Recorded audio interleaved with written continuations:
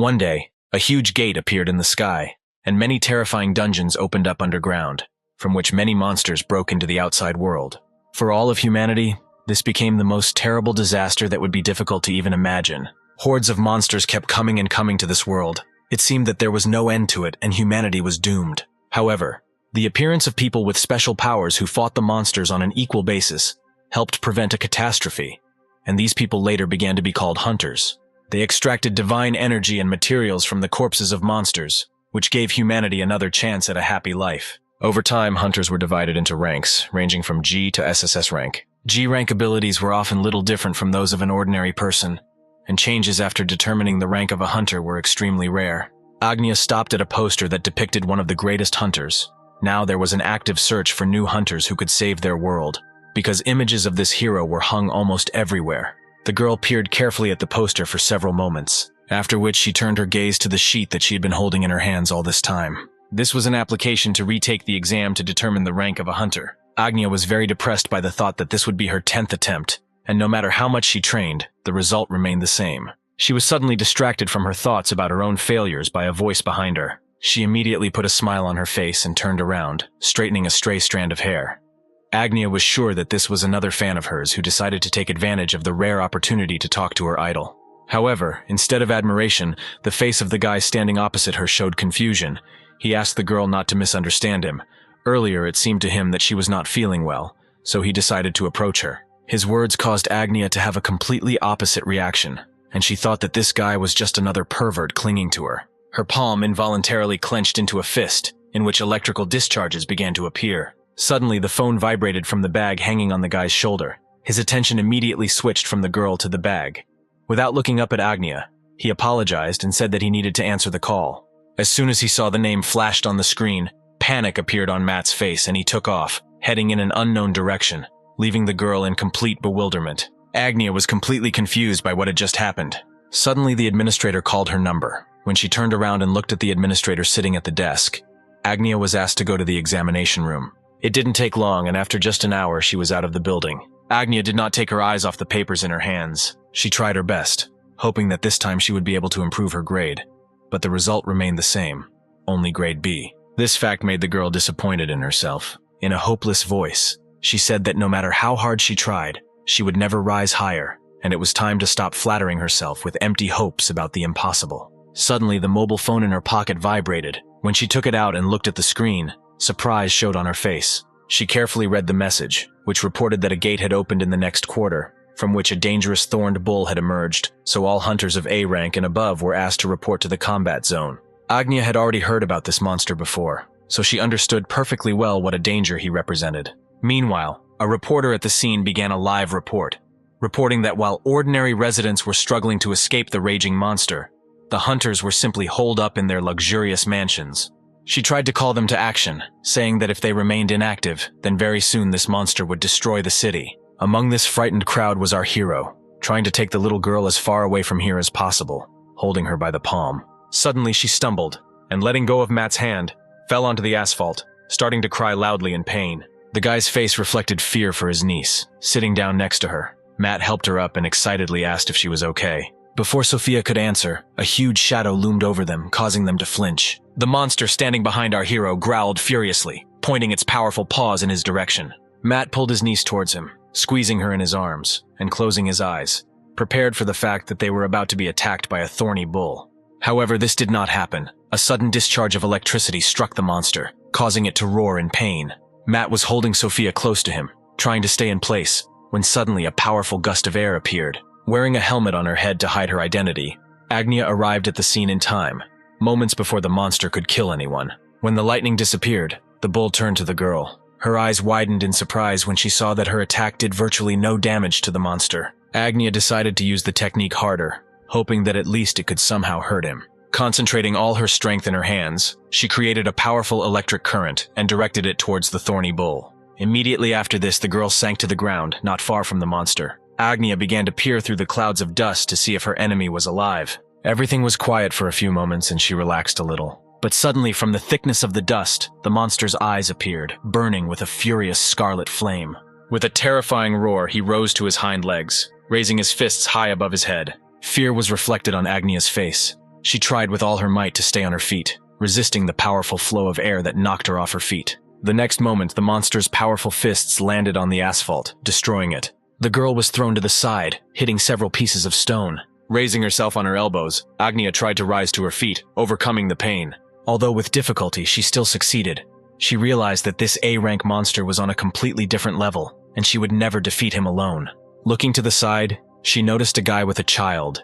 The realization that there were still people here who could get hurt during her battle with the monster weighed additional responsibility on her. At the same moment, the roar of an approaching monster was heard behind her. She turned her gaze back to the civilians, trying to urgently figure out what to do in such a situation.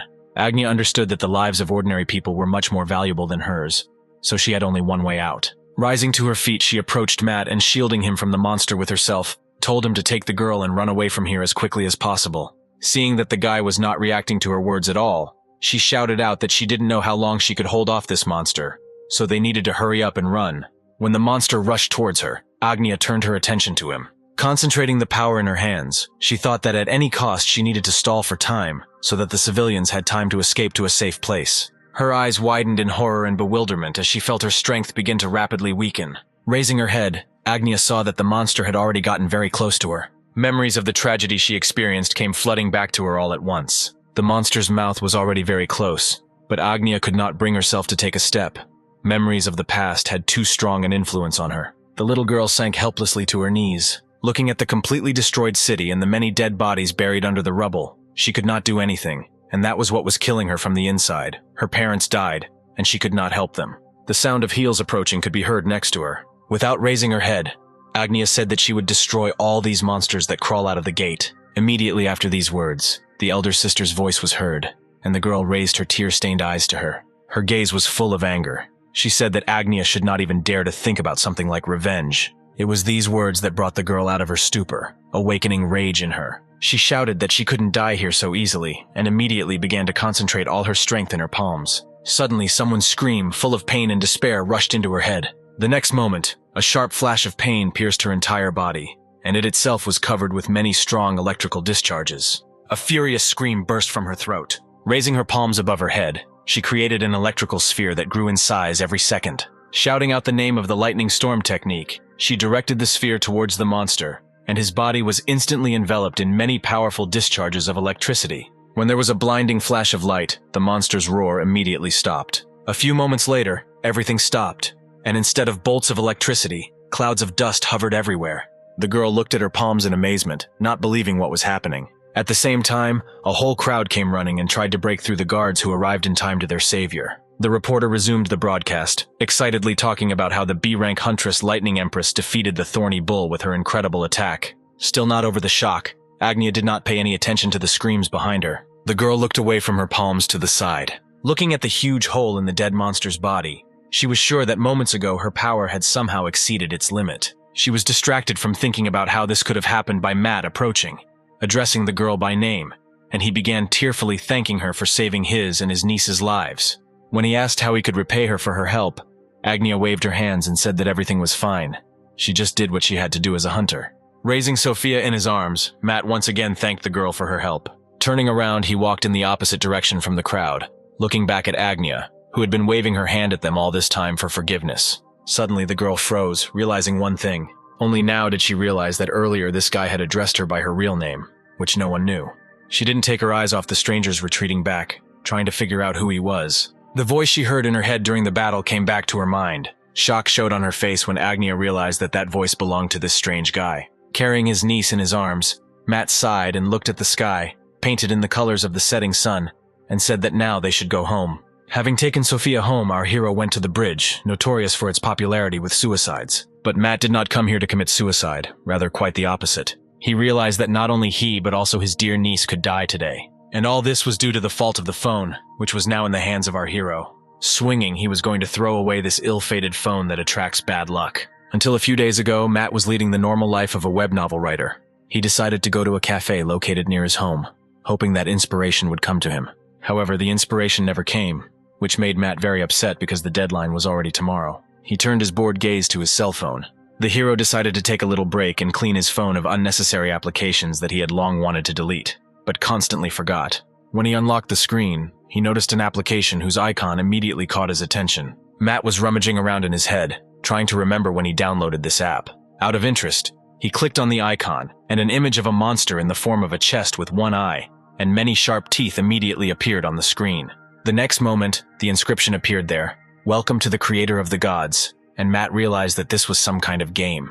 After the loading window disappeared, the screen displayed an ant among the mountainous terrain. The hero expected that a training part would follow, however, when a message appeared on the screen in an incomprehensible language. He was disappointed that the developers were so irresponsible with their own product. Having no other choice, Matt decided to try pressing randomly to figure out what was what. He clicked on the screen a couple of times on the ant and it died. The next moment, something unimaginable happened. A gold coin appeared right out of the screen. It flew out, hitting our stunned hero in the forehead. Matt looked in bewilderment at the coin that fell on his laptop. Turning his gaze back to his cell phone, he saw a message appear there stating that the number 1 ant had been crushed to death, and 1 dark god coin had been received as a reward. Matt looked stunned from the coin to the screen when the next message appeared, from which he learned that he was 1 step closer to becoming a god, greedy for power and control. The hero thought that he had awakened his abilities as a hunter in such an unusual way, and immediately went to check his assumption. When it was finally his turn, the administrator shouted his name, which attracted quite a bit of attention from other visitors. Smiling charmingly, the girl congratulated Matt, saying that he had awakened as a hunter. The hero experienced surprise, mixed with some relief, upon hearing her words. He couldn't believe that his impossible dream had finally come true. Matt wasn't counting on a high rank like A, but he hoped that he would at least have a D rank so he could quit writing and become a hunter. However, our hero's dreams were not destined to come true. The girl, still with the same smile on her face, said that he had a G rank. These words were enough to instantly bring Matt down to earth. When he took the sheet the girl held out, she explained that his ability was to create matter, which was quite rare. Squeezing the sheet tighter, the hero, with disappointment in his voice, asked her if it was true that G rank was practically no different from an ordinary person. The girl confirmed these words and then asked if Matt would like to become a hunter. Before answering, he asked how much it would cost and was stunned when he heard the price, 280,000 won. Observing his reaction, the administrator asked whether the hero would register as a hunter. He replied that it was not worth it. He refused because there was no such dungeon that he could enter as a G rank hunter, so he saw no point in spending such an amount. Sighing sadly, Matt thought that from the very beginning he shouldn't have even counted on something more. Now it's better for him to go home and finish the chapter of his short story. Returning home, he immediately sat down at his laptop and did not notice how the time quickly passed 2 o'clock in the morning. Matt decided to take a short break and picked up the TV remote control. As soon as the TV screen lit up, our hero heard the cheerful voice of the news channel host, who announced that today, S-rank hunter Wilhelm Steven began clearing the disaster-level dungeon, Dark Dragon Dungeon. And just recently this promising hunter returned from this dungeon, clearing it in such a short time. When the presenter said that humanity is getting closer to salvation every day, Matt switched the channel. There they aired an advertisement for a product in which the most popular model was filmed. She advertised a product that no S-rank hunter goes to the dungeons without. It helps keep the skin smooth and in good condition during long visits to the dungeons. Matt was very annoyed by the mention of S-rank hunters everywhere, so he hurried to turn off the TV, getting rid of the source of his irritation. Leaning back on the pillow, the guy sighed heavily, thinking that a little more and he would hate the hunters. Matt put the laptop aside, deciding that he had better go to bed and continue his work tomorrow morning.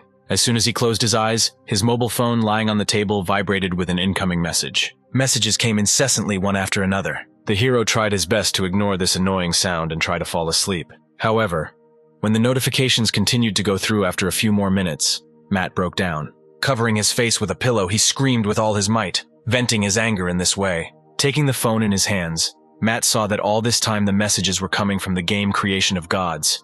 He had no choice but to kill the ants there and get coins to stop receiving notifications. He killed one ant after another by actively pressing his fingers on the screen. Matt hoped that when he killed enough ants, this game would finally leave him behind. Every hour there were more and more coins on the floor. Soon morning came. The hero, who had been killing ants until dawn, had just woken up. Sitting up on the bed, he looked at the floor and noticed that almost all the coins he had earned that night had disappeared somewhere. Matt froze, looking closely at the coins lying on the bed. Taking one of them in his hands, the hero was surprised. He remembered very well that earlier a unit was written on the coins, but these ones had 100. When another message arrived on the phone, Matt immediately drew attention to it. Unlocking the screen, he saw a message from the game, which stated that Matt had fulfilled all the conditions for opening the God's store. In the next moment, he had a choice to open the God's shop or not. The hero was in deep thought, having decided that until he tries, he will not be able to find out more about this store. Therefore, he decisively pressed the yes button. As soon as Matt did this, a strange glow appeared from the phone screen. Meanwhile, an important meeting was taking place at the Hunters Association.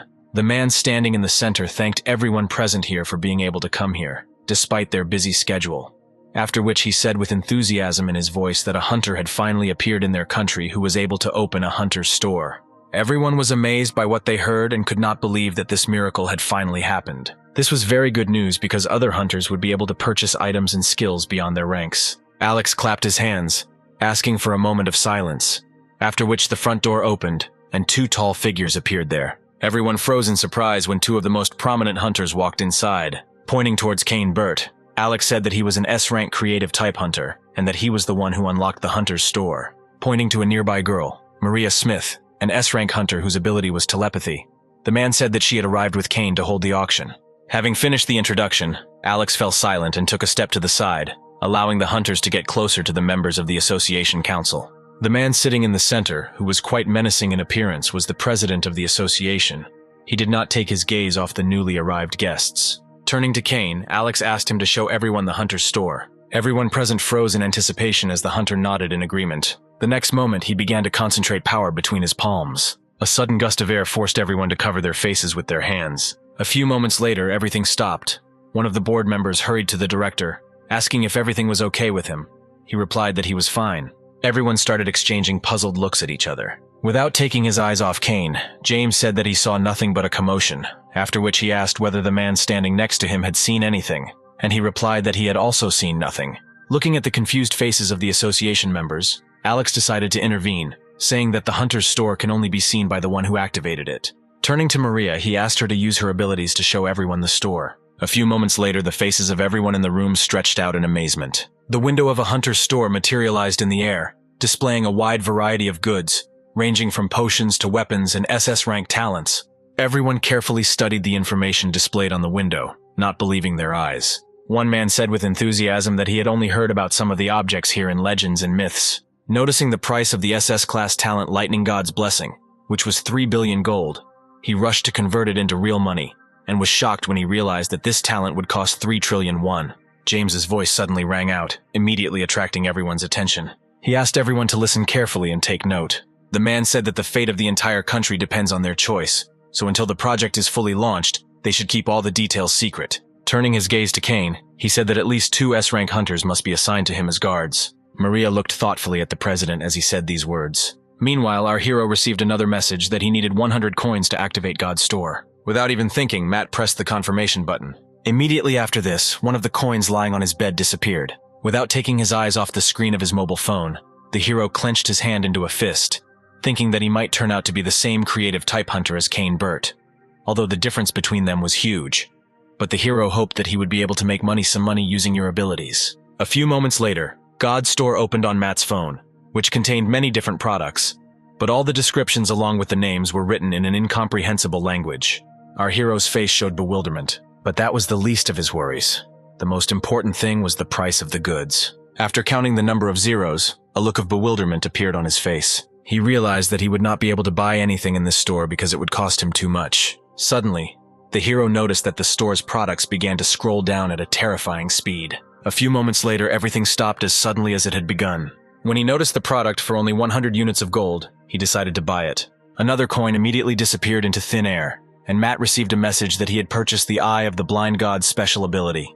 When this message disappeared, a description of the ability he had purchased became available to him, after reading which he learned that this was a special ability of the Nameless God, which prevented him from recognizing the truth, even if it was right in front of his eyes. As soon as he read the description, something strange happened to his eyes. Matt was very frightened. Dropping the phone from his hands, he began to fall on his back. The phone bounced to the side as it hit the wooden floor. Seeing nothing in front of him, he managed to carefully rise from the bed, taking each step by touch. He slowly bent down, trying to feel for the phone on the floor. Taking a careless step, Matt tripped over a table leg, hitting his toe painfully. The hero sank to the floor and, screaming in pain, grabbed his injured leg. Suddenly, his vision returned to him, which surprised the guy quite a bit, pushing the aching pain into the background.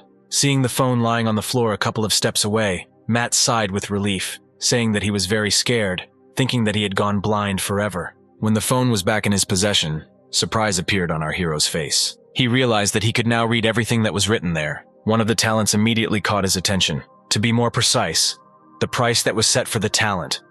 The exclusive right of the creation of heaven and earth that surpassed God. The hero first saw a figure whose number of zeros exceeded 12. Matt sighed in disappointment as he looked at the ceiling, thinking that a G-rank holder would remain with that rank until their death, just like S-rankers who would live and die as an S-rank. Suddenly he remembered that someone had said that there were rare exceptions, and there was a possibility that one's rank could be raised. Turning his gaze back to the screen, Matt decided that he should look at all the products he could buy, after which he immediately began to carefully scroll through the list of store products. His attention was drawn to the talent-crushing Finger of God, worth 100 gold pieces. The name of this ability seemed quite powerful to our hero. Looking at the gold coin lying on the bed, Matt decided that it would be better to buy it since he could afford it. The next moment, the coin began to immediately disappear. From the message he received, the hero learned that he had successfully acquired the God-crushing finger. Looking closely at his index finger, Matt wondered what this talent was capable of. Suddenly, he heard the air conditioner on the wall behind him turn on. Getting up, he again said, "Crushing Finger of God," and immediately after that, the air conditioner changed mode. When Matt shouted the name of the acquired skill again, the air conditioner turned off. He repeated this air conditioning trick several more times. Turning around, the hero pointed at the TV and shouted the Crushing Finger of God again. It immediately turned on, and the pleasant voice of the announcer was heard, telling the weather forecast for the week. Matt froze, looking at his finger. After analyzing what happened, he realized that this ability works like a remote control on electrical appliances. The hero decided to check something else, pointing his index finger at the turned-on laptop. Sighing, he sat down in his chair as expected. This ability couldn't write a web novel for him. Suddenly the phone rang, attracting Matt's attention.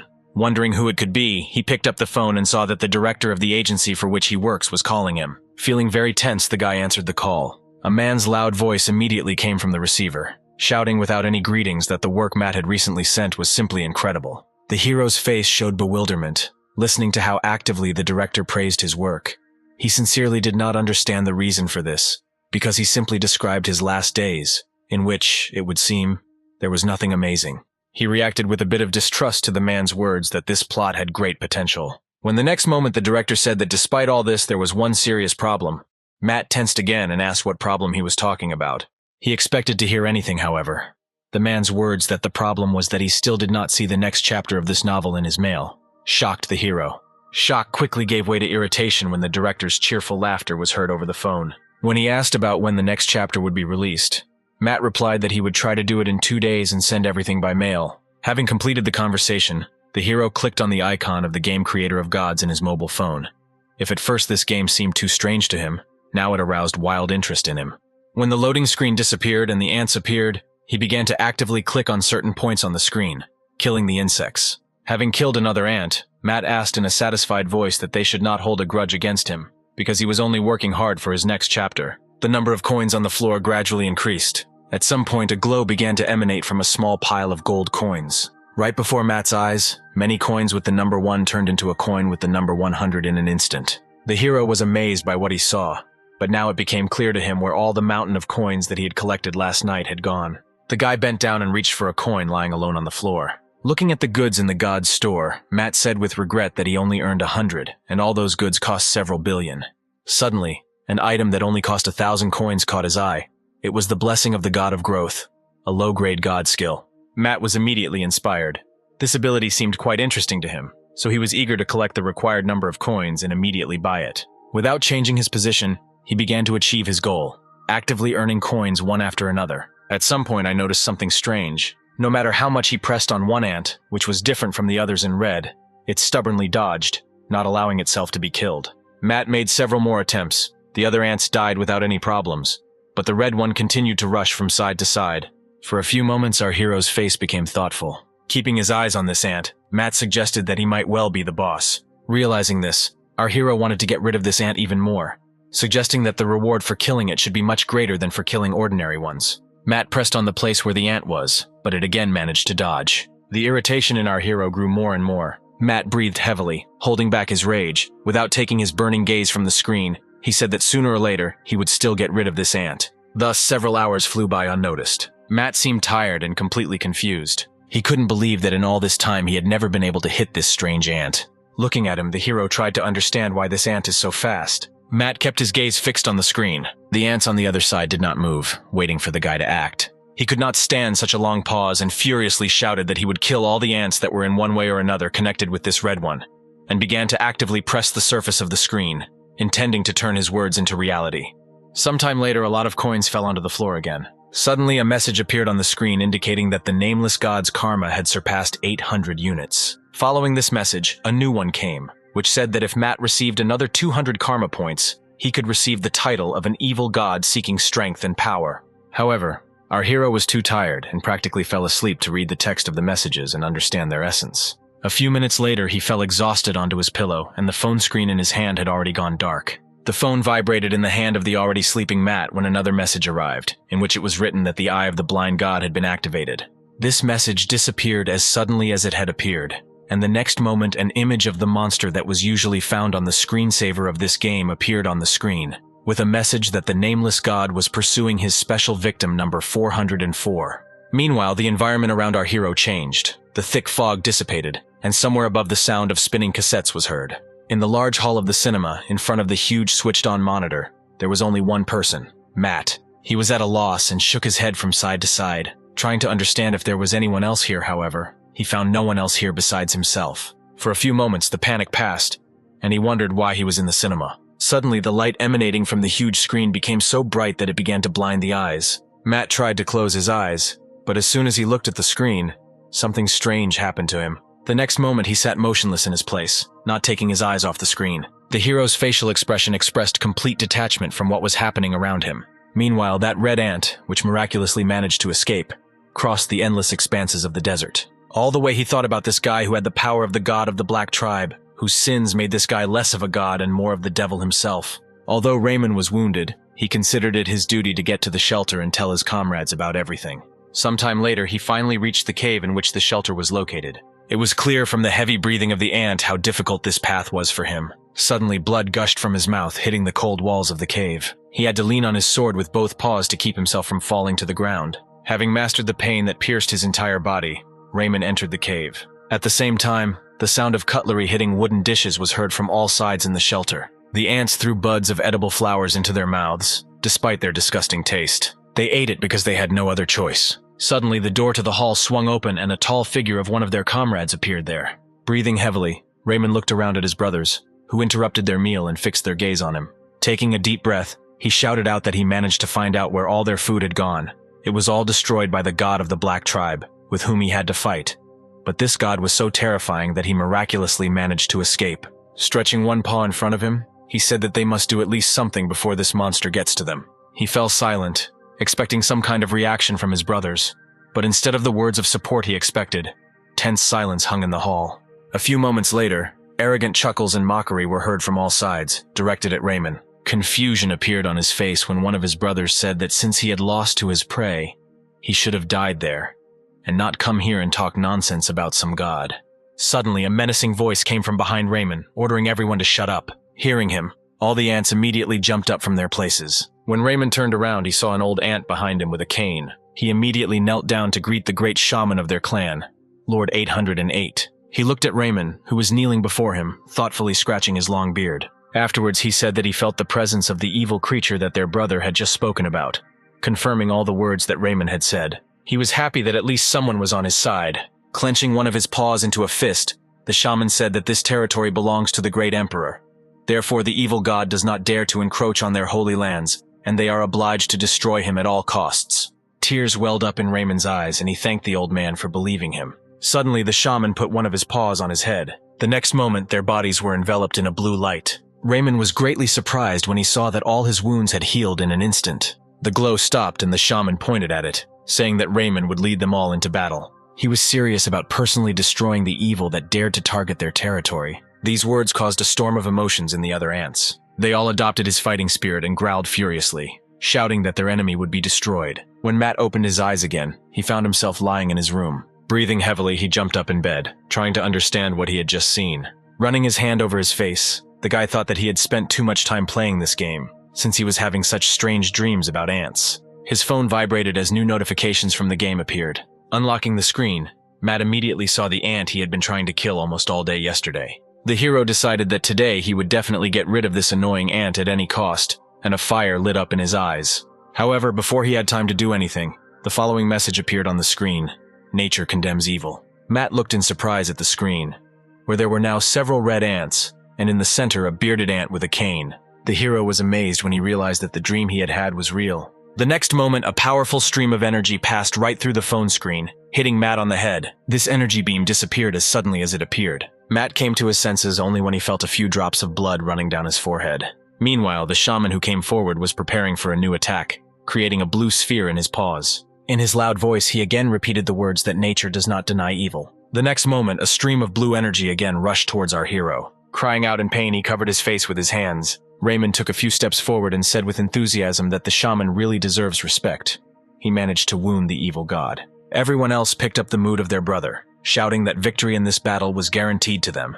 And after this campaign, they simply had to celebrate this event with the Holy Virgin herself. The shaman ignored all their words, trying to cope with the trembling throughout his body. He used too much strength. Noticing a bright light that was approaching them with terrifying speed, he turned around and shouted for everyone to run away from here as far as possible. The next moment, under stunned gazes, a bright red beam descended on the shaman, destroying him. One of the ants pointed to the sky and cried out in fear that this strange light was approaching them again. Everyone rushed to run, but it was too late.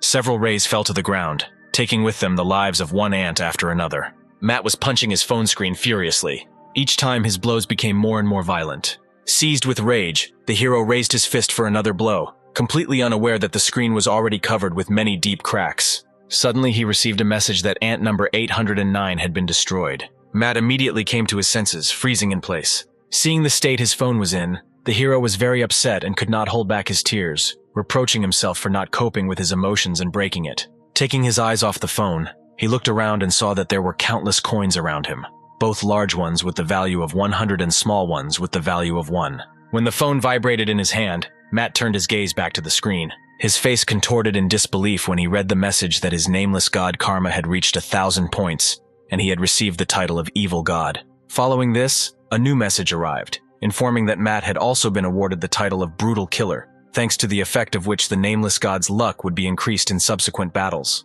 The hero carefully studied each of the messages. Looking up from the phone screen, he let out a nervous chuckle, thinking that it was very unfair to award such a kind person like him such titles. Out of the corner of his eye, he noticed how the coins began to transform again. A few moments later, he noticed a small ring glistening in the sun. Matt rose from the bed and took the ring, examining it with interest. Suddenly, he felt relaxation all over his body, and a pleasant light breeze blew across his body, bringing with it the aroma of the forest. Opening his eyes, the hero shouted with enthusiasm, looking at the ring lying in his palm, that this was the best anti-stress in the world. Matt decided to check what would happen if he put this ring on his hand. As soon as he put the ring on his little finger, all the former fatigue that had accumulated over several days instantly disappeared. Strength and energy overwhelmed him. Rising to his feet, he looked contentedly at the ring, noting that it was incredibly useful. Opportunity to enjoy such a valuable find to the fullest, when a new message arrived on the phone. Matt picked up the phone with bewilderment and read the message that the Eye of the Blind God had been activated and the ring was being analyzed. He looked surprised from the phone screen to the ring. A few moments later, a system window appeared above the ring, informing that this was the druid ring that ant number 808 always carried with him. It stored the life force of the giant forest. Matt realized that he was really lucky to get this ring.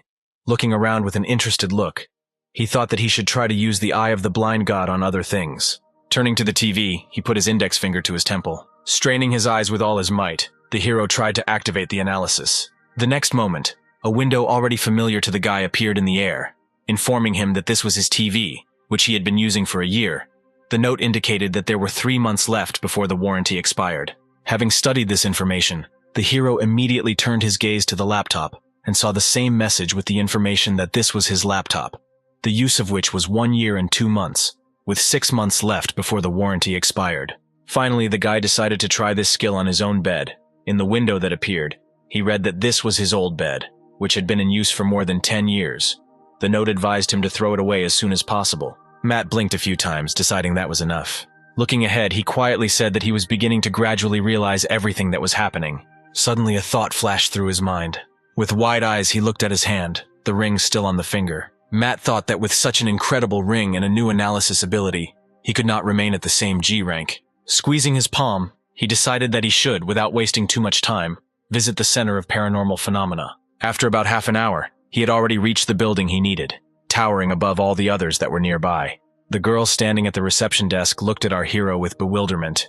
When he asked for a reassessment, she said that the error of this procedure was less than 1%. When the girl asked if Matt really wanted to reevaluate, radiating complete confidence, he nodded his head, saying that he wanted to. Miranda sighed. She could not challenge the decisions of her clients. Looking down at the counter where there were many papers, the girl said that only the first time testing is paid for by the state. Therefore, in order to undergo a repeat procedure, the guy must pay 1,580,000 won. Our hero was stunned by the amount he heard. Noticing the indecision that flashed on the guy's face, Miranda hurried him, saying that he shouldn't hold up the line and make a decision quickly. He decided that it was not worth that kind of money. Even if he was able to raise his rank, it would not be more than F. So Matt apologized and said that he would come another time. Turning around, the hero thought that he should have found out the prices first, rather than run here at breakneck speed. Looking at the ring on his little finger, Matt approached the sofas located not far from the reception desk. He sat down on the nearest one, feeling very confused. The guy reproached himself for acting like a child. He should have just continued writing novels instead of dealing with this nonsense. Looking around, he noticed that there were quite a lot of people here. Sighing, Matt thought that he needed to collect his thoughts and quickly write something to send to the director. He was in no hurry to get up from his seat, hoping that he could find something interesting here. The phone in his palm already vibrated as usual, and Matt read in the message that the Eye of the Blind God had been activated, and the analysis of nearby targets had begun. The hero was surprised. He didn't even imagine that this skill could be used on people, so Matt decided to try it right away. When he looked at the man standing in front, a familiar system window appeared, and he learned that this man was 30 years old and suffers from hemorrhoids. Then he turned his gaze to a girl standing a little further away in a pink sundress from the same window. Matt read that she was 24 and pregnant. Then his gaze caught on the confused man. After reading the system window, Matt learned that he was 41 years old and suffered from gastritis. Suddenly something caught his attention. A young girl stood to the side near the wall near the poster, looking down at the floor. From the window that appeared, he learned that Agnia was 19 years old and was now in a depressed state. Matt was so surprised that he didn't notice how he rose from his chair to his feet. Without taking his eyes off the girl, he tried to understand why she was the only one whose name he could see. Besides this, he was worried about one more thing. The Eye of the Blind God showed someone's emotions for the first time. Matt took a hesitant step towards the girl. Our hero understood that what he was about to do was pure madness, and he needed to stop. However, it was not so easy to do this. Interest outweighed the scales and forced the guy's body to move forward, ignoring all the objections of the mind. While he was rapidly closing the distance between them, a whole swarm of questions accumulated in his head about how exactly to start a dialogue, and what exactly he should say so that she would not hit him. Finding himself close enough to Agnia, Matt asked her what she was feeling now. Hearing a voice behind her, the girl immediately turned around, looking up at our hero. Matt froze, afraid to move, waiting for her reaction to the question. Agnia's face showed irritation combined with bewilderment. The hero was confused when her clenched fist was engulfed in electrical flashes. Realizing that he might have been mistaken for a pervert with a penchant for schoolgirls, Matt apologized, asking not to be misunderstood. Trying to calm the situation, he carefully selected words to calm Agnia, however. The girl's gaze became more and more filled with the desire to kill with each passing moment. Suddenly, the phone in his bag vibrated and then a call rang. Matt apologized, saying that he needed to answer. Taking out the phone, the hero thought with relief that this call had come at a better time than ever. However, he thought so exactly until he read the name of his older sister on the screen. His eyebrows immediately shot up. The next moment, he turned around and rushed towards the exit, finally shouting an apology to the girl. Agnia looked in bewilderment at the back of the hastily retreating guy. Once on the street, Matt answered the call and in an extremely satisfied voice asked where he should meet his beloved niece this time. A dissatisfied voice came from the receiver, and noticed that as soon as he mentioned money, Matt immediately cheered up, and that after this it was quite difficult not to treat him like an unemployed lazy person. He replied that the love of money does not make him the same as his sister was used to not to think. Sighing, the hero decided that it was useless to convince his sister otherwise and shouted into the phone that he would be waiting for them without delay. After finishing the conversation, he put the phone back in his bag, thinking that although he didn't pass the reassessment, he was lucky that he wasn't kicked out of there in disgrace. Sometime later, the hero was in the park in the next block. On the bench next to him sat a little girl, looking at her uncle with some inspiration in her eyes. Looking at her, Matt tried to understand how her sister, being a demon in the flesh, could give birth to such a sweet angel. Sophia's sudden question about what the dark past is, our hero shuddered, and his memory helpfully slipped him the memory of Agnia's irritated face. Under Sophia's surprised look, Matt buried his face in his hands, saying that he had one such incident today. Tilting her head to the side, the girl asked with interest in her voice what the incident was. The guy raised his head and looked back at his sweet niece, fighting the urge to squeeze her plump cheeks. Ultimately, the desire to touch his niece's soft cheeks won out. The girl did not share the same pleasure as Matt from this process, so she turned her face to the side, rejecting the hand of the hero sitting next to her. Stamping her foot in irritation, she shouted out that she hated Matt because she had already told him many times not to touch her face. But he never listens to her. The hero fell into confusion, watching Sophia's actions, and apologizing, promised that he would not do that again. The girl didn't believe him and turned away, puffing out her soft cheeks offendedly, which beckoned Matt to touch them again. When the guy thought about what he could do to cheer up his niece, suddenly a system window appeared in front of him. It reported that the Eye of the Blind God had been activated and that the target was being analyzed. The next moment, another window appeared with information about Sophia, from which Matt learned that she wanted a chocolate ice cream cone. Smiling, the guy turned to his niece, wondering if she would like to go eat delicious chocolate ice cream. At the mention of this sweetness, the girl's mouth immediately began to water, and she looked at Matt with shining eyes. They walked into the nearest cafe, where they were greeted with a radiant smile on her face by a girl standing behind the counter, greeting the visitors as they entered. Sophia raised her hand and pointed at the menu with her finger up, happily saying that there would be chocolate ice cream in a cone. Sighing, Matt reached into his sweatpants pocket for the money. He threw a few silver coins on the counter and asked for one chocolate ice cream cone. The girl looked in surprise at the thrown coins for several seconds. Having difficulty containing her irritation, she began to collect coins, and putting a semblance of a smile on her face, asked to wait. A minute later, when the girl turned off the ice cream tap, Matt was perplexed because she had not poured even the minimum amount.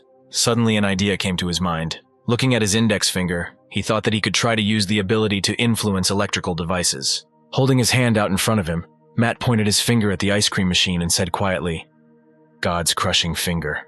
Looking at the girl standing with the horn, he thought that she deserved it, and she shouldn't blame him for what would happen now. The next moment, ice cream poured out of the machine with terrifying speed, causing shock in the girl. Having received the ice cream, they immediately returned back to the park, where Sophia began to actively eat the refreshing sweetness. When Matt asked if he could try it, the girl turned in the other direction so that the ice cream would be further away from the guy, and categorically replied that no. The hero sighed and, throwing his hands behind the back of the bench, said that he understood everything and would not encroach on her ice cream. Suddenly, he heard the phone in his bag begin to vibrate. Taking it out, he immediately saw a message appear on the screen.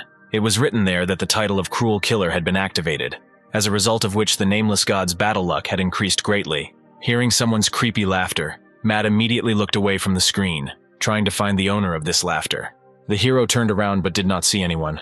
Suddenly, the same unfamiliar voice said that it could absorb all the difficulties that Matt was experiencing, walking along the path of the greatest evil, and become a true demonic deity. When the deafening screams of sirens were heard in the circle, the hero heard the ice cream cone that Sophia was holding in her hands fall to the ground. He looked excitedly at his frozen niece. Following her gaze, he saw how a crack had formed in the sky, growing larger and larger in size with every second, and from there 2 scarlet eyes were looking at them. A few moments later, a huge monster head appeared from the rift. Matt looked at him with difficulty, believing what was happening. When this dangerous beast attacked them, Agnya miraculously arrived in time and blocked them from the monster, shouting for them to run away. However, the terrifying roar of the monster did not allow the numb Matt to take a step. Holding his niece tighter to himself, the hero could only watch the rapidly approaching monster. Matt kept his frightened gaze on the monster when something unexpected happened. Suddenly, a system window containing information about the monster appeared in front of him, from which the hero learned that this bull wanted to ascend by consuming the Nameless God. Now Matt stood on the bridge, thinking about everything that had happened to him today. He realized that this appearance of a monster right in front of them could not be just a coincidence, because the Nameless God was his name in the game God Maker, and this bull was definitely coming for him.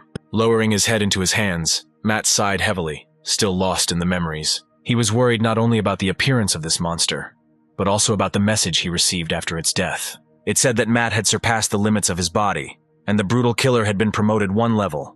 As a reward, he could purchase any low-grade demonic god ability from the store for free.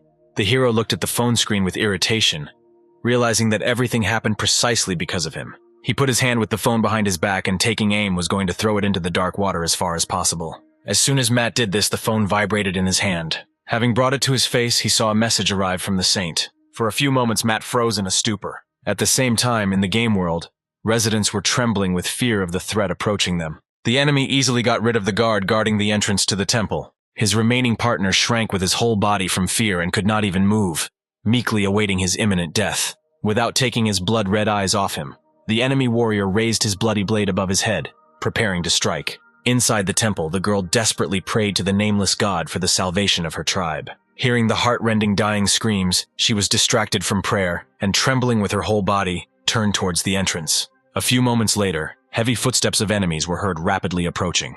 Not even a minute had passed since the whole army had filled the entire cave.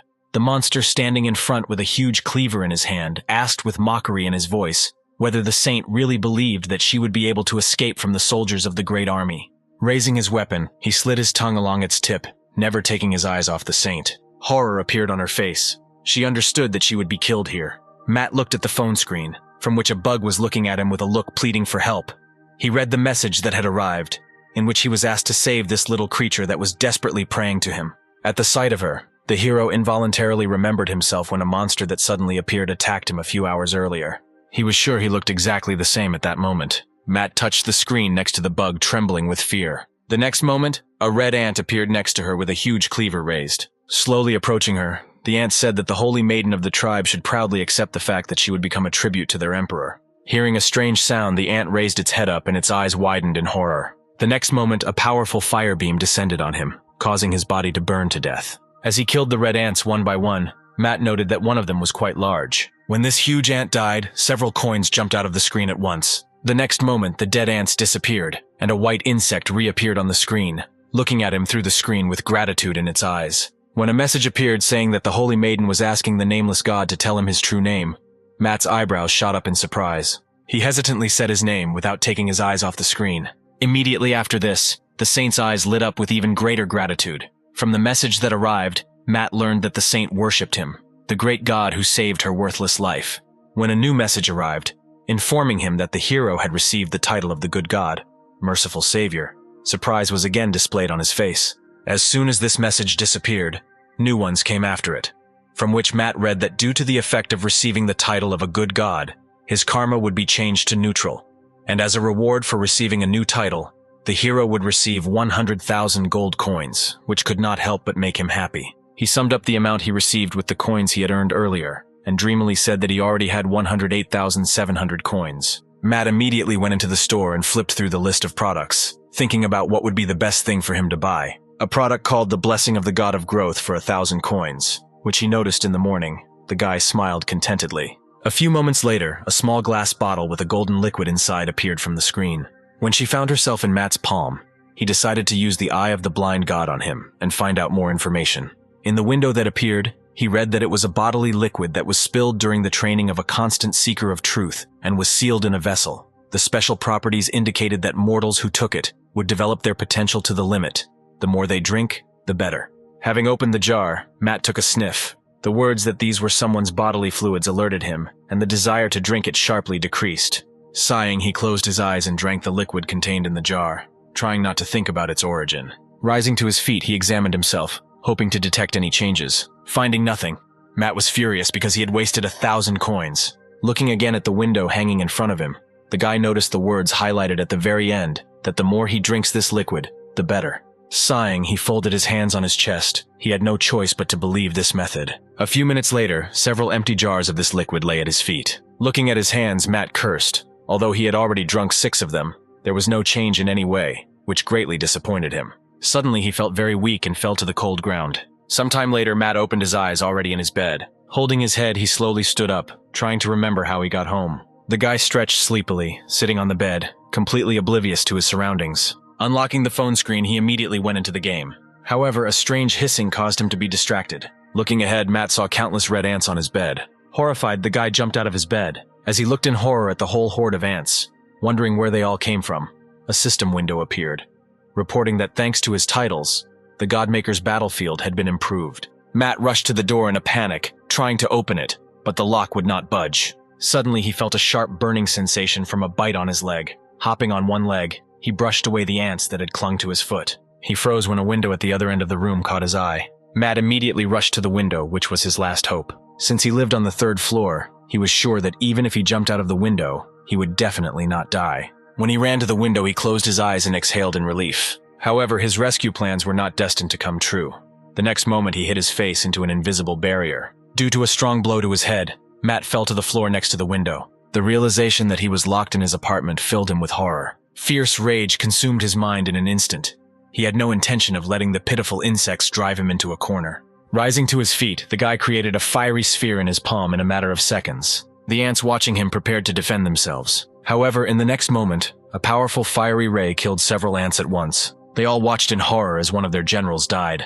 At the command of the ant in front, they reached for arrows, looking at their enemy with blazing rage in their blood-red gaze. The ants simultaneously released their arrows, engulfed in flames. When the arrows hit Matt in the face, causing a lot of pain, he sank to his knees, protecting his eyes with his palm. The ants did not move, watching the torment of their enemy. A satisfied grin appeared on their faces, and one of them shouted that even the gods could not withstand the power of their great empire. Pointing to our hero, he shouted to his brothers that they were obliged to kill him and present the head of this god to the emperor. Suddenly, Matt fell onto his elbows, causing the ants to crawl back a little. His face was twisted in pain.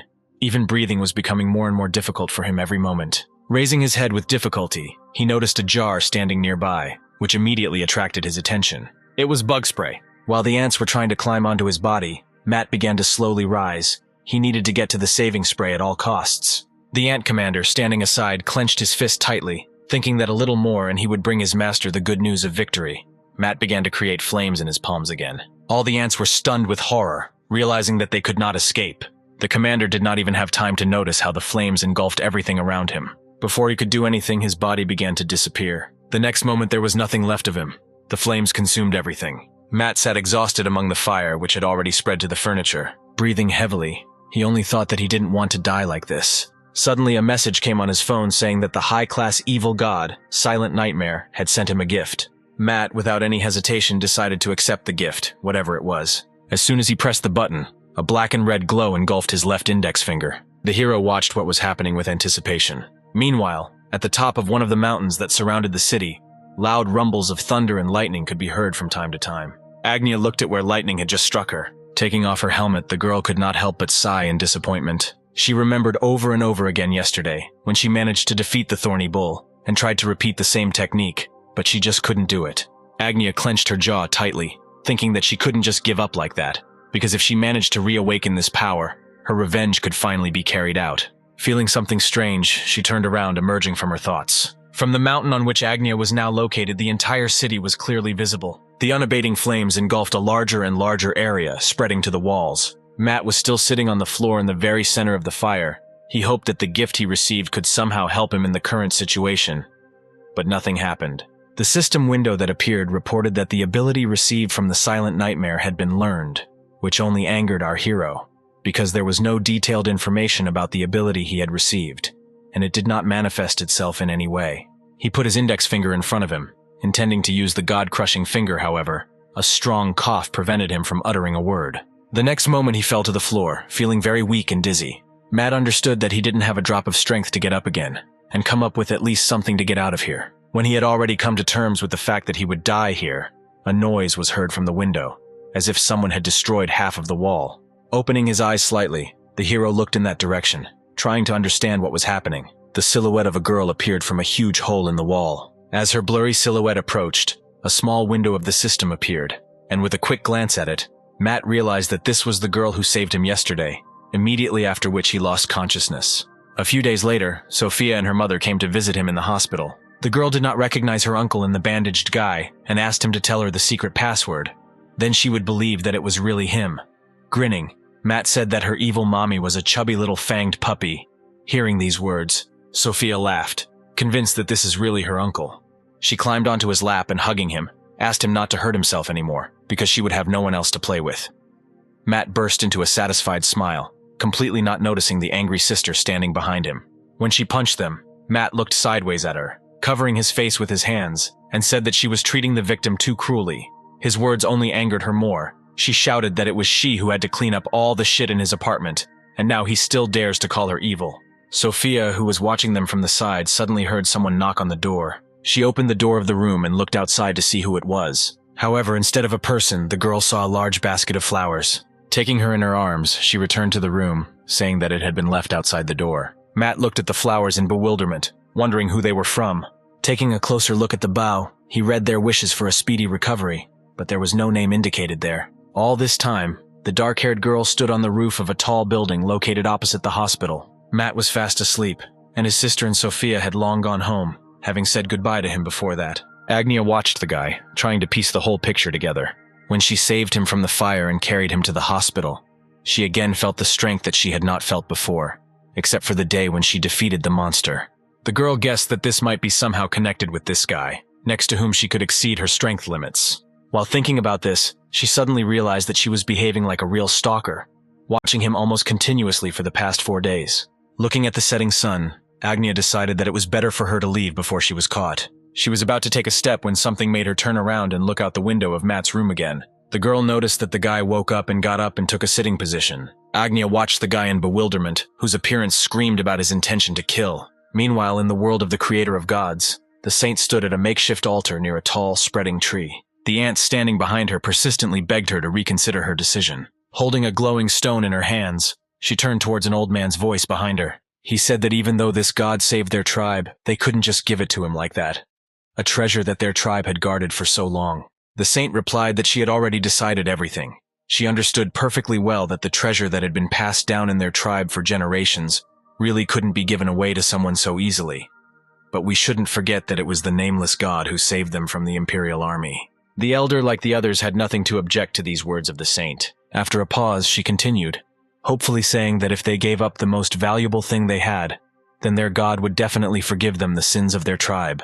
Meanwhile, Matt was beside himself with rage. Grabbing the phone in his hand, he shouted that he would destroy all the ants, sending them to hell. Agnia peered out the window, trying to understand what was happening.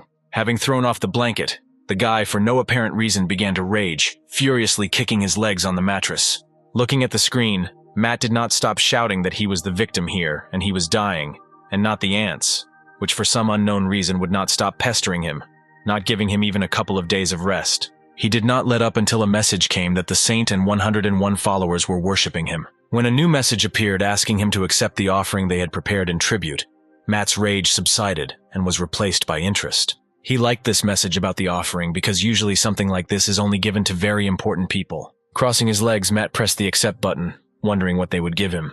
The next moment, a small shining stone appeared from the phone screen. From the information window that appeared, he learned that this was one of the 7 fruits of the world tree. Bringing the fruit closer to his face, Matt sniffed, but there was no aroma coming from it. The phone in his hand vibrated again, attracting the guy's attention. From the message he received, he learned that this fruit increases stamina. Without a moment's hesitation, Matt immediately popped the fruit into his mouth.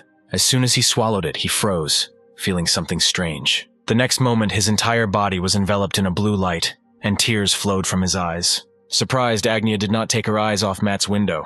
He grabbed his throat, as if he was having trouble breathing. Clearing his throat, Matt croaked that this fruit tasted simply disgusting. It was salty, spicy, and bitter at the same time. As the soft glow enveloped his body again, a look of surprise appeared on Matt's face. He felt the pain from the burns go away, and his body fill with lightness. Getting out of bed, he began to remove his bandages. When they were all on the floor, the hero examined his body and saw that all his wounds had healed, as if they had never existed. The girl watching him was also extremely surprised by what she had just seen. It was hard for her to believe her eyes, because just a moment ago he was covered with severe burns from head to toe. Under Agnia's perplexed gaze, Matt stretched his muscles, which had become stiff from several days of lying down. The hero was distracted from his warm-up when the phone lying on the blanket vibrated. Taking the phone in his hands, he read a message that a new function was available to him: the blessing of God. Matt was surprised to read the details. It was written that he could bestow blessings by accepting the offerings of his believers. The guy looked around, wondering what he could give in return as a blessing. Meanwhile, the ants began to worry because they presented the treasure to the tribe as a gift from God, but never received an answer. However, when white flakes suddenly fell from the sky, everyone immediately raised their heads and placed their palms under the white flakes. When the young ants decided to try the cereal, the elder tried to stop them, saying that it might be too dangerous, but no one listened to his instructions. At some point, their bodies were engulfed by a soft blue glow, causing surprise on their faces. Their wounds quickly healed one after another, and the severed limbs grew back, which caused a storm of joyful emotions. Watching this miracle, the elder also could not contain his emotions and shed tears. The saint did not stop praying, and tears of joy also flowed down her cheeks when the gratitude of her comrades to the nameless god was heard behind her. Matt smiled contentedly, clutching an open bag of sugar in his hand. when he received a message that he had collected 101 true believers and received 101 faith points. So the current amount of faith is 1,101. Turning his gaze to the bag in his hand, the guy thought that he had not even suspected that sugar had such an effect on them. He again felt the vibration of the phone and read in the message that he had received 10,000 coins of light thanks to the faith of his subjects. Looking at the joyful ants, Matt thought that they were even cute. A few days later, Matt was discharged from the hospital. The street he passed by was quite noisy, merchants shouting, inviting new buyers for their goods.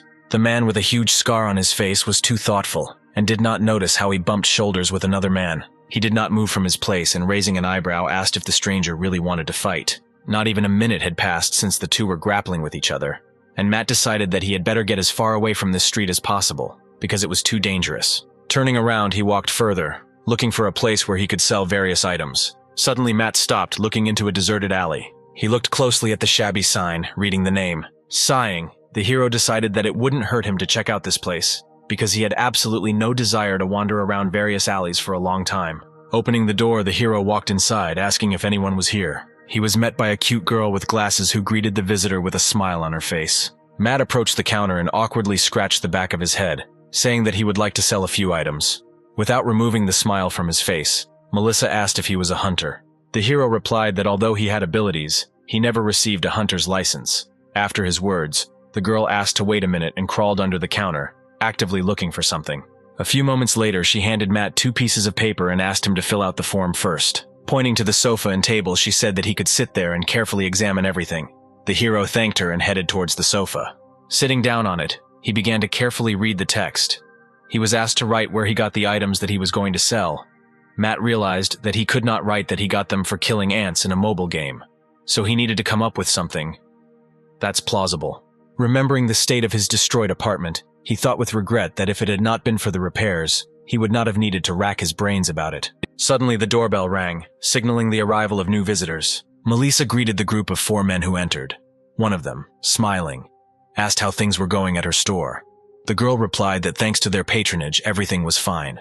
Matt looked at the men who entered, using the eye of the blind god. Feeling the gaze on him, the 2 men turned to him. The hero covered himself with the sheets of the questionnaire, continuing to glance sideways at the strangers. Meanwhile, Albert said that he had heard that things were not going very well in the store now, so he brought a couple of good items. His words made Melissa very happy. Matt turned away when he met his gaze. He thought disappointedly that the eye of the blind god was not helping at all, giving information about the age and condition of the muscles. He glanced at the men again when a message appeared that the assessment had been completed. Joyful Melissa took out a set of high-quality armor from her suitcase, and Albert, standing next to him, spoke in a smug tone about how hard it had been for him to get it. Matt was surprised to read the text of the information window, and learned that this was ordinary iron armor made from a pile of scrap metal, and its age was already 29 years old. The note noted that the armor had a hastily made enchantment that would last another 4 hours. Looking at the inspired girl, who was looking at the product offered to her with interest, I realized that this was a pure scam. Smiling, Albert said that they would only take 3,000,001 for it. Melissa fell into thought for a few seconds, assessing the profitability of this offer. When she asked to wait until she returned with the required amount, Albert's smile turned into a satisfied grin. As soon as the girl left the counter, Matt jumped up from his seat, attracting attention to himself. Pointing to the armor, he said that it was a fake. Although outwardly our hero remained calm, inside he was going crazy because of the worry that he was in the wrong and it could backfire on him. Everyone present froze, turning 6 or 4 pairs of surprised eyes on Matt. The man who was closest to him was the first to freeze and, grabbing the guy by the collar of his t-shirt, asked what kind of nonsense he was talking about. Standing behind the 2 thugs who were ready to kill Matt with just one look, Albert created a flame in his palm and asked if the hero dared to clarify his words with an ominous grin on his face. Sticking his index finger in front of him, he looked at the lying armor. When he said the name of the technique, Destructive Finger of God, a faint glow engulfed the armor. The next moment, under the amazed gazes of the men and Melissa, she turned into old, cracked armor. With a blazing rage, the thug loomed over Matt with his fist raised to strike. The hero closed his eyes, preparing for a strong blow when he heard Albert shout, ordering him to stop. The man looked at his boss in bewilderment. Deciding that Matt was a high-class hunter, Albert bowed deeply and apologized for what happened, after which he and his guys headed for the exit, leaving our hero in bewilderment at the fact that he was called a high-class hunter. Melissa, standing behind the counter, tearfully thanked the guy for his help and suggested that he was a great hermit, which caused our hero a new portion of misunderstanding. He knew that hermits are those who hide among ordinary people. They chose an ordinary life instead of constant trips for treasures. Matt sighed, trying to figure out how to explain everything to Melissa. The girl remembered that earlier the hero had said that he would like to sell a couple of items. He handed her the druid ring. Melissa immediately began to evaluate it. Watching her changed expression, Matt asked if there were any problems with this ring. The girl replied that it only had 12 mana points. Even if she overpaid him, this ring would still remain a D-rank item. Matt was confused when the ring was returned to him. When a system window appeared in front of him with a message that the analysis was completed, he looked at his ring with interest. In the information window, the hero read that it would be better if he gave this ring to Agnia, who is located not far from here. Matt thought this name was familiar, and the next moment he remembered that this was the name of the girl who is called the Empress of Lightning. He looked at the ring for a couple of moments, pondering this advice. Meanwhile, Agnia stood around the corner and waited for Matt to come out of the item exchange store. Having witnessed his instant healing, the girl assumed that he could use high-class restorative potions, but there was a strong inconsistency in this assumption, because Agnia was sure that this guy was only G-class and he could not have such potions. Therefore, in order to find out what he was hiding, she decided to follow him everywhere until she solved this riddle. The girl pulled her cap tighter over her face, remembering how Matt had discovered her identity on the first day. Noticing that several people had left the store, she hid around the corner, realizing with horror that she had truly become a stalker. Agnia tried not to think about what would happen if her sister found out about everything, but absolutely nothing good would happen to her. When the familiar voice of Matt, who recognized her without difficulty, was heard behind her, the girl flinched in horror.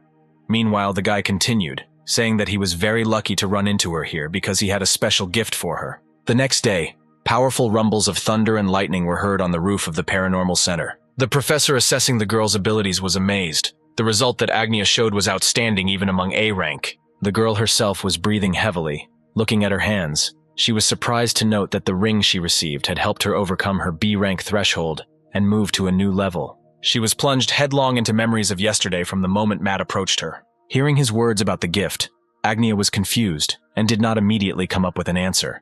However, the guy had already reached into his pocket, saying that he would take it out now. Approaching her, with an expression of complete embarrassment on his face, he put something into her palm, asking her to accept it as a token of his gratitude and that this gift would definitely help her in the future. Confused, Agnia didn't even have time to answer, as Matt instantly disappeared from sight, getting lost in the crowd. A sudden glow in her palms made her look away from the crowd to the gift she received. There she discovered this ring. Agnia still could not understand how Matt could so easily give away such an amazing object, which increased her strength many times over. She was distracted from her thoughts by the applause that came from above. The man clapping his palms praised the girl for her amazing results, and Wilhelm Stevens standing behind him smiled approvingly, sticking his thumb up. Only Maria standing next to her seemed dissatisfied. Looking at Agnia, the girl arrogantly said that she should not try to jump above her head, because she was still only A rank. Wilhelm said dissatisfiedly that Mary should not be so harsh with other people. Waving his hand to Agnia, he joyfully shouted that he couldn't wait to work with her, and suggested clearing a couple of dungeons together in the near future. Immediately after these words, Maria called out to her. With an undisguised threat in her voice, she said that if Agnia gets in the way under her feet with her worthless revenge, then she will not leave it so easily. Agnia mentally apologized to her sister.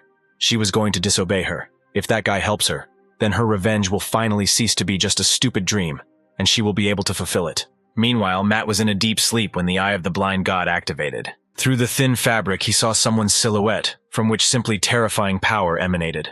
This monster ordered his best general, David, to lead an army of 5 million and destroy the enemy who rules over the savages from the Black Tribe and avenge 100,000 dead comrades. The named one knelt before the fourth blade of the Empire, baring his teeth rather. He replied that he would carry out her order in the best possible way and bring the head of this insolent person personally. At this moment, Matt woke up with a terrifying scream and jumped up in bed. Looking around, he calmed down when he saw the familiar room in which he had lived for the past few years. Wiping the sweat from his forehead, the hero was glad that it was just another dream. Matt shuddered when he remembered that he had dreamed something like this before, and it was definitely not an ordinary dream. Then he almost died from 100,000 of these creatures.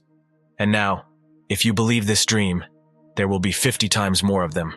This greatly frightened our hero. He grabbed his head, trying to figure out what to do. When the notification came on his phone, Matt stopped thinking and reached for his phone. Someone signed as the Silent Nightmare sent him a message asking if Matt wanted power.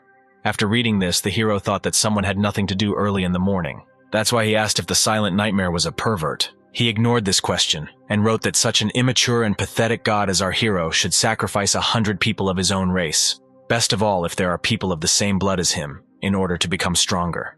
Matt really didn't like the message from this eccentric that he should kill his loved ones. When he was about to block this contact, Silent Contact sent a message asking him not to do so. The next moment, Matt received a notification that the Eye of the Blind God had been activated, and a huge screen appeared in front of him. The guy's eyes widened at what he saw there. A toothy monster was looking straight at him from the screen. When he stepped aside, Matt saw a large army of ants. David said that he would personally tear out his eyes and separate his head from his body and present it to his emperor. The next moment the screen disappeared, and the hero realized that he had already seen this in a dream. Looking at the phone screen again, he saw a timer appear there.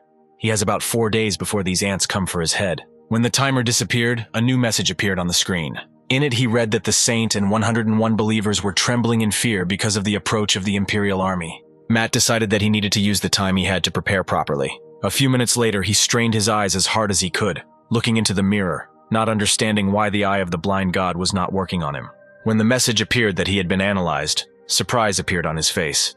Matt no longer hoped that he would succeed. However, he was overtaken by disappointment when in the window that appeared there was only one inscription: Features, Oleaginous Flower. Back in the room, Matt bought a few more abilities from God's store. But even here he was disappointed. He believed the cool name of the ability Hell's Flame, but when he tried to use it, only a faint flame came out. He realized that he had been scammed again. He shouldn't have believed in the written recommendations, which stated that if you combine this ability with the judgmental middle finger of God, you will get just an excellent skill. The hero thought with regret that he should have thrown his phone into the river that day. When the phone in his hand vibrated as usual, he turned his gaze to the screen. This time it was not a message from the game, the manager wrote to him, saying that a whole week had already passed since the last chapter was sent. The man wrote that he perfectly understands the fact that Matt has some circumstances, but they also exist on work, and it wouldn't be good if he missed the deadline again. Through the screen, the hero felt the ominous aura of his manager emanating from this message. Getting out of bed, he apologized, saying that problems had been falling on him lately. When the manager replied that this did not affect the deadline in any way, Matt looked up from the screen, realizing that he only had 3 days to meet the deadline. He shouted that he would work for 20 people at once. After 3 days, the hero slept soundly, sitting at his laptop. Matt woke up and raised his head, looking at the burning monitor. Sighing, he said that he could finally send the finished work to the director. That same morning, happy Agnia, with a cake in her hands, approached the house that was already familiar to her. Stopping right in front of him, the girl just now thought about whether it would be strange if she came to visit so suddenly. Looking at the huge hole she had made in the wall, she decided that she should first make a good impression of herself, so she would definitely not be rejected. Clenching her fist, she sighed, forcing herself to take this brave step. A minute later, Agnia had already climbed the stairs to the desired floor. Stopping in front of the right door, she paused, struggling with her uncertainty. Matt, having submitted his work, fell asleep again. Agnia raised her hand and reached for the doorbell. When she pressed the bell for the 3rd time and no one came out to open the door, Agnia suggested that Matt might not be at home. As soon as she lightly touched the door handle, it opened, letting the girl inside. But she did not dare to enter, but simply looked inside, asking if anyone was here. No one answered her. Looking around the room, Agnia realized that he really was not at home. A few hours earlier, the manager wrote another angry message to our hero. He was extremely unhappy that Matt missed deadlines every time. When someone suddenly placed a stack of documents on his desk with a loud crash, the man jumped in surprise, dropping the phone from his hands. Raising his head, he saw Matt standing next to him with a satisfied smile on his face. Kevin immediately began looking through the materials brought to him. Having quickly familiarized himself with everything, barely holding back tears of joy, the man looked at the hero. He nodded, smiling softly. Then Matt left the office, heading home. Now he was tied up in an unfamiliar place. 3 shadows towering above him carefully watched the guy, amazed at how he could continue to sleep in such a situation. When Matt began to laugh loudly, the men flinched in surprise. The next moment he shouted for a double portion of Big Chuck steak. This phrase made the wary men move away a few meters back. Noticing the movement, Matt raised his head and saw a vaguely familiar trio.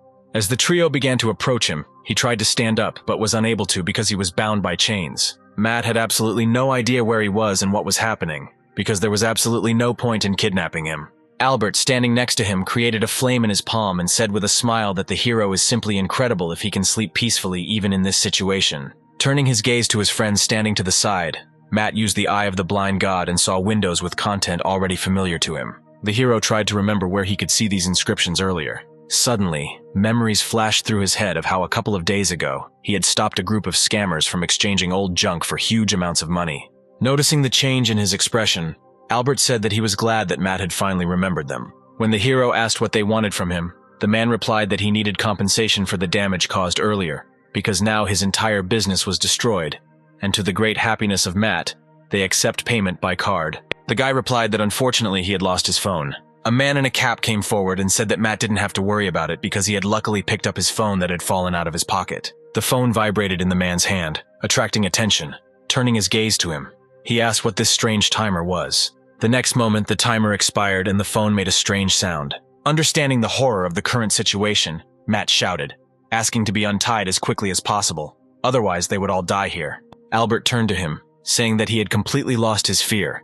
At the same moment, many ants poured from the screen in an endless stream right into the man's face. He threw it aside, but it was too late. Insects enveloped his entire body in an instant. Everyone watched in bewilderment as the ants devoured the man's body in a matter of seconds. When he was finished, they sank to the floor, their blood-red eyes fixed on Matt and his captors. In the very front, in front of the people frozen in bewilderment, stood David, leading his army. Albert turned to Matt with horror in his voice, asking if his ability was to control bugs. The hero did not answer him, wondering since when these ants had grown so much and began to look like ordinary beetles. Albert, who had lost interest in Matt, turned back, looking at the horde of beetles. The next moment, a powerful stream of flame burst from his palm and rushed towards the beetles, instantly burning them. The flames began to fill the entire space of the room, and when it almost reached Matt, he in the chair managed to roll to the side. Fortunately for him, the chair to which he was tied was on wheels. Thus he rolled back until he hit the wall. A few moments later, the flames died down and Albert turned his attention back to Matt. A smile appeared on the man's face, which did not bode well, and he said that now it was time to calculate how much the hero owes them for killing their younger brother. Looking at these two bandits, Matt knew that if he didn't come up with something, he was screwed. Suddenly, Albert staggered strangely and the flame burning in his palm went out. Matt and the big man watched in bewilderment as the man, like a doll, fell motionless to the floor. Taking a closer look, he noticed a small ball lying in a bloody puddle next to the man's head. Hearing a strange sound, they looked up a little higher. Several ants managed to survive and were now preparing to launch the second deadly projectile from the catapult. David ordered his subordinates to prepare for the attack. Seeing several dozen loaded catapults, the big man rushed to the exit, begging for help. Matt asked in bewilderment if he was really going to leave him here alone, actively pulling the door handle. The man with horror in his voice shouted that the door would not open.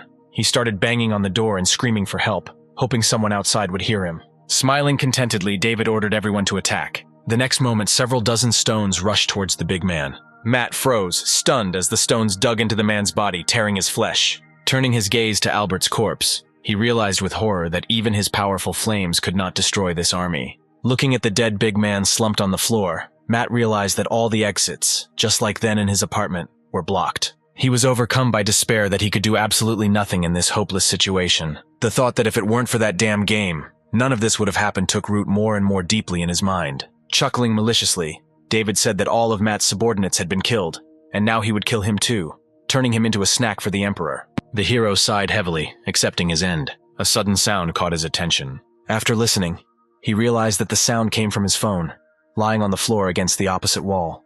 On the screen that lit up, a message appeared indicating that a miraculous effect had been activated. The next moment, weak lightning bolts began to appear in the air. A deafening explosion that threw the ants aside forced Matt to turn away, squeezing his eyes shut. David did not move from his place, watching as his subordinates died one after another. Fixing his gaze on the center, from where the bright light emanated, he shouted, demanding that the insolent person who dared to attack the Imperial army reveal himself. The next moment, through the columns of dust, Matt saw a helmet that was already familiar to him, and the window that appeared next to him confirmed his guess. Agnia again came to his aid. The girl instantly moved towards him, hiding him behind her back, and asked if he was okay. Sobbing with happiness, Matt replied that she could not have come at a better time. Without wasting time on talking, Agnia attacked the remaining ants with powerful lightning bolts. David covered himself with his cloak, protecting himself from the attacks. Matt shouted for the girl to burn all these creatures to the ground. When the girl raised her hands, creating a sphere of lightning above her head, David recoiled, wondering how this evil god got such a strong follower. Ant realized that if he did not destroy this god, he would become the worst disaster their empire had ever faced. Taking off his cloak, he shouted that he would die today, but would drag one of them down with him. To confirm his words, he put out a paw with a sharp tip in front of him. Agnia managed to attack first, before the enemy could do anything. A strong blow caused the dust that had settled on the floor to rise into the air again. Without lowering her palms, on which weak discharges of electricity flickered, she noted that there was no end to these creatures. No matter how many times she attacked them, many managed to survive. David covered himself with his paws, protecting himself from the attack. Behind him, the worried voices of his surviving subordinates were heard, advising him to escape before it was too late. He ignored this foolish advice, calling on the ancient dormant power, asking him to share its power with him. A few moments later, the space in front of him became distorted. The huge gate, strewn with countless eyes, asked what kind of sacrifice David had prepared for them. He replied that he would give the lives of all his soldiers as an offering. The soldiers, worried about their general, did not stop shouting that they needed to retreat. Without turning around, David raised one paw to strike. The next moment, all the members of his large army lost their heads. Matt and Agnia watched what was happening in shock and bewilderment. David mercilessly got rid of every warrior standing behind him. Suddenly his body was engulfed in a red glow, and the aura he exuded became much more dangerous. Matt winced at the strong gusts of wind coming from David. A few moments later, the ant increased significantly in size. From the information window hanging nearby, the hero read that he had sacrificed the great army of the Empire to his god, and was now targeting the life of Agnia. Matt shook in horror, realizing that the target of this monster was not he, but the girl who was protecting him. David jumped sharply into the air, rapidly approaching the shocked Agnia. Raising his sharp blade-like paws to attack, he shouted that she should prepare to die. The girl began to concentrate power in her palms, noting that her opponent was too fast. With her palms out in front of her, she attacked David with lightning. The monster covered himself with one paw and struck with the other, cutting through the lightning. The amazed Agnia watched as the enemy, having gotten rid of the barrier in the form of her lightning, rushed towards her again. His sharp paws were enveloped in a red glow, and with every second he was getting closer and closer to the dumbfounded girl. Matt's face was distorted in a grimace of horror. He called out to Agnia, hoping that she would come to her senses and dodge. But it was too late. The sharp blade of David's paw had already pierced the girl's body. Matt had to cover his eyes when there was a powerful blast of air. He winced, feeling blood running down his cheek. When he opened his eyes again, he froze, looking ahead in disbelief. The helmet he was looking at swayed slightly towards him. The picture that unfolded before him was simply terrifying. The girl's bloodied body lay like a limp doll next to her severed head. Matt could not take his eyes off Agnia's empty eyes. David, standing opposite him, said that now it was his turn. The veins on the hero's face bulged, and his body began to shake slightly with heavily restrained rage. Suddenly, the space behind him became distorted. There appeared a huge monster like a chest with many sharp tongues and an incredibly long tongue. In the window that appeared, Matt read that the gift given by the silent nightmare showed a nightmare from the future, and what happened now was a nightmare that had not yet happened. However, in the next message, it was written that this is also a destiny that may happen in the near future. With a smug grin on his face, David said that now he would send Matt to hell, to his pathetic followers. The hero was too absorbed in regrets that it was because of him that this girl died to hear the cries of the ant. When another window appeared in front of him, informing him that he was a creature capable of changing the destinies of mortals. Therefore, he was offered to change the fate of Agnia using his divine right. Matt accepted this offer without the slightest hesitation. Due to the sudden brightness that appeared, David had to cover his face with one of his paws. Matt's eyes turned gold. The next moment, space was distorted, and in the window that appeared, the hero read that the divine right of time travel had been activated. The fate of a mortal had been changed. He found himself a few seconds before David attacked Agnia. The girl did not take her eyes off the enemy who had rushed from his place. She felt that he was several times stronger than all the other beetles that she managed to destroy. Instantly finding itself in front of her, the monster raised its paw to strike. Agnia put the block out of her hands, realizing that she would not have time to counter it with anything. Suddenly behind her, there was the sound of chains breaking. The girl did not pay any attention to this, already preparing for her death. Suddenly, someone pulled her body back. Looking back, she looked in surprise at Matt, who saved her. David's attack passed through the air without causing any damage to Agnia. Sitting on the cold floor, the girl could not take her eyes off the face of the angry guy. She realized that it was not in vain that she had been watching him all this time. Something inside told her that this man was not so simple. Matt's sudden question about whether she was okay brought the girl out of her stream of thoughts, nodding her head. Agnia replied that she was fine.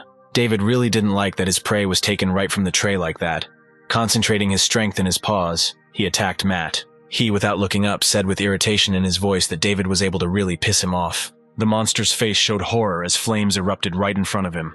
Matt held his hand out in front of him, creating a flame on his middle finger. The next moment he said, "God's judgmental middle finger." A deafening explosion was heard from the building reserved for storage space, followed by a scarlet flame that enveloped the entire building and tried to escape through the windows and deep cracks. Through the acrid puffs of smoke, David's frozen silhouette could be seen. The fire consumed his body, turning him into coal. Matt stood in the middle of the raging flames, turning to Agnia, who was breathing heavily because of the smoke. Hearing a strange sound behind him, he turned around. Taking a few steps forward, he discovered a toy knife stuck in the floor and looked at it in bewilderment. Sometime later, they returned to Matt's apartment. He looked in bewilderment at the spatula in his hand sitting opposite the girl. She persistently asked to leave the repair of the destroyed wall to her, turning to the hero as her master. Matt didn't have time to answer anything as the girl heaved 2 bags of cement onto her shoulders under Matt's confused gaze. Watching Agnia, he thoughtfully rubbed his cheek. 2 hours earlier, when they were still in the burnt warehouse, he was interestedly examining a knife that looked like a toy. Taking off her helmet, Agnia looked at him with admiration, asking if Matt was a hermit.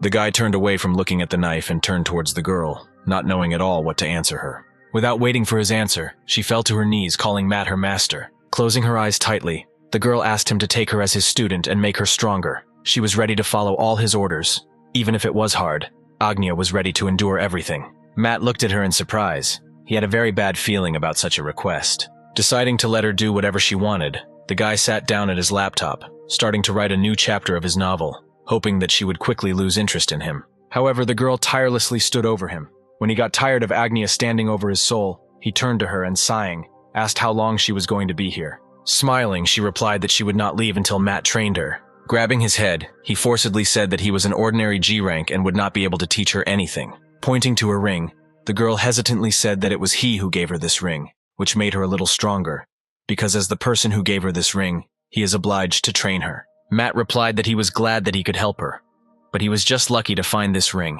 and since he didn't need it, he just decided to give it away. Agnia clasped her palms together and imploredly asked to give her at least one chance. A couple of hours later, they finished the repairs, and the girl looked at her work with satisfaction. Matt looked in surprise at the restored wall, which seemed to have never been broken, noting that Agnia was incredibly capable. Suddenly, there was a loud sound, like a clap of thunder. Matt looked out the window in surprise, not noticing how the embarrassed girl clutched her stomach. When the guy suggested that it would rain soon, Agnia raised her head, saying that it was not thunder, but that she was just a little hungry. Smiling, the hero said that she had done a good job and in gratitude he would treat her to lunch. Suddenly a message came to her phone, after reading which the girl's face showed excitement, and she said that their lunch would have to be rescheduled for another time. Matt sighed sadly looking at the girl. As she was about to put the helmet back on, he stopped her. The next moment, a jar with the blessing of the god of growth jumped out of the screen of his phone, which he handed to Agnia with a smile on his face. She happily accepted this gift and asked how he managed it, as far as she knew. Only the hunter Kane Burt could do this. Matt replied that he had no idea who this hunter was, but if she drank it, then it would be hers. Will definitely help. Jumping onto the open window, Agnia thanked him, saying that she would cherish every sip. Waving goodbye to him, she shouted that she would be back soon. Looking at the girls retreating back, Matt quietly said that today he would have to eat alone. Leaving the apartment, he headed to a restaurant nearby, where his favorite dishes were prepared. He grabbed his chopsticks, wolfing down his food as the television on the opposite wall announced breaking news of an S-rank monster emerging from the rift during the diet conference. The men sitting at the next table listened with interest to the news anchor, while our hero was completely absorbed in his food. The presenter said that thanks to the hunter who arrived on time at the scene of the incident, it was possible to gain some time so that people could hide in a safe place. When Matt heard that it was Agnia who was fighting this monster, he choked on his food. Looking up at the screen, he saw the familiar figure of a girl standing next to the monster. A man's voice said that the Lightning Empress would not be able to hold off a monster of this level for long on her own, so the Hunters Association made a request for speedy reinforcements. The next moment, the photo from the scene disappeared and the image of the news anchor reappeared, announcing that the live broadcast was about to begin.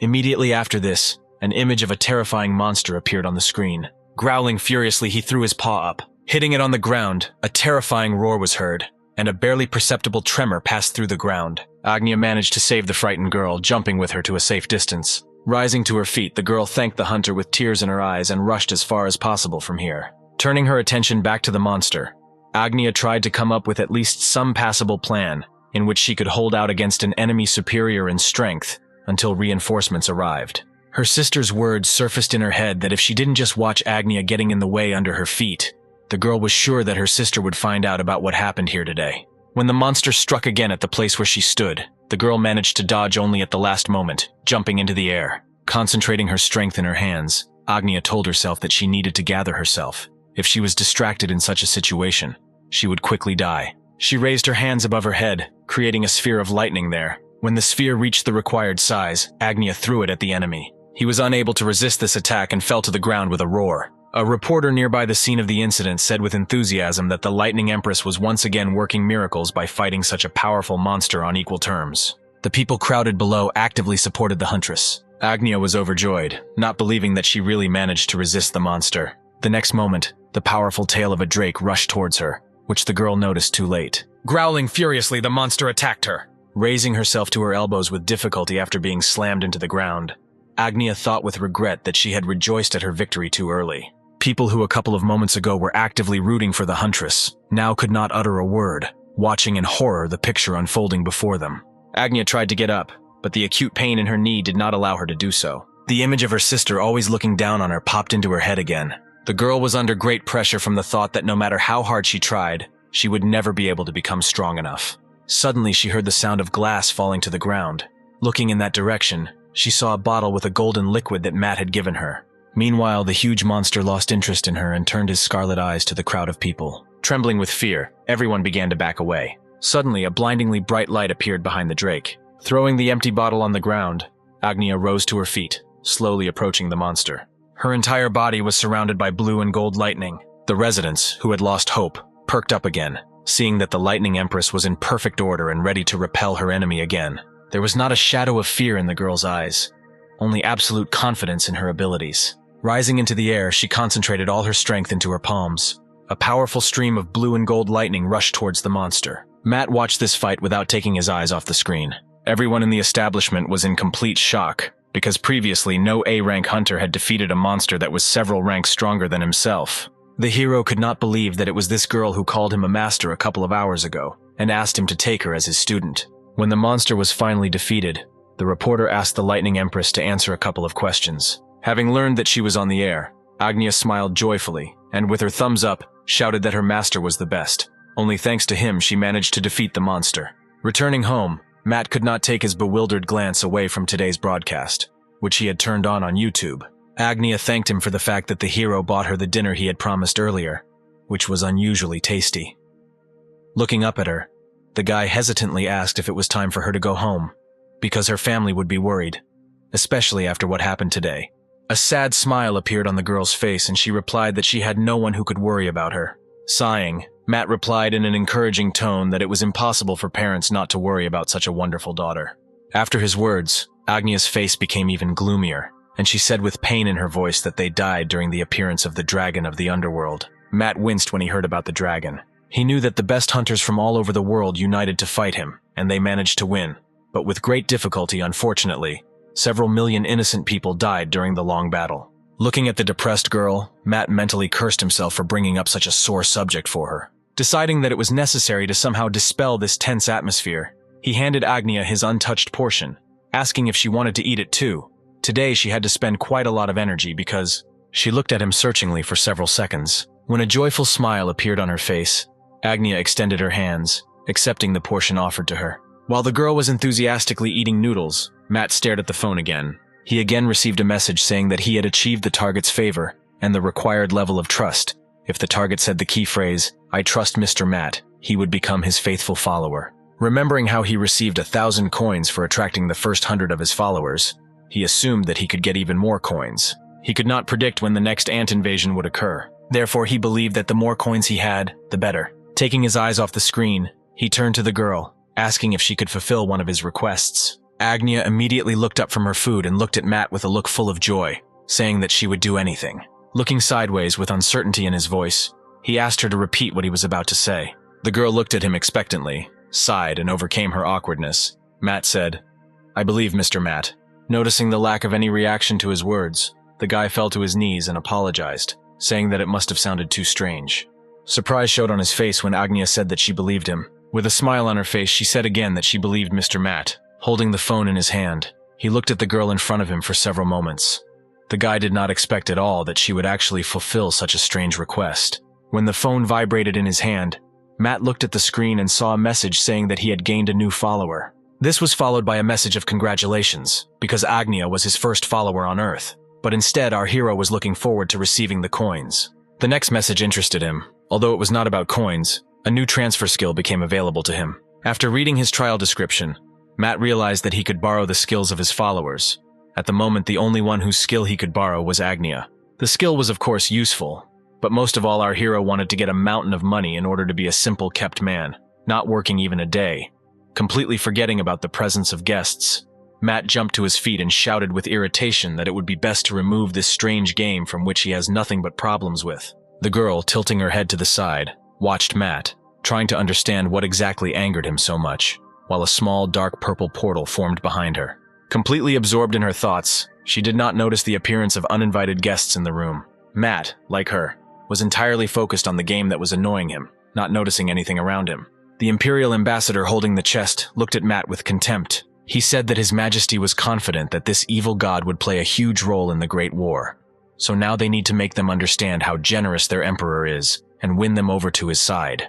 Meanwhile, Matt had a hard time coming to terms with the fact that he wouldn't get his money and decided to take a closer look at his new skill. Raising his hand up, he activated the transfer skill, borrowing Agnia's ability.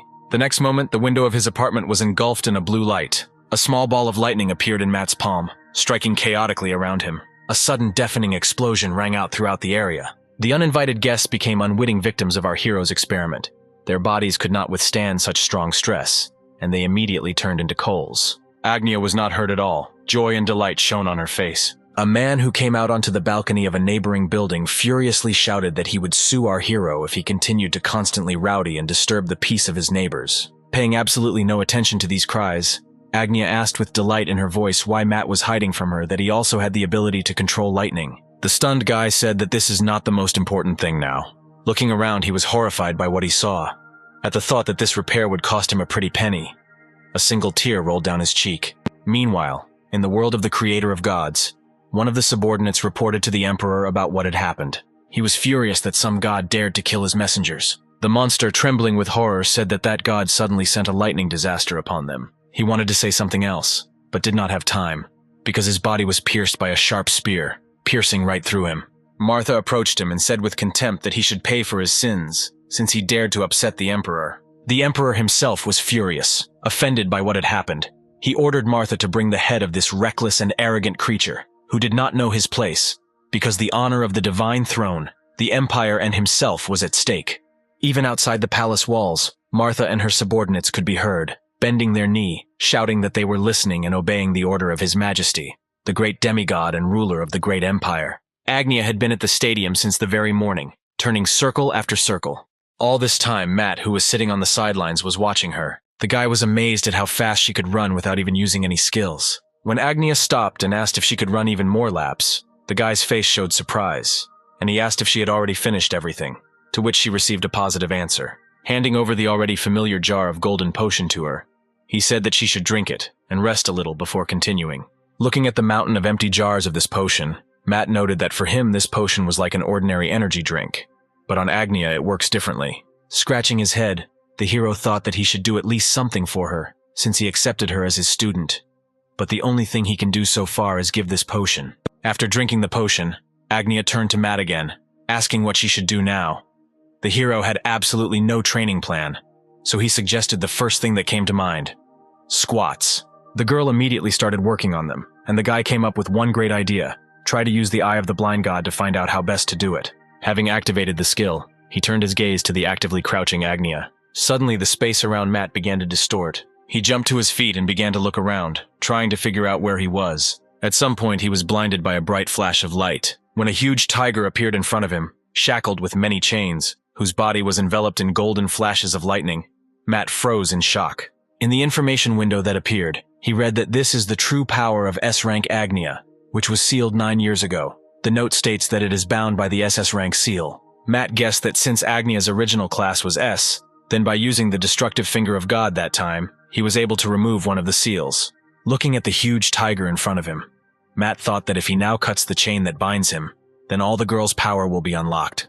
The guy raised his hand, pointing his index finger at the tiger. Their training lasted until the evening. Saying goodbye to Agnia, Matt advised her to drink a potion before bed. Thanking him for today, the girl turned around and rushed home at terrifying speed, raising columns of dust behind her. Sighing, Matt thought about how strong she could become once all the chains were destroyed. He then managed to use his destructive finger of God on the chains. The chain gave in to him easily, breaking into two parts. However, it was not one chain, as it seemed to him initially, but several hundred different chains that bound this tiger. In order to destroy them all, he would have to hang around there until he is old.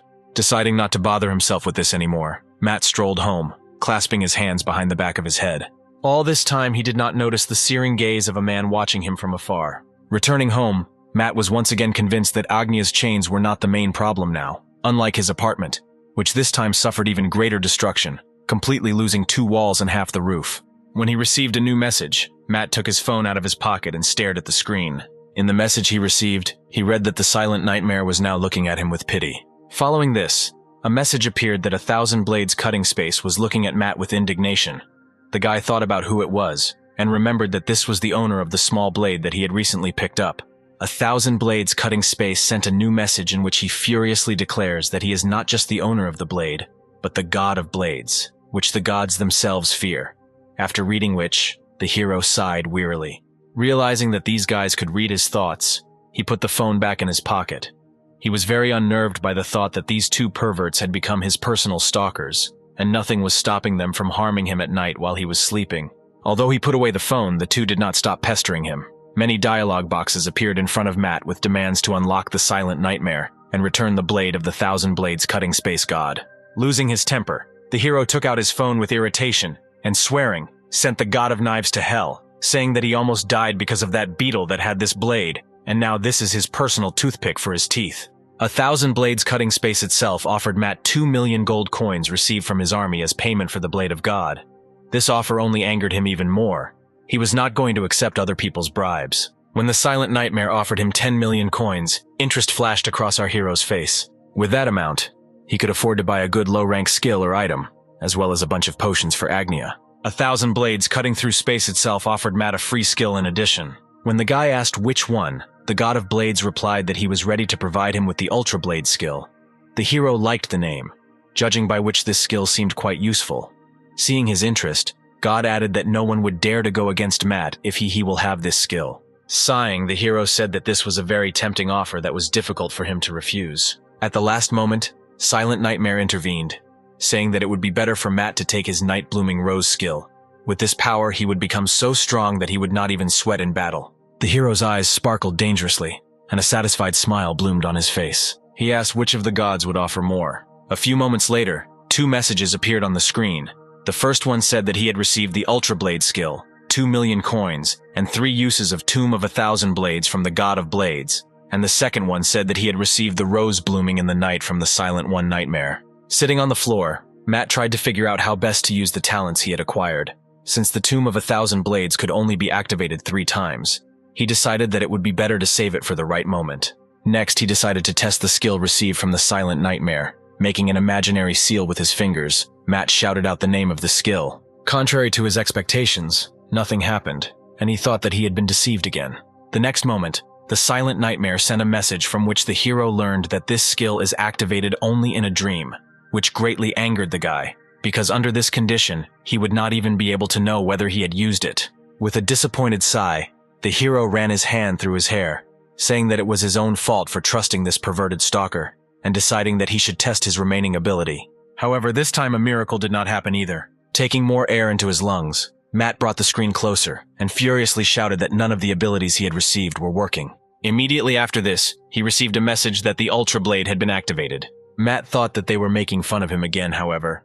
The next moment he felt that something strange was happening to him. His gaze suddenly changed, and his thoughts were filled with an irresistible desire to kill someone. A small blade of the Blade God materialized in his palm. Matt understood and saw what was happening to his body, but he was not completely unable to control it, as if his mind had been captured by someone else. He ran out of his apartment, shouting that he would cut and beat everything that got in his way. A few hours later, the family restaurant where our hero had lunch yesterday was preparing to close. The woman turned to her husband, who was stretching his neck, saying that she would go first. Before leaving, she told her husband not to stay too long, because today another person would do the cutting and preparation of vegetables. In the kitchen, there were many basins and boxes with neatly chopped vegetables. Now Matt was busy chopping onions with a small blade, with tears in his eyes, shouting that he wanted to cut everything. Several hours later, he finally came to his senses and returned to his apartment. Throwing the blade into one of the drawers of the table, the hero said that the Ultra Blade and this small blade are just a damn dangerous combo. Afterwards, he fell helplessly onto a blanket spread on the side of his former bed, promising himself never to touch this blade again. As soon as his head touched the pillow, Matt immediately fell into a deep sleep. Martha and her henchmen watched him closely from the roof of the house. After waiting until her target fell asleep, she said that it was time to put the plan into action. Martha looked forward to the moment when she would take the place of the best of the 10 blades of the Emperor and finally surpass the Dark Spider. With a wave of her hand, she commanded that the warrior standing next to her go first. As soon as she said this, everyone watched in amazement at the red glow that appeared below. A red rose grew and blossomed straight from Matt's chest. Martha's warriors rushed into battle following orders. While the unsuspecting hero was sleeping peacefully, the rose flowers instantly increased in size. With their huge, toothy mouth, they swallowed all enemies. When they were trapped, the predatory flowers closed their mouths, returning to their previous size. Standing on the roof, Martha watched in horror as her best warriors were consumed in an instant. She recognized this rose as a flower of nightmare too late. Martha once read about him in the records of her tribe, and how the terrible god consumed 90% of the population of the great continent 3,000 years ago. When one of the subordinates who remained behind her asked what they should do, she hesitated with an answer. Her gaze was glued to the guy's chest, or rather to the flower, who was a follower of the silent nightmare. Grasping her spear with both hands, Martha shouted that they should not be afraid. The events of today should go down in history. The next moment she rushed headlong towards our hero. Her warriors took out their weapons from behind their backs and rushed after their general. Noticing new enemies, the predatory flowers again began to increase in size and open their mouths. Martha barely managed to dodge when the thorny stem of the flower rushed near her, engulfing several warriors. As soon as she looked forward, her eyes widened in horror. The huge mouth of the second flower was rapidly approaching her, intending to devour her. Thanks to her quick reaction, Martha was able to escape death again, the rage in her eyes blazing more and more. She managed to get as close as possible to the guy's chest, from which the rose grew. She understood that she could not kill this evil god, but she would try to drag the follower of the silent nightmare to hell with her.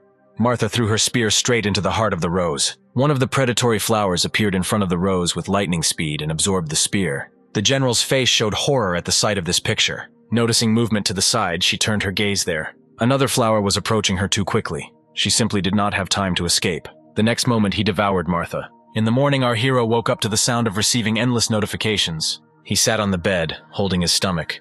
For some reason, he felt full, although he had not eaten anything in the evening.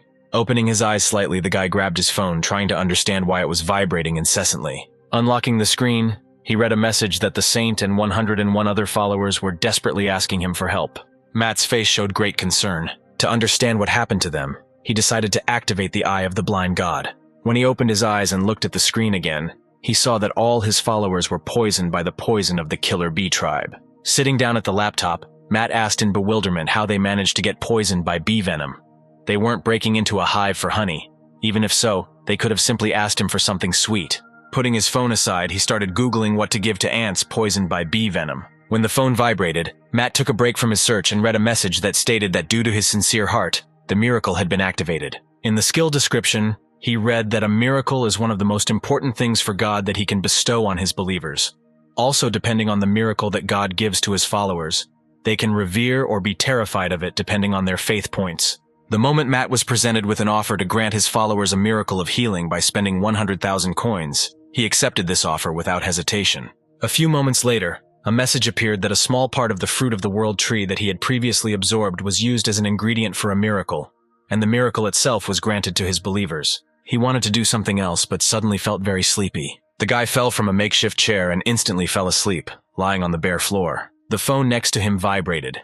A message was displayed on the screen that the title of Merciful Savior had been upgraded from E rank to D, and the message also said that some good gods, including generous abundance, began to pay attention to Matt. The saint fell to the ground, coughing up thick blood. With every moment her strength became less and less, and incredible fatigue was felt in her body. Others were in the same terrible condition. With tears in her eyes, she did not stop praying, asking Matt to take pity on their tribe and grant them a miracle. Suddenly she felt something touch her head. Looking up, her face showed surprise. Many golden drops fell from heaven to earth.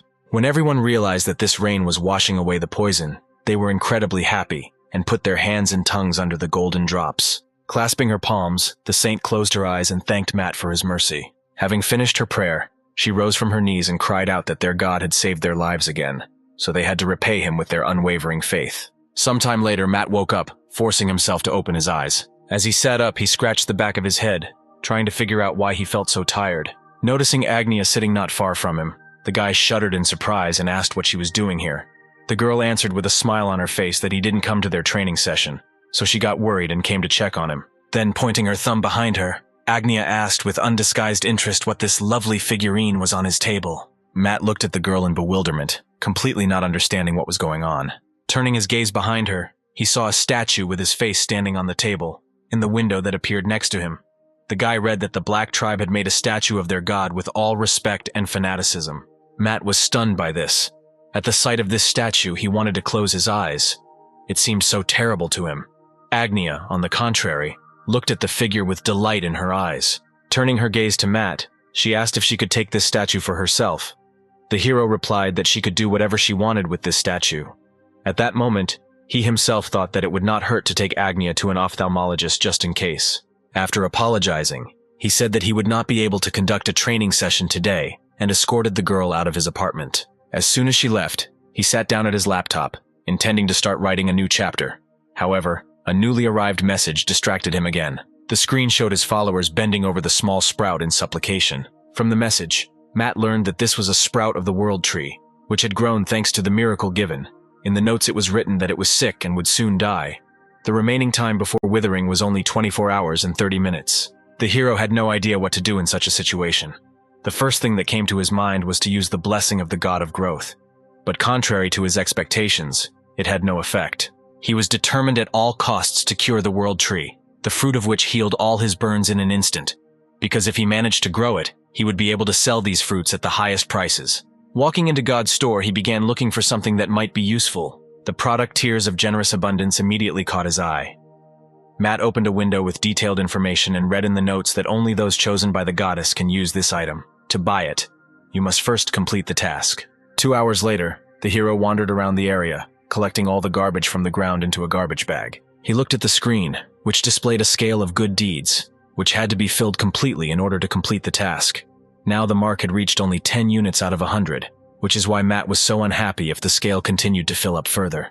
At the same pace, then he will not complete this task even in old age. A menacing voice suddenly heard behind him made the guy pay attention to the approaching stranger. A man towering over him, who inspired fear with his very appearance, asked what Matt was doing on his territory.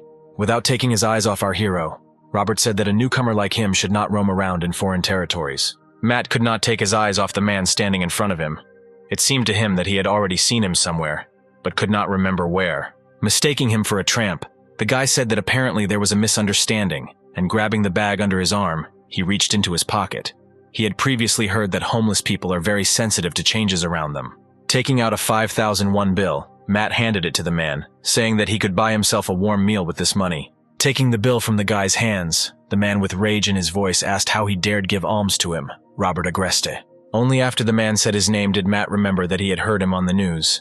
This was a famous S-Rank hunter who used to be a janitor.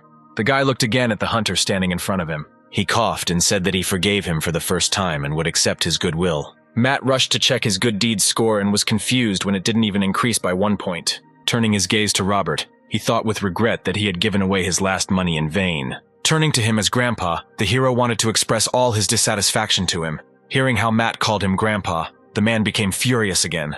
Noticing this reaction, the hero put a garbage bag in front of him and shouted that he would take care of the cleanliness of these streets, so Robert need not worry about it. The man was amused by his words. Patting the guy on the back, he asked what his name was. Matt didn't have time to answer because the sirens were deafening. The heroes immediately realized that a new monster had appeared.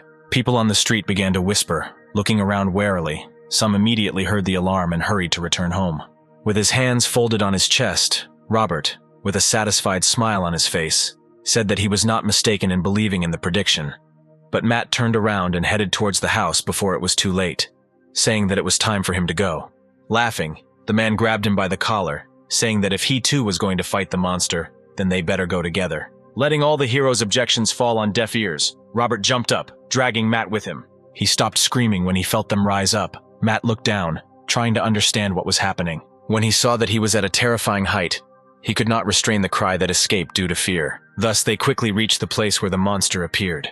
Robert slowed down and sank to his feet, explaining that the fortune teller had said there was an 80% chance of a rift appearing in the area. When he released the hand that was holding Matt, he immediately collapsed motionless to the ground under the man's bewildered gaze. The next moment, his attention was intercepted by the appearance of a monster, towering over them like a wall. Looking at him, Robert recognized the monster as Beelzebub and grinned contentedly, saying that today he would have a good workout and frog legs for dinner. The monster looked at the guy behind the man's back and said contentedly that he managed to arrive before the others. If he can present this young god to his master, he will be rewarded.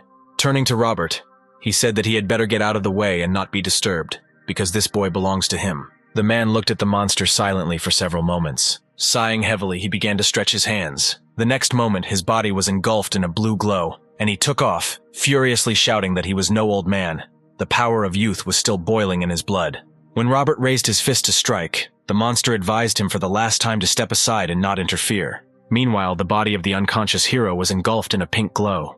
The next moment, a scarlet nightmare rose from his chest. Predatory flowers, having discovered the source of the threat, rushed towards the monster. Hearing a strange sound, Robert and the monster were distracted from the battle, directing their perplexed glances at the approaching plant. They didn't have time to do anything when the flower's huge mouth slammed shut, swallowing them both. When Matt opened his eyes, he discovered that he was in a strange place. Holding his head, he tried to get to his feet. Looking ahead, he noticed an unfamiliar figure in a white cloak standing at the altar. The guy took a few steps forward, calling out to the stranger. Throwing off her hood, the saint said that she was glad that her great and merciful master had finally woken up. Matt froze in surprise, staring at the girl in front of him.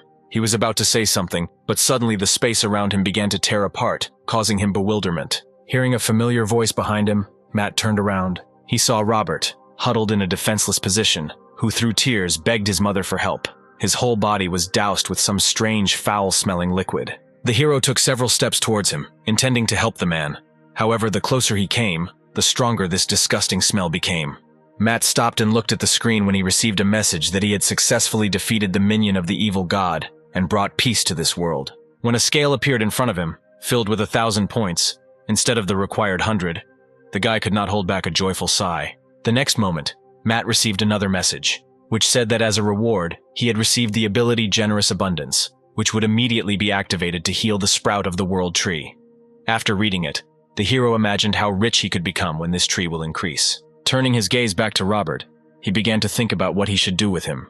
As a result of some thought, the hero decided that it would be best to simply call an ambulance, which rushed within a couple of minutes after his call and took the man away. 2 hours later, the president listened to Robert's status report from a subordinate. He replied that physically the man was fine.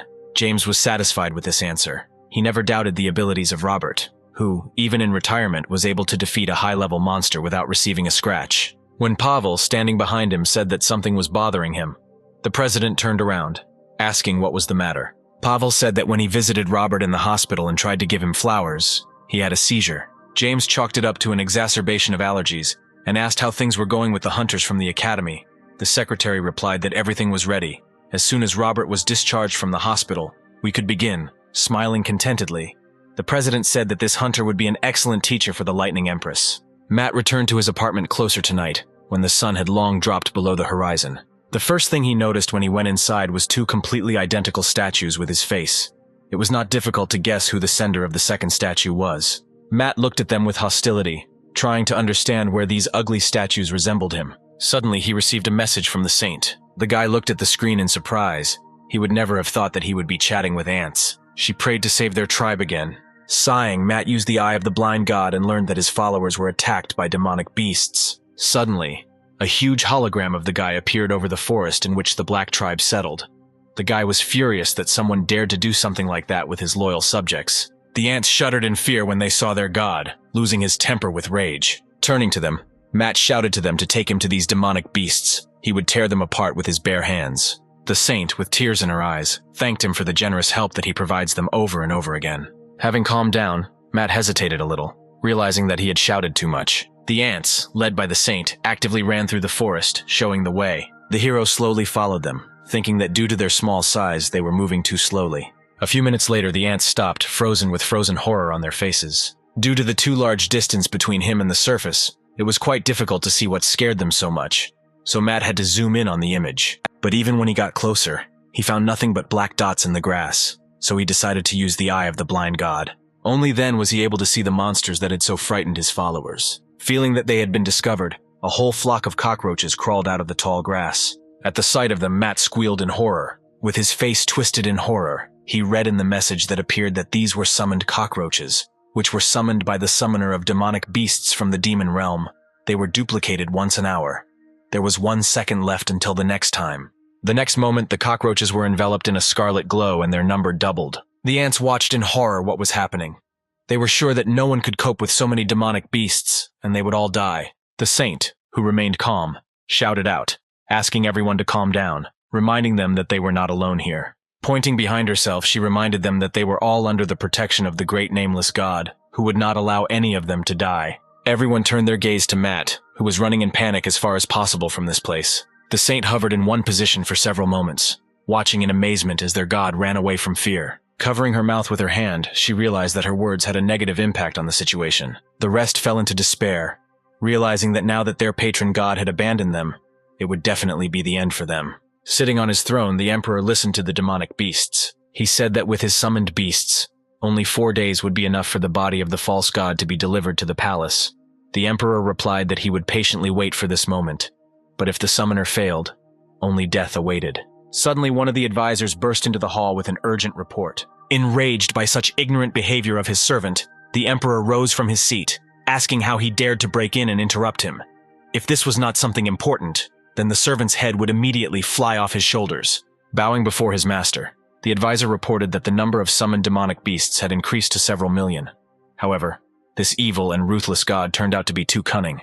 Meanwhile, the Black Tribe ants stood guard over the cockroach traps. The traps were placed almost close to each other, attracting the attention of cockroaches. Matt towered over the battlefield, looking at the many dead cockroaches lying around the traps. Because the smell coming from the traps was too pungent and dangerous for him, he had to cover his nose and mouth with a towel. He was incredibly happy when he remembered that he had bought a lot of bug repellents in case a whole army came to his house again.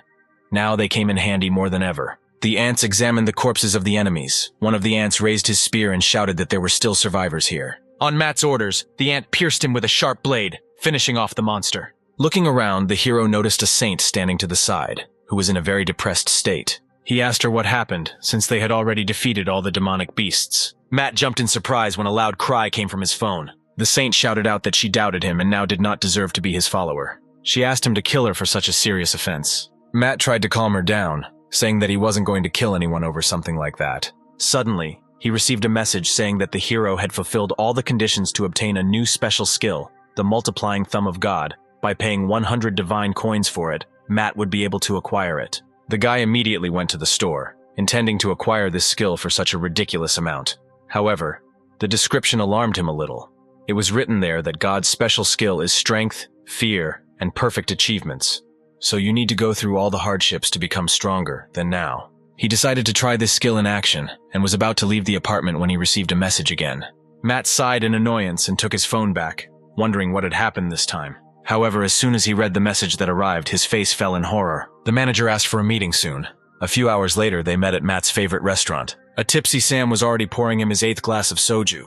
The hero accepted the shot glass poured for him and immediately emptied it. Turning his gaze to the manager sitting opposite him, he asked why he was looking at him so intently. As soon as the hero asked this question, the man's face suddenly became serious. When he asked about how things were going with Matt's current pace of work, the hero cringed and looked down at the table, trying to figure out what to answer. Slamming his palm on the table, Sam irritably shouted that our hero should listen to him at least once and make a little effort. Matt looked around and, noticing the puzzled looks of the visitors on himself, asked the manager to calm down. But the man did not hear him. Without lowering his tone, he asked if Matt understood how much he had to endure at work because of the hero's irresponsible attitude to work. Suddenly, he received a message on his phone that demonic beasts were attacking the Black Tribe again. The rage that filled Sam flared up even more when Matt, instead of listening to his comments and taking them into account, reached into the phone, completely ignoring his existence. Unable to restrain himself, he threw a cabbage leaf in the hero's face, asking how he could play with his toys now. Their screams could be heard even on the street, forcing people to avoid the restaurant building. Meanwhile, his loyal followers had already dealt with their enemies, killing every last one. The saint standing on the mountain of corpses raised her hands to the bloody scarlet moon, and her body began to be enveloped in a red glow. With a creepy smile on her face, she prayed to Matt and said that he could rest easy, because they would definitely cleanse this world of all demonic spawn. Sometime later, the hero left the restaurant and headed home. When he received the message, he leaned on one of the walls of the building and read that he could choose any skill as a reward for achieving a new rank of the title Merciful Savior. The price for the skill would be deducted from the tiers of generous abundance. Matt was too drunk and decided that since he could choose any skill for free, he decided that he would take the most expensive one. His choice fell on the first skill he came across for a huge amount of money: creation of heaven and earth, intended only for creatures who have gone beyond the boundaries of the universe. Immediately after that, he sank to the ground, dropping the phone from his palm. The phone vibrated, and a message appeared on the screen stating that the hero did not meet the requirements of the user of this skill. So create heaven and earth would be converted into one use of false create heaven and earth to match Matt's level. The phone started ringing off the hook with multiple error messages. A few moments later, a message appeared that the world had been partially changed. Agnia stood at the window, watching the night city through the cool glass, when her sister's voice was heard behind her. Without taking her perplexed gaze off the sky, she said that something strange was happening. Roger was picking up trash from the roads when all the people froze and looked at the sky, paying attention to this. The man also looked up and froze, amazed by what he saw. The president, like all the inhabitants of the country, did not take his eyes off the sky, where something strange was happening. 2 moons appeared in the night sky at the same time. Among the observers of this miracle, there was one pair of eyes, the owner of which, with a slight smile and without a shadow of fear, watched with admiration what was happening. Without taking his eyes off the 2 beautiful stars in the night sky, he asked a subordinate standing at a distance the name of the hunter who was interfering with the affairs of the guild. Having difficulty restraining the trembling throughout his body, the man in front of whom lay dozens of bloody corpses answered that it was the Lightning Empress. Stretching his arms to the sides, the long-haired man smiled contentedly, saying that the right time had finally come. When his subordinate asked how many people would be needed, Michael raised his hands to the 2 moons, saying that the more people, the better, while he could start with 2,000. The next moment his smile became even wider, and tears flowed from his eyes. Without taking his crazy gaze from the sky, he said that his lord only had to wait a little, and his great will would be fulfilled. The MTS-2 reconnaissance rocket took off from Earth. After contacting Earth, the pilots reported that it was impossible to approach the orbit of the second moon. Suddenly, the green light that shrouded the second moon touched the reconnaissance missile. The pilots lost control of the rocket and flew in a looping direction towards another moon.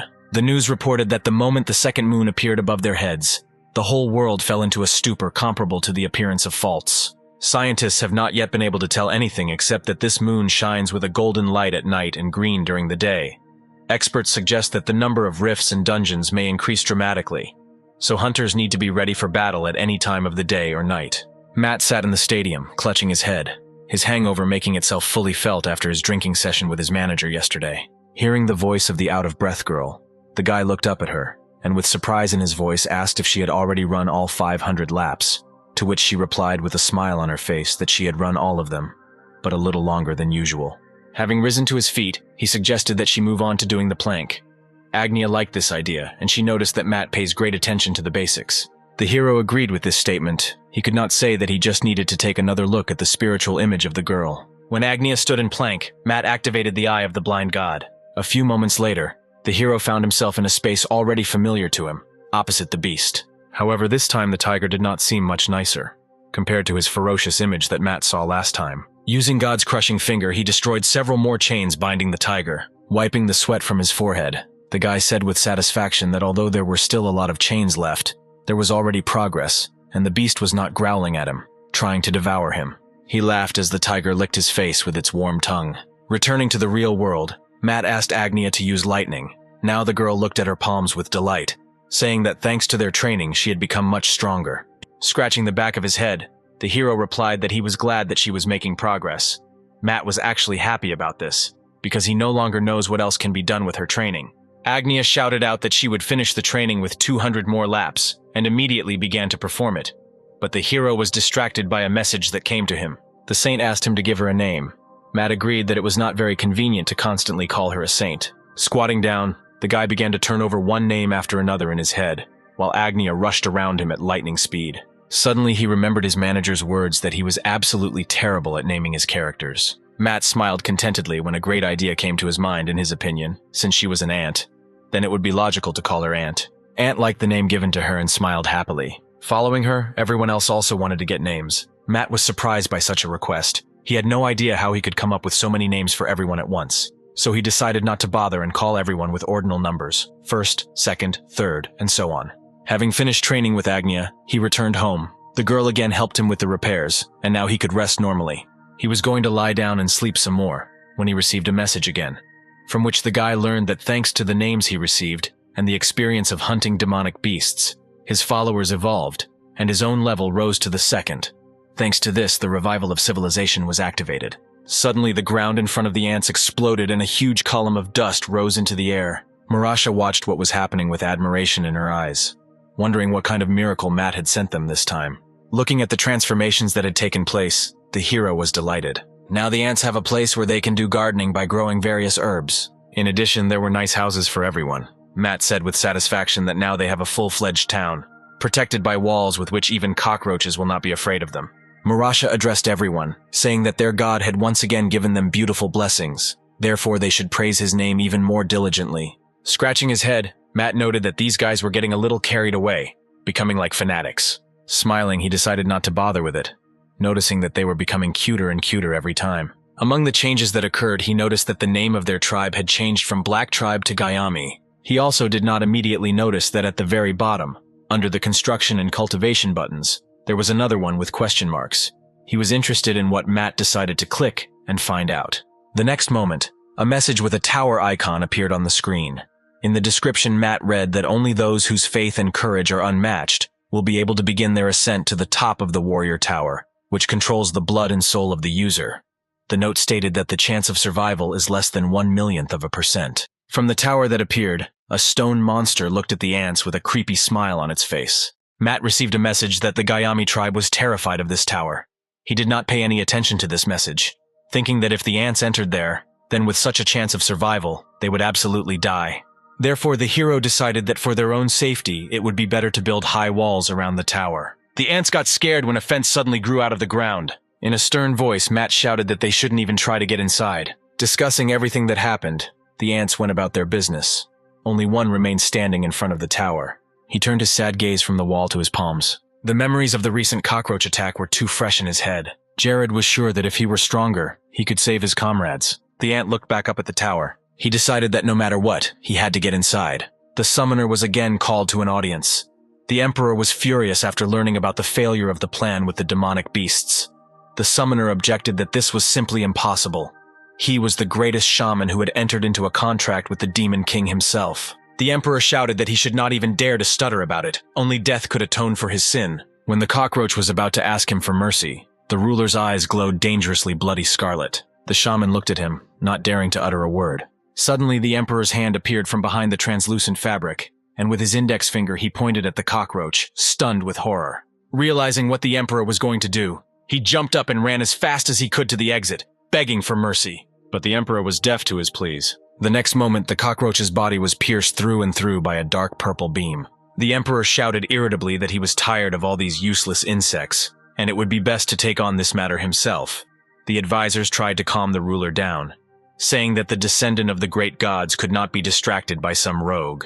He silenced all the advisors by shouting that he couldn't trust the words of a bunch of idiots who couldn't get rid of a pathetic tribe of some ants. Suddenly, the hall was plunged into darkness, and dark blue threads stretched from the ceiling, shimmering silver in the moonlight. The emperor smiled contentedly and with delight in his voice, said that he was glad that his lovely goddess had finally returned. The advisors looked with admiration at the girl standing in front of them. Bowing down, she said that she had just finished the task that the Lord had entrusted to her, and immediately returned. The emperor did not take his gaze off the girl all this time. Without a drop of fear in her voice, she asked him to leave everything to her, while he himself prepared to become a true god who would conquer the heavens and all worlds. With a bloodthirsty smile on her face, she swore in her name Arachne that she would make the pathetic tribe of ants and their god disappear from her face. In a cave deep underground, the dying cries of a dying monster were heard. A huge mosquito sucked the life and blood out of him. Hearing approaching steps, he broke away from his victim and, smiling contentedly, looked behind him, greeting the hostess. Arachne stopped and said that she had a task for him, to make the weaklings from the Black Clan and their god regret that they had pissed off the emperor. She also added that to complete this task, he can use the cursed needle of the carrier of the terrible plague, which is now in her hands. The mosquito's smile became even wider. He replied that he would gladly accept this task. Meanwhile, Matt was writing the continuation of the new chapter of the web novel, as if his life depended on it. In a sense, his life really depended on this. In the last message they wrote to him that if he did not finish his work, he could forget about publishing his works, because the contract would be terminated. Remembering these words, the hero took up writing the chapter even more actively. A few hours later, his battery was dead and he decided he needed to take a break or he was going to die. Taking the phone in his hands, he decided to check how his charges were doing. From the absence of anyone on the street, Matt realized that they were all now sleeping peacefully in their houses. Suddenly, he heard a sound coming from somewhere below. Looking closely, he saw a small pebble moving. Using all his strength, Bruce lifted the heavy stone above him. Matt was surprised by what he saw. He realized that this ant was very different from his fellows, since during his rest he was engaged in training, and he was also able to lift such a colossus, which was much larger than himself. Using the Eye of the Blind God, he learned that this guy is the first warrior of the Gayami tribe, who trains hard to protect his people. Watching him, the hero suggested that after evolution they had their own unique characteristics. Sighing heavily, he said that he now felt responsible for their development. A bright light attracted Bruce's attention, closing his eyes and raising his head up. The next moment, in his palms lay a jar of golden liquid, which he looked at in amazement. Guessing that this was a gift from their god, Bruce thanked him for his mercy. Tears of joy flowed down his cheeks because Matt was looking out for him. The hero felt a chill run down his spine as the statues on his desk sparkled. He decided that he had better get back to work. While writing the next chapter, Matt did not even suspect that he was being watched all this time. He sat on the window of our hero's apartment, waiting for the right moment to attack. He knew that 3 commanders who were among the top 10 best blades of the Empire were already in the grave, so he decided not to act hastily. When he received a task from Arachne, the mosquito made it a condition that he would taste the blood of this god. The girl smiled when she heard his proposal. Looking at him, she replied that the blood of that god, as well as the glory for his murder, belongs entirely to him. Smiling broadly, the mosquito stuck a needle received from Arachne onto its sharp nose. The next moment, he jumped from the windowsill, rejoicing that Arachne did not know that he would use the power that he would absorb from the blood of the nameless god to surpass the Emperor and become a god himself. Otherwise, she would never have sent him to do this exercise. Having flown up to Matt, who was struggling with all his might against the desire to sleep, the mosquito wanted to laugh. He could not believe this was the god that the 3 best blades could not destroy. He was sure that this god would not even feel his presence. Having found the most convenient point on Matt's head, the mosquito stuck the damn needle, simultaneously sucking our hero's blood through it. He felt how the guy's power flowed to him with a new sip. At some point, veins began to actively swell throughout his body. Feeling a burning sensation in his forehead, Matt slammed his palm on that spot. Seeing a bloody stain and a small mosquito body on his palm, he wondered why they were here at such a late hour. He suddenly felt a chill all over his body, and the next moment a violent cough came out of his throat. He looked in bewilderment at the sleeve of the biker, splattered with his snot. Shaking from the cold, Matt headed to the bathroom to wash up. As soon as he looked in the mirror, he saw a strange mark on his forehead in the form of a face with horns. From the message he received, he learned that this was the mark of a carrier of the terrible plague, and that the chill curse was now activated on him. Turning his gaze back to the mirror, he thought that something urgently needed to be done about this curse. Lying in bed, he tried his best to fall asleep, but new curses constantly rained down on him, such as fear, muscle pain, and anemia. Somehow he managed to survive that night, but in the morning his condition became much worse. Lying on the floor, he decided that he needed to find something in the god's store that could heal him. Almost immediately, he came across a medicine from the category of holy items, worth 50,000 gold, which Matt decided to buy. He was halfway out of his apartment when he received a message that in order to use this medicine, he must complete a task. Deciding that it would be best to head to the hospital, the hero called a taxi. A thin, tall man entered the hospital building, carefully examining everything around him. He was one of the warriors chosen by the Organization of Believers. He was unquestioningly ready to carry out the task entrusted to him, for the sake of God, or rather the miracle that his avatar performed. From the usual G-rank Tikon managed to rise all the way to A-rank, after which he was ready to believe even in the existence of the devil himself. The man remembered Michael's words that their god needed sacrifices in order to descend into this corrupt world. Extending his hand to Tikon, Michael, with a smile on his face, asked if he could complete this important task without fear of death in the name of the Almighty. Having found the restroom on the first floor, Tikon immediately went into it. There he threw off his hood from his head. He was ready to give his life in the name of cleansing this world from evil. When he unbuttoned his cloak with a satisfied smile on his face, a multitude of interconnected wires and explosives wrapped all over his body appeared from underneath. Meanwhile, our hero took a taxi to the hospital. Having opened the car door, he was able to get out of the car with great difficulty. Unable to even get to his feet, leaning on his hands, he crawled to the entrance of the hospital, accompanied by the sympathetic glances of passers-by. Suddenly, he received a message with a task. If he wants to live, then he needs to use his desperate situation to save the lives of 100 people. Having read under this condition, Matt thought that it would be easier for him to die himself. Taking one of the nurses hostage, Tikon shouted for everyone to lie down on the floor and not move. If even one moved, they would fly up into the air along with this building. Agnia, who arrived in time, created a ball of lightning in her palms and shouted for him to let the nurse go. Suddenly, as if sensing Matt's appearance, Tikon looked in his direction. Having accepted our hero as one of his own, the man with a smile on his face asked if the apostle had really sent him as reinforcements. Matt looked in bewilderment at the stranger, whom he mistook for a terrorist. Agnia turned her gaze to the guy frozen in place, completely not understanding what was happening here. When Tikon shouted that he should hurry up and help him complete the task, Matt pointed to himself in surprise, completely not understanding why this terrorist was asking him for help. Without taking his crazy gaze off the hero, he proposed to join forces and make a sacrifice for the descent of their god. Agnia shouted with irritation that the person standing in front of him was not his accomplice at all, but her master. Tikon shouted back at her so that she should not talk nonsense, because the skull painted on their foreheads is their distinctive mark. Moreover, he feels the bad aura emanating from this guy, inherent in his brothers. Concentrating the power in her palms, she shouted that he had better not insult her master if he did not want to die. Matt, who could barely stand on his feet, was in the very epicenter of their showdown. Laughing loudly, Tikon shouted out that if she wanted so, the huntress could try to hit him. But even before she had time to touch him, with one click, he would destroy everything here and drag her along with him to hell. Despite his warning, Agnia continued to create a sphere of lightning. Seeing this, fear settled in the man. The former mockery disappeared from his voice. He shouted that she had no idea what the interruption of the sacrifice to a creature that could cleanse this mortal world would mean for the whole world. Suddenly, the space around our hero began to distort and blurry images appeared. Information windows that appeared reported that Matt had successfully read the memory and images of Tikon's consciousness. Now I saw a fragment of memory about how this man was given the task of killing the victims after they experienced incredible horror. The descent of the god of destruction to this earth requires a huge number of victims. The long-haired man with a smile on his face extended his hand to him, asking if Tikon would be able to cope with this important task. When he replied that he was ready to sacrifice his life in the name of their god, a soft, contented smile appeared on the man's face. At this point, Tikon's memories ended, and Matt realized that this man was now simply stalling for time. If everything continued, he would simply die here along with everyone, becoming an offering to some unknown god of destruction. Suddenly there was a loud cry from Tikon, who asked his god to accept the sacrifices offered to him. The next moment his finger touched the red detonator button.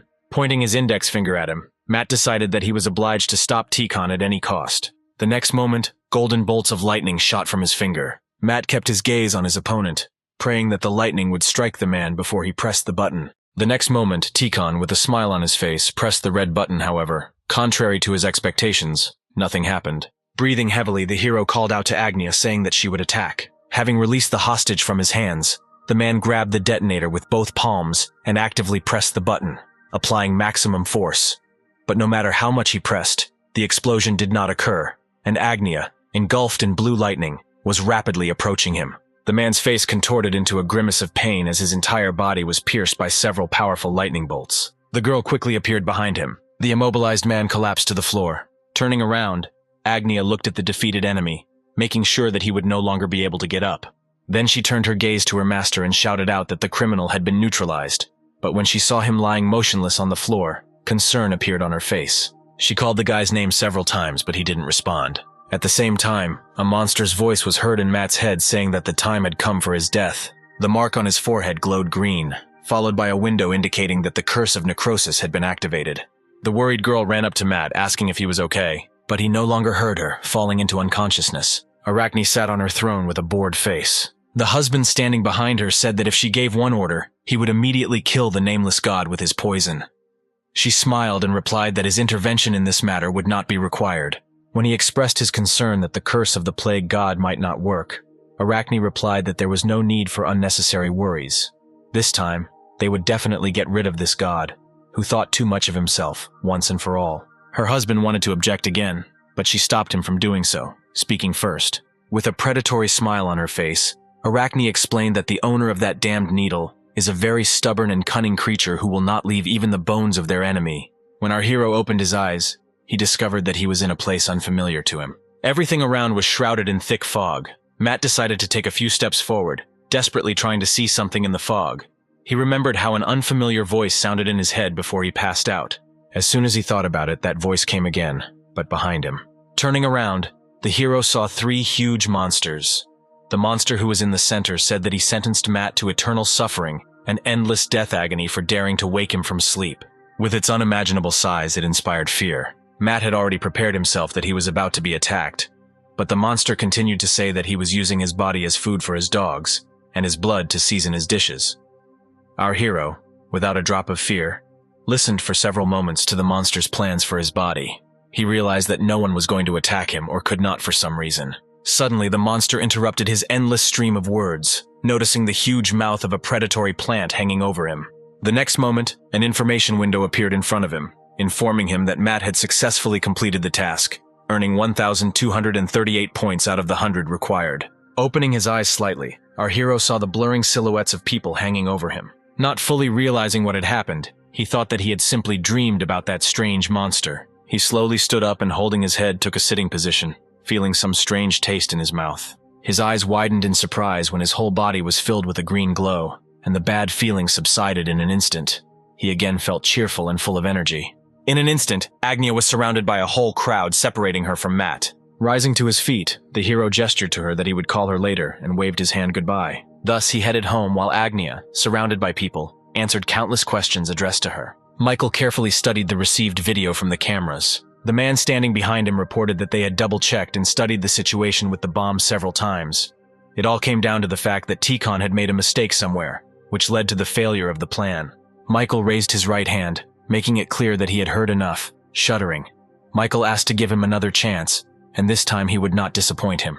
Without turning his head towards him, the avatar of the god of destruction said that he was giving him and his guild 4 days to eliminate those hunters and bring the man's body to him. Michael asked in bewilderment which man he was talking about. Sighing in disappointment, he shook his head from side to side, saying that it was for this reason that insects like him did not receive the grace of the gods. Then he asked if Michael really did not understand who he was talking about. Closing his eyes, he dreamily said that being among insignificant creatures who did not deserve the mercy of God, this man shines brighter than the sun, and the mercy of the gods fills his entire body. Listening to the apostle's ravings, Mark sighed heavily, thinking that Michael was just gone. Towards evening, our hero was finally able to return home. Once in his apartment, the first thing he did was climb onto his bed, enjoying how wonderful he felt after having to endure the effects of those terrible curses. Suddenly, he received a message from Bruce. In his message, he desperately asked Matt to show him the mercy of giving him the miracle potion he received last time. Swiping the message up, the hero saw how exhausted Bruce was lying on the floor. Out of excitement, Matt jumped up on the bed and, with undisguised horror in his voice, asked what had happened. The ant did not have enough strength to move and at least respond. He was determined to pass all the tests in the warrior's tower in order to become strong enough to protect his tribe. Having passed through the fence, he managed to get to the doors, which easily gave in to him. Before going inside, Bruce looked around for danger. A few moments later, he walked inside and stopped in front of the stairs when he heard someone say that his test was about to begin. At the top, the sound of the gates rising was heard, and a voice announced that a rock test would be conducted on the first floor of the tower. To pass the test, you need to climb the stairs, reaching the second floor. When Bruce took the first step onto the stairs, the test began. He was confident in his abilities because thanks to the potion he received from our hero, he managed to rise to a new level. Lost in his dreams, he did not notice the danger approaching him. A huge boulder flew straight into him. Bruce did not have time to do anything, and the next moment a terrible roar was heard. The ant was pressed into the ground by this huge boulder, unable to move. Moments later, the stone began to disappear as Bruce tearfully prayed to his god. Matt had read the memories of his immobilized follower and now had an idea of the situation. Suddenly, the thought came into his head that the ants he had crushed and killed for fun in the past were suffering just like Bruce was now. The thought of this made Matt feel ashamed. The message that in 10 seconds Bruce's life would be cut short caused horror in our hero. He decided that he needed to give this ant a growth potion as soon as possible. However, even after the ant took this potion, its life was still in the balance. Suddenly, it dawned on Matt. He looked at his hand, remembering that he should have received a reward for his accomplishment in saving 100 lives. Walking into God's store, he found a divine healing medicine, which was now available for him to use. Matt only had 3 seconds to use the medicine and save Bruce. He brought his palm shrouded in a green glow to the phone screen. The healing radiance slipped from his fingers and enveloped the ant's body. Feeling his strength return, Bruce tried to slowly get up. Matt breathed a sigh of relief when the threat to his charge's life subsided. Having risen to his feet, tears appeared in the ant's eyes, and he began to thank the hero for saving his life. Without taking his eyes off the screen, the guy shouted out that he warned them that the tower was too dangerous. He even built a fence to prevent anyone from going there. Pressing the door, He said that it was best for Bruce to get out of here as soon as possible. When the door shone like an ant, surprise showed on his face. The next moment a message appeared, from which they learned that they could not leave the tower until the 50th floor was cleared. With tears in his eyes, the ant asked Matt what he should do in this situation. The hero sighed heavily. All he needed now was extra problems. He bought 2 potions, and at the same moment there was a persistent knock on his door. Matt emptied one of the jars himself, and threw the second to the ant, saying that he would return soon. Leaving the phone, he headed to the door, thinking about who was so persistent, and decided to visit him. Having opened the door, he looked out from behind it and immediately met the gaze of an unfamiliar man. He bowed and said that his name was Andre, and he was an elite scout of the Guild of Splendor, which caused a wave of bewilderment in our hero. When he said that he was not a hunter, and the man must have made a mistake, Andre straightened up and looked at him, and said that there was no mistake. After which he asked if Matt had time for a small conversation. The hero looked uncertainly at the man standing in front of him and agreed to have a small conversation. Meanwhile, Bruce managed to drink all the bottles of potion given to him, and now his whole body was enveloped in a golden glow. He took a few steps towards the stairs and was followed by the sound of cobblestones rolling down. Bruce concentrated, preparing for the upcoming attack. A few moments later, a boulder appeared from the open gate and flew towards him. Bruce raised his fist, covered in golden lightning, to strike. When the stone was dangerously close, he delivered a crushing blow, causing the block of stone in front of him to crumble into small chips. Bruce did not expect his strength to increase so much, so he was very surprised by what happened. Having led Andre inside, the man made our hero a very tempting offer. At first, Matt was shocked to hear that he was being offered 300 million a year. Adjusting his glasses, Andre said that if this proposal interested him, then they could go to the guild right now and sign all the necessary papers. Still in a state of shock, Matt could not utter a word, thinking about the amount of the salary offered to him. If he really gets paid that much, then he could write his books in peace and not worry about the evil bosses and buy a whole mountain of gifts for his precious niece. Being absorbed in his thoughts, he did not hear Andre's words that the guild would give him 70% of the materials and rewards received during the monster hunt. Noticing that he was talking to himself, dissatisfaction appeared on his face, and with a threat in his voice, he asked Matt if he was listening to him. Looking at his interlocutor, the hero apologized for being a little distracted. Suddenly, a message appeared in front of him indicating that the analysis of the object had been completed. The aura emanating from Andre suddenly changed to heavy and oppressive, and from the information window that appeared, Matt learned that the man was a servant of the god of destruction. The hero's face scrunched up with dissatisfaction when he realized that the 300 million offered to him was a scam. Feeling the man's heavy gaze on him, he hastened to turn his gaze away from him. When Andre asked if Matt had any problems, the guy hesitantly replied that he was very busy at the moment and needed some time to think about this proposal more carefully. Not taking his gaze away from him, the man asked if Matt was really not satisfied with the proposed conditions. The hero replied that the conditions were excellent, but he urgently needed to finish several chapters. Andre said that by working with them, Matt could earn a lot more than by working as a writer.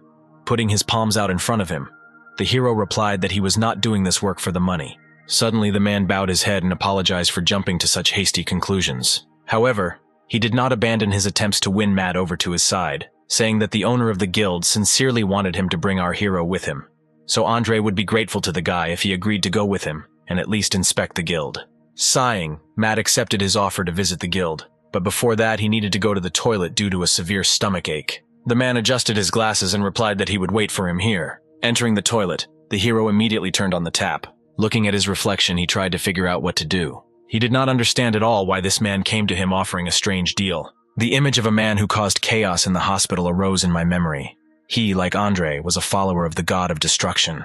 Unlocking the phone, he began to think about who would be best to call, the Hunters Association or the police. Suddenly, he heard the door behind him crack and a dark blue beam fly a couple of centimeters away from him. Andre looked at him through the broken door and with a threat in his voice asked who Matt had just tried to call. The hero looked at the man with horror in his eyes. Opening the door, he went inside and adjusting his jacket, repeated his question, to which he never heard an answer. Trembling with fear, Matt looked at Andre, unable to utter a word. The next moment, his body was struck by black lightning. The hero closed his eyes in pain when he felt his body break through the wall. Coming back out into the corridor, the man stopped opposite the guy sliding to the floor. He grabbed him by the neck, pinning him to the wall, and said that since Matt did not agree to go in an amicable way, he would have to be dragged by force. Immediately after these words, Andre's palms squeezed our guy's neck harder. Matt grabbed the man's strong arm with his palms, trying to loosen this strangling grip. He heard Andre say something but could not understand what exactly. The picture before his eyes began to blur, and his consciousness slowly slipped away. Matt fought with all his might, trying to stay conscious, but he failed and his eyes slowly closed. Suddenly, a voice sounded in his head, sharply opening his eyes. He saw a window in front of him with a new mission to save Agnia from death. Andre was surprised when Matt regained consciousness. He said that the hero was holding up well. An ordinary person would have died long ago in his place. The guy again grabbed the hand holding him, but quickly realized that the difference in their strengths was too great, and he couldn't free himself so easily. Just as he thought that he needed power, the space around him became distorted. His projection stood in front of Bruce, who shouted that Matt could take his power. The ant shouted with all his might that the hero must fight to the last. The next moment, a message appeared about the transfer of powers from Bruce. Matt felt power begin to fill his body.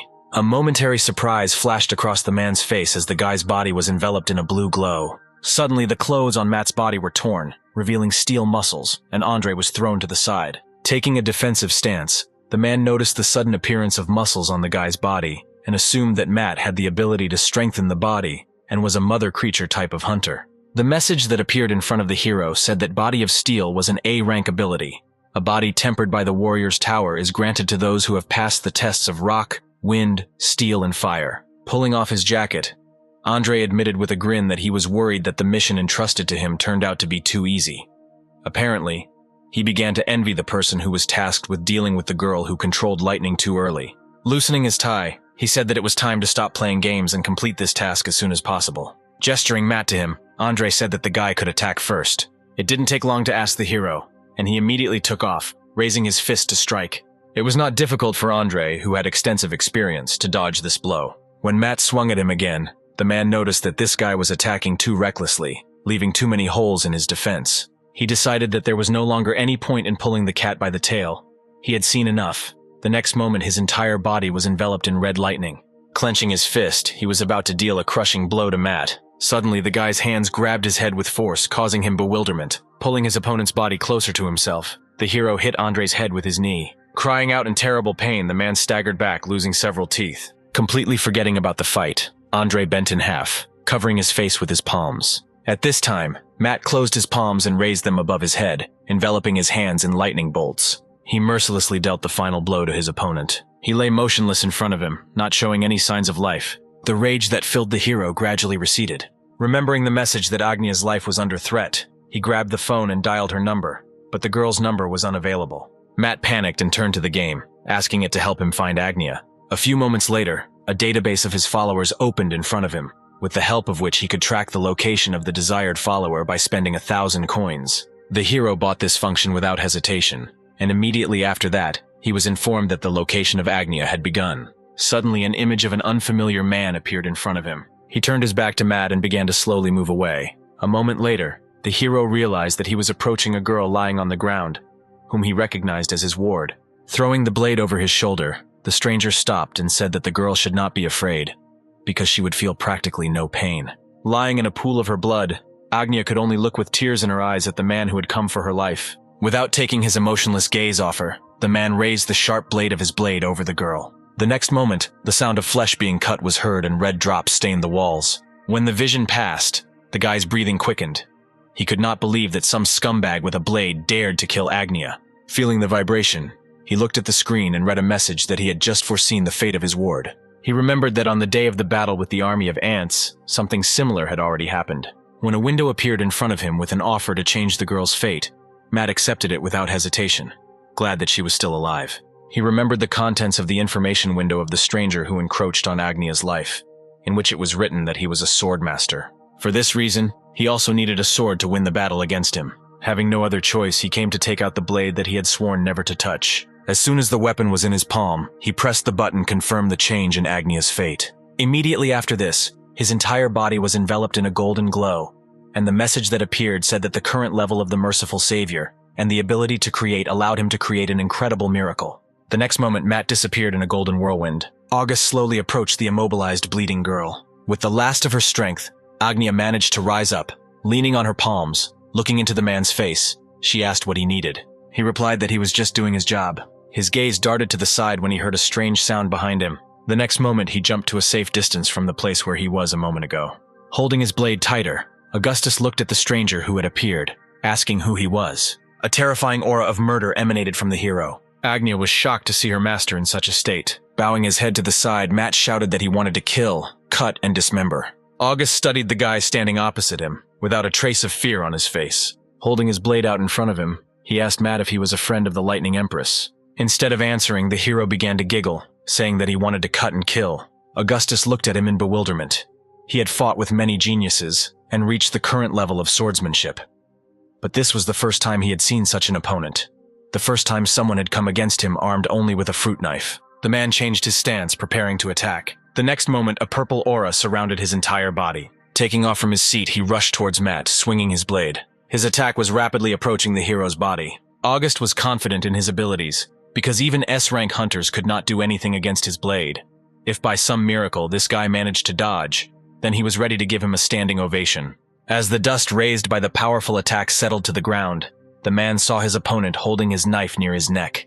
Matt was completely safe and sound, and had a smile on his face. August was amazed by what he saw, finding it hard to believe that this guy was able to block his attack with an ordinary fruit knife. The man again put the blade in front of him. He decided that he should not hold back and attack with all his might. Furiously swinging his blade, he shouted that this attack would cut even a stone like a knife would cut butter. All this time, Matt stood motionless in his place, waiting for the enemy attack to approach. When the dark purple beam almost overtook him, with a bored expression on his face, he brought his knife to it, and the beam cut it into two parts, which rushed somewhere behind his back. A few moments later, a powerful explosion was heard somewhere behind him. Agnia and August were shocked by how with one movement of his hand, Matt cut through the attack flying at him. Having recovered from the shock, the man began to swing his blade even more actively, intending to kill the enemy. The hero easily repelled each of the attacks aimed at him without ever moving from his place. After hearing the Lightning Empress call Matt her master, August assumed that this guy was a hermit who did not belong to any hunter association. This assumption perfectly explained the fact that he had never heard of such a strong person before. Taking out a bottle of potion from his inner pocket, August decided that there was nothing else left in the current situation. Although this method consumes a huge amount of his vitality, it is the only way to win. The next moment, the cool glass touched his lips, and he drank the entire contents of the bottle. August felt the power flowing through his veins. He could not hold back a painful cry, feeling his strength levels increase sharply, and his entire body was pierced by powerful lightning. It all ended as suddenly as it began. Augustus was breathing heavily, coming to his senses. Taking a stance, he enveloped the sword in his black and purple aura, and said that Matt had better prepare to die. Seeing how serious his opponent was, Matt smiled even wider and held out his hand with a knife in front of him. Screaming furiously, August rushed at him. Having waited the right moment, Matt swung his knife to strike. The next moment, a sharp blade slid a couple of centimeters from Augustus's neck. Reacting with lightning speed, the man jumped to the side.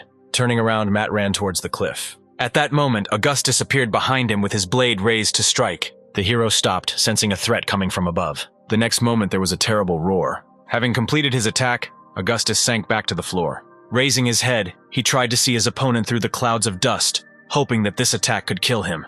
Suddenly, the blade of his sword broke into small pieces, causing the man to be puzzled. He looked at his hands for a moment, not believing that his blade was broken. When Matt's laughter was heard somewhere from the side, August raised his head and looked forward. There he saw a safe and sound guy with a bloodthirsty smile on his face, who miraculously managed to survive such an incredible attack. When the dust finally settled on the ground, his eyes widened in shock. He saw that this guy's neck was twisted 90 degrees, and there was a knife attached to his neck. It was truly a terrifying sight. In an instant, his head returned to its previous position. Turning around, Matt swung his knife, being a couple of meters from August. The one with eye watched these enemy actions in bewilderment, not seeing any threat in them at all. However, the next moment he realized that he had greatly underestimated his opponent. His body was cut into many pieces in an instant. When August opened his eyes again, he was surprised to find that he was still alive and his body was unharmed. He looked in bewilderment at his hands, which had been cut off just a moment ago. Matt, standing opposite him, watched his discouraged opponent. Looking up at him, Augustus didn't understand why. Instead of killing him, this guy let him live. With bewilderment in his voice, he asked the hero who he was after all. Matt ignored this question and, exhaling with relief, said that it was delicious. Holding a knife in front of him, he answered with a satisfied smile on his face that he was the god of the sword. Augustus was surprised to hear such a statement. He knew that only those who were able to reach the pinnacle of the path of sword-wielding were called sword gods. Augustus could not believe that such an outstanding person who had achieved the highest title of swordsman was actually standing in front of him.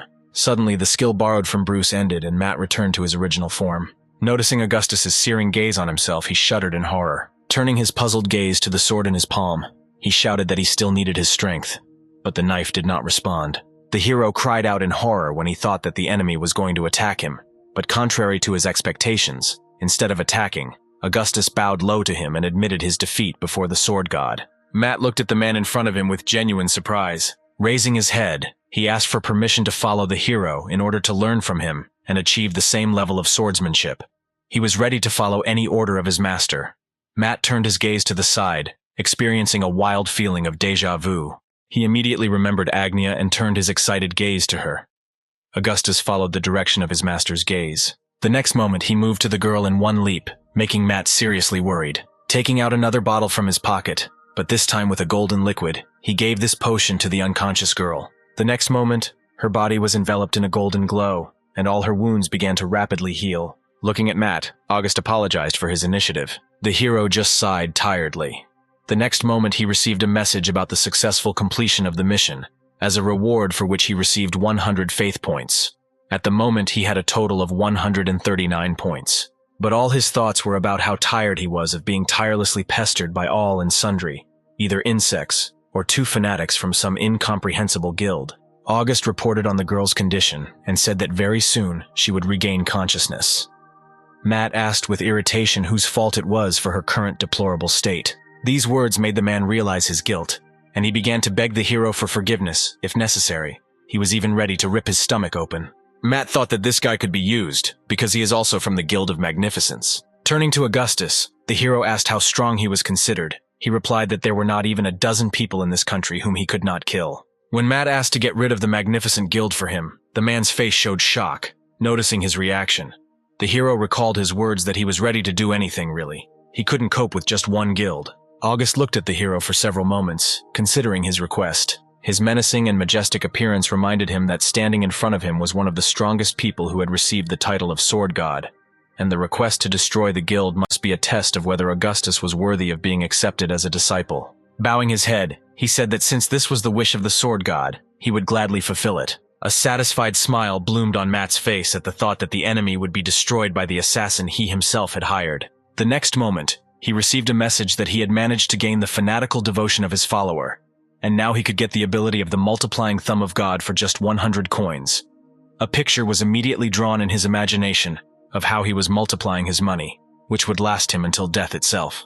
The hero was greatly inspired by this thought, and looking at his thumb, he thought that he was obliged to acquire this magical skill. Sometime later, he returned home. Climbing the stairs, he quickly moved to his room. Having dumped everything from his desk cabinets, he began to actively look for money hidden for a rainy day. Having finally found his pig, he poured out all the contents from it. But when the guy saw that there was only 101, disappointment showed on his face. Deciding that this problem would be solved very easily with his new ability, Matt took the coin and, with an anticipatory smile on his face, activated the skill, shouting, "God's multiplying thumb." The seconds passed slowly, and the money was in no hurry to multiply. When a message appeared that this ability could not be used on physical objects, the hero was numb with shock, having just seen his most cherished dream shattered before his eyes. Throwing the coin on the floor in irritation, he shouted that he really believed that he had finally acquired a useful ability that would make his life much easier. But in reality, they continued to stuff him with useless things. Immediately after this, messages arrived from the Silent Nightmare and the Thousand Blades cutting space. The first wrote that Matt should not dare to whine like a rag and remember his majesty as God. The second advised to let off steam by slaughtering someone. The advice he received sobered the mind of our hero. He thought that it was really time for him to stop enduring these countless attacks and take the first step himself. Looking at the screen, he asked what he needed to do to become stronger. The next moment, a message came from Generous Abundance, saying that he should work on good karma. Silent Nightmare also intervened, saying that this was too long a journey. Matt should really go and make a massacre somewhere.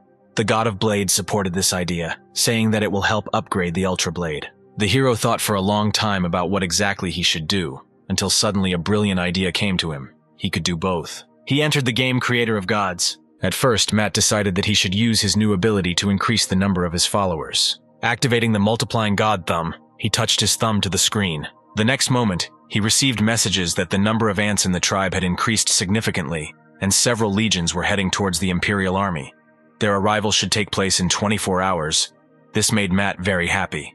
Having examined the village, he noticed a cluster of ants around Morava. He was interested in what they were doing. Meanwhile, she was healing a little girl with a broken arm, thanks to the skill she borrowed from our hero's healing ring finger god. When a happy smile appeared on the child's face and she was able to move her hand, Everyone looked at the saint with admiration. She said that they need to believe in their powerful God and glorify his name, because only with his blessing a completely new life awaits them. Matt watched them in bewilderment, noting that each time they became more and more like fanatics. He sighed and decided that perhaps this was for the best, because thanks to Mirava, he did not need to do anything to collect good karma. Suddenly, his manager's number flashed on the screen and Matt flinched in horror. When he hurriedly answered the phone, Kevin immediately asked him how the writing of the new chapters was going. Hesitating, Matt replied that he needed to take a short break for personal reasons. His words infuriated the man.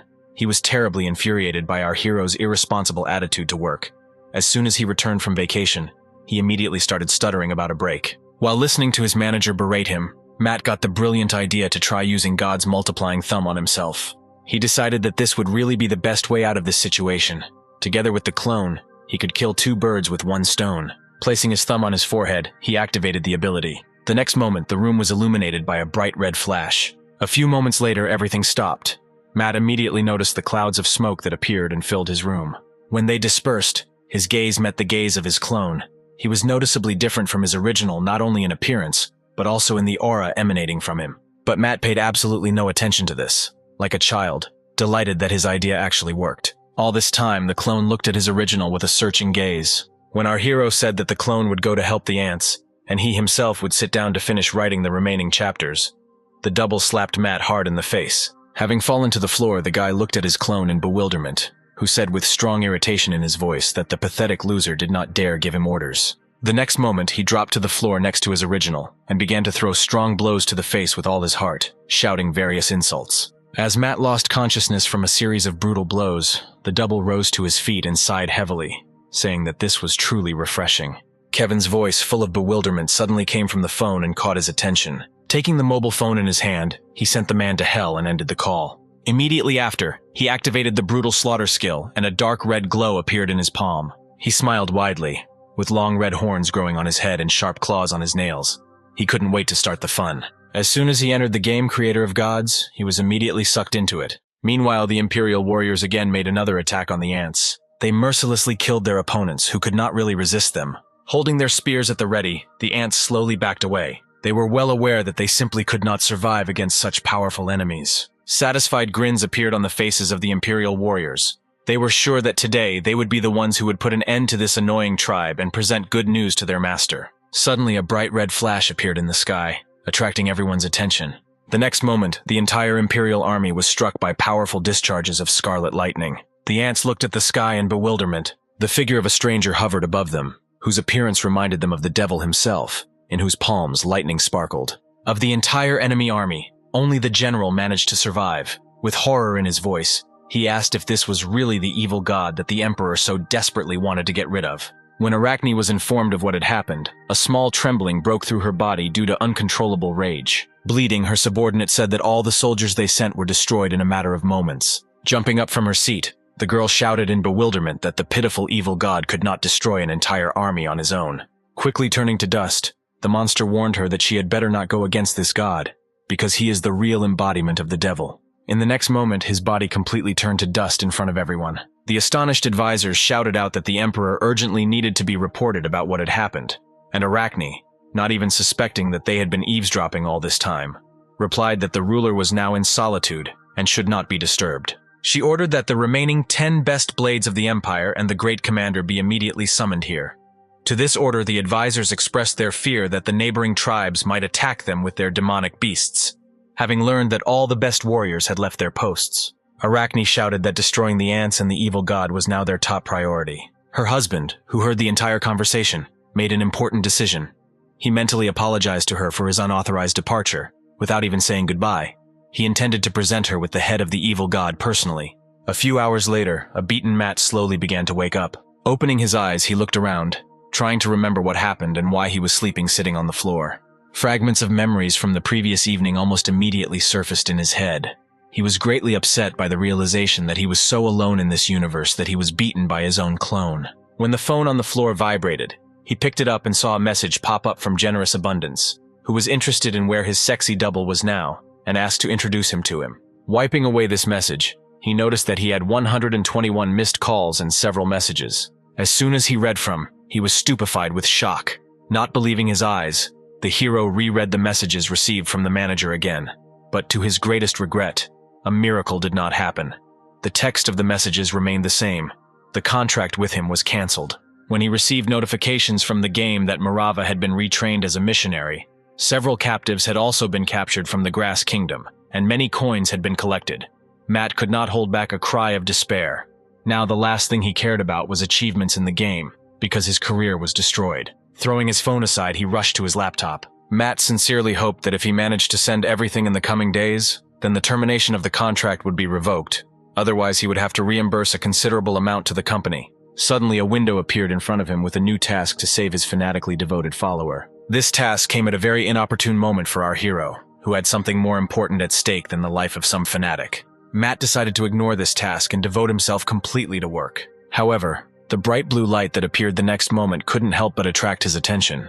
The blue system window became so large that it completely blocked the monitor of his laptop, interfering with his work. The message that appeared said that a demonstration would now be held on behalf of Augustus. As the bright glow faded, Matt could see the familiar figure of his follower, who was suspended by chains from the wall by his wrists, and next to him stood a stranger with a whip in her hands.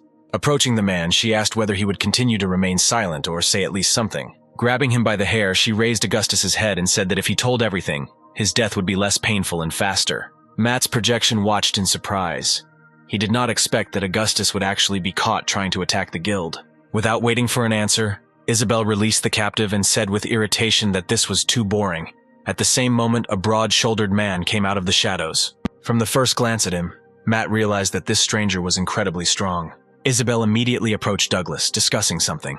When a message appeared in front of the hero that he had been given access to the consciousness of a devoted follower, surprise flashed across his face. The next moment, the picture before his eyes changed, and the voice of Augustus appeared in his head, who said that he was sold to the Black House in his infancy, where he was raised to be a murderer. Immediately after his powers awakened, he began carrying out various assassination missions. On one of these missions from the Guild of Splendor, he met Isabel and Douglas, whose background was not very different from his own. They naturally became his rivals. August understood perfectly well that he could not even dream of a normal future like others, so even rare clashes with these two brought a smile to his face. He tirelessly followed the path of the sword, striving to become stronger, and when he became absolutely confident in his invincibility, he met an opponent who turned out to be much stronger than himself. Looking at Matt, August realized that he was still too weak and had a long way to go to reach the same level. Now he was ashamed that he would meet his end in such a pathetic way, without achieving his goal. His thoughts about his own death were interrupted by Isabel's voice, who again asked the identity of the one who ordered the betrayal of them and the attack on the guild. Taking a step forward, Douglas said that she shouldn't stand on ceremony with this traitor and just finish everything quickly.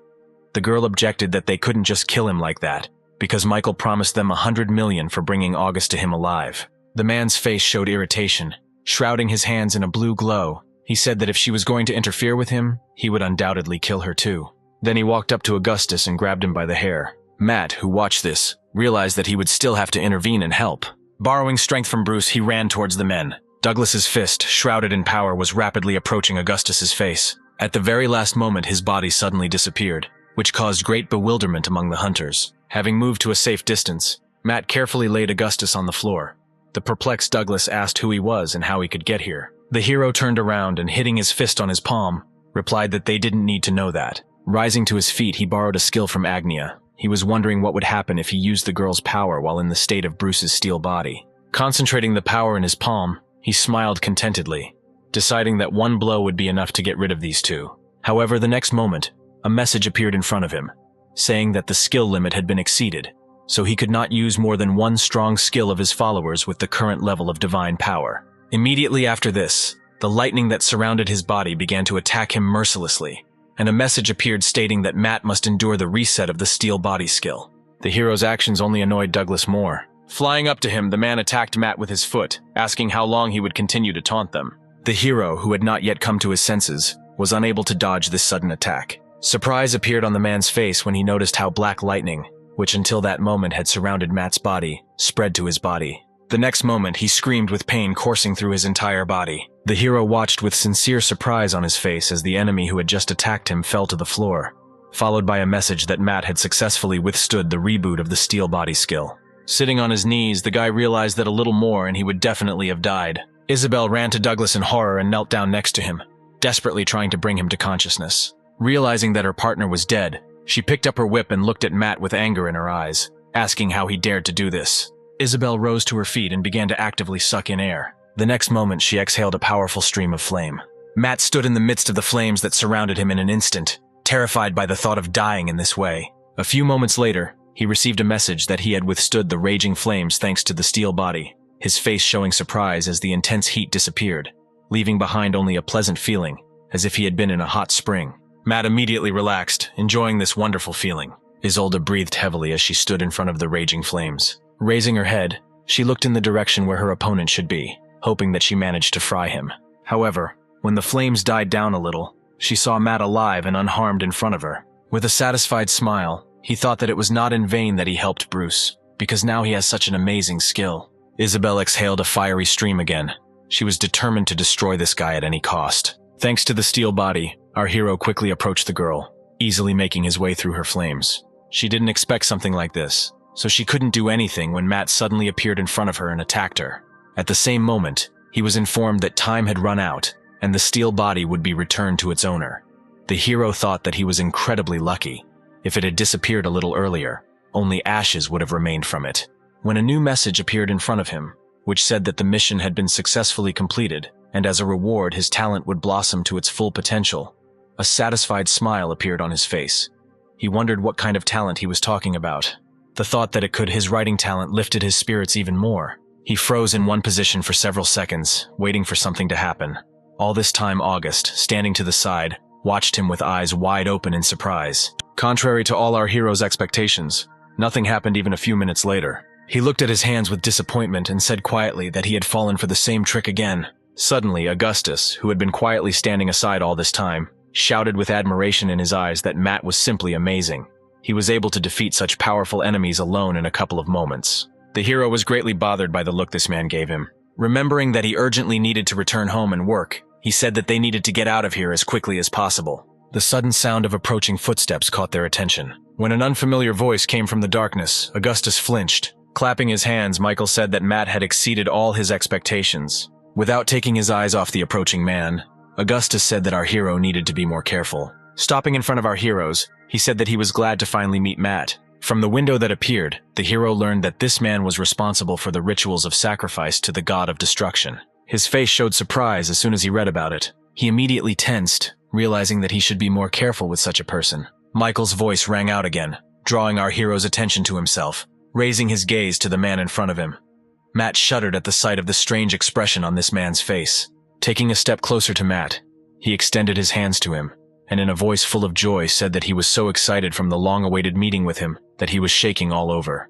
Suddenly, August's cool palm touched his chest, causing him to be slightly surprised. Without taking his frowning gaze off Michael, he said that he would not allow him to take another step closer to his god. The man ran an appraising glance over August. Saying that the pathetic insect did not dare to block his path, he waved his palm, and a powerful stream of air knocked Augustus off his feet. Accompanied by a terrifying scream, his body flew high into the air and hit the wall. Matt watched this picture in horror. He couldn't believe that the man who had easily defeated the Lightning Empress was just so easily defeated by some pervert. Drawing the attention of our hero, Michael asked which god he followed. The man repeated his question when Matt whispered something with his lips. The next moment, the hero clenched his fist and ran towards the man. He immediately used skill transfer, borrowing from Agnia her ability to control lightning. His body was instantly enveloped by powerful lightning bolts. Michael did not move from his place, watching in surprise as the guy quickly approaching him. Meanwhile, Abel left the palace and went straight to the tribe of ants. He was going to destroy all the followers of this evil god to weaken his power.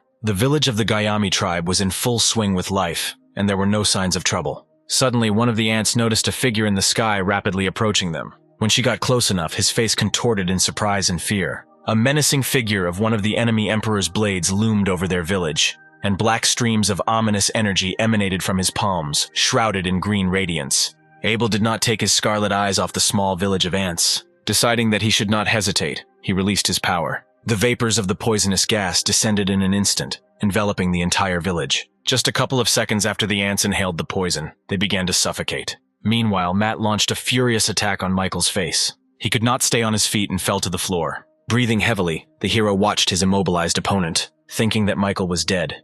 He sighed with relief, glad that he had sorted everything out so quickly and could now go home. Just as he wanted to turn around, With his peripheral vision, he noticed a barely noticeable movement of the leg of a man lying on the floor.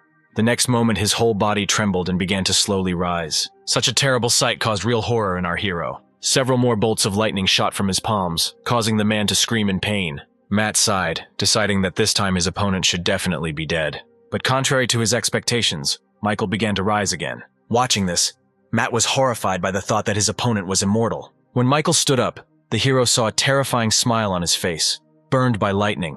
The man said that everything was useless. No matter what Matt used, he would not be able to kill him. Matt was very confused because the time of both borrowed skills had already expired, and he had nothing left to counter. In less than a couple of minutes, the terrible burns completely disappeared from Michael's body. The hero did not want to die at the hands of this pervert, so he urgently needed to come up with something. Michael sighed in disappointment, asking if this was all Matt was capable of. The man wanted to have some more fun with him. The hero's face showed irritation. Suddenly, a brilliant idea came to his mind. Touching his forehead with his thumb, he used the multiplying thumb of God. Immediately after that, a clone appeared next to him. Looking at him, Matt worried that he would start beating him again, right in the face of the enemy. At the sight of him, a satisfied smile appeared on Michael's face again, and he expressed his admiration for our hero, who managed to summon his second self. Paying absolutely no attention to him, the double looked at Matt with irritation. When he turned back, saying that the matter was rubbish, the hero sighed with relief, thinking that it would be better if he just stood silently on the sidelines, entrusting all the work to his double. Therefore, turning to him, Matt politely asked his clone for help since everything was so bad. He, holding back his irritation, explained that now the Gayami tribe is in danger, and if all their followers die, then the divine power will decrease significantly. Michael, standing on the sidelines, became furious at being completely ignored. Holding his palm out in front of him, he released a strong stream of energy towards the hero, asking how they dare to ignore him. The clone immediately jumped to the side while Matt just covered his face with his hands. The next moment he was knocked off his feet, and the phone in his pocket fell out. Raising himself up with difficulty on his elbow, he wondered in bewilderment what use was all this power to him if he would end up dying anyway. The double's face did not show even a shadow of fear. He calmly studied the enemy standing in front of him. Turning to Matt, he said that he should just burn the little thing. The guy's face showed surprise when he heard his double's words. The next moment, under his perplexed gaze, the clone was sucked into the phone. A small tremor of horror ran through his body from the realization that he was left completely alone with an unkillable enemy. Tom was tired of wasting time, so he decided that it was time to finish everything. Matt perked up when a purple glow appeared on the opponent's palms. Suddenly, he remembered another skill he had. Now the clone's words that he could burn the enemy began to make sense. God's destructive middle finger could truly withstand Michael. A joyful smile appeared on Matt's face as his palm became covered in a golden glow. Michael froze in surprise, looking at the hero. Looking confidently at his opponent, the guy activated his technique. The man's face showed even greater surprise. The hero's eyes flashed gold. The next moment, a flame burst out in front of the surprised Michael's face. Matt looked in bewilderment at his finger, where a small light was blazing. His body trembled slightly with hard-hidden irritation. He blamed himself for completely forgetting that this ability was an insignificant lighter. Michael, with a tired sigh, asked how long he should wait or if Matt had already finished. Without waiting for an answer, he moved towards our hero, and the energy in his palms flared even stronger. Matt put his hand out in front of him, focusing on the small flame. Clenching his fingers, he decided to use the multiplying thumb of God on him, desperately hoping that it would work. The next moment, he threw several dozen small tongues of fire at his opponent. Michael looked in surprise at the flames approaching him. He didn't think that this guy still had the strength to do anything. He expected those flames to do him some harm, but they could only tickle him. Grinning, he said that time was running out, so it was time for them to end these games. Matt could only watch as his opponent concentrated his power. He closed his eyes, exhaustedly thinking that he would meet his death like this, abandoned by everyone. Matt shouted out a request for help. Suddenly, in the next moment, Michael winced in pain, interrupting the creation of his technique. Looking at his side, he noticed how the wound caused by one of the flames began to bleed. He wondered why his regeneration was not working. In the message that appeared, Matt read that the merciless hellfire absorbs the enemy's strength. Fighting the terrible pain, Michael stretched his arm up. The hero watched his actions in bewilderment. Gathering the remnants of his strength, the man attacked him. Matt didn't even have time to move when a purple glow enveloped his body. Suddenly, his body became heavy, and when the black and purple lightning that appeared began to mercilessly attack him, he fell to his knees, crying out in pain. Michael, who could barely stand on his feet, was in great tension, watching the guy who was trying his best to resist him. At the same time, Abel watched as the ants died one by one from his poison. Suddenly, a strange feeling of anxiety came over him. He instantly turned around, trying to understand where the threat was coming from. A few moments later, he noticed a figure rapidly approaching him, and it was not difficult for him to understand that it was the same evil god for whose soul he had appeared. Stretching his hands in front of him, Abel shouted that he would personally deal with him and present the much-desired head to his king. In the blink of an eye, he approached the beetle and attacked it furiously. Abel's face showed surprise and disbelief at what was happening. Letting out a dying cry of pain, his body dissolved in a powerful lightning strike. The double sighed with relief, looking at the crumbling, charred body of his enemy. Looking down, he saw that many of the ants were already poisoned and lay motionless on the ground. At the same time, Matt was lying on the floor, shuddering from the pain coursing through his body. He felt as if all his bones were ground into mincemeat. When the message came that the number of his followers was rapidly decreasing, he only prayed that these messages would finally stop. In the current situation, he had absolutely no time for them. However, the next moment, a message came that interested him, telling him to use God's healing ring finger to heal his followers. A brilliant idea immediately came to his mind, to use this ability on himself. If it worked, then he would simply become invulnerable. Rising with difficulty, he touched his forehead with a finger, activating the healing ability. When his body was enveloped in a green glow, surprise mixed with interest flashed across Michael's face. The hero only needed a couple of seconds for his wounds to heal completely, when a message came that he had to pay 10 coins for using this ability on himself. Displeasure appeared on his face. He remembered very well that when he healed the ants, he spent only 1 coin for each. Sighing, he decided to start healing his followers whose lives were on the line. When God's healing ring finger was used on them, he received 5,212,000 coins for saving the lives of his believers, which made Matt very happy. All this time, Michael watched what was happening from the side. Matt's gaze rose to him when the man standing opposite him shouted loudly, forcing him to pay attention to himself. With bewilderment and rage in his voice, he asked how he managed to recover. At the same time, several black lightning bolts fell from his palm again. For a moment, Matt froze, looking at the danger approaching him. Having come to his senses, he used skill transfer. The steel body appeared just a moment before the lightning touched it. Raising his middle finger again, he shouted that it was his turn to play the game. Immediately after this, a powerful stream of flame rushed towards Michael. Fearing this strange flame, the man jumped back to a safe distance. Matt watched in surprise as his opponent, completely unharmed, sank to the floor nearby. Smiling contentedly, Michael said that the hero was truly amazing. He had already thought that he would turn out to be a pathetic and senseless victim, but he was glad that he was wrong.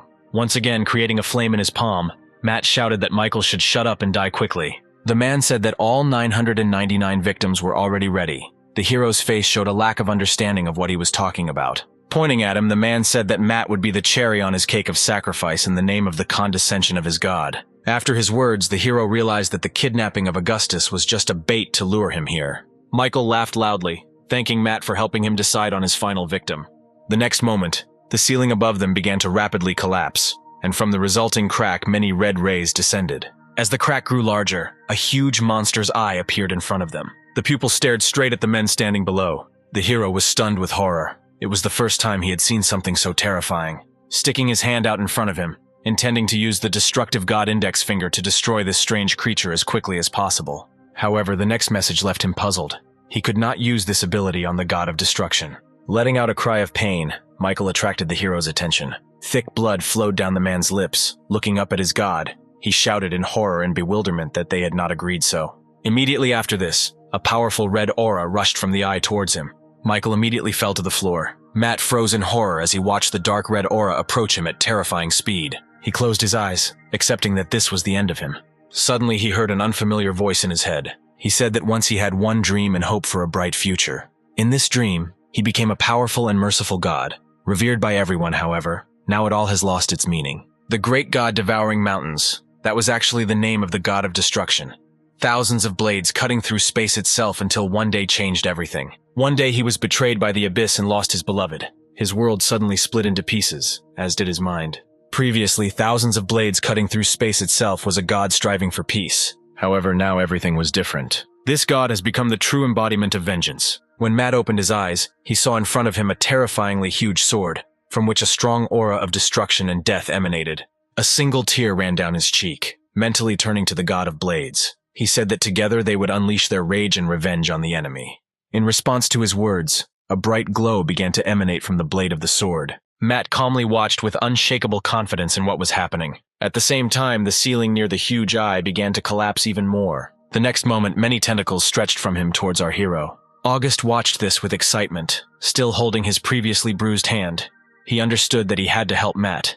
but in his current state, he could not lift a finger. Suddenly, the hero turned to him, attracting the man's attention. Slamming his palm against his fist, he told Augustus to watch carefully and learn how to properly smear the gods. At the sight of such a confident guy, the man could not hide his admiration for his master. A sudden scream from behind them made them both turn around and look at the man behind them. They saw Mikhail's body enveloped by two huge snakes. He desperately cried out for the mercy of his god, begging for mercy. Matt only stepped back, observing the further fate of his enemy without a drop of surprise. The snakes incredibly quickly sucked out his life energy, and his body grew old and dried out literally before our eyes. Matt immediately realized that this was not the god of destruction, whom Michael so praised, but just an ordinary demon.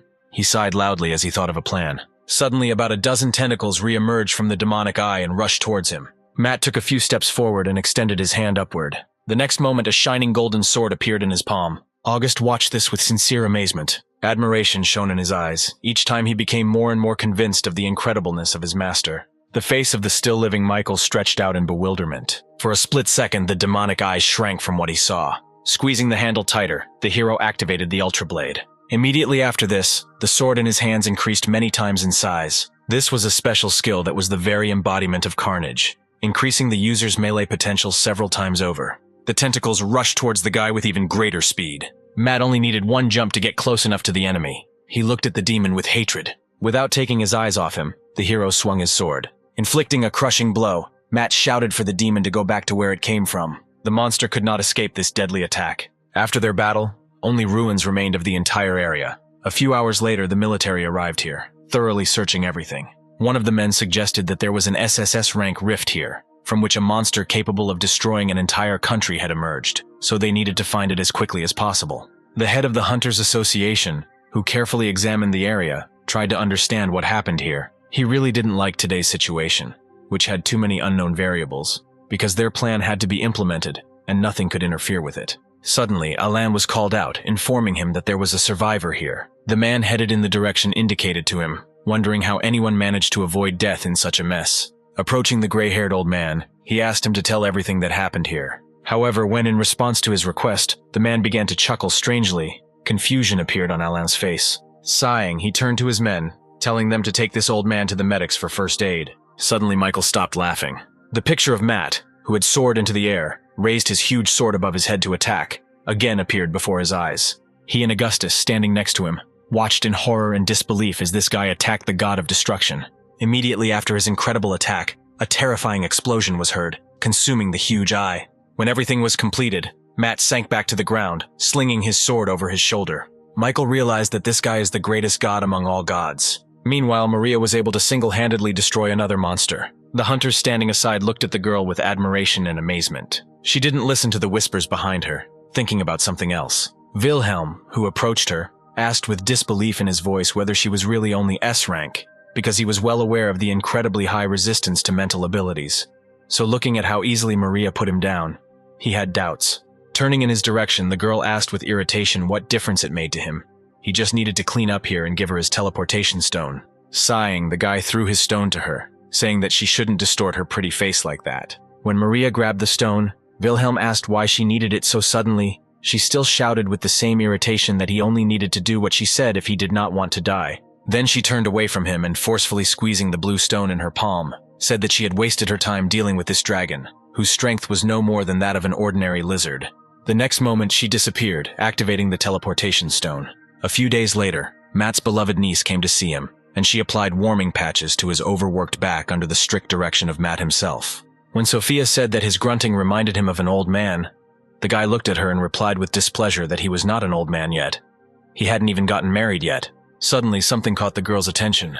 Pressing herself close to Matt, she pointed forward and asked who the man was sitting there. Following her gaze, he saw Augustus sitting in front of them with a dissatisfied expression on his face. Suddenly, he bowed loudly, hitting his forehead on the floor, and asked what his master wanted. Matt asked if he had already fixed the bathroom door he broke. Smiling contentedly, Augustus replied that he would not forgive himself for causing inconvenience to the sword god himself. The hero was dumbfounded by these words, thinking that this guy was no different from a religious fanatic. Sighing, he realized that he would have to come to terms with these oddities of his. Turning to Augustus, he said that since he had done everything, he could return to himself. Frowning, the man said that now he no longer needs to protect the remnants from the Guild of Magnificence. He said that S-Rank hunter Maria Smith and a special team from the Hunter Association had already launched a large-scale operation against them. So now all the underground organizations in Korea were now under her thumb. Matt was surprised when he heard the name of such a famous person. He knew that this girl was a top model who was often shown on TV, but he did not know that she was also a huntress. Remembering Agnia's surname, he assumed that they were relatives, perhaps sisters or aunt and niece, however. After comparing their appearance, he immediately dismissed this idea, because the girls were completely different, and therefore the same surnames were just a coincidence. Rising from the bed, he turned to his niece, offering to go to her mother. The girl happily agreed. Heading towards the front door, he thought that it would be nice to visit the healing center and try out healing with his new ability. When a message came on his phone, he immediately looked at the screen.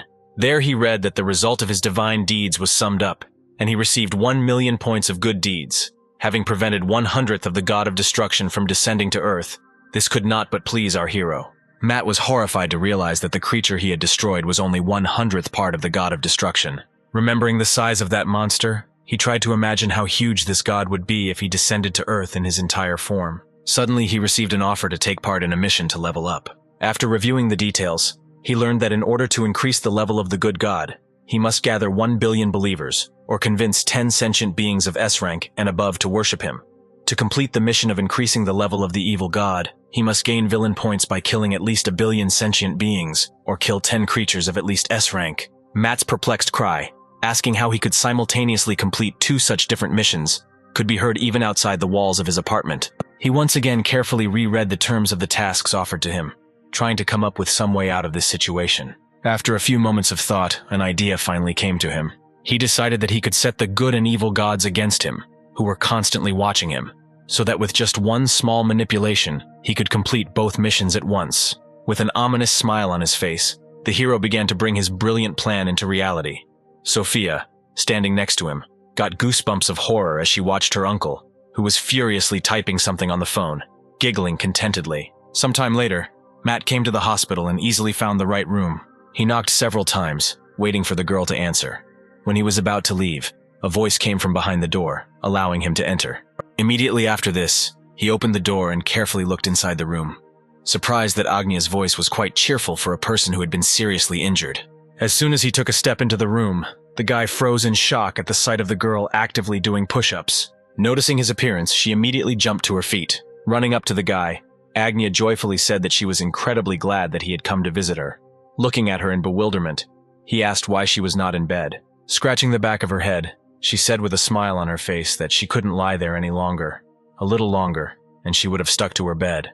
When he asked how she was feeling, she spun around, saying that she was much better now and didn't even have any scars. To prove the veracity of her words, she began to untie her bandages. Matt immediately turned away, thinking that she had no breaks at all, just like the instinct of self-preservation. Suddenly behind them, the perplexed voice of a girl who entered the payment was heard, who asked what Agnia was doing.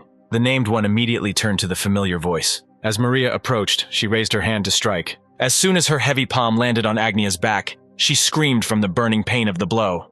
Matt watched this in surprise, trying to figure out who this girl was. Looking at the terribly bright mark left on the back of his ward, he came to the conclusion that he had better be careful with this stranger, who was now scolding Agnia for her recklessness. Having finished with her sister, Maria turned her irritated gaze to our hero, asking what he had forgotten here. The confused Matt said that he could ask her too. The girl immediately rushed to the guy and grabbed him by the chest, with an obvious threat in her voice, asking who he was to her younger sister, and how he could fool her so much that she completely lost her prudence. He was surprised to hear that this was a relative of his ward, without waiting for any answer from him. She shook him, saying that if he did not get away from Agnia, he would have to deal with her. At that moment, a girl standing behind her called out to her. Agnia asked her sister not to touch her master. These words caused even more irritation in Maria. She said that she would never believe that this guy, who looked more like a homeless person, her master. Looking at the guy again, she took off her glasses and asked in bewilderment if a new fashion had really appeared at the Hunter Academy. Noticing that Matt was going to tell her everything, Agnia began to panic. Peeking out from behind her formidable sister, she gestured to the guy that he was not allowed to say anything to her. When he said that he really was a teacher from the academy, where he taught physical education, Maria let him go, but did not take her incredulous gaze off him. Suddenly she asked how it happened that she had never seen him within the walls of the academy. Without waiting for an answer to her question, she asked the next one, asking what his rank was. Agnia did not take her worried gaze off her sister and shouted that she should not be so rude to him. Approaching the guy, she touched his chest, saying that her master was actually incredibly cool, and both Matt and Maria were shocked when they heard the way the girl emphasized the word mine. When she said that Matt doesn't take care of his appearance because he prefers privacy, the hero experienced rather mixed feelings. He wanted to disappear from here as soon as Agnia said that he might turn out to be even stronger than Maria, so she shouldn't provoke him with such an attitude. Grinning, the huntress took off her cap. The guy shuddered when she said that now everything became clear to her. Matt didn't expect that he would see in front of him the same top model Maria Smith, who was also an S-rank hunter. Approaching her sister, she asked if Agnia had really lost all fear of her since she was A-rank. The next moment, she activated her mind control ability and her eyes glowed blue. Agnia felt her sister's strong, oppressive aura envelop her body, and her sister's firm voice sounded in her head, telling her to obey. Feeling severe pain, the girl grabbed her head, saying that it was all a mistake. Maria's aura became even heavier, and she ordered her sister to sit on her knees. Agnia could not resist her sister's forces, so her body sank limply to her knees. Looking at her, Maria, with a threat in her voice, said that she should never dare to contradict her again. Matt couldn't stand by and just watch, so he decided to intervene. Blocking Agnia with himself, he asked the huntress to calm down, because this way she could harm her. His words angered the girl even more, and she shouted at him to get out and not interfere in their family squabbles. Matt had to cover his ears. The girl's voice was so loud, enhanced by her ability. He looked at her in bewilderment, asking why she was yelling so loudly. Maria was determined to get rid of this annoying guy, so she used mind control on him, and shouted that he was clearly superfluous in her sister's life, so he should leave here as quickly as possible if he did not want to turn into a cake. The hero watched with sincere surprise at the enraged girl standing in front of him, waiting for her to say something, but she just looked, not taking her eyes off him.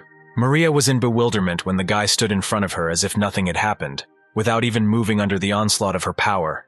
He suddenly apologized, saying that perhaps he was minding his own business, but it was better for relatives to solve problems verbally. Feeling that the pressure had disappeared, Agnia slowly rose to her feet and looked at the guy with delight, amazed that he was one of the few who could resist her sister's mind control.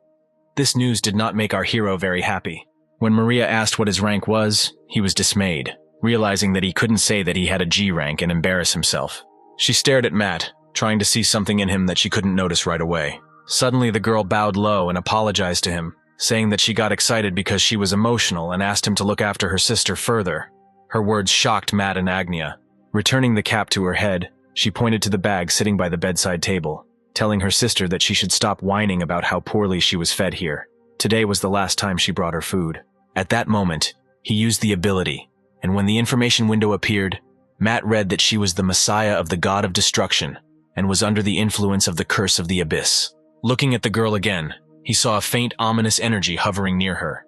He thought about telling her about the curse. Turning to the huntress, he asked how her hunt had been going lately, and whether she could have been accidentally cursed there. When Maria asked what he meant, the guy replied that he saw some kind of curse of the abyss on her. The girl lowered her head, tearing her face off with her cap. Matt tensed when he again felt the oppressive aura emanating from her. Having difficulty containing her rage, Maria asked how he knew about this. The hero was very frightened by the look with which the huntress looked at him, stepping back a step, just in case. He replied that he saw it thanks to his sensory skill. Suddenly, all the oppressive energy dissipated, and a sweet smile appeared on Maria's face, saying that he shouldn't worry about it. At the same time, Agnia was sitting on the sofa behind them and eating the porridge brought for her, trying not to provoke her sister again. The hero's face showed surprise when Maria calmly said goodbye to him and headed towards the door. Matt looked after the girl, wishing her a calm journey, hoping that he would encounter her as little as possible. Suddenly, a joyful Agnia ran up to him and asked what he was thinking about.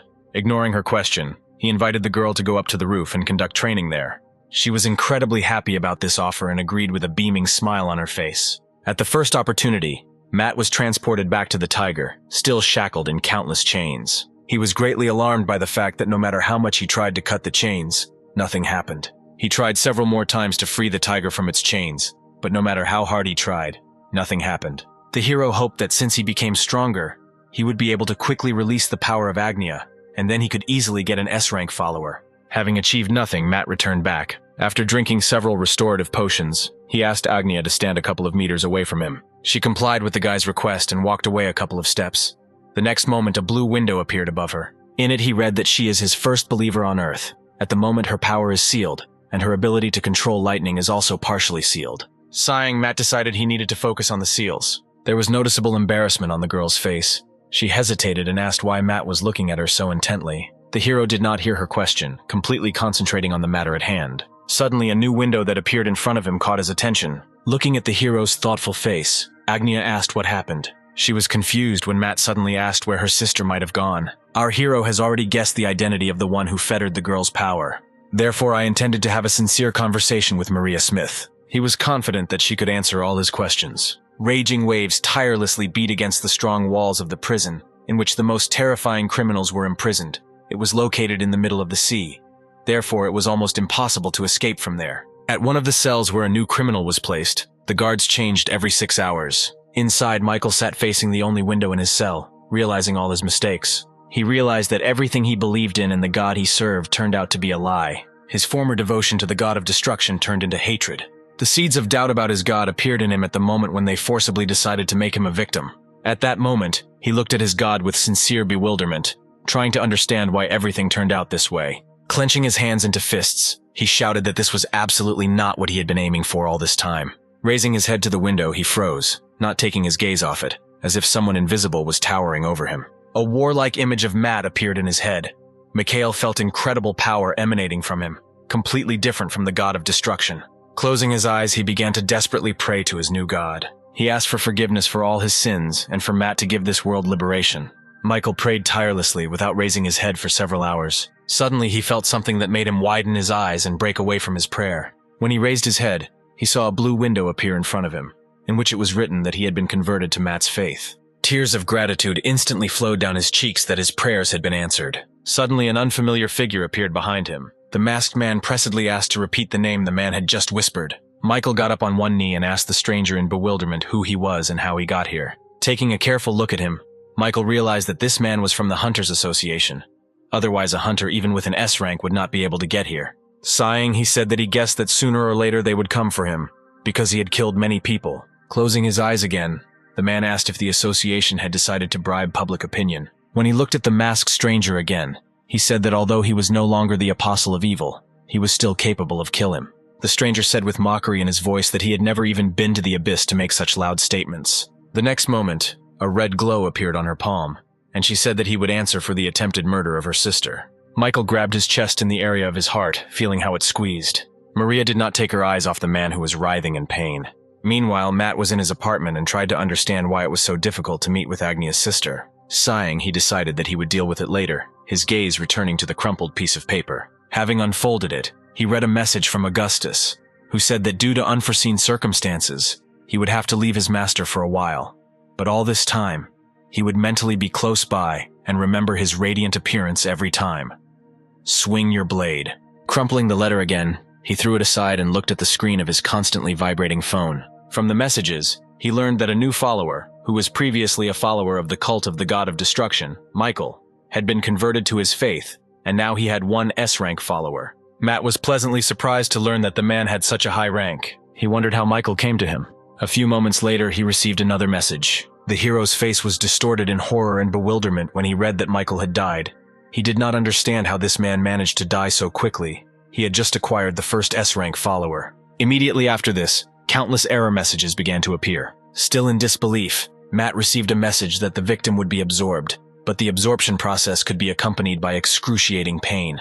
When a bright red light poured from the screen, the hero covered his face with his hand. However, in the next moment, his entire body was struck by hellish pain. A blinding flash was heard from the window of his house. When all the pain had practically subsided, Matt sat down on the forge and looked at his hands in surprise, trying to comprehend the fact that he had just truly absorbed Michael's abilities. The radiance that enveloped his palms weakened with every second, dissolving into the air. When everything was completely over, he picked up the phone, thinking with irritation about how Michael finally died. Going to the news feed, he read that the head of an underground gang of hunters was found dead in his own cell. It was established that death was due to a heart attack. Matt understood that although the name was not named, it was definitely about his follower. Returning to the game, Matt checked the progress of both of his missions and saw that he was growing equally in both. With a tired sigh, he fell onto the bed, still thinking about the dead Michael. The thought that everything was not as simple as it seemed could not leave him. Covering his face with his hands, he shouted that he had absolutely no idea what was going on around him these days. Sitting up on the bed, Matt decided that he shouldn't bother with this anymore and think about what he should do next. The hero understood perfectly well that he was free to do whatever he wanted. He could even become a hunter and get money and fame. But this was absolutely not what he wanted. Looking at his laptop, he remembered that he was a writer, albeit unemployed now. Nodding to his thoughts, he decided that he should continue his work. In a few hours, he managed to write 10 chapters. He hoped that the activity of readers would increase and that his works would be appreciated. And since all the events described in his work were based on real events, this book was simply doomed to success. However, when he got into the comments of his earlier chapters, all his former confidence was gone due to many negative comments. The shocked guy slowly rose from the table. The comments he read greatly hurt the hero's pride. Matt realized that he would have to look for another job. Suddenly, he heard someone knocking on his door. Thinking that it was Augustus who had returned, the guy irritably rolled up his sleeves and shouted that he would kill him himself if this guy really returned. Matt opened the door, filled with a violent desire to kill. However, the next moment, instead of August, a worried Agnia burst into his apartment. She fell on her knees in front of him right from the threshold, which caused bewilderment in our hero. Clasping her hands, she asked Matt for help.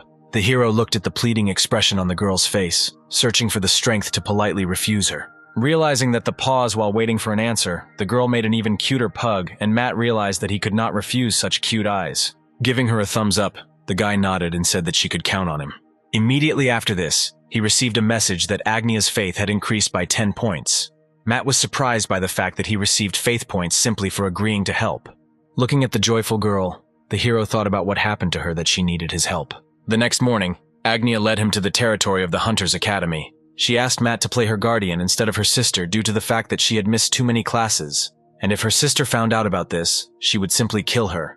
So now the girl was briskly walking behind the guy. Partly the hero understood why the girl chose his candidacy. He himself would have been afraid to experience Maria's wrath. He sighed heavily, realizing what the catch was in getting those 10 points of faith. Feeling the tension between them, the girl decided to defuse the situation. Agnia praised his suit and suggested that he wear something similar on a regular basis.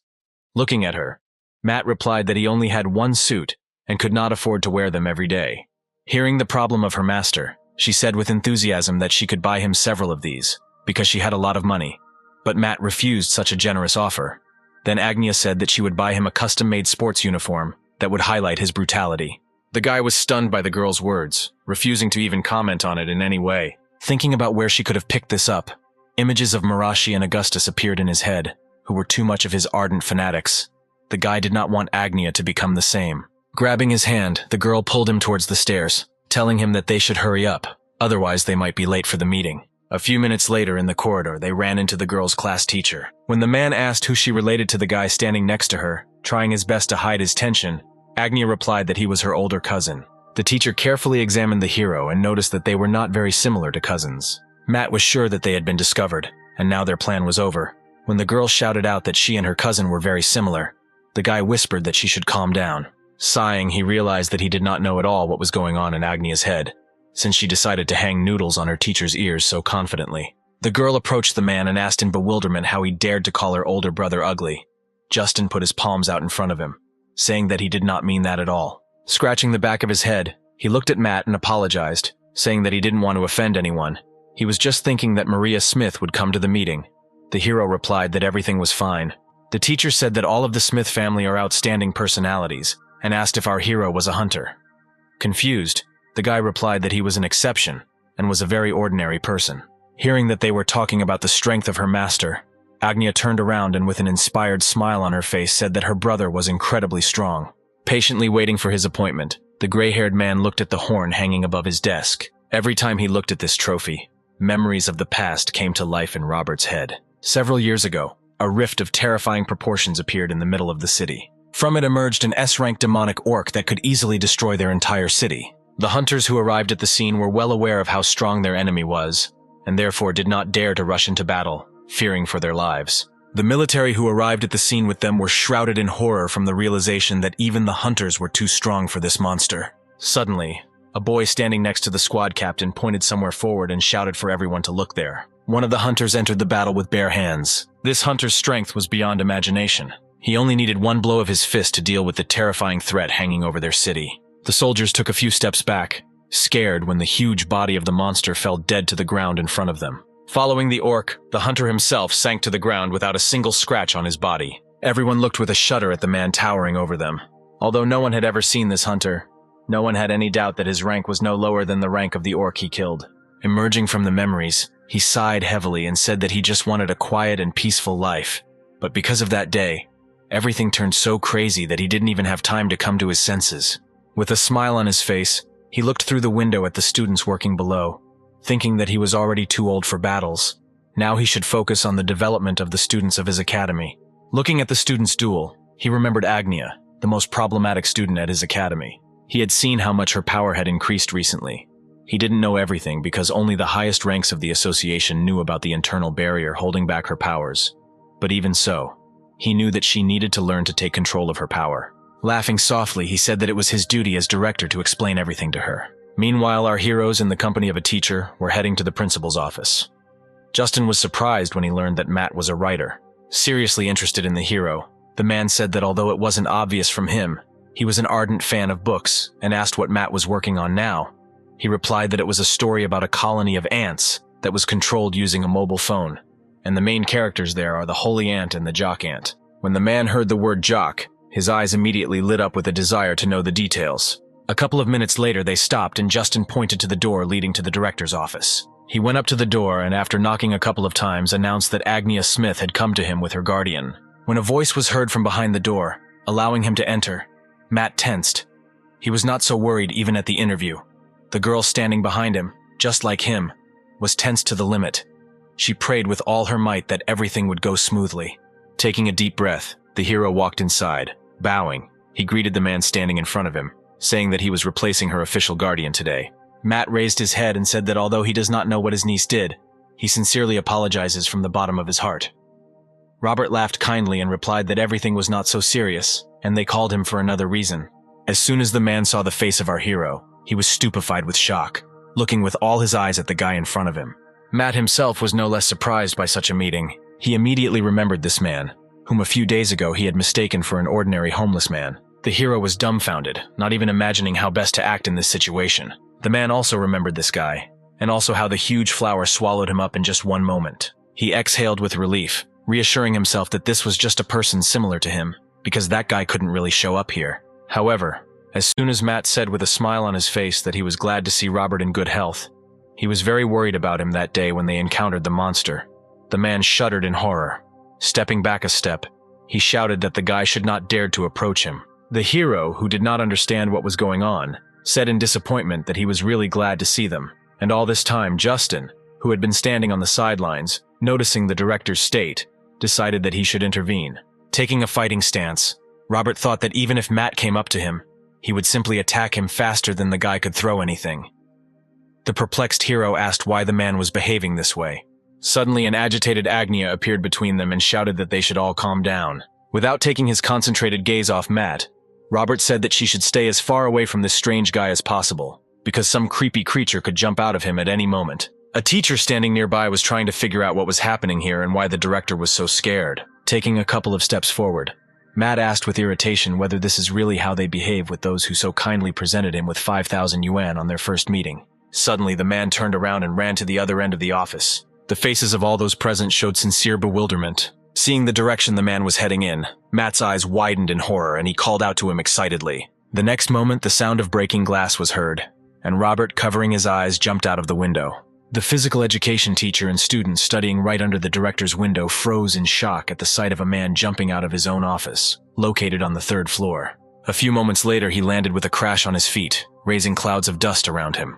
Immediately after that, he took off and ran towards the gate at terrifying speed, as if he was being chased by a crazed, high-ranking demonic beast. Justin ran to the window, watching in surprise as Robert's rapidly retreating back. Turning to Matt, who was standing at the next window, he apologized for what had happened. Pointing to his temple, Justin said that after the last mission he had some problems with his head, but there was nothing to worry about, and he would be back very soon.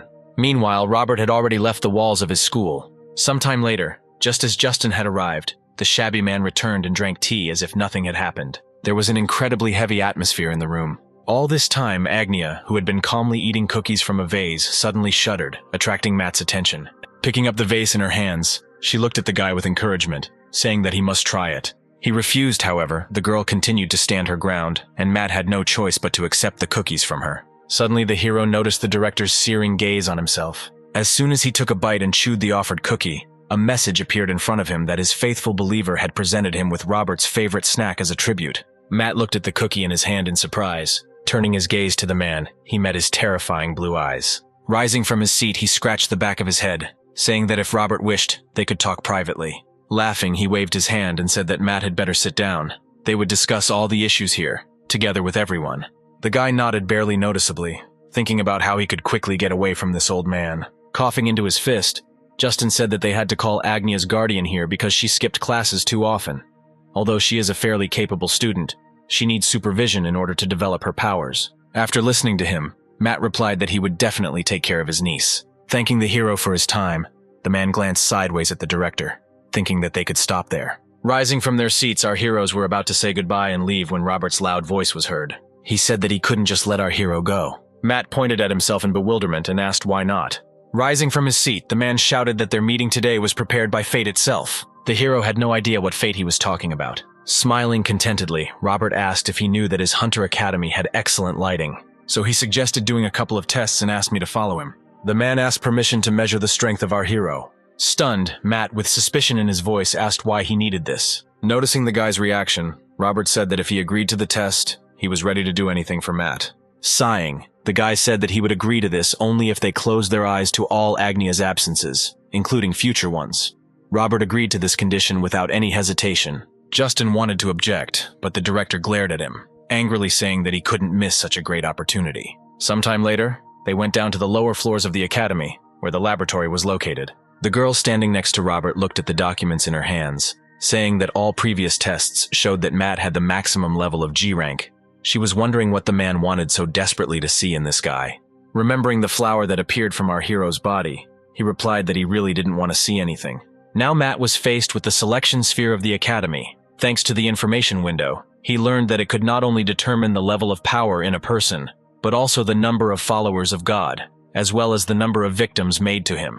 The hero was surprised that this sphere could see so much. However, he had a bad feeling about her. The girl's voice heard through the speaker attracted his attention. She said that in order to start the test, you just need to put your palm on the sphere in front of him.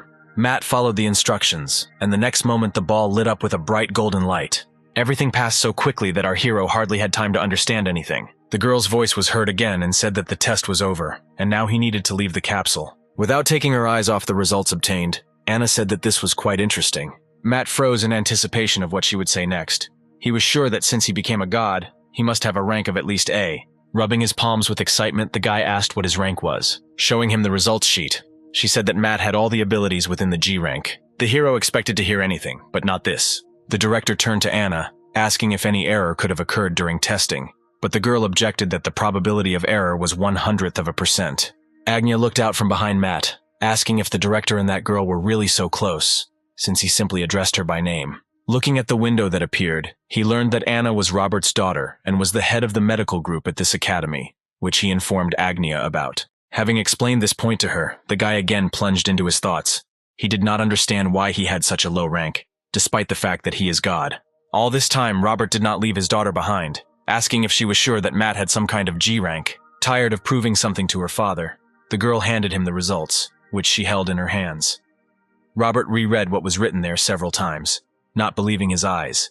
He was sure that with such a rank, the boy would not be able to use that terrifying technique.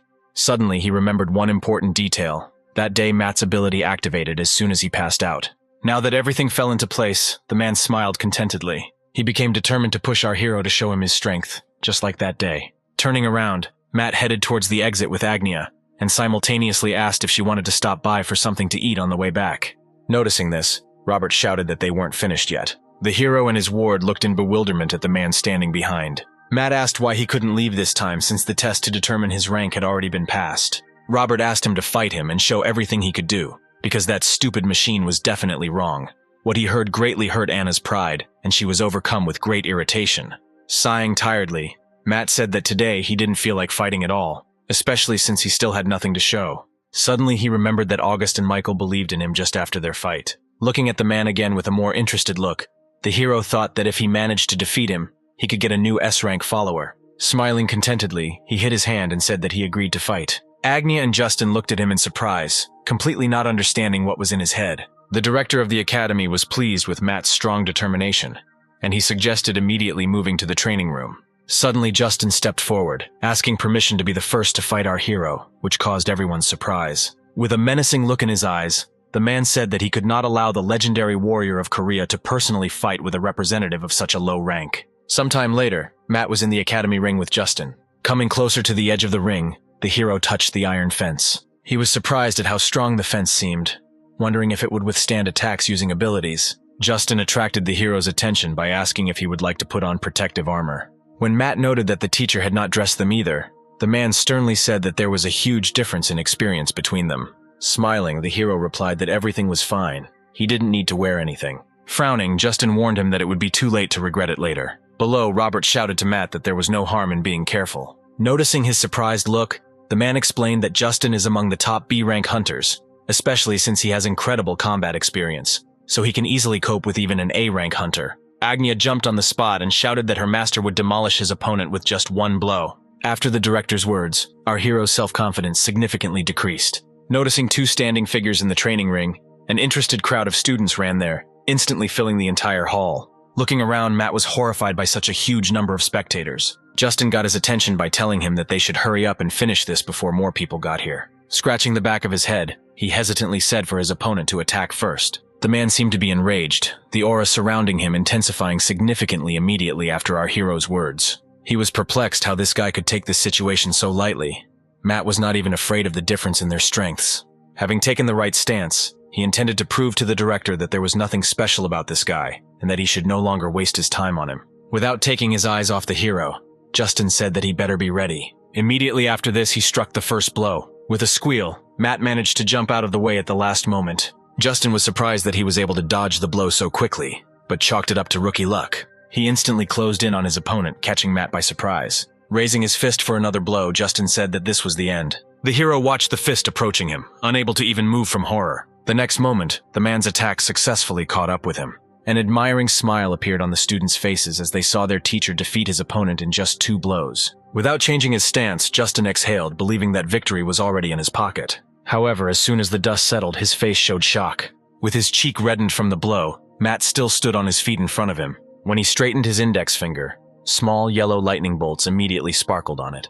The next moment, the guy activated the Crushing God index finger, and a small yellow sphere shot from his finger and rushed towards the shocked man, striking his body with powerful lightning strikes. Justin didn't even have time to understand anything before the support was sweating from under his feet. He was amazed that some G-rank weakling could defeat him just like that. Under everyone's gaze, the man fell to the floor from just one attack from Matt. All this time, Robert carefully watched what was happening in the ring. Our hero himself was no less surprised, but now he is convinced that his increased strength is now commensurate with A rank. Justin tried to get to his feet but couldn't lift a finger. The students began to whisper to each other, wondering who the guy who defeated their teacher was. Anna could not take her perplexed gaze away from the ring. She was sure that Matt felt like an ordinary person. However, when the unconscious teacher was wheeled out on a gurney a few moments later, she became convinced that things were really not that simple with this guy. Matt, standing at the net, anxiously watched his defeated opponent, who was being taken away by doctors. The guy was very worried that he could inadvertently overdo it. His attention was attracted by Robert, who had risen into the ring, and reminded him that it was finally his turn. Matt winced as the man took off his shirt, revealing a mountain of muscles. In the window that appeared next to him, he read that this man had muscle mass that exceeded all boundaries of reason. The hero was terribly stressed by the fact that muscle power was following him almost everywhere. Without taking his eyes off Robert, he thought that he was obliged to win him over as his believer at any cost. Noticing the smile and fiery gaze of our hero, the man was amazed at his determination. Though the man was pleased that this guy showed part of his powers, which he decided to hide for a reason unknown to him, he did not intend to stop there. The memories of that creepy flower were still fresh in his memory, so Robert understood that the strength Matt showed could not be compared with what he did that day. In order to be completely sure of everything, he needed to knock the guy out. Stretching his muscles, he said that it had been a long time since he felt the blood boiling in his veins with impatience, and asked if Matt was ready to start their fight. With a smile on his face, the hero offered to make a bet before they began, causing confusion from his opponent. Stretching out his palm in front of him, he explained that the loser would have to grant one wish to the winner. Nodding, Robert said that he had nothing against it, but only if it wasn't something illegal, because he occupied an important government position. The hero's smile became even wider, and he said conspiratorially that nothing like that would happen. he would simply make one modest wish within the limits of reason. Robert sighed, looking at the impudent boy in front of him, who apparently was too confident in his victory. Matt thought that even if he did not immediately become his believer, he would still be able to find the right key to this man with the help of Agnia. When the director said that he agreed to such a dubious proposal, but he also had one condition, interest appeared on our hero's face. Pointing his thumb at himself, Robert said that if he won, Matt would also owe him one wish. Being completely confident in his victory, the hero said that he agreed. The next moment, the man released his power and his entire body was enveloped in a blue glow, and his muscles became larger. Matt was surprised by the director's unleashed power. Trying to stay on his feet, he noted that this grandpa was pretty good for his age. Grabbing himself by the wrist, the hero tensed his muscles and borrowed Bruce's steel body. Robert's eyebrows shot up at the sight of how rapidly Matt had increased in size, acquiring the same muscle mass. They stood opposite each other, casting searching glances. The students watching from the sidelines were amazed at the skills of our hero. Only Agnia stood with her head held high and smiled contentedly. Grinning, Robert said that he was not mistaken, and Matt was the same man from the prophecy. He explained that one S-rank huntress predicted the appearance of both a cruel and noble creature. Matt thought about this prophecy. Cruel and noble could mean an evil and good god, in which case he did fit the description. Meanwhile, the man continued. In the event that such a creature meets Robert, the huntress advised him to force him to join the academy no matter the cost. Matt looked at the man in front of him in bewilderment. He did not understand what would be the point if he joined the academy. Rubbing his cheek, the guy said that he somehow didn't want to do something like that. Suddenly, out of the corner of his eye, he noticed an incredibly fast movement to his right. Having approached Matt, the director attacked him. A crowd of schoolchildren watched with jubilation as Robert struck the first blow against his opponent. A few moments later, Anna's eyes widened in surprise. Robert withdrew his fist and took a step back. A satisfied smile played on his face. Shielding himself from the blow with his hand, Matt was not hurt a bit and stood firmly on his feet. Robert said with impatience in his voice that he really wanted to meet the genius from the prophecy. But so far the hero was not up to his level, and asked Matt not to hold back, but to fight at full strength. Immediately after these words, the hero rushed at his opponent. Robert also did not stand still and took several steps towards him. The next moment they struck each other hard in the face. Feeling an unbearable pain in his chin, Matt leaned back, trying to maintain his balance. The director also had to make an effort to stay on his feet. This time even Agnia was amazed by what happened. Opening his eyes, the hero looked at his opponent. He immediately noticed the unprotected area that had opened up. Without hesitation, Matt attacked Robert in the side with all his might. His blow caused drops of blood to flow from the man's mouth. Without hesitation, he struck back at our hero in the side. Matt couldn't hold back a painful cry as he was hit in the ribs. Wiping the blood from his lips, Robert said with a smile that he did not expect anything else from his opponent. Having evened out his breathing, he again stood in a fighting stance. Holding his side, Matt decided that he really shouldn't hold back if he wanted to get desire from this man. Pointing to him, Robert said that his academy needs such talents, so he must win. Clenching his fist, he added that he would use all his strength to do this. The hero sighed displeasedly, looking at his opponent. The next moment he ran towards the director. However, noticing that the man was standing still, he stopped, feeling something strange. In an instant, Robert's entire body was enveloped in golden lightning, enhancing his already powerful aura. He did not take his frightening golden eyes off our hero. Agnia heard the students behind her begin to whisper that the director had decided to fight at full strength. They thought with a shudder that if someone didn't intervene, then that guy in the ring would definitely be in trouble. Screaming furiously, Matt ran towards Robert. Agnia was overcome with great excitement. She understood perfectly well that no matter how strong her master was, he could not defeat the legendary S-rank hunter. The man took a stance, waiting for his opponent to get close enough. In the next moment, they both extended their power-filled fists towards each other. Matt frowned as a message appeared in front of him that Bruce had passed the flower test on the 11th floor of the Warrior Tower, and was now presenting him with tribute. The hero was a couple of centimeters from his opponent. He understood that now was the worst time for something like this. First of all, his goal was to defeat Robert, and only after that he would deal with everything else. Without taking his eyes off our hero, the man thought that he needed to at least try to break the guy's arm. When there was only a moment left before their fists collided, a sudden flash of light appeared. The next moment, a lush bouquet of scarlet roses materialized in front of them. Robert's face showed horror when he assumed that this was the same rubbish that had eaten him that day. Irritated, Matt threw the flowers aside, shouting that he had seen such a tribute in the coffin, especially at such a moment. The frozen man watched with wide eyes as these ominous flowers approached him. As soon as the petals touched him, he broke out in a cold sweat. The memory of being devoured by the flower flashed through his mind again, and he staggered aside with a squeal. The next moment, under the surprised glances of the spectators, he broke through the fence with his powerful body and rushed away from the hall. Without holding back tears of horror, He called out to his late mother, begging for help, although he could not afford to lose so shamefully. But he also could not fight against that terrible creature. Matt looked in bewilderment at the man's hastily retreating back. Rubbing his cheek, he tentatively suggested that Robert was allergic to flowers. A satisfied smile appeared on his face when he realized that the enemy's escape would give him an automatic victory. If this was true, then it would not be difficult for him to get a new believer. He looked at his phone, hoping to see a message saying that Robert had become his believer. But unfortunately, there was nothing there. Matt's eyes lit up with renewed vigor. He was determined to convert this man to his faith at any cost. When the phone vibrated in his hand, he looked at the message in surprise. The hero beamed with joy when he learned that 4,200 new residents wanted to settle in his settlement. Having come to his senses, he looked to the side and was faced with many amazed glances. Sighing, the hero decided that it was time for him to get out of here as soon as possible. Having changed into new clothes, Matt left the training hall. When he increased the number of houses in the village, he immediately received a message about the increase in the number of believers. As the progress bar of the mission to raise the level of the good God appeared in front of him, Matt sighed and said dissatisfiedly that although he had expanded his territory in accordance with the increased number of believers, it was still not enough. He covered his face with his hand, cursing loudly. He had no idea how he could attract another 1,000,000 believers. Looking at the projection of Matt covering his eyes with his palm, the ants were happy when he said something to them. With admiration in her eyes, Morava said that their god had sent them a new prayer. Our hero's face showed bewilderment, mixed with irritation when he received a message from Morava. The next moment, an image of the entire village appeared on the screen, raising their hands up and joyfully shouting obscenities that our hero had so carelessly dropped. Frozen with shock, Matt now understood the reason why they say that it is better not to swear in front of children. Deciding to ignore this, Matt continued to look for the escape director. When the phone in his hand vibrated once again, irritation washed over him. However, as soon as he read the text, irritation gave way to horror and bewilderment. At the same time, somewhere in the middle of a deep forest, Augustus was sitting on his knees and holding a dagger in his palm, pointing its sharp end at his chest. The man desperately struggled with his conflicting thoughts, not daring to take such a desperate step.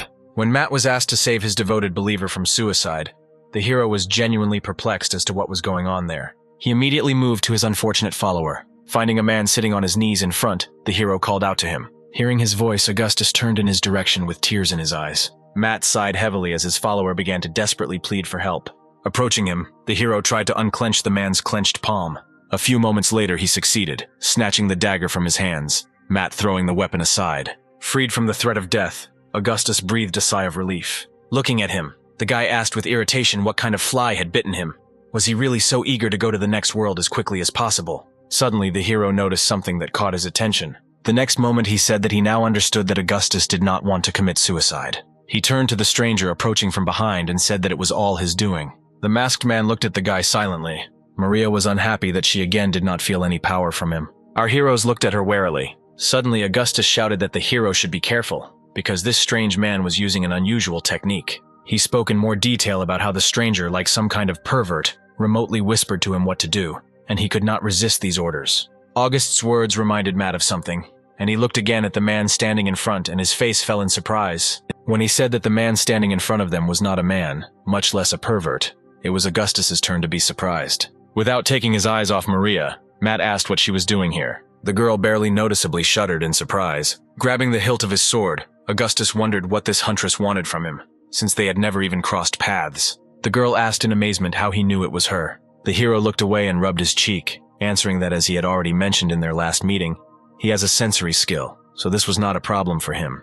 Realizing that Matt knew such an outstanding person as Maria, Augustus admired his master even more. Taking off her mask, the girl irritably threw it on the ground in front of her. She took off her hood and looked at the hero in disbelief. Matt wasn't surprised to see her face, but August wasn't. Unable to restrain himself, he shouted that she was incredibly beautiful. However, the next moment his train of thought switched. He reminded himself that this was still the same pervert who forced him to commit suicide, so he should not be deceived by her appearance. Maria said that Matt better not tell her all these tales, because this mask is an A-rank artifact with hiding properties. With barely restrained anger in her voice, she shouted that no sensory skill could bypass the block of such a powerful artifact. August could hardly stand on his feet, resisting the powerful aura that the girl released. As if not noticing the stream of oppressive aura directed at him, Matt stood as if nothing had happened and asked what she was doing here. Furious wreaths swelled on Maria's face. Pointing behind our hero, she shouted that she just wanted to get rid of this creature. The guy followed with surprise in the direction indicated to her, and asked why she should kill Augustus. Clearing his throat, the man asked in an uncertain voice if Matt remembered what he had said earlier about people he couldn't kill. August nodded towards Mary and said that she was one of them. Looking at him, Matt said in disappointment that he had not thought that he was so weak. Turning his gaze back to the huntress, the hero asked if they could just hush up today's incident and just go their separate ways. Not seeing any reaction from Mary, he said that although Augustus may seem like a scoundrel at first glance, in fact he is a nice guy. There was an icy rage in the girl's eyes as blue lightning surrounded her body.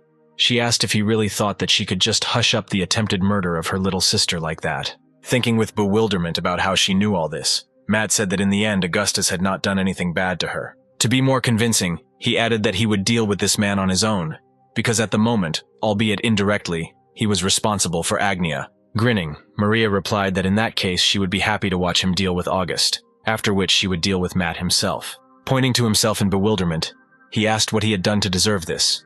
The girl replied that Michael had mentioned his name, so it was very obvious that they were all connected. The hero's face showed a true lack of understanding of what was going on when Maria said that it was Matt who was to blame for everything. Folding her arms across her chest, she displeasedly asked for what purpose he was hanging around her sister, since he even put on a similar performance with his boyfriend, acting as a savior in order to gain her favor. When Matt asked why she sealed her sister's abilities if she cared so much about her, Maria's face showed bewilderment, because he had no way of knowing about it. Looking at him, she realized that no matter how strong his sensory skills were, this guy was too dangerous for her. That is why Maria decided that she had to kill him. Matt confirmed his assumption about her when he saw in the information window that due to the blood seal placed on her, her life was promised to the abyss. He realized that this was the same seal that fettered the power of Agnia. It was Mary who created this seal that he could not remove, no matter how hard he tried. Turning to her, he said that he could not understand why he would bequeath his own life in exchange for such a curse. Was he really so jealous of his sister's potential? Without taking her furious gaze off him, Maria said that he knew absolutely nothing. When the girl extended her hand forward, powerful energy swirled into her palm. She used the power of her telepathy on Matt, causing him to fall to his knees. Seeing that his master was in danger, Augustus unsheathed his blade. With a furious cry, he rushed towards the huntress. Noticing his approach, Maria stopped using her ability on our hero, gradually reducing the flow of energy directed at him. Connecting the thumb and index fingers of her left hand, she directed her gaze towards Augustus. The next moment, an attack flew at him and knocked him down. He fell to the ground with a roar and flew several meters along it. He managed to stop only thanks to a tree that got in his way. Matt was shocked by the technology he saw, looking at the girl in front of him, trying to figure out what it was, because he got the impression that she just brushed him off. Turning his gaze back to the man, Matt nervously asked how he was. He only advised the hero to be extremely careful in the battle with her. Breathing heavily, August said that there are rumors that Maria Smith is not actually an S-rank mage, but an SS. Comparing their ranks, Matt's confidence that he would survive the battle with her instantly evaporated. Suddenly, a black and red sphere appeared in Maria's palm, and smiling ominously, she said that this was the end for Matt. The next moment, the huntress clenched her fist forcefully. The hero froze, feeling a strange heaviness in the area of his heart,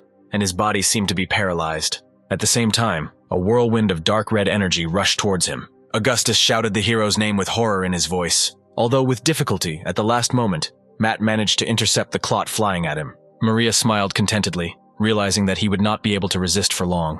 It really became more and more difficult for the hero to contain the clot in his hands. Seeing this terrifying picture, August shouted with all his might that Matt could not die so easily. Turning to him, the guy answered with irritation that he was not weak enough to die here. The next moment, the clot in his hands evaporated. Maria was shocked when she saw how the guy easily dispelled her technique. Happy tears appeared in the eyes of his master, who was afraid for his life. When the heaviness in the heart area disappeared, Matt sighed with relief, glad that he could finally breathe deeply. The girl, frozen in place, wondered who he even was if he was able to survive after she put all her strength into this attack. Sighing, she said that our hero's abilities are indeed better than she imagined, however. If they think that she only has mental abilities, then they are very mistaken.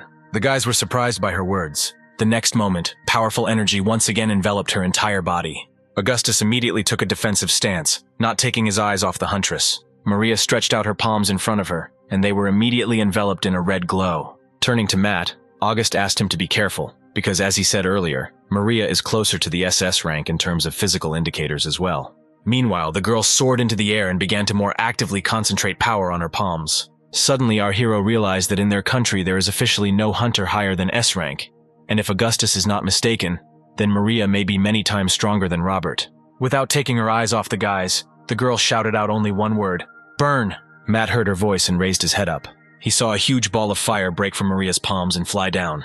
The flames almost instantly approached the ground and touched the sleeve of Matt's bike. August and our hero jumped to the sides, trying to avoid the attack, however. Upon reaching the ground, the ball exploded and flashes of flame scattered to the sides. Matt looked in horror at his burnt sleeve of his bike. Then he turned his gaze to the huge crater formed after the explosion. After what he saw, the hero realized that the rumors about the strength of this girl were not born out of nowhere. Smiling, Maria said that they had better not relax, because she was just getting the hang of it. As soon as she raised her hands up, a dark blue sphere formed above her palms. Shouting out that Matt would definitely die this time, she lowered her hands, pointing the ball at our heroes. The hero wanted to jump to the side again but did not have time because his feet were covered with ice. He shuddered from the terrifying cold that penetrated his body to the very bones. Augustus was not so lucky. His entire body was covered with a thick layer of ice. Raising his gaze to Maria, the hero thought that she had too many attacking techniques for a hunter whose strength was based on mental abilities. When he thought about this, he realized that since Maria is a mental hunter,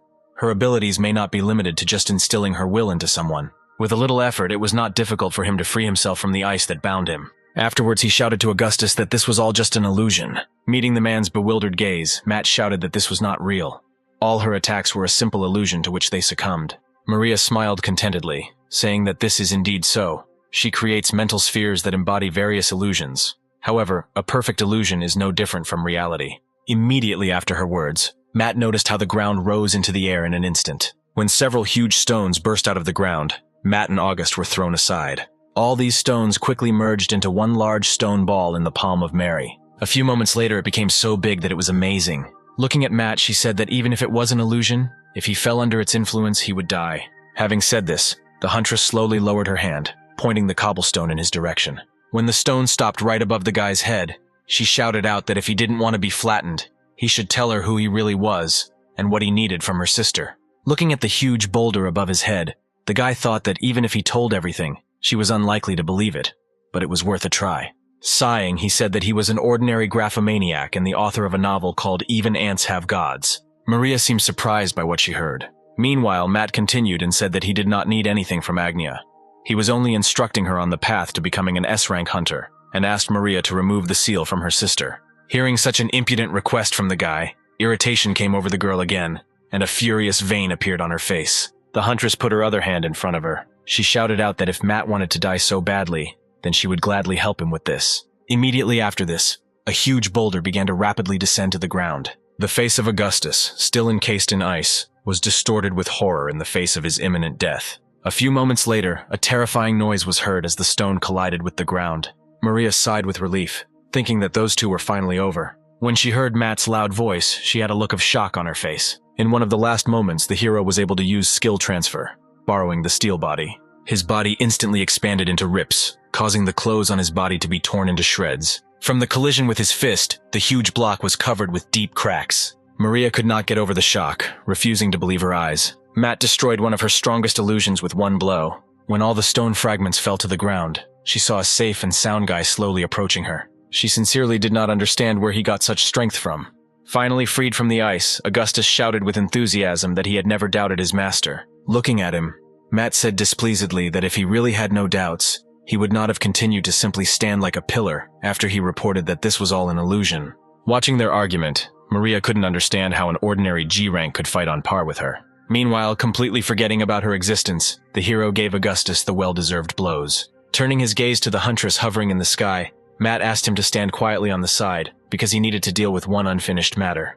Maria was perplexed when the guy who had just stood down disappeared. However, the very next moment he appeared right in front of her, and with a terrifying expression on his face, asked if they could finally talk normally, or if they would continue to waste time. Maria stepped back from him, amazed at his speed. Belching to the side, she shouted that she did not intend to have any conversations with him. The girl touched her temple with 2 fingers, activating her ability. Matt exhaled irritably, saying that he just wanted to talk calmly. Suddenly, his brows furrowed and his face showed excitement. Placing her palms one on top of the other, Maria decided to use her trump card, the Universal Mind. Several purple streams of the hunter's energy rushed towards our hero. They knocked Matt off his feet without any difficulty. Our hero had to cover his eyes because of the blindingly bright flash. When he opened them again, he found himself in an unfamiliar place. He looked around, walking in a direction unknown to him. Matt felt that the space surrounding him was associated with something envelopingly soft. but at the same time elastic, and there was a pleasant light aroma of freshness in the air. The further he continued on his way, the hero began to more and more clearly distinguish the chirping of insects, characteristic of warm summer nights.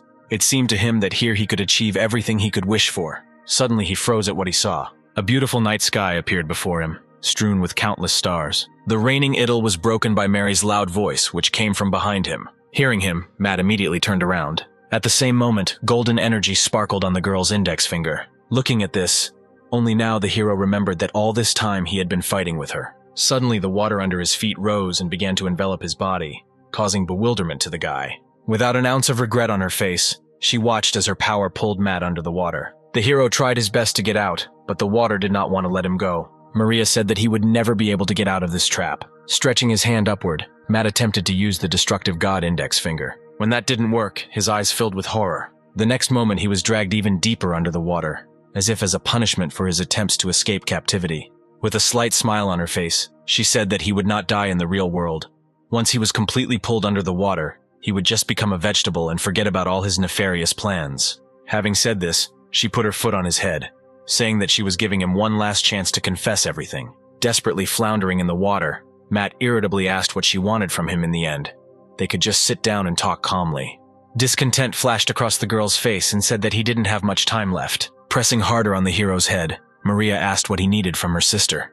The guy's face immediately flushed red. Raising his eyes, he called the girl by name with embarrassment in his voice. A satisfied smile appeared on her face, and she said that this was exactly how he should have started. Sighing, Matt said that from this angle he could see everything. Maria did not understand what he was talking about, however. When the guy said that he saw her panties, irritation filled him with renewed vigor. She immediately jumped away from him. The next moment, she put her hand in front of her and said that she would not wait for his confession, but would rather immediately kill him right here. Immediately after his words, several water bonds enveloped his body, dragging him down with renewed force. Matt could not resist this and completely sank under the water. Only after this did Maria breathe a sigh of relief. Being under the water, the hero felt strong weakness and a desire to sleep. Although he tried to fight this desire with all his might, sleep eventually overcame him. A few moments later, a message appeared in front of him stating that all the conditions for activating the rose that blooms in the night have been met. Hearing the increasing gurgling, Maria, who was about to leave, turned around. She saw a strange purple glow breaking through the water to the surface. Suddenly, huge flowers appeared from there and opened their mouths, revealing many sharp teeth. The girl was very surprised when she saw them. Reacting quickly, she jumped to the side, dodging the attack of the predatory flower. Maria had absolutely no idea what was happening here. When the flower instantly caught up with her, opening its mouth, the amazed girl took a couple of steps back. She deftly dodged when a vine that appeared from below attacked her. Once at a safe distance, Maria looked at the strange plant. Her eyes widened in shock as she saw the plant growing at an incredible rate. Maria wondered how it could get into her fictional space without her permission. Suddenly, she remembered Matt. She was sure that this was all somehow connected with him. Noticing someone approaching her out of the corner of her eye, the girl sharply raised her head, looking at the flower. Meanwhile, Matt slept peacefully, lying in the core of the rose. He felt a pleasant feeling enveloping him, lulling him. Through his sleep, the hero dreamed of never waking up again, but staying asleep like this. Meanwhile, Maria was breathing heavily, holding her bruised hand. After several minutes of fighting with these predatory flowers, she realized that she could only dodge them. She did not even have the opportunity to attack. The sense of helplessness she felt in front of this monster weighed heavily on her. She had felt such a strong difference in strength only once before. It was that fateful day when she met the dragon, who in just a few moments destroyed her city and killed her parents. Absorbed in memories, the girl sank helplessly onto the surface of the water. Trembling with fear throughout her body, she saw the thorny stems approaching her. She desperately did not want to die this way, but she could not do anything.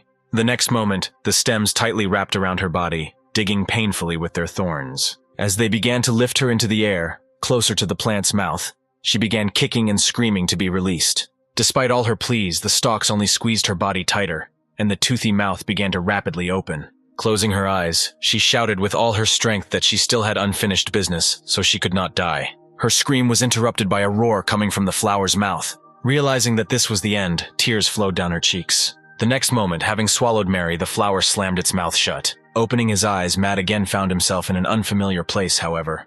This time he was surrounded by the ruins of a destroyed city. The hero looked around carefully. Suddenly, a bright flash of light nearby caught his attention.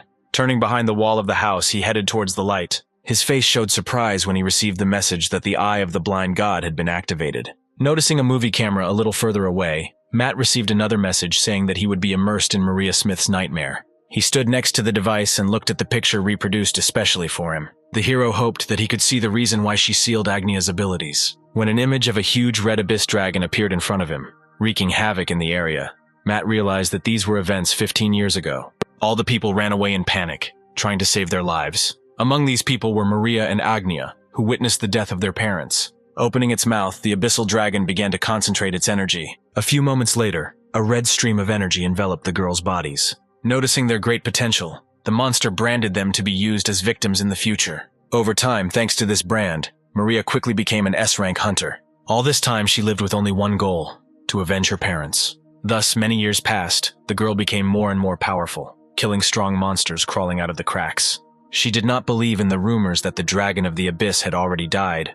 Maria was sure that one day this monster would return again, because his mark had not gone away. But time inexorably continued its course, and the dragon never appeared. Although Maria's strength continued to grow rapidly, this only happened at the expense of shortening her lifespan. She understood that she would not be able to live this way for long, but there was one thing that frightened her more than her own death. The curse that took her life in exchange for strength was also on Agnia. On the day when her younger sister awakened her power and said that she also wanted to take revenge on their parents, the girl experienced real horror. Maria didn't want her only surviving family member to die so early because of the dragon's mark. Therefore, she had to make a difficult, but the only possible decision that would save Agnia's life. The girl decided to seal her sister's abilities. Using the power of her mark to the maximum, she created a sealing seal. The force of Agnia, rushing out, desperately resisted, but in the end she still managed to suppress it. She was incredibly hurt by the decision, but she understood that it was necessary so that at least one of them could survive. Maria hoped that after this, her sister would forget to even dream of revenge. The hero's body was shocked by the story he saw. He could not hold back his tears, sympathizing with the harsh fate of his sisters. Suddenly, the environment changed, and Matt realized that he was back in the real world. Excited, Augustus asked if everything was okay with him, because no matter how much he bothered him, the hero did not respond. Upon hearing his words, surprise appeared on the guy's face. Switching gears, the man pointed somewhere forward and smiling contentedly, he said that Matt was simply incredible for being able to defeat even such a great hunter as Maria. The hero looked in the direction indicated to him and saw a girl lying unconscious, whose whole body was covered with some kind of black mucus. He instantly knelt down next to her, wondering what had happened to her. Taking the girl in his arms, Matt tried to shout to the girl. A few moments later, she finally let out a faint hum, and the hero sighed in relief, relieved that Maria was not dead. Opening her eyes, the girl looked with slight surprise at the excited face of the guy holding her in his arms. Reaching out her hand to Matt's face, in a quiet voice with tears in her eyes, she uttered only one word: "Mom." The hero's face distorted in bewilderment. Our heroes decided to stay in the house located in this clearing. Dressed in pajamas, Maria slept peacefully until the evening. Matt had been trying to bring her back to consciousness for an hour now, but even the healing ring finger of God was not helping him. Taking his phone in his hands, he turned to the gods watching him, asking how he could get Mary back on her feet. The eternal seeker of truth replied that since this girl wants to stand, she should train more. For our hero, this advice turned out to be completely useless, and he asked if anyone had any other suggestions. The god of the blade replied that if she was so ill, then she could simply be sacrificed. This method turned out to be no better than the previous one, and only infuriated the guy. A puzzled look appeared on his face when Generous Abundance said that when Matt became a high-ranking god, then the healing ring finger of God would work.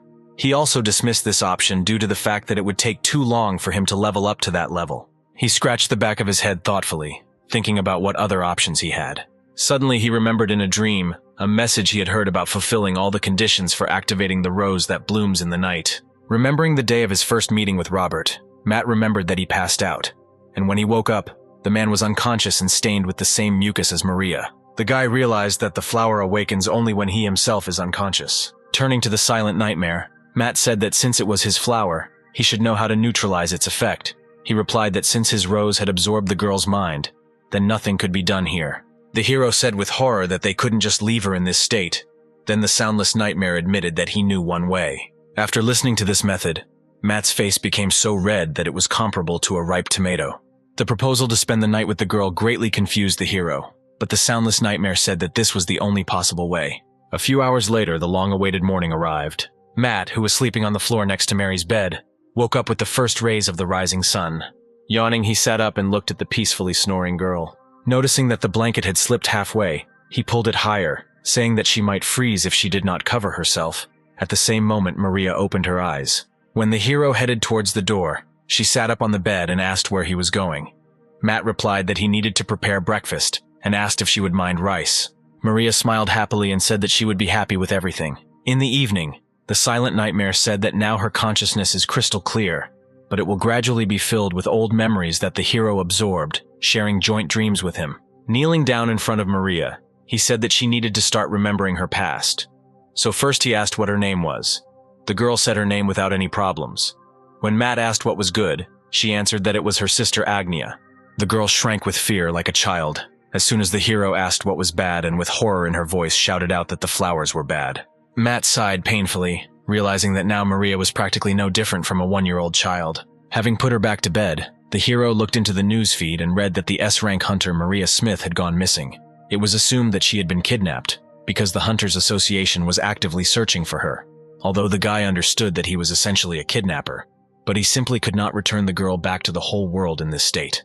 He thought with regret that for some time they would have to hide in this secluded place until Maria came to her senses. He could only hope that they would not be found ahead of time. Meanwhile, Augustus was actively practicing with the sword outside the house. He performed swing after swing, honing his technique. Noticing Matt leaving the house, the man was immediately distracted by him. Kneeling down, he greeted him. After taking out a book called The Heavenly Sword, he thanked the hero for this wonderful book on fencing that he gave him. The sword style described there breaks all stereotypes about fencing. Matt looked thoughtfully at the book he bought to help August level up to S-Rank. Although he felt sorry for spending money on her, because she cost quite a lot, he would never be able to gain 10 S-Rank followers in his life any other way. Suddenly, a message appeared in front of him that the number of his followers of S-Rank and above had increased by 2. Bruce and another ant managed to reach S-Rank. Surprised, Matt looked at his phone, trying to figure out how the ants managed to do this. Looking at the frozen Augustus, the hero thought that he could not be weaker than some ants. Meanwhile, the man watched Matt in surprise, holding a book in his hands. The guy sighed, hoping that this book would really help August. When he opened this book, 1,000 Blades Cutting Space said that only those who have achieved enlightenment on his path of the sword know that true strength lies only in the hands, and fists are stronger than any blade. Having opened the book, August put it on the ground and returned to training. Matt sat down next to him and began to observe. Remembering that the potions helped Bruce improve, and that they might also help August, he bought a bunch of them. Calling out to him, Matt said he had something for him. Augustus immediately fell to his knees, thanking the hero for his mercy. Rising to his feet, the guy said that he would go cook breakfast, but August called out to him, saying that it was his responsibility. Matt objected that he would be much more useful if he became stronger. The man's eyes were full of determination. With tears in his eyes, he shouted that he would not let his master down. Thinking about what to cook for him, Matt decided to turn to the internet for help.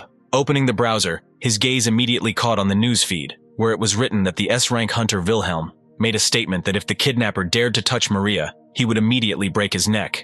At the same moment, a strong crash was heard behind him due to something falling to the ground. August and Matt immediately turned around, looking at the tall column of dust.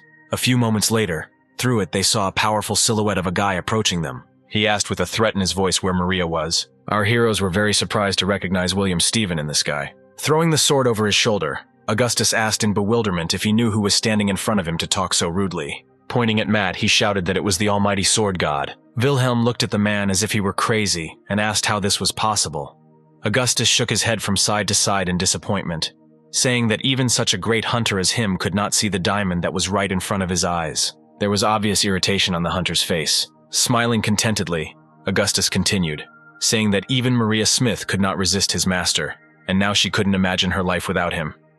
Seeing how Wilhelm's face changed, Matt shuddered, thinking that he needed to immediately shut up his follower. The irritation on the hunter's face instantly gave way to rage, and through his teeth he muttered that they were all dead. Augustus laughed at his words, and he said with mockery in his voice that William would not hold out for 10 minutes against the great strength of his master. Holding his sword in front of him, he said that Matt shouldn't waste his time on someone like that, so he himself would deal with their uninvited guest. The next moment, the man's body was enveloped in a purple aura, and he rushed at his opponent. Sighing, Wilhelm reached for his sword, carefully watching Augustus approach. With just one swing of his sword, the man's entire body was engulfed in a powerful stream of flame. Matt looked in bewilderment at the instantly defeated Augustus. Noticing that Wilhelm had disappeared, the hero shuddered.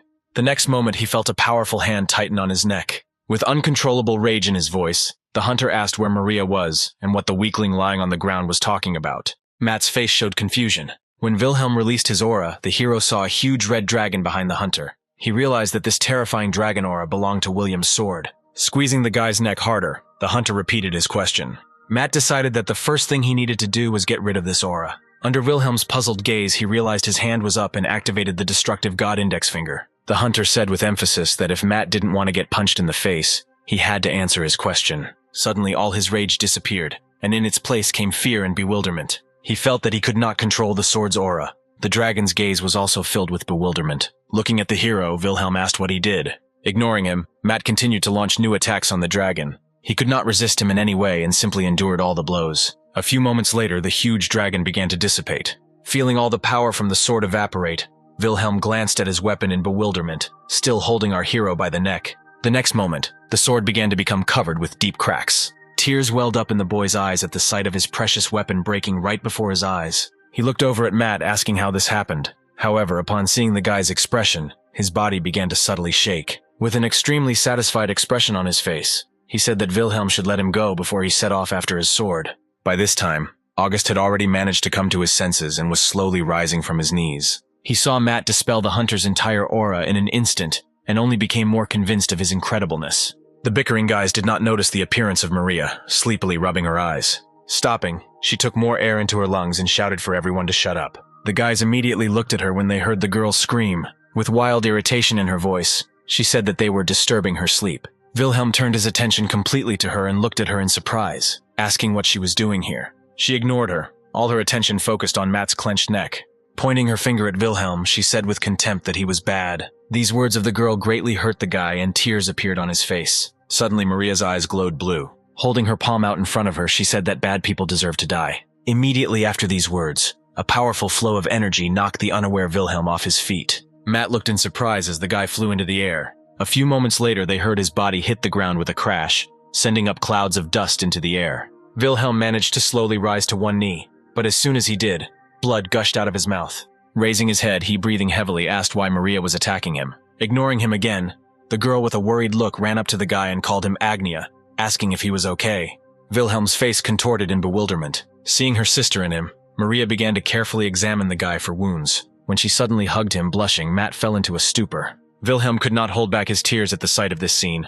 Cupping the hero's face in her hands, Maria said with concern in her voice that her precious sister should be more careful. Matt was about to respond by calling her his sister, but stopped himself in time. Meanwhile, Wilhelm's heart was torn to pieces due to the realization that his beloved girl was so easily taken away from him. Noticing his expression, Matt sighed heavily, thinking that he would not want to be in his place. Saying that he felt sorry for Wilhelm, he activated the healing finger. In the next moment, the guy's entire body was healed of his wounds. Suddenly, a message appeared in front of him that the cost of healing Wilhelm was being calculated. The note said that although this guy does not have a high rank, he has potential. When he received a message that 100 coins had been seized, his face showed a lack of understanding as to why such a large sum. After thinking some more, he decided that it wasn't such a big price to pay if he could thus increase the number of his S-rank followers. Turning his gaze to the hunter, he realized that he could only season this guy a little with his sweet speeches, and Wilhelm would definitely become his follower. Rising to his feet, the hunter asked in disbelief how he managed to cure him. He looked at his hands, noting that this healing ability was simply incredible. Even the S-rank healer he met in South America was not that good. Smiling contentedly, Matt thought that Wilhelm would definitely follow him to the ends of the earth. Stretching out his hand to him, the hero said that apparently there had been a misunderstanding between them, and now he would try to explain everything. However, he was interrupted by a sudden sound coming from the side, which attracted their attention. Looking up, they saw 3 approaching helicopters. Looking at them, Matt sighed wearily, realizing that Wilhelm had brought an unnecessary tale with him. Looking at him, he asked with displeasure whether he really always drags a whole horde of henchmen with him. The guy objected, saying that he always does everything alone. Turning his gaze back to the helicopters, Matt tried to figure out who it could be. When the helicopters froze above them, a whirlwind of sand and dust rose into the air.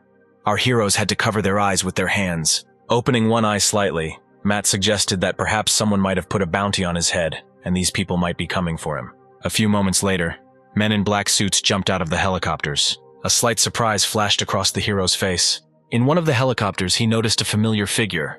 Looking closer, he recognized the stranger as Robert, who was looking intently at him. When the man stood up, he noticed Agnia sitting behind him. Noticing her sister, Maria screamed joyfully and ran towards the helicopter. Looking at the girls retreating back, Matt began to think about how he could explain this whole situation. Having stayed in this house for another couple of hours, the hero told everything in detail to the arriving Robert and Agnia. He also spoke in detail about the seal placed by Maria. When the guy finished his story, tears appeared in Agnia's eyes. Maria hugged her sister, comforting her. The guards couldn't help but be moved watching this sweet scene of the sisters reuniting after hearing the story. Taking the card out of her pocket, Anna handed it to Matt. Taking it, the hero learned that it was a B-rank hunter's license. He looked at the girl in surprise, asking why she gave it to him. She replied that although the test showed that his rank was G, but after their fight with the director, the abilities of that flower monster were analyzed. Hearing about the flower, Robert and Agnia shuddered in horror, shouting, "Not that flower again." Clearing her throat, Anna continued that this was how Matt was awarded a B rank for his summoning ability, because it was an extremely powerful weapon that could not be discounted. At first, the hero did not understand what flower he was talking about, but then he remembered the rose blooming in the night. Having come to his senses, Robert offered to work for him, justifying this by the fact that now with a B rank Matt could become a professor at his academy without any problems. With a sigh, the hero said that he did not need such a hassle. However, when the man said that he would pay him twice as much as the professor's usual rate, interest flashed in Matt's eyes. He inquired about the exact amount of the salary. Anna showed him the screen of her mobile phone, which displayed a tidy sum. Taking Robert's hands in his, Matt said with enthusiasm in his voice that he had always dreamed of becoming a professor, and asked when he should start working. The next day, a bell rang within the academy's walls early in the morning, signaling the start of the school day. Agnia simply beamed with joy. Her neighbor Mina noticed the girl's good mood and asked what was the reason for her joy. Agnia replied that someone special was coming today. A few moments later, the door to the classroom opened. The girls immediately turned around at the sound and saw a guy walking inside. Even though it was only the beginning of the day, our hero already looked dead tired. Under the puzzled looks of the students, he walked to the teacher's place, accompanied by Augustus with a sword on his back. Clearing his throat, Matt greeted his students. He then said that he would be their temporary substitute teacher until their class teacher got better. The students looked at each other in surprise, discussing their new teacher. Taking the sword in his hands, Augustus slammed it on the floor and shouted for everyone to shut up. He introduced himself as the right-hand man of their teacher, after which, with an intimidating smile on his face, he said that he would carefully ensure that the knowledge of his great master was absorbed into their heads. When Matt was about to announce the topic of today's lesson, Agnia raised her hand and said that the subject that their class taught was physical education. After listening to her, the guy said that in this case, today they would have a day of self-study, and a satisfied smile appeared on the girl's face. Sighing heavily, Matt laid his head on his desk. He didn't get much sleep that night, so he decided to take advantage of this opportunity. The students looked at their teacher strangely, not understanding how he could behave like that. Raising his sword in front of him, Augustus threateningly said that anyone who uttered even a sound and disturbed Matt's sleep would immediately suffer the wrath of his dragon fang.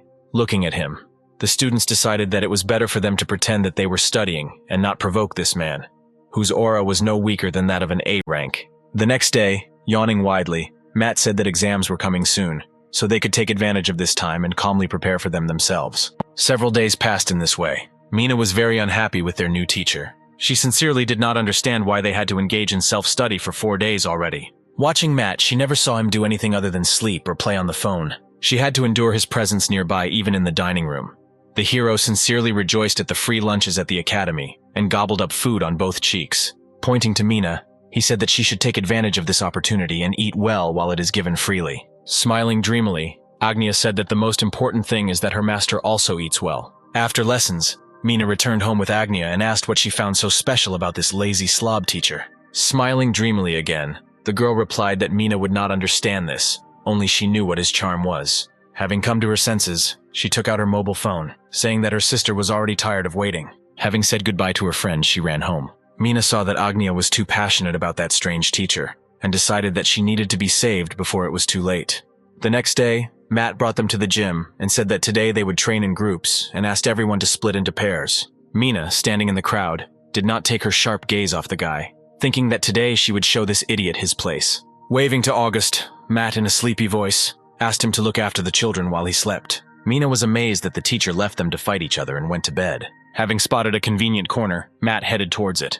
When Mina called out to him, he turned towards his voice. Raising her hand, she said that he did not have a partner. Lost in thought, the hero remembered that there were actually 21 people in his class. Without taking her eyes off him, the girl asked him to be her partner.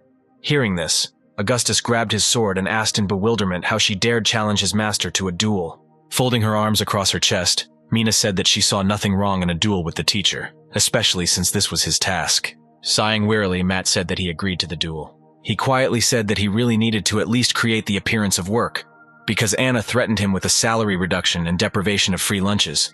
Mina did not take her eyes off the careless teacher. She was determined to win their fight and prove that this guy was worthless. All the students turned their attention to the ring with interest, waiting for their fight to begin. When the girl with irritation in her voice called him a parasite, Matt sighed, realizing that he didn't even have anything to answer this accusation with. Although he sleeps during every lesson, he has his own reasons for this. For several days now, I have woken up on the floor with a severe headache. Because of Maria's condition, he is forced to sleep next to her until she gets better. So he had to give up his bed to the sisters, who practically did not stick to each other. Besides this, there was one more circumstance that greatly irritated him. On the floor not far from him, Robert and Wilhelm slept as if at home. Matt looked at the many empty alcohol bottles, thinking that with such S-rank hunters, Korea should start worrying about its future. Approaching Wilhelm, he poked his cheek with his toe to wake the guy up. But he slept like the dead, even when Matt called his name several times. The reason why the hero was so annoyed was that these two had already been living in his apartment for a whole week and were getting drunk every day. The day before he started as a teacher, they dragged Matt to a bar to celebrate his new position. If he had known that this would not end there, he would never have gone drinking with them. Over the next week, they dragged him to drink again, looking for any reason to have fun. Even last night they showed up at his place, bringing with them a huge amount of alcohol. He wanted to kick them out because they could have a bad influence on Maria's fragile mind. But the girl, on the contrary, liked these drunken idiots. Matt had to sit with them almost until the night, and a couple of hours later, as soon as he fell asleep, Maria woke him up. Pointing to her stomach, she said in a sleepy voice that she was hungry. Suddenly, in one of the desk drawers, a blade began to actively rush around in a narrow space, creating noise, and with a tired sigh, Matt said that he had no time for it now. After turning his attention back to the girl, he said that he would now prepare fried rice with kimchi for her. Upon hearing this, Maria was beside herself with joy. Having risen, he took out the necessary products from the refrigerator and began to prepare breakfast for the girl, thinking with regret that he had absolutely no time to sleep. Therefore, he had to take care of Maria almost around the clock, and in addition to this, endure hunters who had gone on a binge. Standing behind Matt, the girl kept looking with interest at the nightstand in which the blade was raging. The hunters were sleeping peacefully until they were suddenly awakened by the vibration of their phone. Having woken up, they immediately went to their phones and read the news that the Russian S-rank hunter Sergei had been found dead, although the association had not yet made a public statement. But there were suggestions that a high-ranking monster was involved in this. Robert reasoned that this happened at a not very good time, when Wilhelm, sitting next to him, asked him to carefully look at the photo attached to the article. Robert complied with the guy's request and took a closer look at the bloody message left on the wall. He asked with confusion what was written there. Wilhelm replied that, according to analysts, this message was written in an ancient African tribe and meant that the victim was sacrificed to God. Hearing this, Robert rose to his feet, saying that they needed to go there before it was too late. The guy nodded and activated teleportation. Matt was calmly frying eggs, under the admiring gaze of Mary, when he heard thunder. Looking at the disappearing portal, he wondered where these idiots were going this time. Transferring the contents of the frying pan to a plate, the guy handed it to the joyful girl, saying that now he needed to get ready for classes. Thanking him, the girl headed towards the table. Matt carefully examined the girl in front of him, next to whom an information window appeared. From it, he learned that she mastered necromancy, which greatly surprised the guy. He did not even suspect that someone could have such abilities. Tearing off the pendant from her neck, Mina shouted that she was going to attack and called upon the spirit subordinate to her named Hades. The hero was tensed by the name of the ancient Greek god shouted out to her. Extending her palm with the pendant forward, she recited the spell to summon the dead. A few moments later, a powerful figure began to appear behind her. The creature slowly rose from the portal until it stood up to its full height. In the window that appeared next to him, Matt read that this was a creature summoned from hell, which was already 1,100 years old. The note indicated that once in the past he served the god who devours the mountains, but now he is an ordinary zombie from which he remains skin and bones. The hero grinned, thinking that fighting zombies would be something new. As the monster raised its paw to attack, Matt was about to activate the golden body. However, noticing something strange, he stopped. The monster simply froze with its hand raised, not daring to attack. Looking up, Mina asked in bewilderment why he wasn't attacking. Under their puzzled looks, the zombie dropped to one knee in front of Matt. Immediately after this, his voice sounded in our hero's head. He expressed his greeting to the great supreme being. Mina tried to take control of her zombie again, but no matter what she did, it was useless. The students watching from the sidelines were shocked that literally in an instant their teacher subdued Mina's monster. Satisfied smiles played on the faces of August and Agnia. They did not expect anything else from their master. Watching the tearfully gasping girl pounding the summoned monster with her fists, trying to motivate him to action, Matt thought that he even felt sorry for Mina. Looking at the monster, he thought that it would be nice to play along with her. At the same moment, the voice of Hades was again heard in his head, who said that he would not dare to attack him, because the power of God emanates from Matt, devouring mountains, and begged him not to force him to go against the power of his master. The guy thought he had heard this name before but could not remember where. Remembering what he had read in the information window, Matt remembered that this god was the former master of Hades. Acting unconsciously, he placed his palm on the summoned creature's head. He felt as if he had been possessed by a mountain-devouring god. At that same moment, Hades' memories of the times before he was a zombie flooded into his mind. That's right, following his god, Hades defended his master's beloved to the last. But ultimately he failed his task. Turning into a zombie, Hades was forced to wander the world for 1,000 years until he was eventually summoned by Mina. Such a sad story of Hades greatly touched our hero. When a message appeared in front of him with an offer to accept a follower of the mountain-eating god, Matt immediately agreed without hesitation.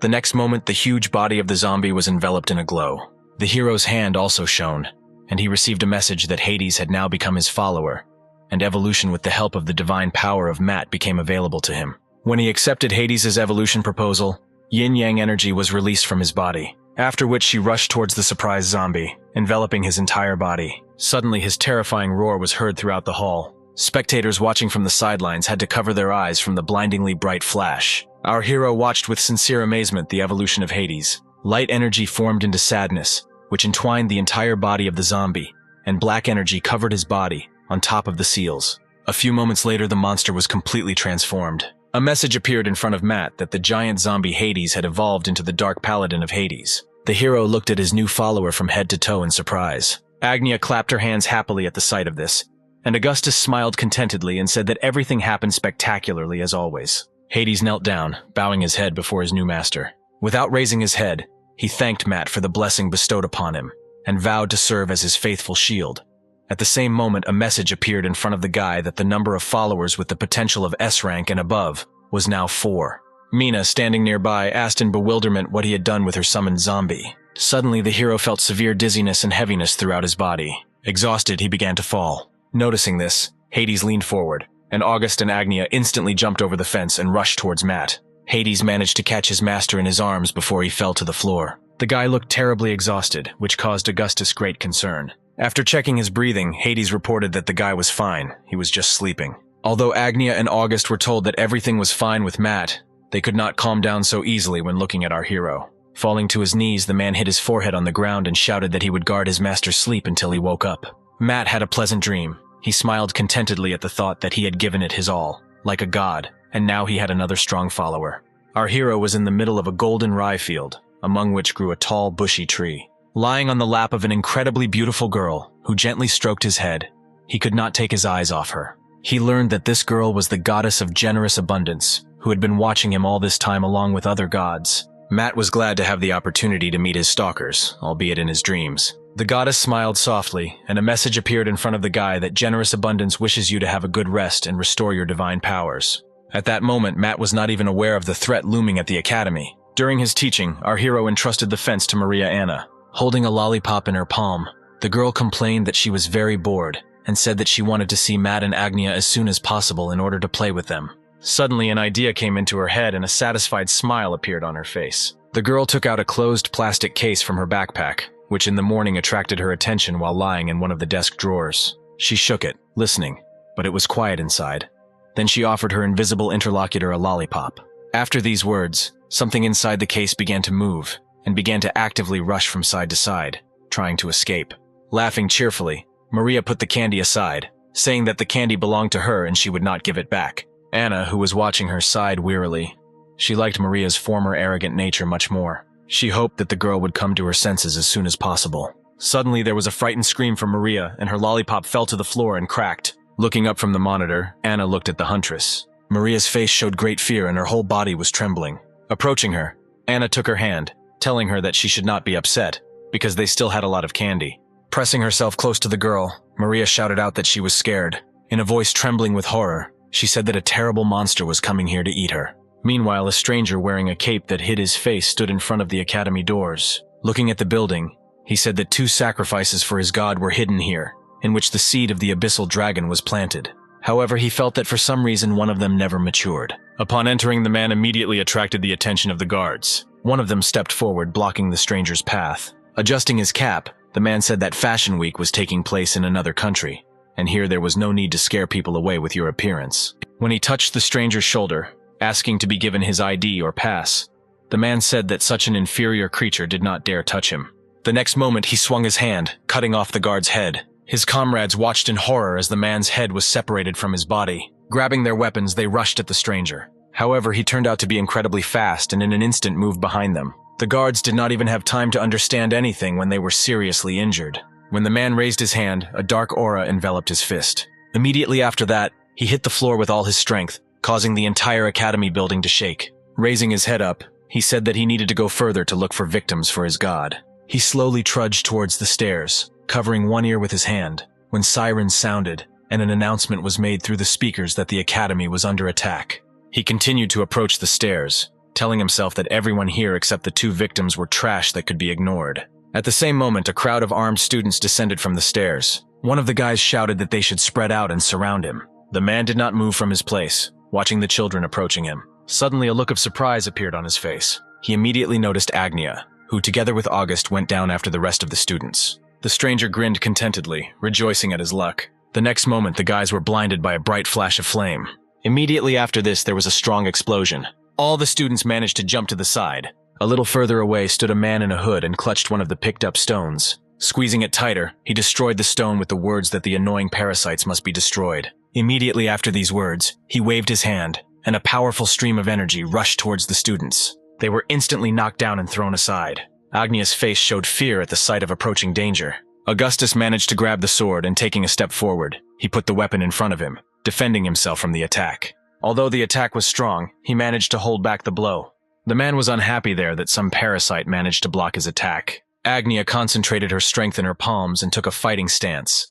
Suddenly, a voice from the speakers said that the director and S-rank hunters would arrive soon, so the students needed to immediately stop resisting and evacuate to the bunker. Turning to August, the girl shouted that he needed to escort Matt to the bunker, and she would try to win at least 10 minutes without moving. The man replied that Hades would do it for him. The stranger was amused by the girl's self-confidence. The next moment, sharp spikes that appeared on his back tore his cloak. The man's body rapidly increased in size, turning into a monster. When his transformation was completed, powerful clots of violet energy spread from his body in different directions. Horror was visible on the faces of our heroes. Clots of ominous energy came out of the building, enveloping it. Thus, a barrier was formed that did not let anyone out and did not let anyone in. Grinning, the monster said that no one would get through here, not just in 10 minutes, but in a whole hour. Looking around, Agnia could not believe her eyes. She knew that only the highest monsters, like the Abyss Dragon, were capable of creating such a barrier. Blocking her with himself, Augustus said that the girl should hurry up and leave, because their master needed her much more now, and he would distract this crocodile. The monster turned around and attacked the 2 with its tail. August reacted quickly and swung his sword to counterattack. However, the next moment, fragments of his sword flew in different directions. The man's weapon was destroyed by a powerful blow from the enemy's tail. Falling into a stupor, he missed another blow and flew into the wall. Upon contact with it, blood gushed from his mouth. Having dealt with August, the monster began to look around in search of Agnia. The girl was able to move behind him, concentrating her strength in her palms. The next moment, the crocodile was struck by powerful lightning. Meanwhile, Anna and Maria disappeared into the bunker. Noticing that the huntress was very worried, Anna asked what was the matter. Maria replied that she felt that Agnia was now in danger. Having said this, she immediately disappeared, causing horror in the girl sitting next to her. Agnia did not stop attacking her opponent with lightning. Suddenly, Augustus shouted for her to run away, but it was too late. The monster's huge paw was already too close to the girl. Having grabbed her, the crocodile broke through the wall of the building with its strength. Agnia screamed in pain, feeling the fragments digging into her back. Augustus tried to get up and go to help the girl, but he couldn't take a step before blood gushed out of his mouth again, and he sank to the floor. Nailed to the ground, Agnia tried with all her might to get out of the monster's grip. Laughing, the crocodile said that no matter how much she fluttered, she would be able to escape. When he brought his other hand closer to her face, a fanged appendage with a thin tongue appeared from his palm. Agnia closed her eyes in horror and turned her head to the side when she felt a touch on her skin. At the same moment, Maria appeared a couple of meters from the monster and applied mind control to him. The girl ordered him to freeze in place. Noticing her, the monster looked away from Agnia and looked at Maria. He said with joy in his voice that he was incredibly lucky today. since the second seed of the abyssal dragon itself came into his hands. The girl's face showed confusion when she realized that her ability did not work. Suddenly, the cover lying at the bottom of her backpack began to move. She threw her backpack aside with irritation, shouting that it was terribly disturbing her. Putting her palms out in front of her again, she tried to repeat her attack. However, the next moment the monster attacked her with its tail. Maria managed to jump to the side, avoiding the attack. Surprise flashed across her face as the crocodile's thick tail wrapped around her body. He lifted her into the air with one jerk, bringing her closer to him. The monster said that as soon as he dealt with the first victim, his turn would come to her. Agnia furiously hit her tail with her fists and shouted that he should not dare touch her sister. Ignoring her, he returned his attention to Maria, saying that it was time to complete the ceremony he had started. Tears of horror appeared in the girl's eyes when the monster's tongue touched her wound on her arm. Maria desperately punched the monster's tail with tears in her eyes. Realizing her powerlessness, she screamed Matt's name with all her might, begging him to save her sister. The hero, sleeping peacefully on the lap of the goddess, suddenly opened his eyes. Sitting down on the ground, he said that it was time for him, and upon hearing him, an excited expression appeared on the goddess's face. When a message from her appeared in front of Matt, saying that he had not yet fully recovered his strength and he might die at the hands of the apostle of the god of destruction, the guy replied that he should at least try to help them. The blade of the 1,000 blades. God fought desperately in its sheath, trying to get free. The hero who appeared next to the backpack reached for the pocket clasp for this weapon. Agnia tried her best to get out from under the monster's clutches. Maria tearfully begged the crocodile to let her sister go. When the tongue approached her face again, the monster said that preparations for the ritual were completed, and now it was time to make a sacrifice to God. However, the next moment his severed tail flew into the air. When the severed limb landed near him, the crocodile looked at it in amazement. Looking back, he screamed in horror. Captivated by the aura of the blade of the god of 1,000 blades, Matt picked up the frightened girl in his arms. He licked his lips bloodthirstily and said that he wanted to cut up this lizard. It would make a wonderful soup. Agnia looked at her master in disbelief. Matt slowly released her from his arms, placing her on the hard surface of the ground. Then he moved towards the monster with an anticipatory smile. The crocodile asked in bewilderment who he was. Ignoring his question, Matt ran up to his opponent with lightning speed. He deftly dodged the furious attacks of the monster's fists. When the crocodile tried to attack the guy again, he simply jumped into the air. While performing a somersault, the hero laughed merrily, enjoying their peculiar game. Deciding to use this opportunity, the monster opened its huge mouth, intending to devour Matt. Noticing this, the guy swung his blade, striking him in the mouth. The monster screamed in pain. His mouth snapped shut and he took a step back. Matt immediately landed on his nose, licking the blade, stained with the blue blood of a crocodile. He said with satisfaction that this lizard was unusually tasty. When the monster tried to attack him again, he swung his blade several times, leaving cuts all over his opponent's body. A terribly satisfied smile played on his face. Tears welled up in the eyes of Augustus, who was watching from the sidelines.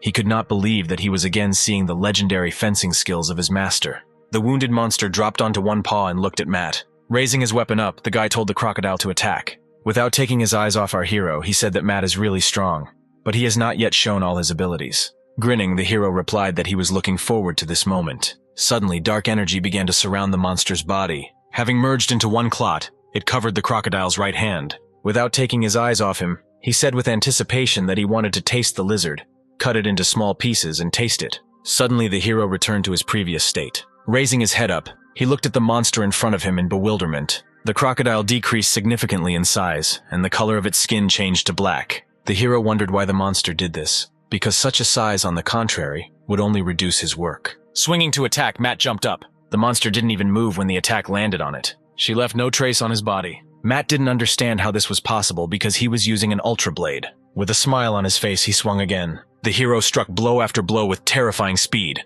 hoping to penetrate the enemy's strong armor. Suddenly, the monster grabbed the guy's hand, squeezing it tightly. Looking at Matt, he said that some toothpick could not cut God-given skin. Immediately after these words, the monster dealt a strong blow to the hero in the stomach. He immediately flew off an impressive distance. As he flew into the barrier, there was a loud crash. The monster slowly approached its victim. Matt tried to get up, but due to the strong blow, he could not move a finger. Stopping near the hero, the monster grabbed him by the head. He raised the guy to the level of his face, and with a mocking voice asked what the power of God tasted like to him. The next moment, a fanged appendage with a tongue appeared from the palm of his free hand, and he prayed to his god, asking him to accept this delicious sacrifice. Matt saw the hand coming towards him, but he couldn't do anything. When the appendage reached his neck, he was enveloped in a clot of dark energy. Hearing the hero's painful cry, the monster smiled contentedly. Using his last strength, Matt attempted to activate the healing finger. But when a message appeared in front of him that he did not have enough divine power to use this skill, the guy bit his lip in frustration. The next moment, many red windows began to appear, warning of a mortal threat. Matt's eyelids grew heavier every moment. He felt that a little more and he was about to pass out.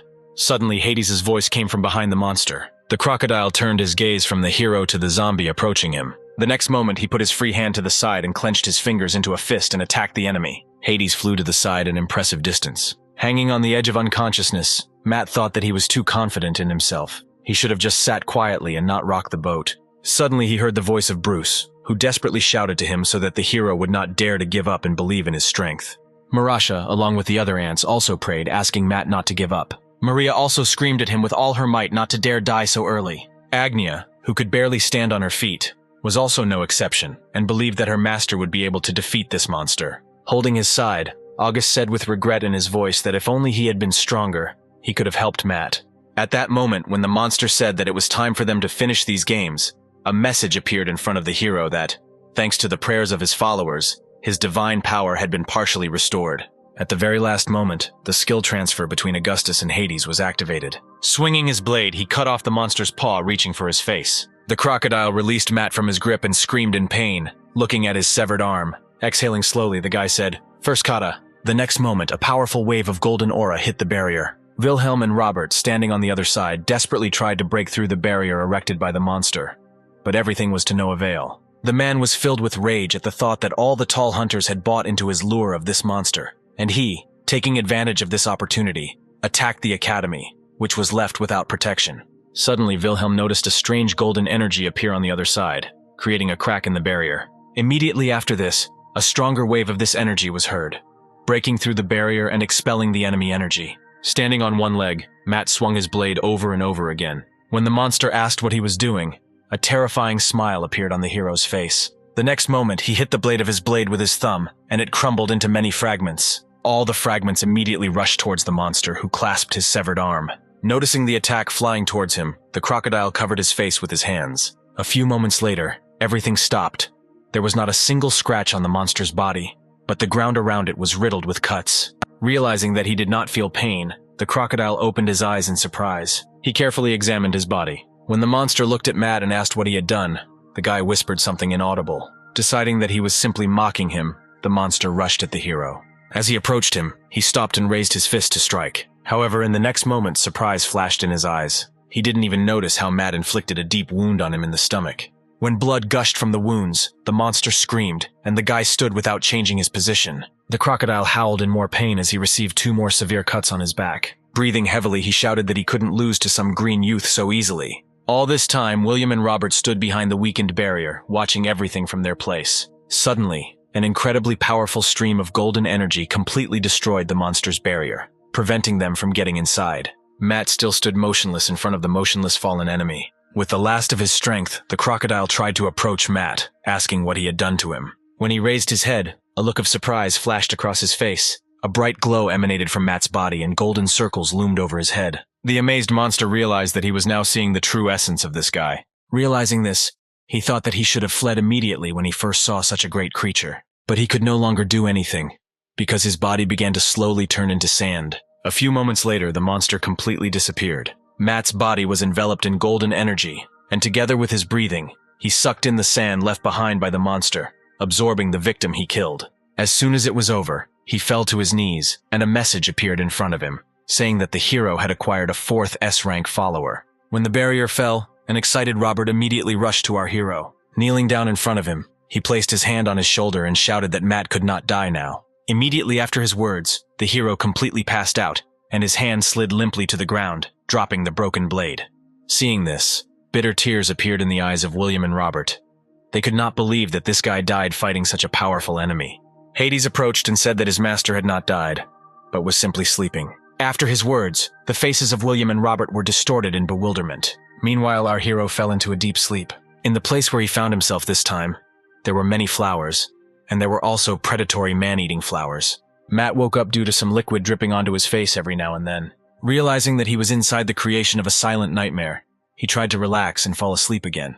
But the thought that he was now in the mouth of such a dangerous plant, and was now looking at its countless teeth, on the contrary, drove away sleep. In the message that arrived from the silent nightmare, it was written that the saliva of his pet was extremely useful, after which there were no poisons or curses they won't be able to harm him.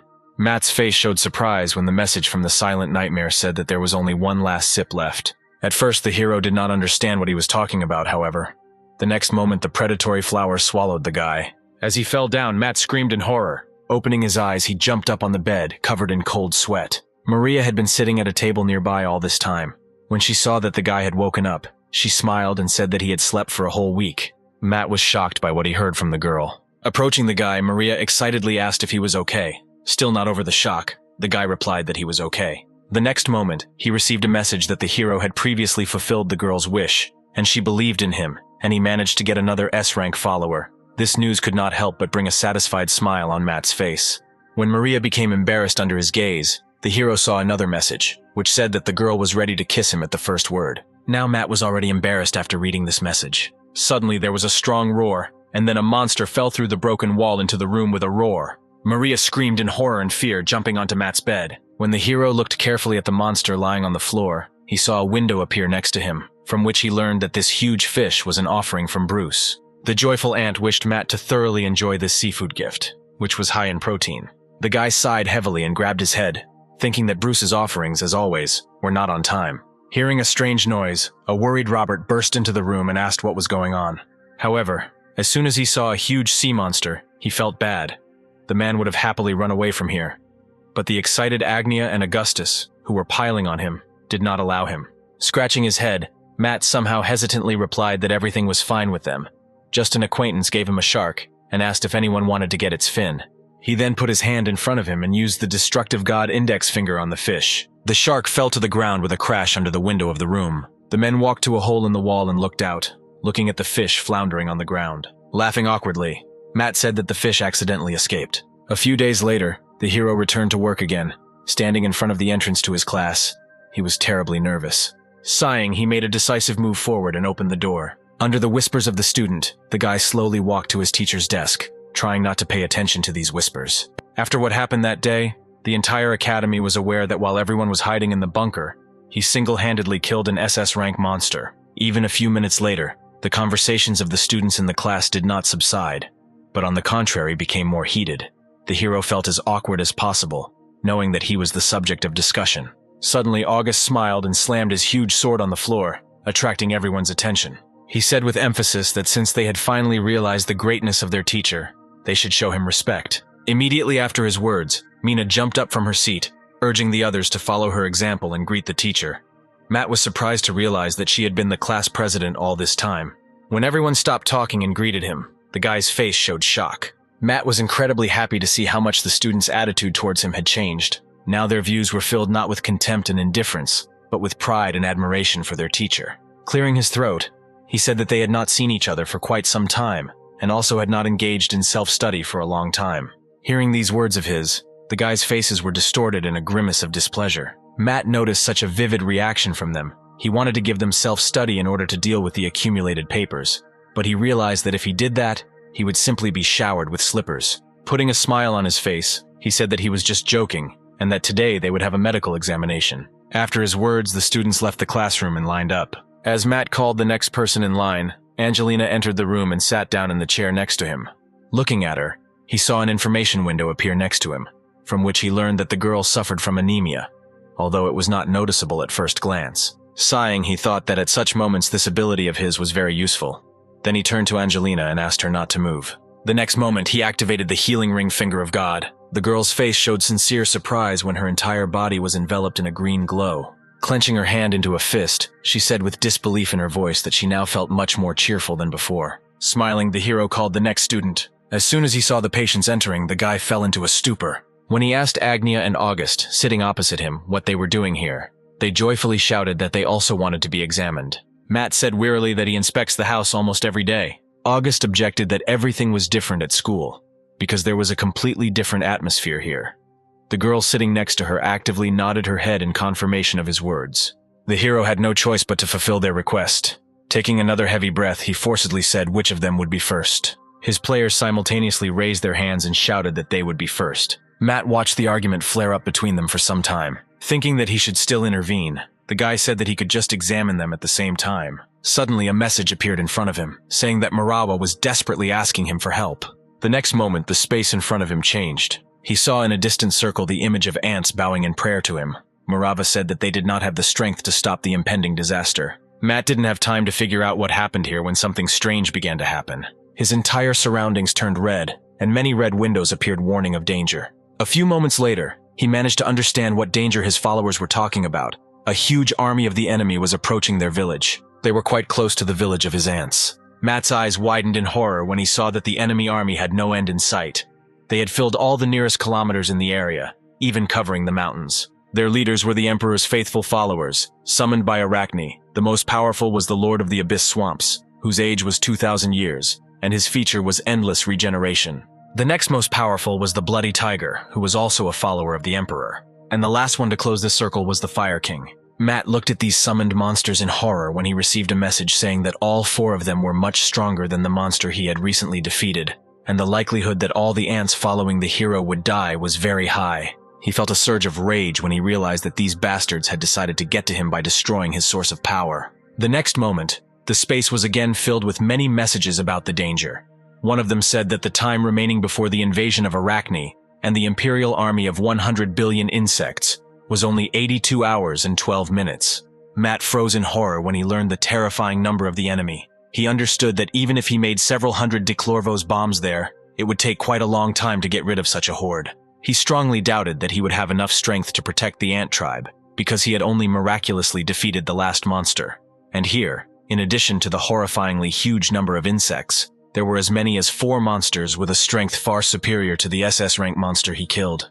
August and Agnia stopped their arguments, noticing Matt's depressed state, and looked at him in surprise. Realizing the horror of the current situation, the hero grabbed his head, trying to come up with at least some way out. Suddenly, a bright thought came to his mind that if he could complete the mission to raise the level of God, then he would have a chance. When Matt suddenly stood up from his seat and began to laugh wildly, looking somewhere in front of him, the followers standing to the side looked at him as if he were crazy. Covering her mouth with her hand, the girl said with excitement that a week of rest was too little for their master. Checking the number of his S-Rank followers, Matt saw that he only needed to get 4, his thoughts filled with confidence that he would succeed. He found his first target in the academy cafeteria. Robert was actively eating his rich lunch of rice and fried pieces of pork. Joyful Matt watched him from around the corner. As he approached, he pushed back the chair next to the man. Noticing him, the man looked at the guy and nodded slightly. When he asked what Matt needed, the hero replied that he had one request. Then he voiced his request with uncertainty in his voice, hoping that everything would work. Hearing the request, Robert stared at the guy for several moments. Suddenly, he laughed loudly. Looking at the hero, he said with a smile that he believed in him. Afterwards, he returned to his lunch, saying that this was a very strange request. Matt looked in surprise at the man sitting next to him. From the information window, he learned that Robert was grateful to him for saving his daughter. But that was all. The hero scratched the back of his head, trying to understand why nothing had changed, because Robert had spoken the right words. The sisters were having dinner at the next table. All this time, Maria could not take her eyes off the hero. Agnia tried to call her sister, saying that their food would soon get cold. Checking the progress of his mission once again, Matt was convinced that he still had 4 more followers to gain. He realized that this matter could drag on, especially when he remembered how difficult it was to win Maria to his side.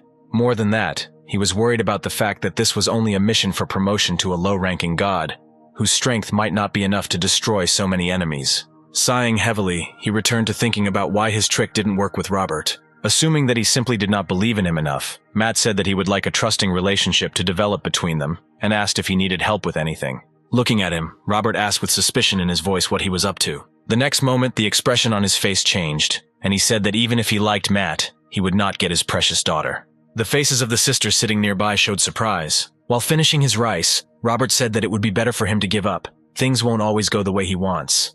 Smiling awkwardly, Matt replied that everything is wrong, and he doesn't like older girls. Maria perked up irritably when she heard the hero's words. Suddenly, Robert hit the table with his spoon as hard as he could. Fierce rage was visible on his face. Approaching the guy, the man asked if Matt wanted to say that he didn't like his daughter. The hero was at a loss looking at the man in front of him. Pulling a spoon out of a crack in the table, Robert said that he had heard something interesting. When the guy asked what he meant, the man asked if it was true that Matt helped his students with his healing skills. Deciding that this was a great opportunity, the hero was inspired. He replied that this was indeed so. Even Maria became better thanks to his healing ability. At first, she could not even speak normally and did not recognize anyone. With sparkling eyes and a satisfied smile on his face, he asked if Robert needed help in such a matter. Lowering his head, the man paused before asking hopefully if Matt could heal someone who was on the verge of death. Immediately after these words, before this, a message appeared that he had received a new task, which was to cure his old friend Robert and show the power of the great God. As a reward, the faith of this man would be received. Matt jumped out of his chair with joy. With a smile on his face, he shouted that he was ready to do it right now. An hour later, they arrived at the hospital. The man led our hero into the VIP room, which was guarded by about a dozen guards. Inside, surrounded by many beautiful flowers, lay a white-haired girl. Matt kept his gaze on her face, thinking that she was too young to be Robert's old friend. He turned his thoughtful gaze from her to the man standing next to her. When the director asked what was wrong, Matt said that this girl looked more like his old friend than Robert's friend. Loosening his tie, the man replied that fortune tellers do not age, so she always looks young. During the time they met, only the hair changed its color to white. Looking at the sleeping girl, he said that she was not just a friend, but a comrade, with whom they had gone through many mortal battles and saved Korea together more than once. Suddenly, thin threads of energy stretched from the flowers surrounding her to the girl's body. 2 nurses immediately approached her. Robert explained that Alexandra was at the limit. She had no vitality left, so she was forced to absorb the energy of plants to maintain her life. Many healers tried to help her, but everyone failed. Looking at Matt, he asked if the hero could help her. He replied that he could not promise anything, but he would try. When he looked at Alexandra again, he saw an information window appear nearby, in which he could only read that she was in an induced coma, delaying her death. Just as he was wondering why he couldn't see her age, he heard an unfamiliar voice in his head saying that trying to find out a woman's age was completely ungentlemanly. Looking at the frozen guy, whose body was enveloped in a cocoon of barely perceptible energy, Robert realized that Alexandra had called Matt into her astral space. Placing his hand on the guy's shoulder, he said that all hope was only in him. Meanwhile, the space around the hero was distorted, and he found himself in a large garden, and nearby a girl was sitting on a bench feeding the birds. He immediately recognized her as Alexandra. Noticing his gaze on her, the girl looked at the guy, greeting him. Matt tried to understand what exactly was happening and where he was. At first he thought that he was in a dream, but then the hero realized that this was astral projection. It was similar to Maria's skill, but much stronger. When she called him to her, Matt hesitantly approached the fortune teller. He immediately fell into shock as soon as she addressed him by name. When the hero asked how she knew him, the girl replied that in her vision the guy was the embodiment of evil, so she was glad that in reality Matt turned out to be a kind simpleton. Taking a couple more steps closer to him, Alexandra admitted that she planned to use the remnants of her strength to destroy him if he turned out to be the same as the vision showed her. Standing opposite Matt, struggling to contain his emotions, realizing that he must show respect to the hero of humanity. Sighing, he asked why she brought him here. The fortune teller smiled and answered that it was because her physical body was practically dead. She then explained that she had moved him to this space to personally verify his harmlessness. Without taking his eyes off him, Matt said that if she was convinced of everything, then she should send him back because he wanted to try to heal him. Alexandra shook her head and sadly said that she could no longer be healed, but if he wanted, he could try to use his power right here. With a smile on her face, she said that he should be a little more confident in himself because his strength is much greater than he thinks. Holding his palm out in front of him, the hero activated the healing finger of God. The girl's body was immediately enveloped in green and blue. As Alicia floated into the air, a message appeared in front of him stating that healing was now taking place, and he needed to wait a little. However, a few moments later, he received a message that the healing failed because he did not have enough divine power. The girl slowly sank back down, and the green glow enveloping her began to fade. Matt was amazed by the fact that he had too little power and failed. Suddenly, the fortune teller standing in front of him fell to her knees. Under the hero's worried gaze, she raised her head and looked at him. Then, with a radiant smile on her face, she said that she believed in him. Faced with his surprised gaze, Alexandra said that although Matt still did not understand a lot, she decided to entrust her fate in his hands. When she said this, a message appeared near the girl, in which the hero read that Alexandra had become his 5th follower and was equivalent to 2 S-rank followers. This made the task much easier for our hero, and he only had to find 2 S-rank followers. Without taking her eyes off him, she said that if he continues to save small worlds, he will one day be able to save his own. Matt's eyes widened in surprise. He immediately understood what he was talking about the world where his first followers lived. Suddenly, the space around them began to distort and Alexandra smiled, saying that she would wait for the day when the hero would save them. Taking a step forward, the hero shouted that he still had many questions. However, the girl had already begun to rapidly disappear, and finally she said that he should not worry, because the solution to his current problem was much closer than he could imagine. Having said this, she completely disappeared, and Matt received a message that skill transfer had been replenished with Alexandra's vision ability. The hero was very surprised when he learned that clairvoyance was now available to him. When he tried to activate it, he received a message that he did not have enough divine power. A few moments later, he returned to the real world. Concerned, Robert approached the heavily breathing guy and, holding him so he wouldn't fall, asked if he was okay. Matt didn't hear the man, completely lost in his thoughts that the solution he was looking for was very close, and now he just needed to figure out exactly where it was nearby. After leaving the hospital, they returned to the academy. In his absence, Hades amused himself with his students by playing basketball. Now he simply watched their game from the sidelines and came up with another way to attract new followers. Alexandra's hint gave him the idea that he needed to take a closer look at his surroundings. Having dialed the required number, he asked for the item he ordered to be delivered no later than tomorrow. Although Matt regretted that he even had to take out a loan and empty his wallet of divine coins, he understood that it was all for the benefit of gaining more power. He was distracted from his thoughts by the sound of air cutting. When he looked at the other end of the hall, he saw Augustus, who was actively swinging his sword, practicing blows. Not long ago, Matt bought a new sword for him, which was the training sword of the demon god. It was unusually heavy and durable. The hero had to pay the god of blades 20 million coins for it, so he hoped that with this sword, Augustus was simply bound to rise to S-Rank. As a bonus to the sword, he received the book The Wise Sword, which was one of the books in the secret collection of Thousand Blades Cutting Space. But when the hero gave this book to Augustus, he returned it with the words that the calm techniques described there were completely unsuitable for his aggressive type of fencing. Matt was very annoyed that these gods continued to trick him out of money over and over again, slipping him all sorts of useless rubbish. Not noticing the hero's gaze on him, Augustus continuously struck swing after swing with his sword, improving his abilities. Sometime later, he finished his training and, throwing his sword over his shoulder, sighed tiredly. He felt beads of sweat running down his face and ruffled his long hair, which covered half of his face and neck. All this time, Mina could not take her eyes off such a bewitching picture. The training Augustus looked simply unimaginably cool in her eyes. Suddenly, he looked in her direction and asked her to come to him. In surprise, Mina dropped her ball and, not believing in her happiness, asked if he needed anything, pointing his finger behind her. The man said that he was not addressing her, but the summoned monster standing nearby.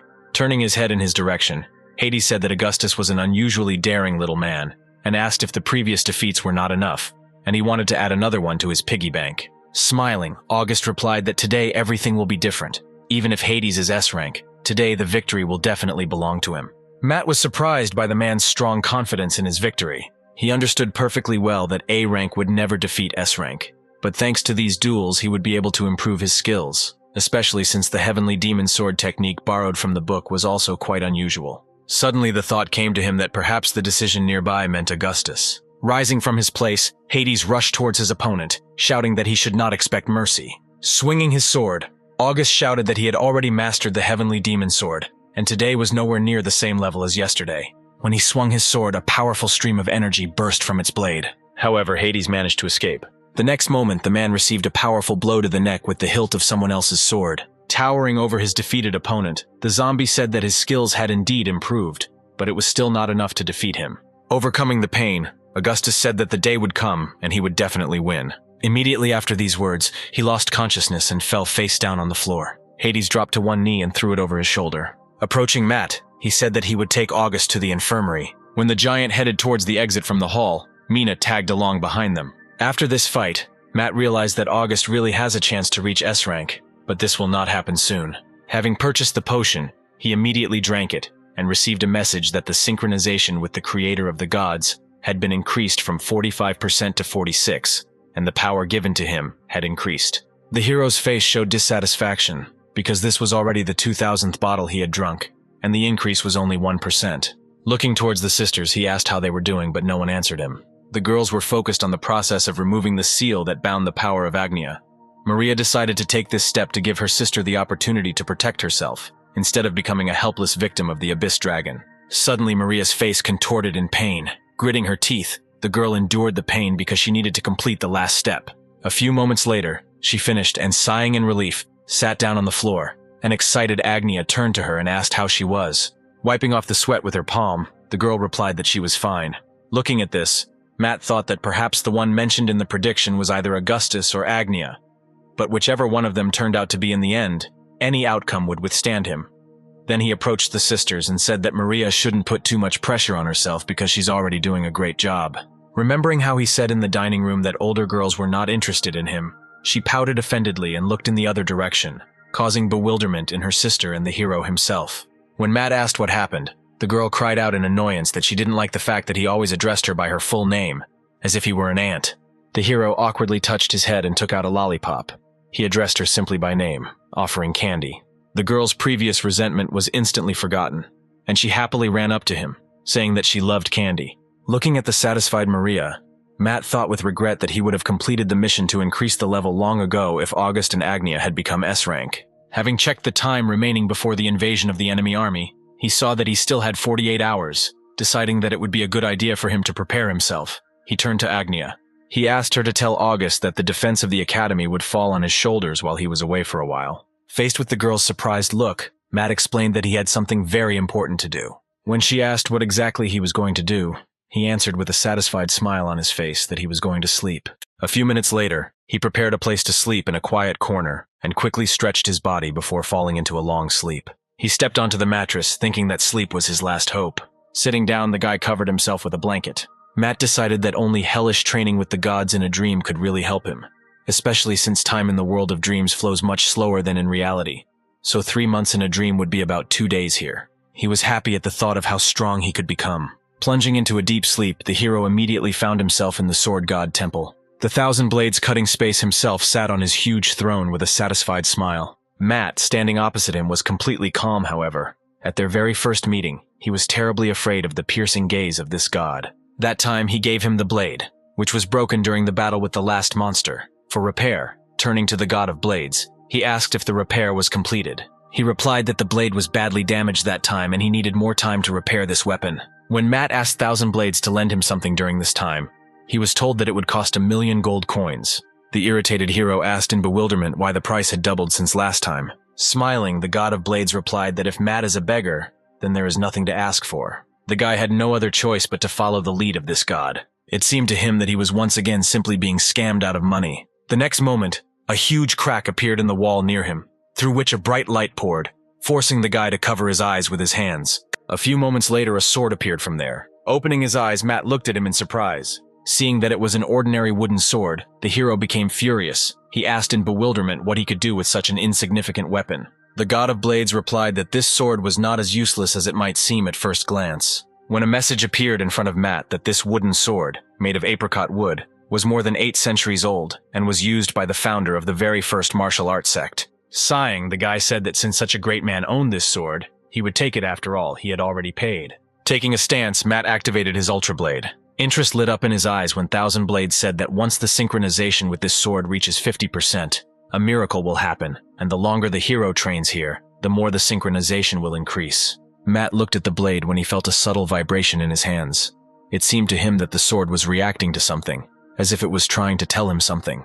The guy's eyebrows furrowed as he again thought about the miracle that could happen when they synchronized. Noticing the threat looming over him, Matt was horrified. Swinging his sword, he attempted to block the blow of the blade god's sword. When he succeeded, his face showed surprise mixed with disbelief at what had happened. Smiling bloodthirstily, his opponent said that Matt should try to attack him. Sometime later, due to their fierce battle, the walls of the temple were destroyed, and the surviving remains were scarred with traces of the attacks. Holding the sword in his hands, the guy dropped to one knee, breathing heavily. He thought that in all the time they had been fighting here, he had never been able to even touch the god of swords. Smiling, Thousand Blades said that he was impressed that Matt had blocked all of his 9,000 attacks, so he would begin the next 9,000 attacks. Immediately after this, their blades clashed again. A few hours later, a smile began to appear on the hero's face. He finally managed to find the weakness of his opponent. He took off and in a couple of quick jumps reached the enemy. He only managed to swing his sword when Matt dealt him the first blow. The god of blades froze, surprised by what had happened. The joyful hero turned to him, not believing that he could really do it. Matt drank a recovery potion when he saw in the information window that he already had 47% synchronization.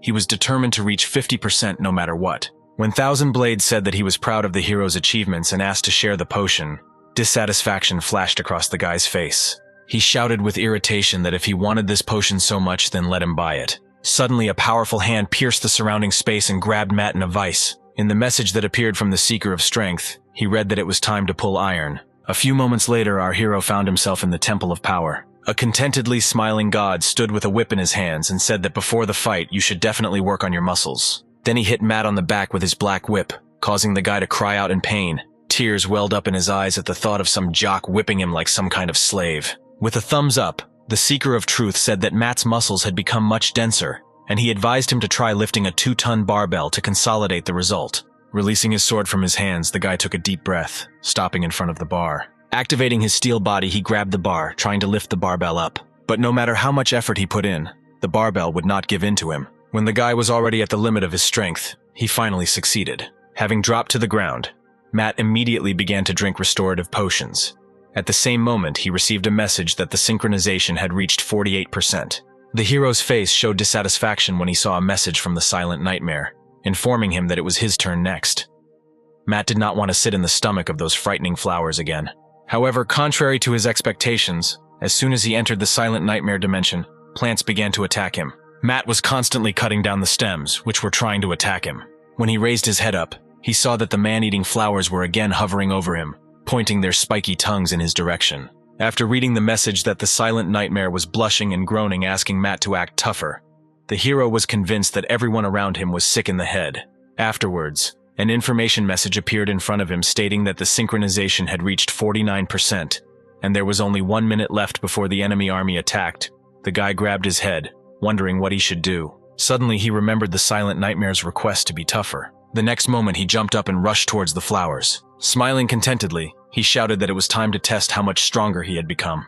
Rushing through the flowers, he struck them several times with his sword. The flowers screamed in pain, and blood poured from their stems. They turned to Matt and prepared for another attack. The hero shouted that the Silent Nightmare had had enough, and it was time to give this last percentage. Suddenly, an information window appeared in front of him with a message that the synchronization had reached 99%. Matt shouted furiously that any more and he would go crazy here. The hero turned around in surprise when a crash was heard behind him as the huge body of the flower fell to the ground.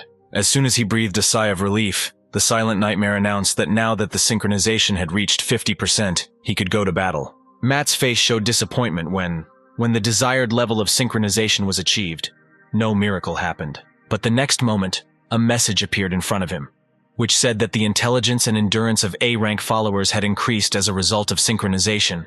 The hero thought that if with the help of this these two could achieve S-rank, then it would truly be a miracle. The Silent Nightmare was right, and he had to urgently go to the battlefield, because the army began its offensive, and Matt received a message that from now on, a sacred battle began, with his life at stake. Sighing, the hero decided that before going there, he needed to move to the roof of the school and pick up something there that was already supposed to be delivered. Meanwhile, a real threat looms over the town of Guillaume. He was surrounded on all sides by an endless enemy army. Their leader Arachne sat contentedly on her throne, surrounded by 4 kings. Smiling, she said that today the walls of this impregnable city will finally fall. With a wave of her palm, she ordered Beelzebub's infectious flies to attack. Harold came forward and said that they would be happy to carry out this order. Immediately after this, a large troop of flies soared into the air. One of them licked his dagger with anticipation. He couldn't wait to get rid of these insignificant creatures as soon as possible. Mirava, standing on the city wall, was greatly worried by the huge number of enemies. Clasping her palms together, she desperately began to pray for Matt to come save them. The guard ants standing nearby were also frightened. They understood perfectly well that even their indestructible walls could not resist Beelzebub's infection, especially since the enemy was attacking from the air. Throwing his hands up, Harold prayed to his master, asking him to send a curse on the heads of their pathetic enemies. Afterwards, he began to actively absorb air, increasing in size. All the other flies followed the example of their leader, and at Harold's command they all had to attack. Suddenly a gap appeared in the sky, and the next moment a huge foot appeared from there. Arachne was very frightened by what was happening. The kings around her also experienced fear and bewilderment at the unknown who intervened in their battle. A huge foot sank to the ground, crushing thousands of different insects. The snow-white socks almost instantly turned red with the blood of the dead. Having broken through the wall of space, Matt slowly walked inside, armed with a huge number of cans of Diclorvos. The guy grinned evilly. I thought that now he would put an end to these annoying creatures. Harold looked closely at the strange jars, trying to read the name, but could not because the language was not clear to him. Suddenly, Matt's terrifying gaze rushed in his direction. Gerald shuddered in horror. All his instincts screamed at him to run away from here as quickly as possible. Matt was horrified by the huge number of flies here. He wanted to quickly get rid of them all and not see anything so disgusting again. The next moment, the switches on the cans clicked. The hero was glad that he could use John's telekinesis abilities. When Matt lowered his finger down, All the cans simultaneously sprayed the solution inside into the air. The flies hanging in the air tried to cover themselves with their hands. The herald realized that this was a deadly poison and shouted for everyone to retreat as quickly as possible. However, it was already late. For several moments, there was no one left in the air. The army on the ground panicked. They realized that if they did not escape, the same fate awaited them. Arachne noticed the commotion around her and shouted out that there was no point in them being afraid, because their enemy was only one, and there were countless of them. Matt sighed dissatisfiedly. Although he had destroyed a good share of the flies, there were still just a huge number of insects left. The warriors who decided to stay could not hold out for too long and fell dead. Looking at their dead comrades, the rest began to rapidly retreat. Arachne really didn't like the current situation. Rising from her seat, she shouted that the same trick wouldn't work twice. She then turned to the bloody tiger and ordered him to go and destroy the enemy. He roared and went to carry out the orders of his mistress. Suddenly, puzzlement appeared on the face of Matt, who was attacking various little things on the ground with Declorvos. Soaring upward, the tiger flapped its powerful wings. The hero flinched when he saw the poison flying back and immediately stopped the attack. There was real horror on his face. He understood that if something was not done urgently, his ants would die too.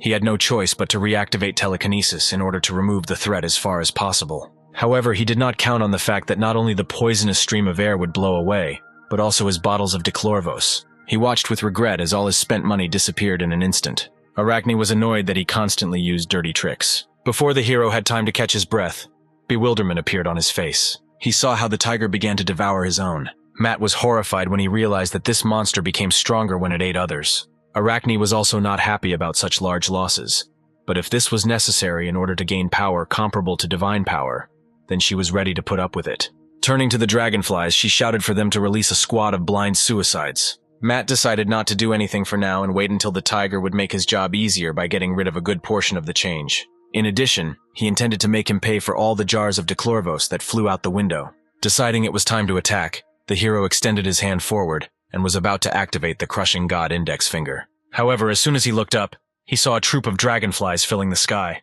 Blind suicides sat on them. Arachne was confident in them, because the processes of these insects could crush even a stone. Having flown close enough to our hero, they jumped down. Matt looked in bewilderment as many insects flew at him. He immediately activated his steel body, increasing in size. The bright glow did not prevent the blind suicides from continuing to move towards their target, and the first of them flew into Matt's hand. When he tried to bite through his skin, his claws broke. Despite this, the others did not slow down and approached their goal, believing that they could defeat him with numbers. Matt did not move from his place when all the blind suicides attacked him at once. A few moments later, his entire body was covered in them. The hero managed to free the finger of his left palm. Using God's judgmental middle finger, he set fire to the insects that clung to his body. Matt then used the multiplying thumb of God.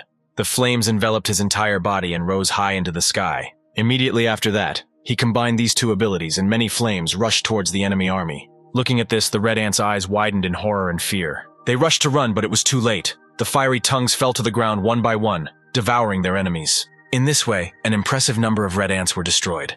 Matt stood there breathing heavily. He was starting to get nervous because he felt his strength diminishing every moment. When he looked at the progress of the mission to increase the level of the evil god, he saw that he had not yet killed half of the required number of victims. The hero was amazed by this. It seemed to him that he had already burned a sufficient number of these monsters. Feeling dizzy, Matt put his palm to his forehead, chalking it up to too much consumption of divine powers. Looking up, he noticed a fire monster approaching him. In the information window that appeared, the guy read that the beast was angry that he could use the same flame as his master. Matt sighed irritably, thinking that he had somehow displeased yet another monster. Throwing her palms up, Arachne shouted that they must stop the evil god at any cost. Looking sideways at her, the monster replied that he would carry out this order, but in return he would ask for 100 million victims. When Arachne agreed to this condition, the soldiers standing below shouted that she had absolutely no conscience towards her. The enraged girl shouted for everyone to shut their mouths, because it should be an honor for them to die in the name of the victory of their great empire. Meanwhile, the monster breathed out powerful flames and destroyed the specified number of victims. They could not resist anything and simply burned alive in his fire. A few moments later, its fiery flow began to diminish. Matt was surprised when he saw that this monster had increased significantly in size. Touching his hair, he realized that the situation was becoming increasingly tense. Suddenly, rage flashed in the monster's eyes. Taking off from his place, he quickly rushed towards our hero. Holding his head, Matt put his left hand in front of him and activated the destructive god index finger.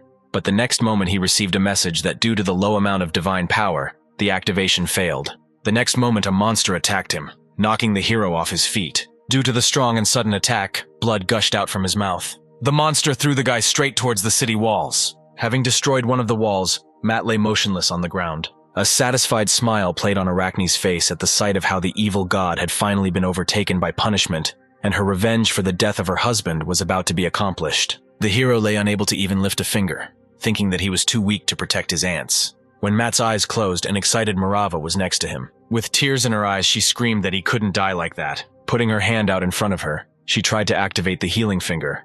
However, her strength was not enough to heal Matt. Opening his eyes slightly, the hero watched her. The fire monster spat out a small ball of flame when he realized that the evil god was still alive. He rushed towards him again, intending to finish him off. At the same time, Bruce, still in the tower, desperately prayed to be allowed to join. Hearing his voice in his head, the hero realized that all was not lost. Concentrating his power in his finger, Matt summoned this ant, hoping that his strength would be enough for this. The next moment, a blue flash flashed right in front of the struck monster. Our hero's prayers were heard and Bruce appeared next to him. With a smile on his face, the ant said that Matt could rely on him, because it was not for nothing that he had already conquered countless monsters from the tower. However, when the next moment a huge open mouth of a monster appeared in front of him, he was stunned with horror.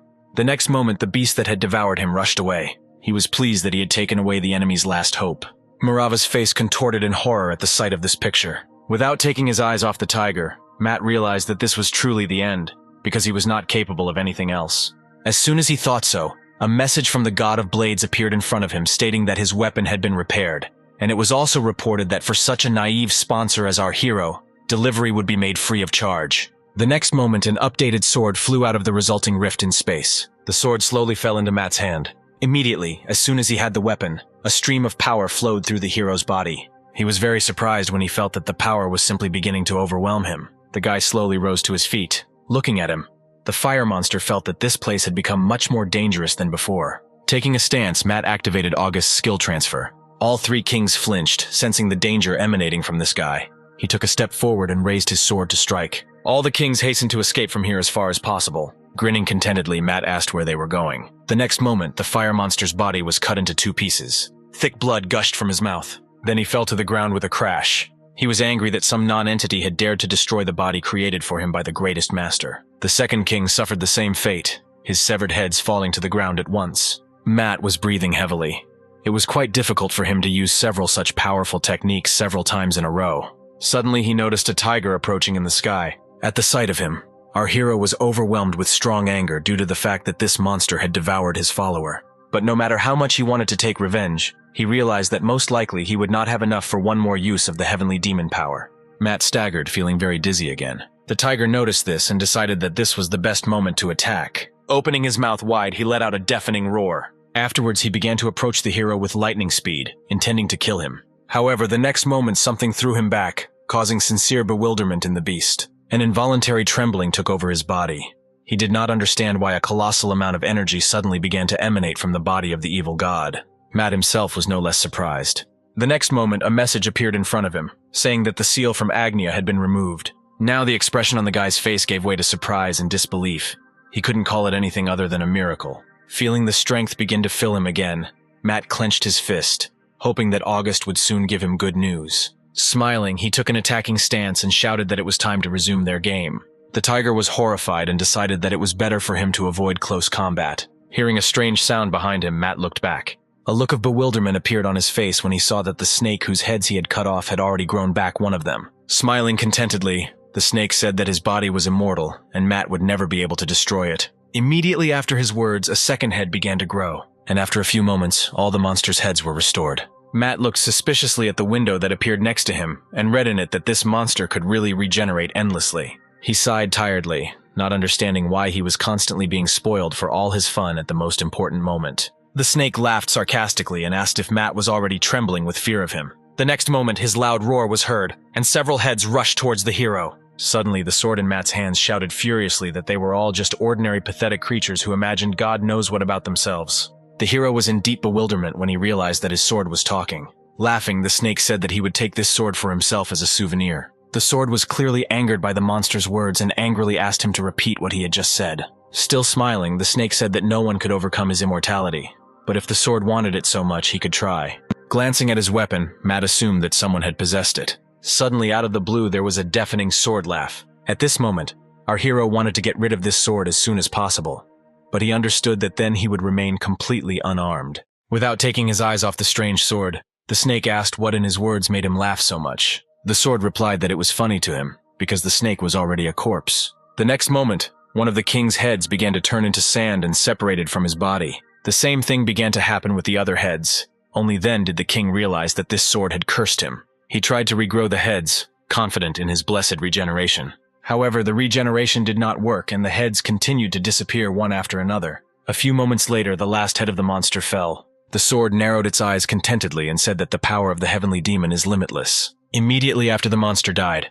Matt received a message that the absorption of the killed victim was beginning. The hero only needed a couple of moments to do this. A satisfied smile appeared on his face as he felt that he had become much stronger after taking possession of the powers of the slain monster. At the same moment, something began to rapidly approach him from the sky. The smile on Matt's face disappeared the moment he felt a terrifying thirst for blood behind him. The tiger was in real rage. He shouted that he was ready to tear even his wind wings to shreds but kill Matt. Then, as if to confirm his words, he made a powerful flap of his wings, directing cutting streams of wind towards the guy. Swinging his sword, Matt was able to repel this attack. Laughing contentedly, the sword said that the hero was not as bad as he had already thought. The guy ignored his words and again turned his attention to the enemy, asking where he was already going.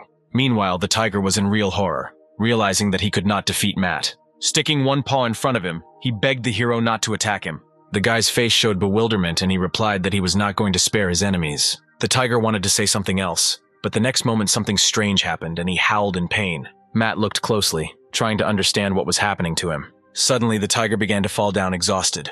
Not even a couple of seconds had passed before he fell to the ground with a terrible roar. The monster did not stop howling from the pain tearing through his stomach. A few long moments later, the tiger's belly burst open and something flew out. Having covered his face from the dust, Matt watched this in surprise. Looking closer, he saw Bruce, who with his physical strength was able to fight his way to freedom. The hero was glad that this ant survived. Bruce looked at Matt with a satisfied smile and shouted that even if you are eaten, there is always a way out in both directions, or you can just rip open your stomach. Giving his thumbs up, the hero shouted that Bruce was super cool. Laughing maliciously, the sword said that even this ant would be much cooler than Matt. Raising the sword at the level of his eyes, the hero asked in bewilderment who he even was. Squinting at his face, the sword said with sincere amazement that he should have already guessed everything himself. This strange sword caused the guy unusually strong irritation. Bringing it closer, he shouted that he didn't have time to play these stupid games. Frowning, the sword admitted that he himself did not know who he was. Matt couldn't understand whether this sword was mocking him, or whether he really didn't know anything. Looking away, he mentally turned to the God of Blades, asking him to explain everything, because he was the one who repaired this thing. However, contrary to his expectations, the hero received a message from the Thousand Blades, who said that he would prefer to remain silent.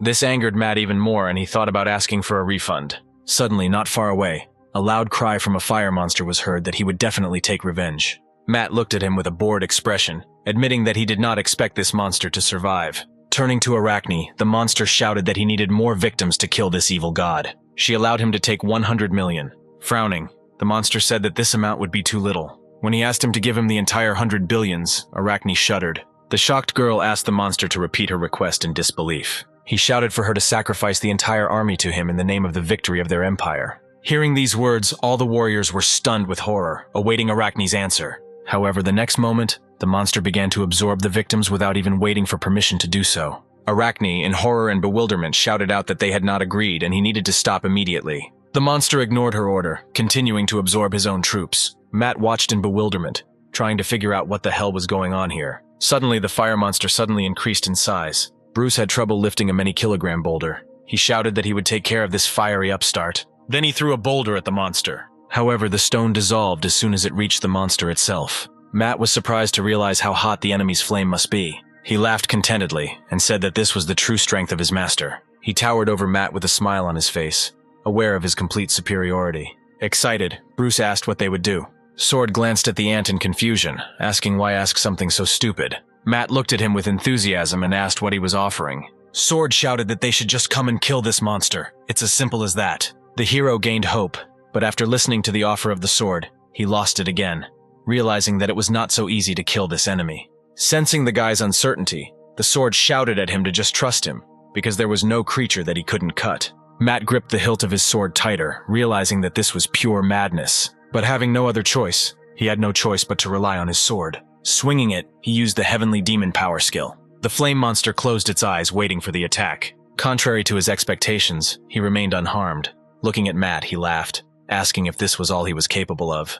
Looking at the enemy, the hero thought dissatisfiedly that he had in vain hoped that the sword could really help with something here, because the very word free from 1,000 blades sounds like a guarantee of a lie. He looked again at the contentedly smiling monster in front of him, thinking about how he could destroy it. However, in the next moment, something unusual happened. The monster's body was cut into 2 parts. He growled in pain, unable to believe that his precious body was about to be destroyed. A few moments later, there was a deafening explosion. Looking at the hero, the sword said smugly that, as he had said earlier, nothing could resist its true power. Sighing, Matt decided not to say that he used his own power in this blow. He was just glad that this time he remained conscious and did not faint, like in the battle with the monster at the academy. Suddenly he shuddered, feeling something strange, and messages from the gods began to appear next to him, saying that it was too early to relax, and he should pay attention to the burning sky. Not understanding what they meant, the guy raised his head. He was overcome with horror when he saw what the other gods had warned him about. The entire sky was truly on fire, and over Matt, smiling ominously, loomed a significantly increased opponent in size. In the window that appeared next to him, the hero read that once in this world there were 2 brothers who were gods of the sun. After a 1,000-year feud, one of them lost and was sealed in fiery chariot. The guy was seized with a slight trembling when he realized that he had freed some kind of god from the sealing cart. In the message that appeared from the god of blades, Matt read that now they are just an echo of the long past, but given his great divine rank, it is better for the hero to give up and die without unnecessary suffering. Matt looked up again, thinking that the situation had become extremely dangerous indeed, because he had already poured the remnants of his divine powers into the previous attack. He remembered the words of one great man, that even if the heavens open up, windows into life will appear somewhere. Looking at the hero, the monster shouted with rage in his voice that because Matt had destroyed his chariot, created for him by the great master, the guy deserved to die, and with him this whole world would burn. Looking around, the hero was delighted to find his window into life. It was Bruce, standing on the huge carcass of a defeated tiger. The ant froze in place in horror, realizing that their enemy was incredibly strong. A little more, and they would all simply be burned alive. Matt shouted for Bruce not to stand there like a pillar and urgently found him a victim. Remembering that he was not alone here, the ant perked up and jumped to the ground, grabbing the tiger by the tail. He began to rotate around his axis, holding his tail in his palms. Matt extended his hand upward when he noticed the carcass of the beast approaching him. Smiling, he shouted out that this was exactly what he needed. The monster, observing their actions, said that they would never defeat him. Smiling happily, Matt devoured his victim. A few moments later, the tiger was completely consumed. Immediately after this, a powerful stream of energy burst out from his body. Next, his entire body was surrounded by several powerful lightning, and the message that appeared said that the absorbed beast was equivalent to 2 S-rank creatures, and therefore the mission of killing 10 S-rank creatures to increase the level of the evil god was completed. Now Matt was given the title of low-ranking evil god. Smiling contentedly, he looked at his palm, feeling unimaginable power. Standing nearby, Bruce shouted out that he had always believed in him. Mirava did not interrupt her prayers all this time. Matt looked at his opponent, thinking that now it was his turn to show the true power of God. Seeing the confidence in the hero's eyes, the monster shouted that any resistance was completely useless. Matt extended his hand upward, activating God's judgmental middle finger. The next moment, a beam of black energy rushed upward. The fire monster was surprised when he felt the hero's energy on him. He asked furiously if Matt really thought something like that would work against him. The hero was tense to the limit. He himself understood perfectly well that this might indeed not be enough, but he could not help but try. All the while, he questions whether this is the true power of his opponent, or simply the borrowed power of the victims he has absorbed. Seeing that Matt was not going to give up, the fire monster said that he would not even itch from such a ridiculous attack. The ants panicked as the monster increased the heat of its flames and the walls of their city began to melt. The hero understood that he could not hold out like this for long, and thought that it was time to use the gift from the 1,000 blades. The sword stopped the guy, hearing his thoughts. He shouted that this gift could not cut the flame.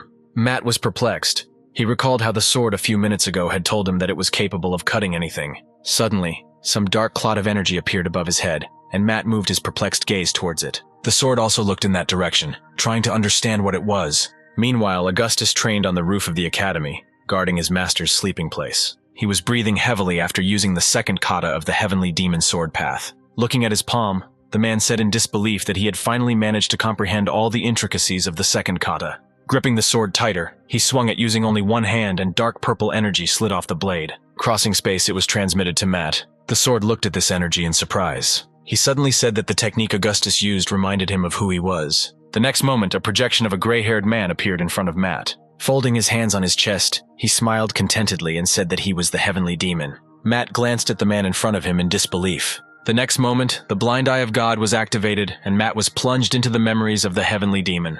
Many centuries ago, he had to kill his own daughter, who became a follower of the god of destruction, and also everyone who followed her, after which he committed suicide. Having learned about the tragic fate of the heavenly demon, the hero felt sorry for him. However, that was not all. Having become a spirit, he had been looking for a goal for his revenge for thousands of years, but due to the fact that he fell for someone else's deception, he lost all his memories. When Matt questioned who exactly had deceived him, he was shown that Thousand Blades had tried to trick the Sky Demon into converting him, but he recognized the lie and refused. Then the god of blades deprived the heavenly demon of his memories and then sealed him in one of his blades, forcing him to work for himself for free. After Matt found out that the god of blades wasn't the only one who was constantly tricking him, he began to irritate him even more. Looking at the hero, the heavenly demon said that the skills of Matt's student helped him regain his memories. Confidence was visible in his gaze, and he said that with the help of our hero he would be able to carry out his revenge. Matt shouted that he would do everything to make the god of blades know the full ruthlessness of the heavenly demon. The man laughed contentedly when he heard the guy's words. Afterwards, he extended his palm to the hero and said with a smile on his face that he allowed Matt to use all his power. Afterwards, the spirit of the heavenly demon transformed into energy and rushed towards the struck hero. Matt felt someone take control of his body the moment his hand limply rose up. Then a beam of powerful heavenly demon energy shot out from his palm.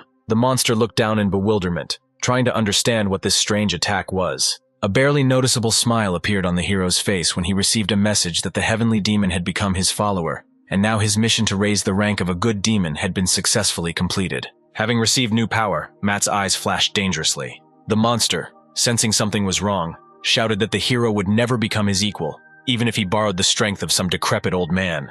He then took in the air again and exhaled a strong stream of flame that countered Matt's strength. However, at the same moment our hero increased his flow of energy. The heavenly demon shouted that the flames could only be overcome by more powerful flames. Heeding this advice, Matt stopped his attack and grabbed the sword with both hands, swinging it. The spirit shouted in anticipation that the hero should use the second kata of the heavenly demon's sword path. All this time, their enemy did not stop spewing fire. Having not encountered any obstacles, the flames rushed towards our hero with renewed vigor, however. He managed to swing his sword, sending a response attack, until the flames overtook him. The fire monster's eyes showed confusion as Matt's attack cut through its flames. Until the last moment, he did not believe that this was really possible. Matt shouted to the monster that he should prepare to die. Immediately after this, the huge body of the fire monster was cut into two parts, but he was completely confident that his regeneration would easily heal these wounds. After a few moments passed, he realized that regeneration was not working, and the heat of the blue flames was felt more and more strongly. Thus, the blue flame of our hero engulfed the entire huge body of the monster, coloring the sky from red to blue. Breathing heavily, Matt kept his eyes on the sky. Only after a few terribly long minutes did a satisfied smile appear on his face. The fire monster was destroyed and the sky returned to its azure blue color. Squeezing the sword tighter in his palm, the hero said that they managed to protect this world. Somewhere behind him, joyful cries of ants were heard, praising their god. Bruce shouted with a smile on his face that he never doubted his strength for a moment. Sighing, Matt said that now it was time for him to go. Glancing at his charges, he said that he would leave the rest to them. Morava and Bruce submissively bowed their heads and said that they would do as they were told. A few moments later, Matt disappeared into the portal space. Upon returning home, he immediately received a message that a new mission had become available to him to promote the middle-rank good and evil god. The guy was shaking from overwhelming emotions. All this time, the heavenly demon stood leaning against the windowsill and did not take his eyes off Matt. He chuckled contentedly, receiving one angry message from the Thousand Blades after another. When the god of blades accused him of theft, the hero only shrugged his shoulders and answered gloatingly, which is what he fought for and ran into. Thousand Blades replied that he clearly did not fight for the heavenly demon to regain his memories. Laughing contentedly, Matt replied that karma was returned to him for the sins he had committed, so he must repair this sword for free. The god of blades replied that he had already lost too much, because from now on, repairing weapons for the hero would cost 500 million coins. Matt was terribly infuriated by this statement. When the soundless nightmare wrote that he could recommend a good blacksmith, a malicious smile appeared on the guy's face again. Then the Seeker of Truth joined in, saying that he had been waiting for this day for a long time, and was ready to negotiate for 5 million. Turning to the Thousand Blades, the hero said that even if he refuses to help, he will always have plenty of more profitable options. A few moments later, the God of Blades wrote that such repairs would require at least a year for the Seeker of Truth, and reduced the price to 10 million. However, the hero did not intend to make concessions to him, and said that he would only agree to 3 million. To a message from Thousand Blades that this was very little, Matt replied that compared to how much money he managed to squeeze out of him during this time, this was really not enough, and invited the Seeker of Truth to discuss the conditions in more detail. Hearing this, Thousand Blades couldn't give in to someone else like that and agreed to Matt's condition, who immediately rose from his chair with joy. Suddenly, Richard's name flashed on the phone screen. The guy answered the call, wondering what he needed. The next moment, he heard the excited voice of a man who asked where Matt was now, because he urgently needed to come to the association. When the hero asked how urgent it was, he was told that a clutch of crocodile eggs from a monster he had previously defeated had been discovered. 2 hours later, Matt arrived at the Hunters Association building, where there was a huge poster of Maria advertising perfume. Coming out of the taxi, the guy immediately noticed him. August followed his gaze and also looked at the poster, amazed at the beauty of the girl. Suddenly, Maria appeared next to Matt with a smile on her lips, which surprised him. Looking in her direction, the hero saw Robert and Agnia standing behind her. Matt waved his hand at them uncertainly. The man decided to skip the greeting scene and, turning to the entrance, said that they needed to hurry inside, where he would tell them about the eggs they had found. The hero stopped August at the entrance to the conference room, saying that he was not a member of the association, so he would have to wait here. After saluting, the man said that he would do as he was ordered. Afterwards, Matt went inside the room following Robert and the sisters, wondering why all the national S-Rank hunters had gathered here for the sake of some eggs. Noticing him, Wilhelm immediately called out to our hero and joyfully waved his hand, attracting his attention. The guy pointed to the empty seat next to him, inviting Matt to take it. Hearing this, Maria grabbed Matt's hand and shouted that he should sit with them, which caused bewilderment in Wilhelm. Suddenly, the voice of the president of the association was heard, who asked everyone to quickly take their seats, because the egg would soon be delivered here. Hearing about the egg, Maria's eyes lit up with happiness. She could already imagine how tasty a crocodile egg could be.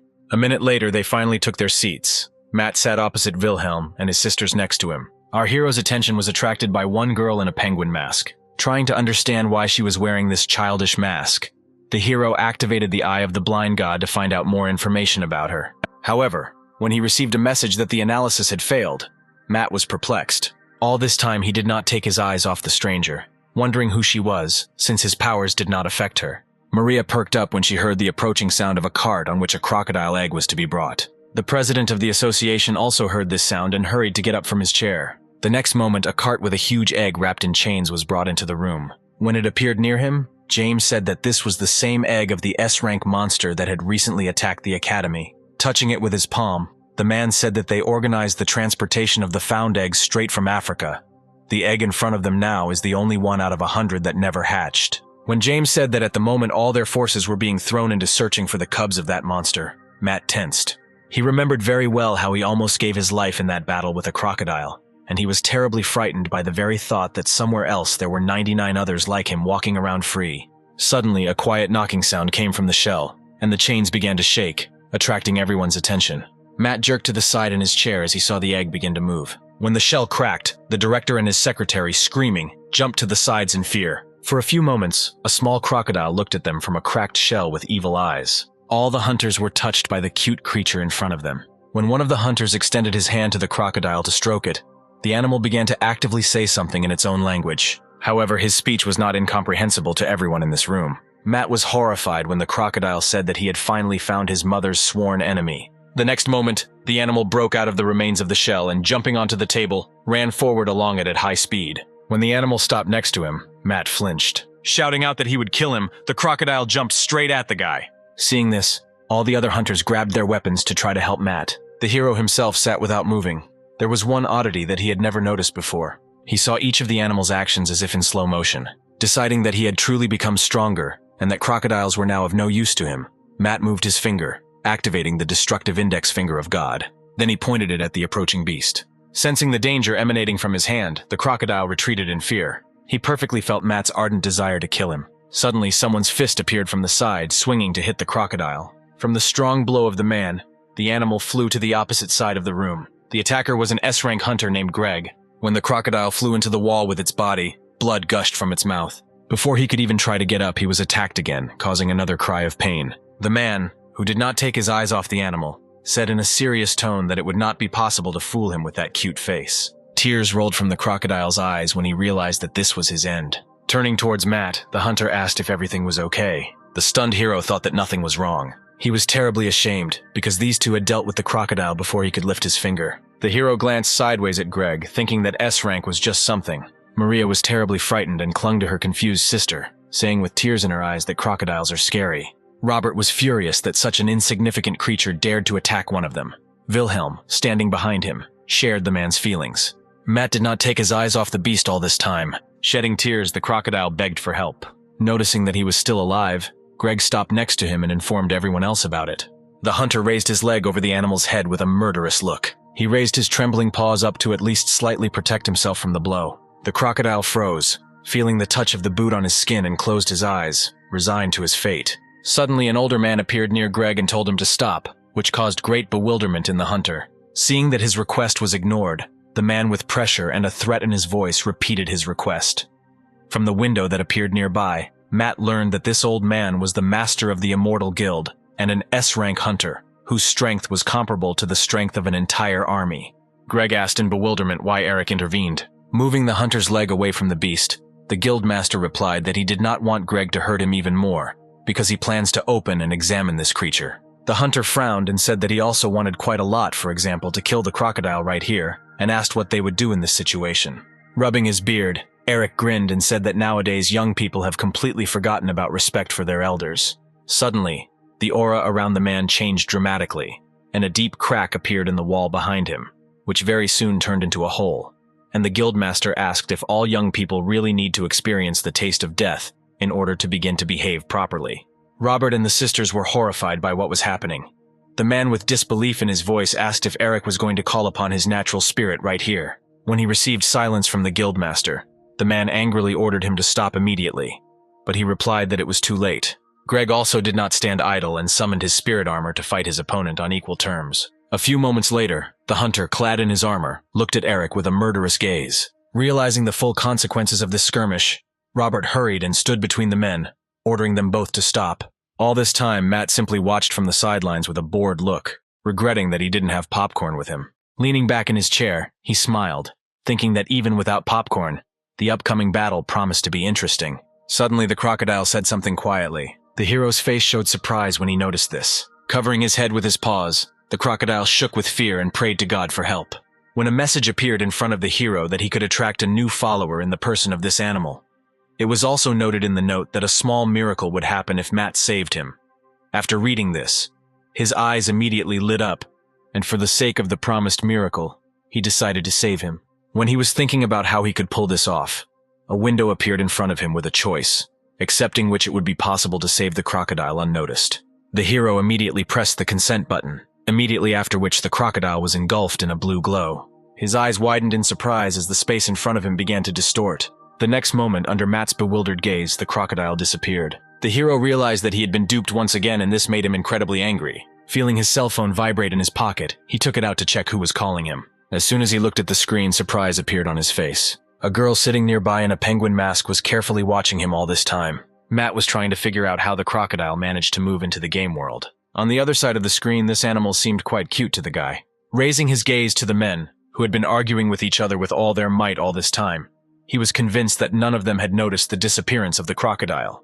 Throwing his gaze back at the screen, Matt thought that he needed to get out of here as quickly as possible before anyone noticed anything. Suddenly, a girl in a mask appeared from behind him, which quite frightened our hero. Jumping away from her, he asked in bewilderment why he was sneaking up on people from behind like that. Ignoring his question, the girl looked towards the men focused on the argument and not noticing anything around. Following her gaze, Matt realized that she was looking at the empty space against the wall where a moment ago the crocodile had been sitting. Turning to her with a pleading voice in his voice, he asked her not to say anything. He himself would explain everything later. Without listening to him to the end, the girl raised her palm to strike. Looking at her, Matt realized that he would not be able to come to an agreement with this girl so easily. However, when instead of hitting, she simply said "Hello, Penguin" in a joyful voice, bewilderment flashed across the hero's face. Immediately after this, the girl headed towards the exit, leaving our hero further perplexed.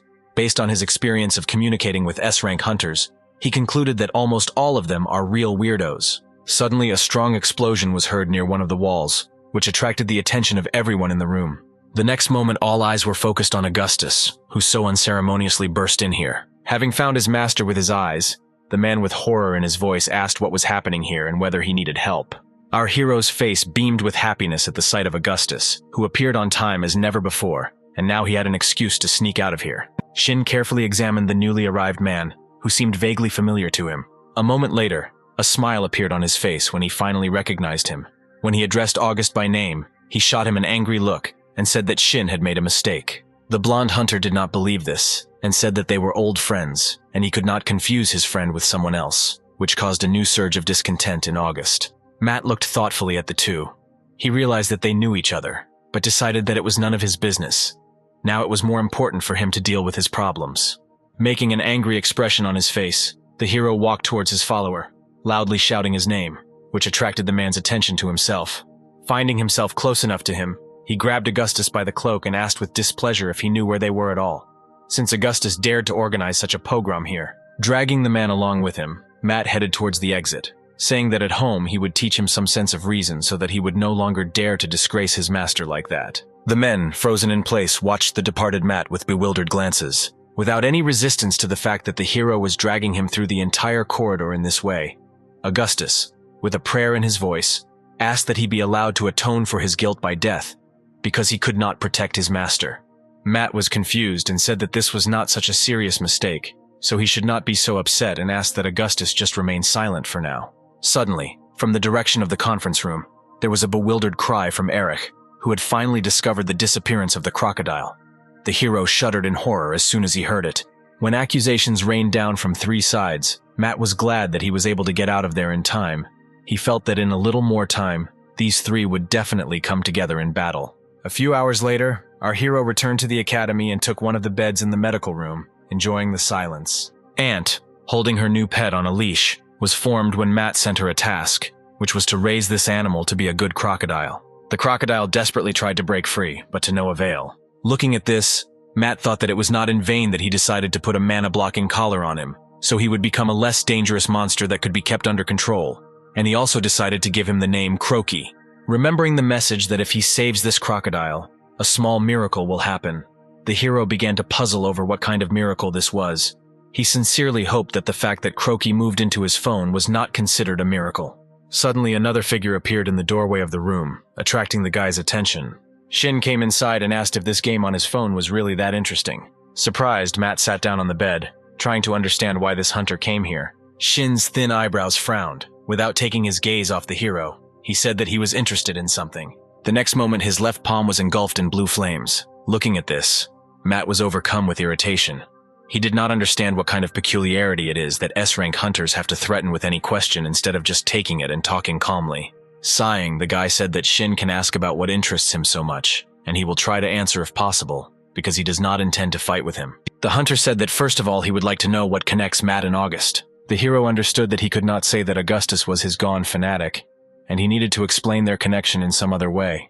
Laughing uncertainly, the guy said that they were just colleagues. Looking at the hunter, in whose hand the flame was still burning, the hero tried to understand why he was being asked about this with such a menacing look. Meanwhile, Shin did not take his gaze off Matt, trying to determine whether he was lying or telling the truth. Suddenly, he asked if our hero was in the community of 3 heroes. A puzzled look appeared on Matt's face, and he asked what it was. He really had no idea what it was, but decided that it didn't concern him anyway, so there was no point in bothering with it. Seeing how the hero began to pick his nose with a bored expression, Shin gritted his teeth in irritation. He lunged and raised his palm to strike, saying that since Matt did not understand the words, he had no other choice. The hero, with the same bored expression on his face, watched his palm, which moved too slowly for him, thinking that today he had absolutely no desire to fight. At the same moment, noticing the threat to the life of his master, Augustus quickly approached the window of the medical room.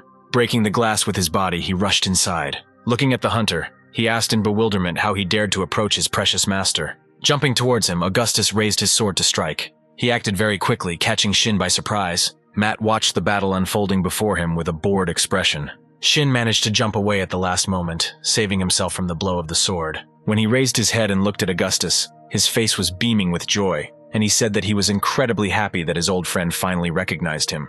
August angrily shouted at Shin to stop talking nonsense. Then he made another swing with his sword, attacking the enemy, but he jumped, deftly dodging the attack. Once above August, Shin asked why he hadn't been answering his calls all this time. Making another swing, the swordsman shouted for Shin to shut up. The hunter smiled as the blade of the sword began to rapidly approach him again. Hitting his sword with his palm engulfed in flames, he said that although a lot of time had passed, Augustus was still no match for him. He then jumped back, landing neatly on the floor. Sighing heavily, August said that he had to block Shin because he did not allow him passage. From what he heard, grief appeared on the hunter's face. Matt looked from one to the other, although earlier he had decided that their showdown did not concern him, but he was interested in how these two knew each other. With undisguised irritation in his voice, Augustus asked why he was constantly disturbing his master. Did he really want to die so badly? Shin was amazed. It was the first time he had seen his friend be so devoted to someone. Without taking his eyes off his opponent, August said that his master is the greatest swordsman who has reached the highest level in the art of swordsmanship, and if Shin still considers himself a swordsman, then he should immediately kneel before Matt. Hearing this, the hunter clenched his fists in anger. All goodwill towards the swordsman instantly disappeared, and Shin said with contempt that he knew that the community of the three heroes was a sect, and apparently, Augustus was deep in it and could not be saved. Hearing the strange name of the sect again, Matt wondered what it was after all. Turning his gaze to the hero, Shin realized that it was because of him that August had changed so much, and decided that at any cost he would bring this guy to light. When his palm was once again engulfed in flames, he called our hero by name, attracting his attention. Crossing his arms in front of him, Shin said that if Matt was truly the sword god, then it would not be too difficult for him to dodge his attack. Immediately after these words, he changed his stance, preparing to attack. Augustus looked at Matt and asked him to show all his greatness to such an ignorant man. Nodding towards the hunter, he explained that everything reaches this guy only through his fists. Sighing, the hero rose from the bed. He said that he just wanted to test his strength on him. Matt was aware that he had become significantly stronger after saving his aunts, but he had not yet had the opportunity to test how much his strength had increased. Clenching his hand into a fist, the hero was pleased that he had such a lucky chance. The next moment he activated the steel body, and the clothes instantly tore on his strong muscles. Shin watched this with caution, suggesting that this was the very power of the community of three heroes, thanks to which Matt defeated the monster that attacked the academy. Deciding that some fated skill of an unknown sect would not stop him, the hunter went on the attack. He was sure that due to his enormous muscle mass, Matt would not be able to dodge in time. Matt stood still, not even thinking about dodging such a slow attack. Clenching his fist, he decided it would be easier to solve everything with one blow. He raised his hand to attack, waiting for the moment when his opponent was close enough. A few moments later, he brought his hand forward. When there was nothing left to get to Shin's face, suddenly the curtain next to the bed neighbors opened, and Maria, irritated because of the noise, appeared from there. She angrily asked them to be quiet. Matt stopped short, belatedly remembering that Maria wanted to rest peacefully here. Shin's face showed surprise at the sight of the girl, and he asked what she was doing here. Pointing at him, Maria shouted that he was bad. The next moment, a dark red aura enveloped her palm, and she activated her mind control skill. Realizing exactly what she was about to do, Matt shouted for her to stop. However, the girl did not listen to him, and the aura emanating from her became even stronger. Clenching her fist, she said that anyone who gets Matt must die. The next moment, the hunter fell to the floor, clutching the fabric with his palm in the area of his heart, and blood gushed from his mouth. Turning his gaze to Augustus, he reached out to him with his trembling hand, about to say something. However, the next thing he lost consciousness, his head touched the cold floor. August walked up to him, checking Shin's pulse. When he clicked his tongue in displeasure, Matt asked in horror if he was dead. Taking his fingers away from the hunter's neck, August replied that, to his greatest regret, this was not so. Afterwards, he looked at the hero and said that this guy would not disappear from their lives so easily. Hearing this, Matt breathed a sigh of relief.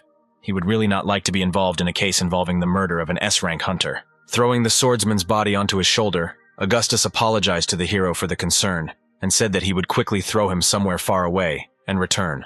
Matt tried to stop him, shouting that he could simply cure Shin, but Augustus, who had left through the window, no longer heard him. Our hero could only hope that his follower would not finish off his unwanted friend somewhere in a quiet corner. Suddenly, Maria's palms touched his cheeks and pressing turned the guy's head from side to side. Carefully examining him for wounds, the girl asked the embarrassed hero if everything was okay with him. He replied that everything was fine and wanted to ask her to remove her palms from his face, but she beat him to it, saying that he didn't have to worry anymore, because his little sister Maria would protect him no matter what happened. Confused, Matt thought that it was rather strange to hear Maria say that she was the youngest, although in fact, she was several years older than him. Suddenly, the door to the medical room opened and Agnia burst inside. The excited girl asked if everything was okay with her master.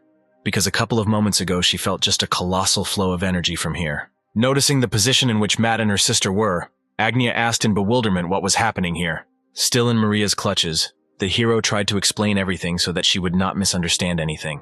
However, as soon as the girl noticed a huge puddle of blood next to him, the girl asked with fear whose blood this was and who they killed, and Maria unstuck from Matt and rushed to her sister. Pressing herself into her hand, she said with tears in her eyes that she wanted to return home as soon as possible, because it was too scary here. Approaching them, the hero asked Agnia to take her sister home, and he would finish his business here. Having changed into a tracksuit, he armed himself with a bucket and a mop, and began to wash the bloody stain on the floor. Matt wondered why he, in his position as God, had to scrub the floors here, but he did not have a person to whom he could entrust this task. At one of these moments of self-flagellation of the hero, Mina approached the open door of the medical office. She called out to Matt, getting his attention. Hearing her voice, the surprised guy turned around. The girl was shocked to see an unwashed puddle of blood on the floor and a broken window. When she asked where it all came from, the hero replied that he just fell badly. Putting a smile on his face, Matt asked why she was looking for him. The girl noticeably tensed and clutched her skull pendant. The guy noticed her fear and thought that something serious had happened to her. He said that she could not be afraid and just tell him everything, and he would try to help her with something. Raising her uncertain gaze at him, Mina said that her grandfather wants to meet him, so Matt urgently needs to run away from here. The hero was surprised by the words of his student and asked why he had to run, but she hesitated again, not daring to say anything. At that moment, from her skull pendant, the cheerful voice of Hades was heard, who greeted his owner. Sighing, Mina said that her grandfather noticed that Hades had grown up and decided that he was obliged to talk to her teacher, just like her sister. Hearing the sound of approaching cars from the street, the girl shuddered in horror and said that they were already here. She left the room and bowed, wishing Matt luck. Immediately after this, she rushed away from here, leaving the perplexed hero alone. She was ashamed that because of her teacher was in such a situation, but she understood that she could not help him in any way. Not understanding what Mina was so afraid of, Matt approached the broken window. Looking down, he saw an expensive car parked in front of the building. When the driver opened the back door, a man immediately came out. Our hero was surprised when he recognized the old man who had come out. Now he understood why Mina was so worried, because her grandfather was the master of the Immortals Guild. The next moment, he noticed a girl who got out of the car following Erich. Her gloomy appearance filled Matt with horror. They barely managed to approach the entrance of the academy when Robert appeared in front of them. He asked in bewilderment why Erich had come to his Holy of Holies. Stopping in front of him, the director released his aura, and with a threat in his voice asked if Erich understood where he had come. He did not yield to Robert, and also released his aura, asking with a grin what he had to do with it. Clenching his fist, the headmaster shouted that he would kill him if any more academy students were harmed because of him. Walking past him, Erich said that he just wanted to inspect the place where his precious granddaughter was studying and talk with someone. Robert was surprised by what he heard and asked who they were talking about. When he heard Matt's name, the man sighed and cautiously asked why he needed it. A dangerous smile appeared on the guildmaster's face, and he replied that he just really wanted to meet him. Matt, who had heard their entire conversation, realized that he really needed to listen to Mina's advice and run earlier. A few minutes later, the four of them gathered in Robert's office. The hero sat opposite Erich, as if on pins and needles, actively trying to come up with an excuse for himself. Looking at Matt, the man smiled and, breaking the rather prolonged silence, said that he did not expect to meet again and asked how old he was. Trying to behave as naturally as possible and not show signs of excitement, the hero replied that he was 23. Turning his gaze to the girl sitting next to him, Erich grinned contentedly, saying that the difference of 3 years was simply ideal. Hearing this, the girl blushed and asked her grandfather not to embarrass her so much. Matt took a sip of tea from his cup, trying to understand what they were talking about.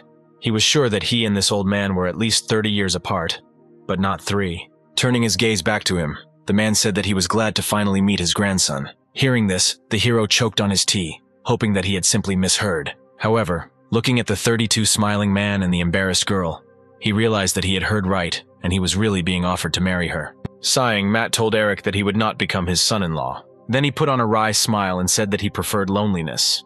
He was not at all interested in getting married. Previously, Matt had not even thought about it, but from today, he definitely became against the wedding. The man put his cup down on the table. He smiled, saying that he heard that thanks to Matt, a B-rank zombie named Hades had evolved to an S-rank. The hero remembered that Mina mentioned something like that. There was undisguised interest in Erich's eyes. He admitted that he had never seen something like this before, so he was not going to miss the opportunity that had been given to him.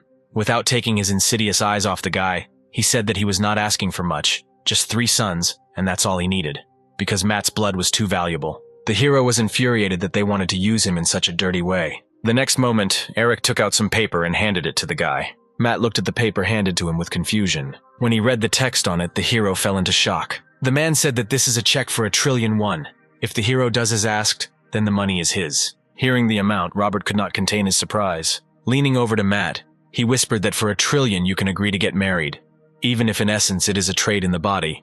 But you can find its advantages in this. It was difficult for the hero to resist such money, with which he could forget about work and deadlines for the rest of his life. But there was one huge but that stopped him. The girl's face was the reason for this.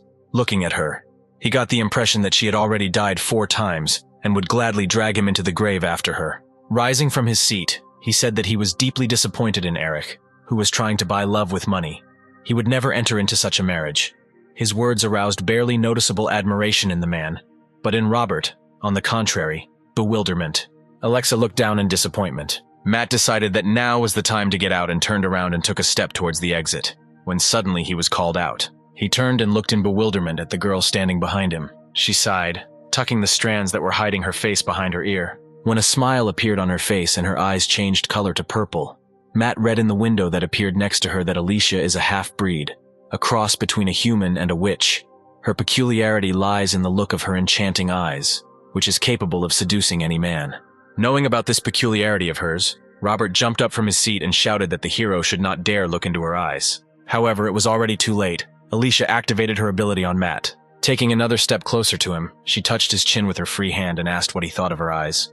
The guy replied that they were quite beautiful. Alexa liked his answer and asked if he would like to be hers. Turning to her, Robert shouted with a threat in his voice that he forbade her to use this dirty trick on Matt. A man standing next to him intervened and asked him not to disturb his granddaughter. There was a threat in his gaze. Eric said that if Robert dares to touch his granddaughter, then he is a dead man. The director of the academy looked at him with rage, saying that everyone who had been in the power of this ability had lost their minds, and he did not want a similar fate for this boy. The girl did not take her eyes off Matt, waiting for his answer.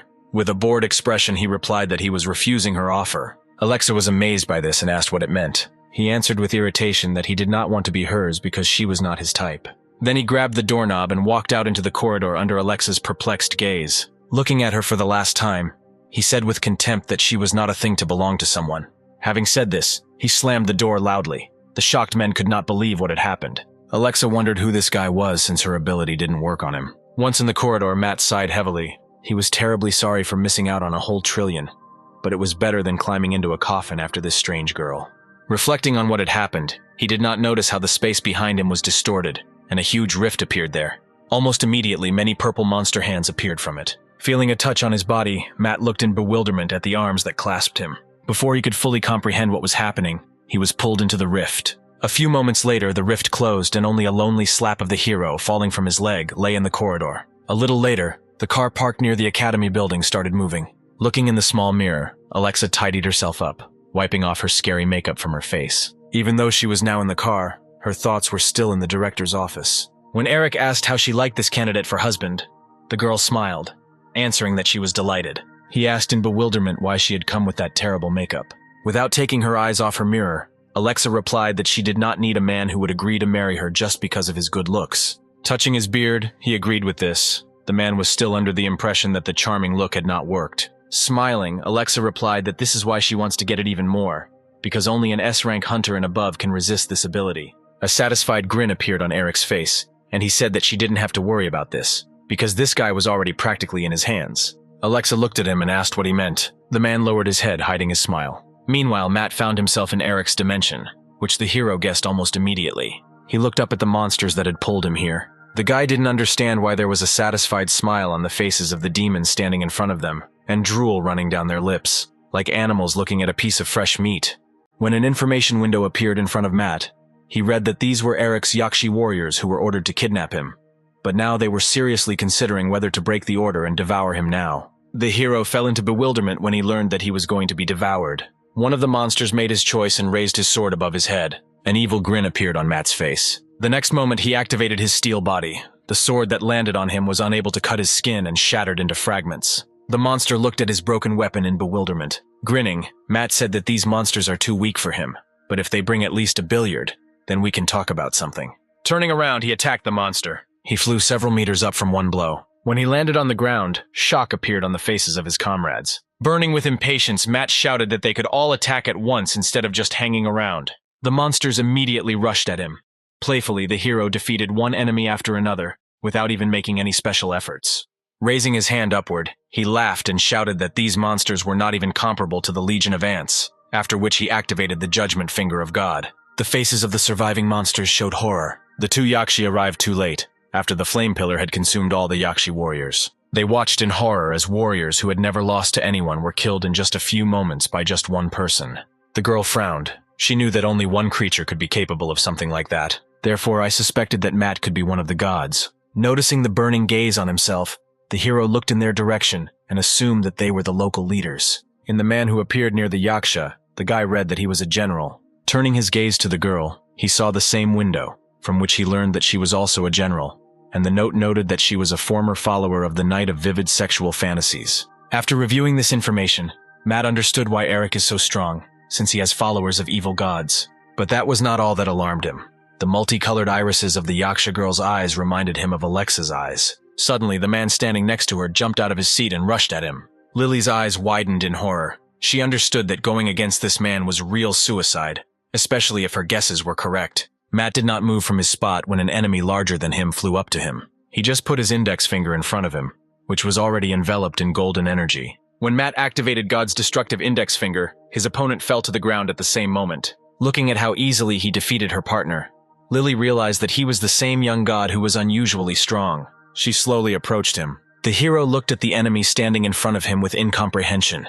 He found it hard to believe that she could give up so easily. The next moment, Lily knelt down in front of him and bowed her head, asking him to have mercy on them. When the guy heard her voice in his head, he wondered who she was to have such abilities.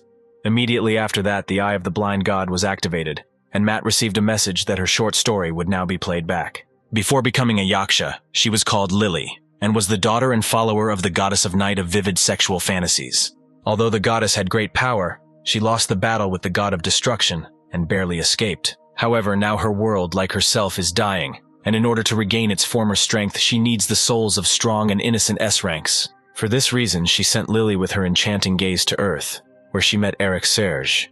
At first, Lily thought that he would be an easy prey, but her gaze did not work on him. Over time, she fell in love with him, got married, and had a child. Everything was fine until one day she was discovered by an abyssal dragon who severely injured her. When Eric discovered her, it was too late to provide any medical assistance to his wife. The only thing he could do was to conclude a contract with her.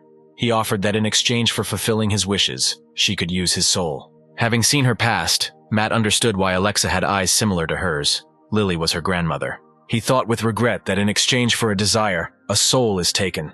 This is a law written down from time immemorial, which no one can change. Sighing, the hero assumed that Eric wanted to resurrect her, but she refused, and therefore became a Yakshi. Lily nodded slightly, confirming his guess. Suddenly, a message appeared in front of Matt that Generous Abundance was tearfully asking him to take pity on Lily, to which he replied that if he spared all the enemies who tried to kill him, he would not live long. However, the next moment he smiled and said that in general this idea was not so bad. In the information window that appeared in front of him, he read that Lily has an S-rank, and if he meets her halfway, she will become his follower.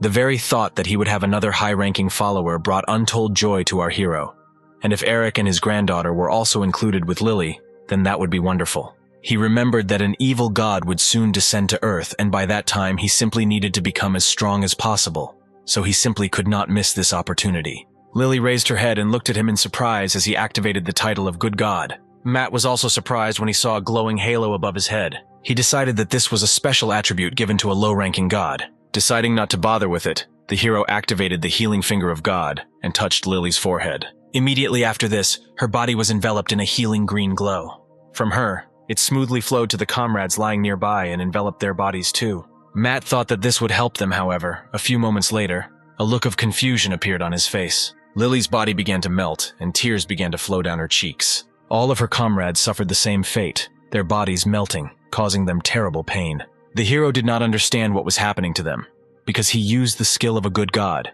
which does not bring death or destruction. The next moment, a message appeared in front of him, informing him that the Yaksha warriors had been purified, and the process of replacing evil with good usually happens quite painfully. Suddenly, a new transformation began to occur in Lily's body. She significantly decreased in size, her horns disappeared, and instead of them, a pair of snow-white wings appeared behind her back, and instead of a grimace of pain, a joyful smile shone on her face. Matt scratched his head thoughtfully when a message appeared in front of him that the Yaksha warriors had been revived as angel warriors. He did not expect something like this to happen.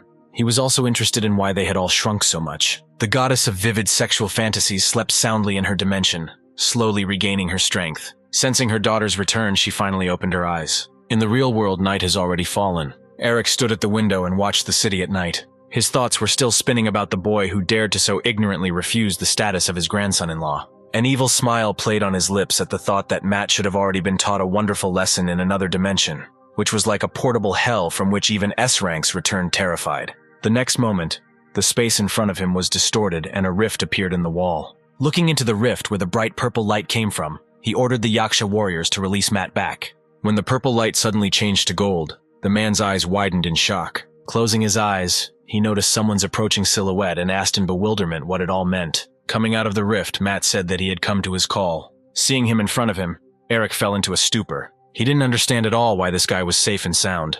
Looking around, Matt said that the man had a rather nice office. Moving away from the shock, Eric asked what kind of flies were hovering around and where his precious Yakshi warriors had gone. The hero replied that it was quite a long story, but first he should check the man's chest. He took a step back and asked in bewilderment how he knew this. Eric did not like this huge number of oddities, but what bothered him most was that he did not feel the presence of the Yaksha at all. His face showed horror when he realized that he couldn't even feel Lily. Rushing at the guy, he grabbed him by the neck and furiously asked what he had done to Lily. As soon as the man did this, Matu saw an aura appearing from Eric's body, and he realized that he urgently needed to cure him. First, he needed to distract the man himself, which he did, saying that that was that, and now was not the time to remember the past. These words from the guy infuriated Eric even more. He squeezed Matt's neck tighter and shouted that he would make sure that he would never speak again. At the same moment, the aura turned into a huge fist and rushed towards the hero. Thinking that there was no choice, he decided to knock out the man, because it would be much easier to carry out the treatment.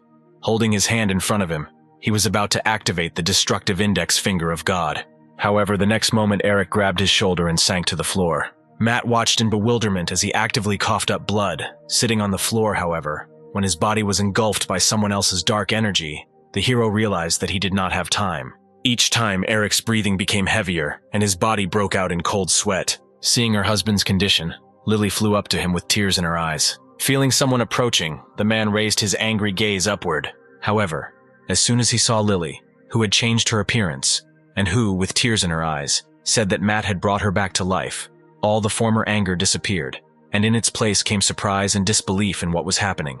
For a couple of moments, he even forgot about the pain piercing his body. With a happy smile on her lips, Lily cupped Eric's face with her palms and said that now, she can see him at any time she wants, even in spiritual form. Tears also appeared in the man's eyes. He had long ago lost faith in the fact that his wish will be fulfilled. The pain reminded itself and a bloody cough came from his mouth again. This greatly frightened Lily. She looked at Matt with a pleading look in her eyes. When he met her gaze, he received a message that he would be shown the rest of Lily's story. The moment Eric decided to make a deal, the space in front of them was distorted and a huge rift appeared. A few moments later, the goddess emerged from the rift. Noticing her daughter, she flew into a rage and asked how Lily dared to betray her because of some pathetic non-entity. Suddenly, Eric's left shoulder was engulfed in a burning flame. He endured this terrible pain of the appearance of the brand of the curse. When the flame disappeared, the goddess said that the day Lily came back to life, on the same day she would devour Eric's soul. She wanted this man who had turned her daughter away from her to know all the world's pain and despair before it tore his body apart. Leaving them with this curse, the goddess left. A satisfied smile appeared on Matt's face when he finally found out what happened there. Kneeling down next to the man, he apologized to him and pulled back the fabric, revealing the brand on his chest. The hero touched the brand and activated the destructive index finger of God. Even if not immediately, the brand gave way and began to slowly disappear from Eric's body. A few long moments later, it was all over. Matt blew on his finger, extinguishing the flame. Suddenly, the walls of the building were shaken by a deafening scream. Raising his head, Matt saw a crack appearing in the window. Suddenly it increased and a powerful stream of air blew away the glass fragments towards our hero. The guy covered his face with his hand and smiled contentedly. The enraged goddess shouted that the pathetic little man did not dare to encroach on other people's transactions. When a message appeared in front of him that now only the residual essence of the great goddess was in front of him, Matt immediately remembered the fire monster with whom he had fought not so long ago, which was also only a residual essence. He was glad that this time the situation was very different, because back then he had neither the divine sword nor the skill transfer from August. With a wave of his palm, Matt used the skill transfer, borrowing the ability of the heavenly demon sword. Confidence in his victory was visible in his gaze. The goddess's face showed confusion as Matt ran towards her. Breaking the window even further, Matt jumped out into the street. He shouted that the only non-entity here is the goddess. After the hero waved his palm, he attacked the goddess. She screamed in pain, feeling severe pain on her face. When Matt landed on the ground, passersby recoiled in horror. With a smile on his face, the hero shouted that everyone needs to run away from here as soon as possible. Now there will be a huge battle here. Blood dripped from the goddess's bloody lips. Smiling, she said that Matt was the first human in her memory who dared to attack her. The hero didn't understand at all why she looked so pleased. She explained that she had previously been a creature that low-ranking gods did not even dare to look at, so now she would show him her true essence. With a bored expression on his face, Matt said that she shouldn't waste time and finally show everything. However, when Generous Abundance reported that the Knight of Vivid Sexual Fantasies had the same infamous fame as the God of Destruction, they were both great evil gods who were approximately on the same level. The hero froze in shock. At that same moment, the goddess began to transform. She increased significantly in size, and not a trace remained of her previously beautiful appearance. Now she looked like a monster. Matt's face showed horror. He was desperately thinking about what to do. Suddenly, a message appeared in front of him from Thousand Blades, who suggested that he simply kill Eric Surge and be done with it. The hero cast his gaze at the man looking out of the window. In the information window that appeared in front of him, Matt read that Eric was bound by fate with this evil goddess. He turned away and sighed heavily, thinking that nothing else was expected from the evil god. The hero understood that it would really be easier to kill Eric, but he was determined to fight for a happy ending until the very end. Looking at his opponent, he shouted that although she was once on par with the god of destruction, now it is all in the past, and the goddess is only a shadow of her former self. Concentrating the power in her eyes, she said that although her strength had weakened significantly, it would be enough to predict some newly minted god of low rank. Immediately after this, 2 incinerating beams rushed from her eyes towards Matt. In the face of the threat, he did not budge, activating the transfer of August and Maria's skills. Eric, with horror in his voice, shouted for Matt to run away from there as quickly as possible, because he could not defeat the goddess without the help of at least a dozen S-rank hunters. But the hero ignored his request and clenched his fist and swung. In the next moment, he combined the skills of his steel body and telekinesis. A huge golden fist collided with the rays of the goddess, stopping them. With a little more effort, Matt's fist began to rapidly rise upward, suppressing the goddess's power. A few moments later, a fist came straight into her face. The goddess pulled away from the rift, cursing loudly. Eric and Lily looked at Matt in shock, amazed at his strength. The hero was in no hurry to relax, realizing that this was not the end. The goddess again leaned against the rift, and with eyes burning with anger, looked at the guy. He raised his hand up and activated the crushing god index finger to close the rift. When the rift began to rapidly close, horror appeared on the face of the goddess. Matt shouted at her to leave and never return to this world. However, the goddess did not intend to give up so easily. One of her hands stuck through the crack. She said that Matt should not underestimate her. The next moment, her mouth opened wide and a powerful stream of energy burst out. Matt jumped in surprise. A huge beam, many times larger than the previous ones, was rapidly approaching him. Matt didn't have time to do anything when a deafening sound of an explosion was heard throughout the area. Eric's face showed horror at the thought that his grandson-in-law could die. Immobilized, Matt lay on the ground, split apart from a powerful attack. He whispered that the goddess was indeed stronger than he had expected. Looking at his pitiful appearance, she said with a grin in her voice that such an insignificant god could not stop her. The hero did not react to her words, thinking that although his opponent was strong, he was no longer the same as before. The next moment, his left and right eyes changed their colors to purple and gold. From the bright flash of light, the goddess covered her eyes. The hero reached the rift in one jump, concentrating the combined power of the evil and good gods in his right hand. He shouted that this time it was definitely the end for her. The next moment he attacked. The goddess tried with all her might to resist his power. Seeing this, Matt increased the flow, shouting that it was time for her to go back. The next moment, a cry of pain from the goddess was heard, after which the rift instantly closed. The hero breathed a sigh of relief when he received a message that the goddess he defeated was equivalent to 6 S-ranks. This news made him happy because the mission to raise the evil god's rank to medium was actively being carried out. He already had 26 S-rank creatures killed out of the required 100. Suddenly he noticed how the angels were carefully lowering Eric's body down. Looking at the man writhing in pain, Matt tried to understand what was wrong with him, because the curse of the goddess should have already been lifted. Lily, who flew up to him with tears in her eyes, said that a little more and her husband would die.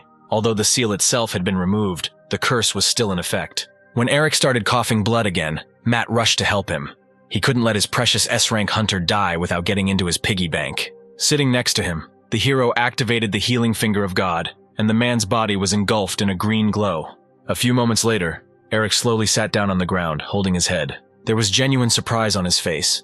He did not understand how this was even possible, because even an S-Rank healer could not cure something like this. With tears in her eyes, Lily flew up to him and hugged his neck, rejoicing that he was alive. Matt smiled contentedly, looking at this picture. It was exactly the happy ending for which he fought. Surprise showed on his face when a message appeared in front of him that Archangel Lily and Eric Serge had believed in him, and now he had 14 S-Rank followers out of the required 100. Arachne managed to find a refuge for crocodiles who settled in Brazil, and now she was in front of their leader. The girl understood perfectly well that the Emperor would not pat her on the head after learning that 100 billion troops and 3 demigods had been killed, so she intended to use the lizard to deal with Matt before she returned back. The crocodile expressed his interest when she said that she knew a way to avenge his mother's death. Smiling, she said that she already had a plan ready and had the necessary forces that would help kill the evil god Matt. The crocodile nodded his head and listened to all the details of the plan. Feeling someone's gaze on him, Matt woke up and opened his sleepy eyes. The next moment he saw a muscle man towering over him and wondered how much he needed to train to achieve the same body. He took a sitting position and, wiping saliva from his mouth, asked the stranger who he was. He replied that none other than the Seeker of Truth. Afterwards, he said that he must inform Matt that one of the followers of the God of Destruction and his copy have awakened. In order to deal with this threat, he needs to gain the power of a middle-class god and get to the Festival of the Gods. After these words, our hero woke up in the real world. Rising from the table, he looked around, trying to understand what had just happened. Remembering the appearance of the god that came to him in a dream, Matt thought that he really sounded like a seeker of truth, but looked completely different. The hero hoped that he just imagined it, and this was not a new stalker god. Thinking about the appearance of a follower of the God of Destruction, he completely did not notice Lily's appearance. It was only when she greeted him that he turned to her in surprise. Smiling, she said that she would call her husband here, even though he was now at a reception with the director. But Eric really wanted to ask Matt something after he woke up. Remembering their last meeting in the director's office, Matt pleaded with her not to do this. Suddenly his attention was attracted by a message that appeared in front of him, from which he learned that the Cupids had created a miracle in the world of the creator of gods, which caused a manifold increase in the number of followers of our hero. When he looked at a more detailed report, he saw that the number of his followers had increased by 30 million. Matt was incredibly happy about this news. Previously, he was worried that he would not be able to reach the 10 billion followers mark, but now it does not seem so impossible. Looking at Lily soaring in the air, he said that now it would be better for her to be with Eric more, and not here. She put her hand to her forehead and replied that because she had been resurrected as an archangel thanks to Matt's grace, she was obliged to repay her debt by serving him faithfully. Hearing her words, the guy rubbed his hair hesitantly. Suddenly, someone's screams were heard from the window. Approaching him, he saw 2 figures standing opposite each other on the street, and a crowd of students surrounding them. Taking a closer look, he saw Shin and August there, between whom a duel was brewing. Frowning, Shin asked his friend standing opposite him in bewilderment how he could do this to him. Meanwhile, the students were recording the legendary fight between the 2 S-Ranks on their phones, placing bets on the winner. Without waiting for August's answer, Shin asked how he could leave him alone on a desert island, from which it was terribly difficult to return. Augustus responded with irritation that he regretted with all his heart that he had not killed him there that day. Crossing his blades in front of him, Shin said that he could not forgive these words, even if the swordsman had been his close friend before. The next moment he rushed towards his opponent. Some of the students stocked up on popcorn and watched with excitement as the scene unfolded before them. Seeing how fearlessly Shin rushed into battle, Matt guessed that he must be very strong to stand up to August. Looking at Leah, he suggested going to lunch. His eyes lit up with happiness when he said that today there should be chicken soup on the menu, which is served almost like in upscale hotels. With joyful smiles on their faces, they headed towards the exit. A few minutes later, they sat in an empty dining room, and on the tables in front of them were 2 bowls of aromatic soup. Looking at the delicious chicken, Matt smiled widely, thinking that becoming a teacher was his best choice in this life. Nowhere else could he eat such tasty and healthy food for free. The guy wished Lily, who was sitting opposite, a bon appetit and was about to start eating, completely not noticing the figure of Augustus who appeared in the window and was rapidly approaching in their direction. The next moment, the swordsman flew into the dining room, breaking the window with his body, and fell onto the table at which Matt and Lily were sitting. With a blank expression on his face, the hero watched as the entire contents of his delicious soup were poured onto the floor. Lily, like him, was stunned by what had happened and could not utter a word. With a satisfied grin on his lips, August slowly stood up on the ruins of the table and said that Shin's abilities had become better compared to the past. At the same moment, the named one appeared in the doorway of the broken one. Immediately finding Augustus with his eyes, he shouted at him to surrender. Then he noticed Matt standing next to him. He looked at his spilled soup with tears in his eyes. Pointing to the hero, Shin said that today he will answer for brainwashing August. And after that, the community of the three heroes will come to an end, because they are the pinnacle of evil in this world. Matt's face showed irritation. He didn't understand why this guy poked his nose into this community of three heroes every time. Completely unaware of the hero's changing mood, Shin continued to ramble on about how he would defeat and teach him a lesson. Matt squeezed the spoon in his hand as hard as he could, and a red aura suddenly surrounded his body. Throwing a furious look at Shin, the hero with an undisguised threat asked how he dared to destroy his beloved chicken soup.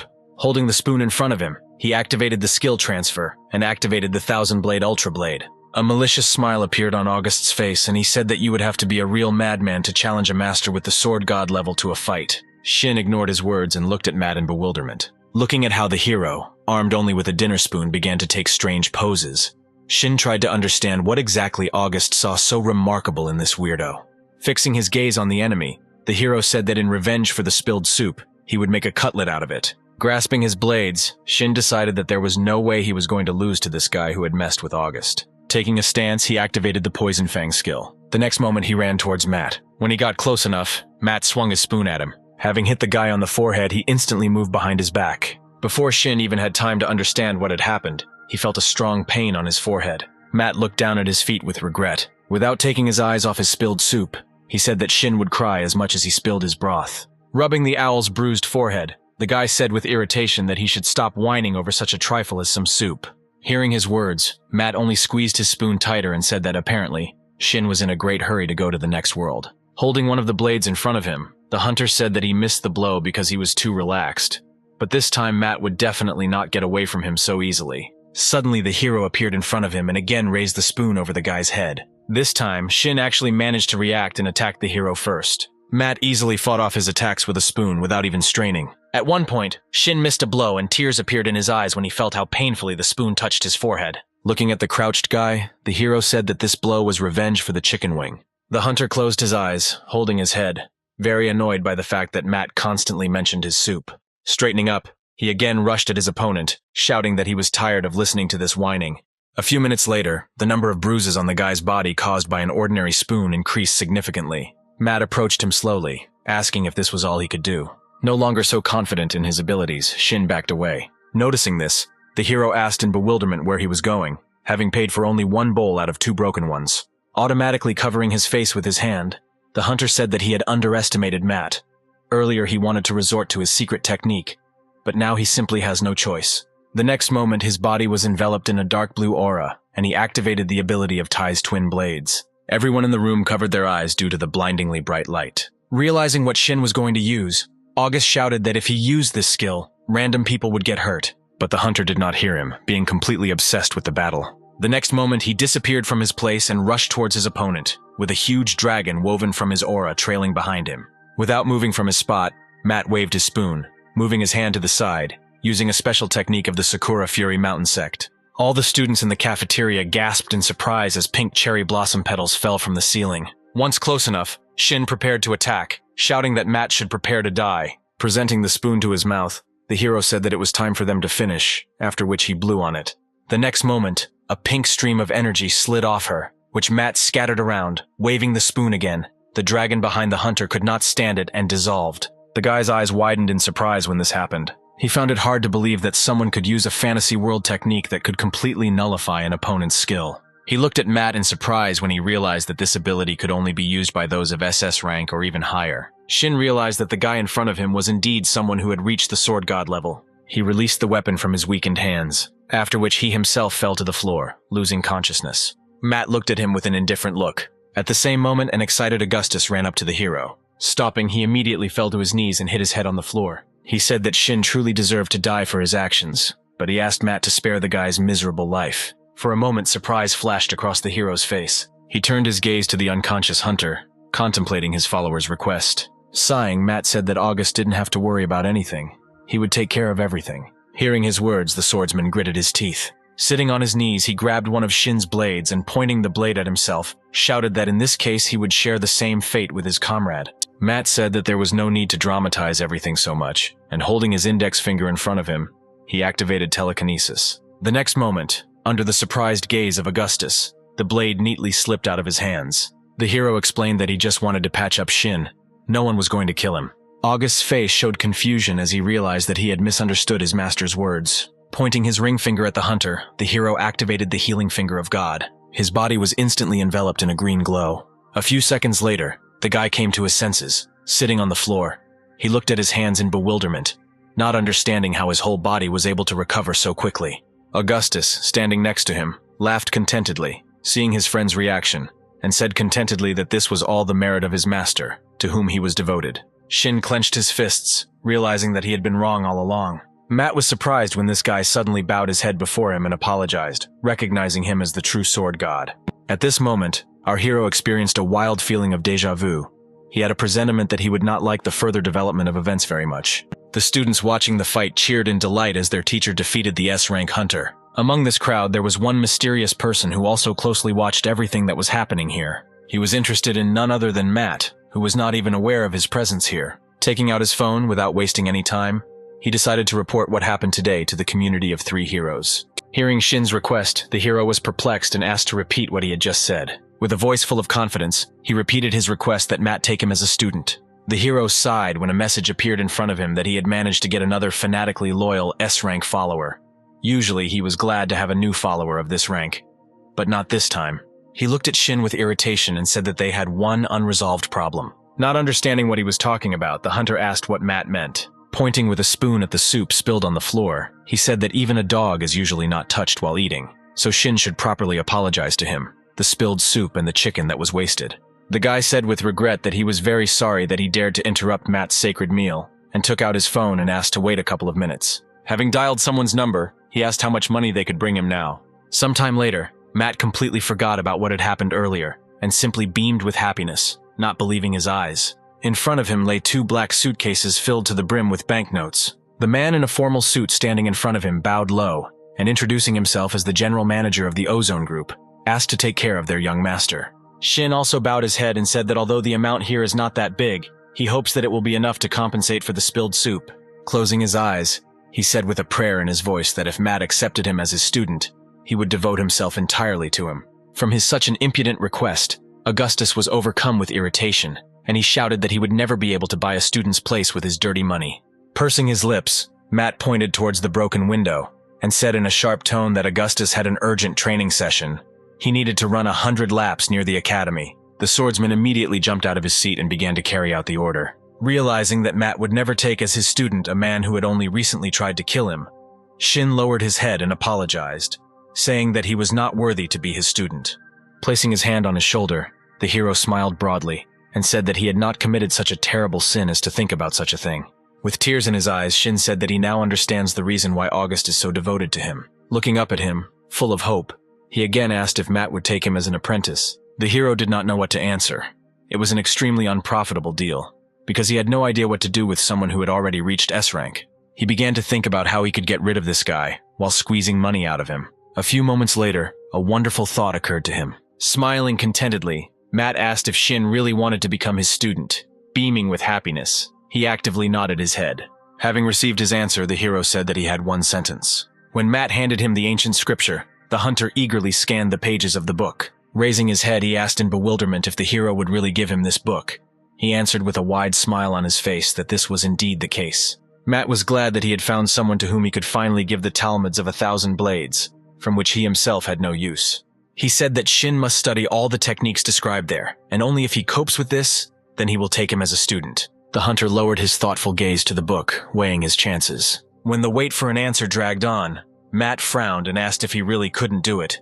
Shin shuddered and shouted that he could master all this, and would become his student. Seeing how the guy's eyes lit up, the hero was glad that he fell for his trick. Sticking his finger in front of him, he added one condition. All this time, Shin should not show himself to his eyes. Agreeing with this, the guy bowed and said that he would immediately go to study. As soon as the hunter turned around and headed towards the exit, a malicious smile appeared on Matt's face. Turning his gaze to the money, he began to think about where to spend it. Meanwhile, outside the main building of the academy, the spy who had been following Matt contacted his superiors. He reported that the Book of Horus X was stolen by the same Matt. To get this book back, the spy suggested sending assassins to this guy. At the same time, one of the hunters single-handedly took down a raging S-rank monster. After his death, she began to absorb all the energy accumulated in his body. To do this, she only needed a couple of moments, after which the withered body of the monster turned to stone. Sighing, she said dissatisfiedly that this monster was too weak for S-rank. Pulling her bloody blade out of his body, she said that he doesn't like any weaklings. Suddenly, a masked man appeared in front of her. He said that she had received an order from the community of 3 heroes. She needs to get rid of one teacher from Korea, who is supposedly SS rank. But before that, she needs to take away the Book of Gorex from him. Hearing that her new target was SS rank, a joyful smile appeared on Xenia's face. Looking at her soul-stealing blade, she said with anticipation that he only needed to wait a little, and very soon she would feed him the most delicious blood. Grabbing his suitcases under his armpits, Matt headed towards the exit from the dining room. He was overjoyed. Suddenly the hero stopped, remembering that he had never found out anything about the community of the 3 heroes. Remembering the words of the Seeker of Truth about the awakening of one of the followers of the God of Destruction, he felt that this was all somehow connected. Suddenly, a breathless Augustus appeared in front of him. Matt asked in surprise if he had really finished so quickly.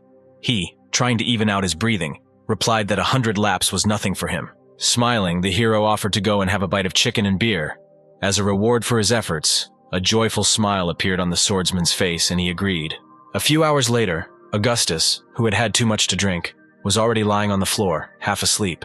Looking at the mountain of chicken he had eaten, Matt sighed wearily, thinking about how his appetite began to grow after becoming a low-ranking god. Having contentedly stroked his full belly, he decided that this was not such a bad sacrifice for the growth of divine power. Besides that, he was happy about his random luck today. Thanks to the money he received from Shin, he bought the entire house and was now the landowner. Matt thought wistfully that this was a worthy payment for his work as god. However, when he turned his gaze back to the mountain of bones, he sighed heavily, thinking about how great it would be if they marched into the trash themselves. He was debating whether to hire a cleaner or just use his telekinesis when several bones moved. Matt stepped back in bewilderment, completely not understanding what was happening, because he had not yet activated his telekinesis. Suddenly, a strange aura began to emanate from the bones, and a message appeared in front of the guy that the Yakshi Bond ability of a follower of Eric had been added to the transfer of skills.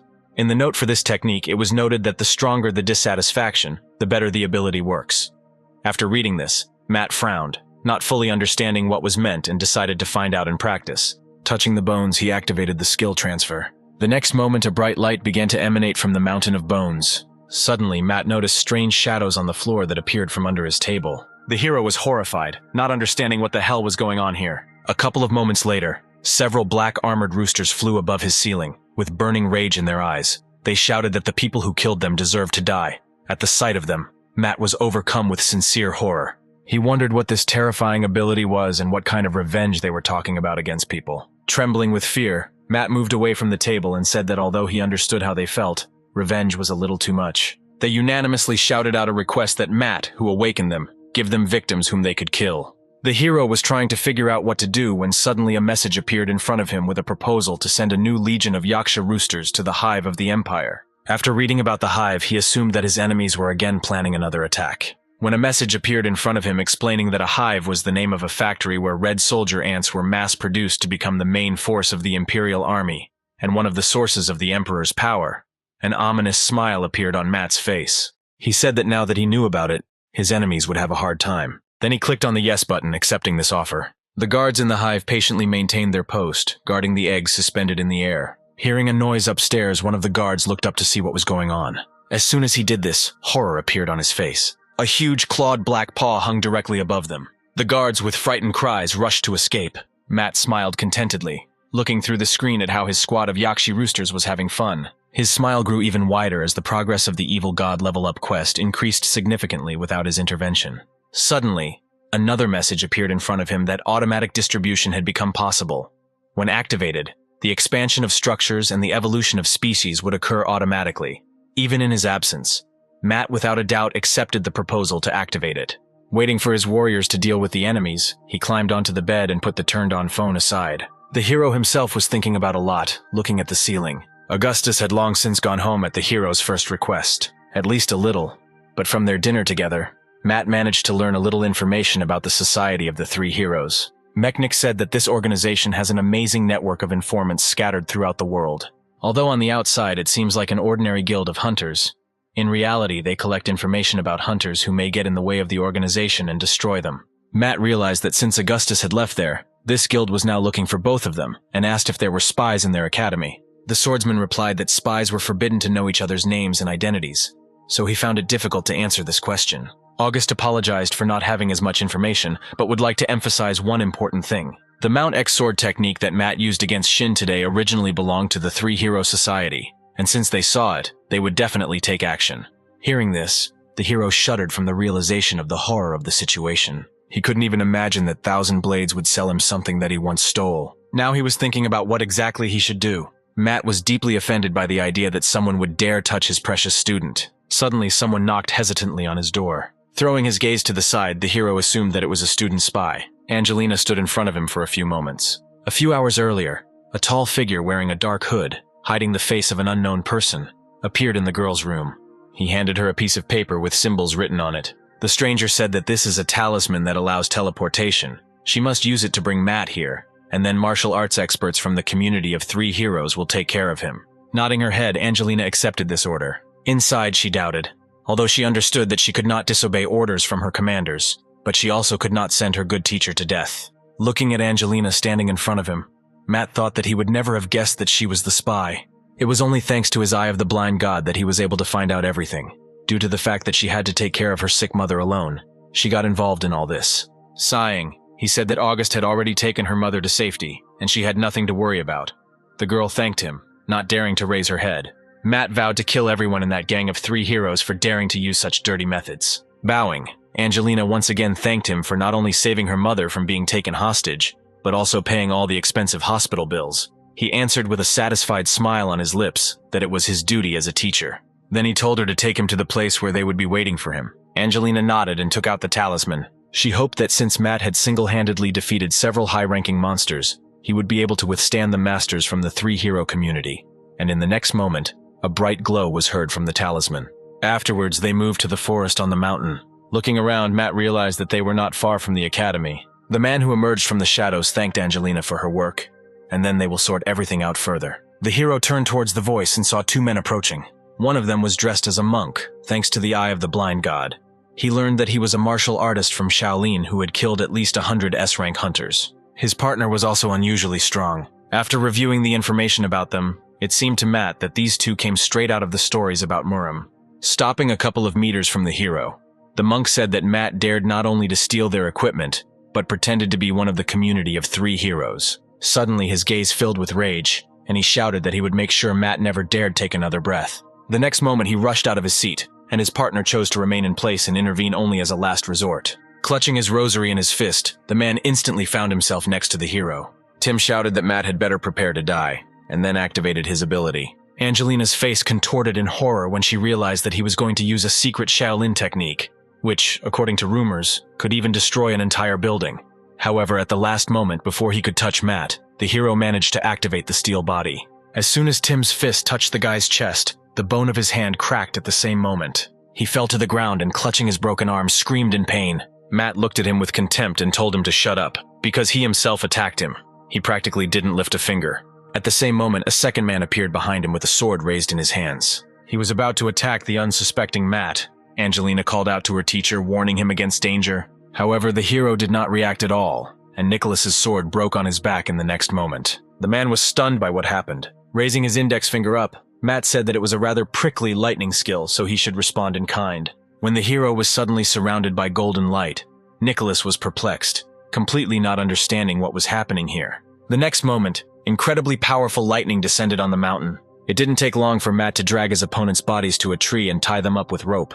Angelina looked with admiration in her eyes at her incredibly tough teacher, who defeated such strong enemies in a couple of moments. Standing in front of the bound men, Matt asked where their community of Three Heroes was located. The significantly battered monk said that the hero should not relax so quickly, because very soon the strongest hunters of their guild would come after his soul. Almost immediately after his words, a girl in a red kipao came out from behind the trees with a sword at her advantage.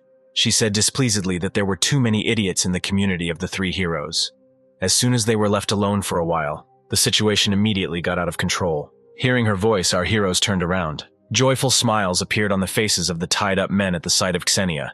Tim shouted out that the guy standing in front of them was the one who stole the plum blossom. The girl threw an icy eye at him and said that non-entities like them shouldn't even open their mouths. The next moment, she moved to the other end of the clearing. Swinging her sword several times and cutting the tree they were tied to, was cut down along with the men themselves. Looking sideways towards the chopped tree, Xenia said that she should have done this a long time ago. Angelina and Matt were greatly amazed by what they saw. The hero could not even trace her rapid movement. He realized that this girl was much stronger than an ordinary S-Rank, whose movements he could easily read in advance. Suddenly, Xenia appeared behind Angelina with a sword raised to strike. With a bloodthirsty smile, she shouted that now it was the turn of the traitor to pay for her sins. Matt reacted quickly and managed to save his student from the fatal blow, holding back the attack with his hand. Shielding her with himself from a new attack, he looked at Angelina, trembling with fear in his arms, and shouted for her to run away from here as quickly as possible. Xenia's smile became even wider when she saw that Matt had already blocked 2 of her attacks with his naked body. She was sure that his blood would undoubtedly be to the liking of her soul-sucking sword. Releasing Angelina from his hands, the hero lunged forward, attacking the huntress, but she managed to escape from his fist before he could touch her. Irritated, Matt looked around, trying to figure out where his opponent had disappeared to.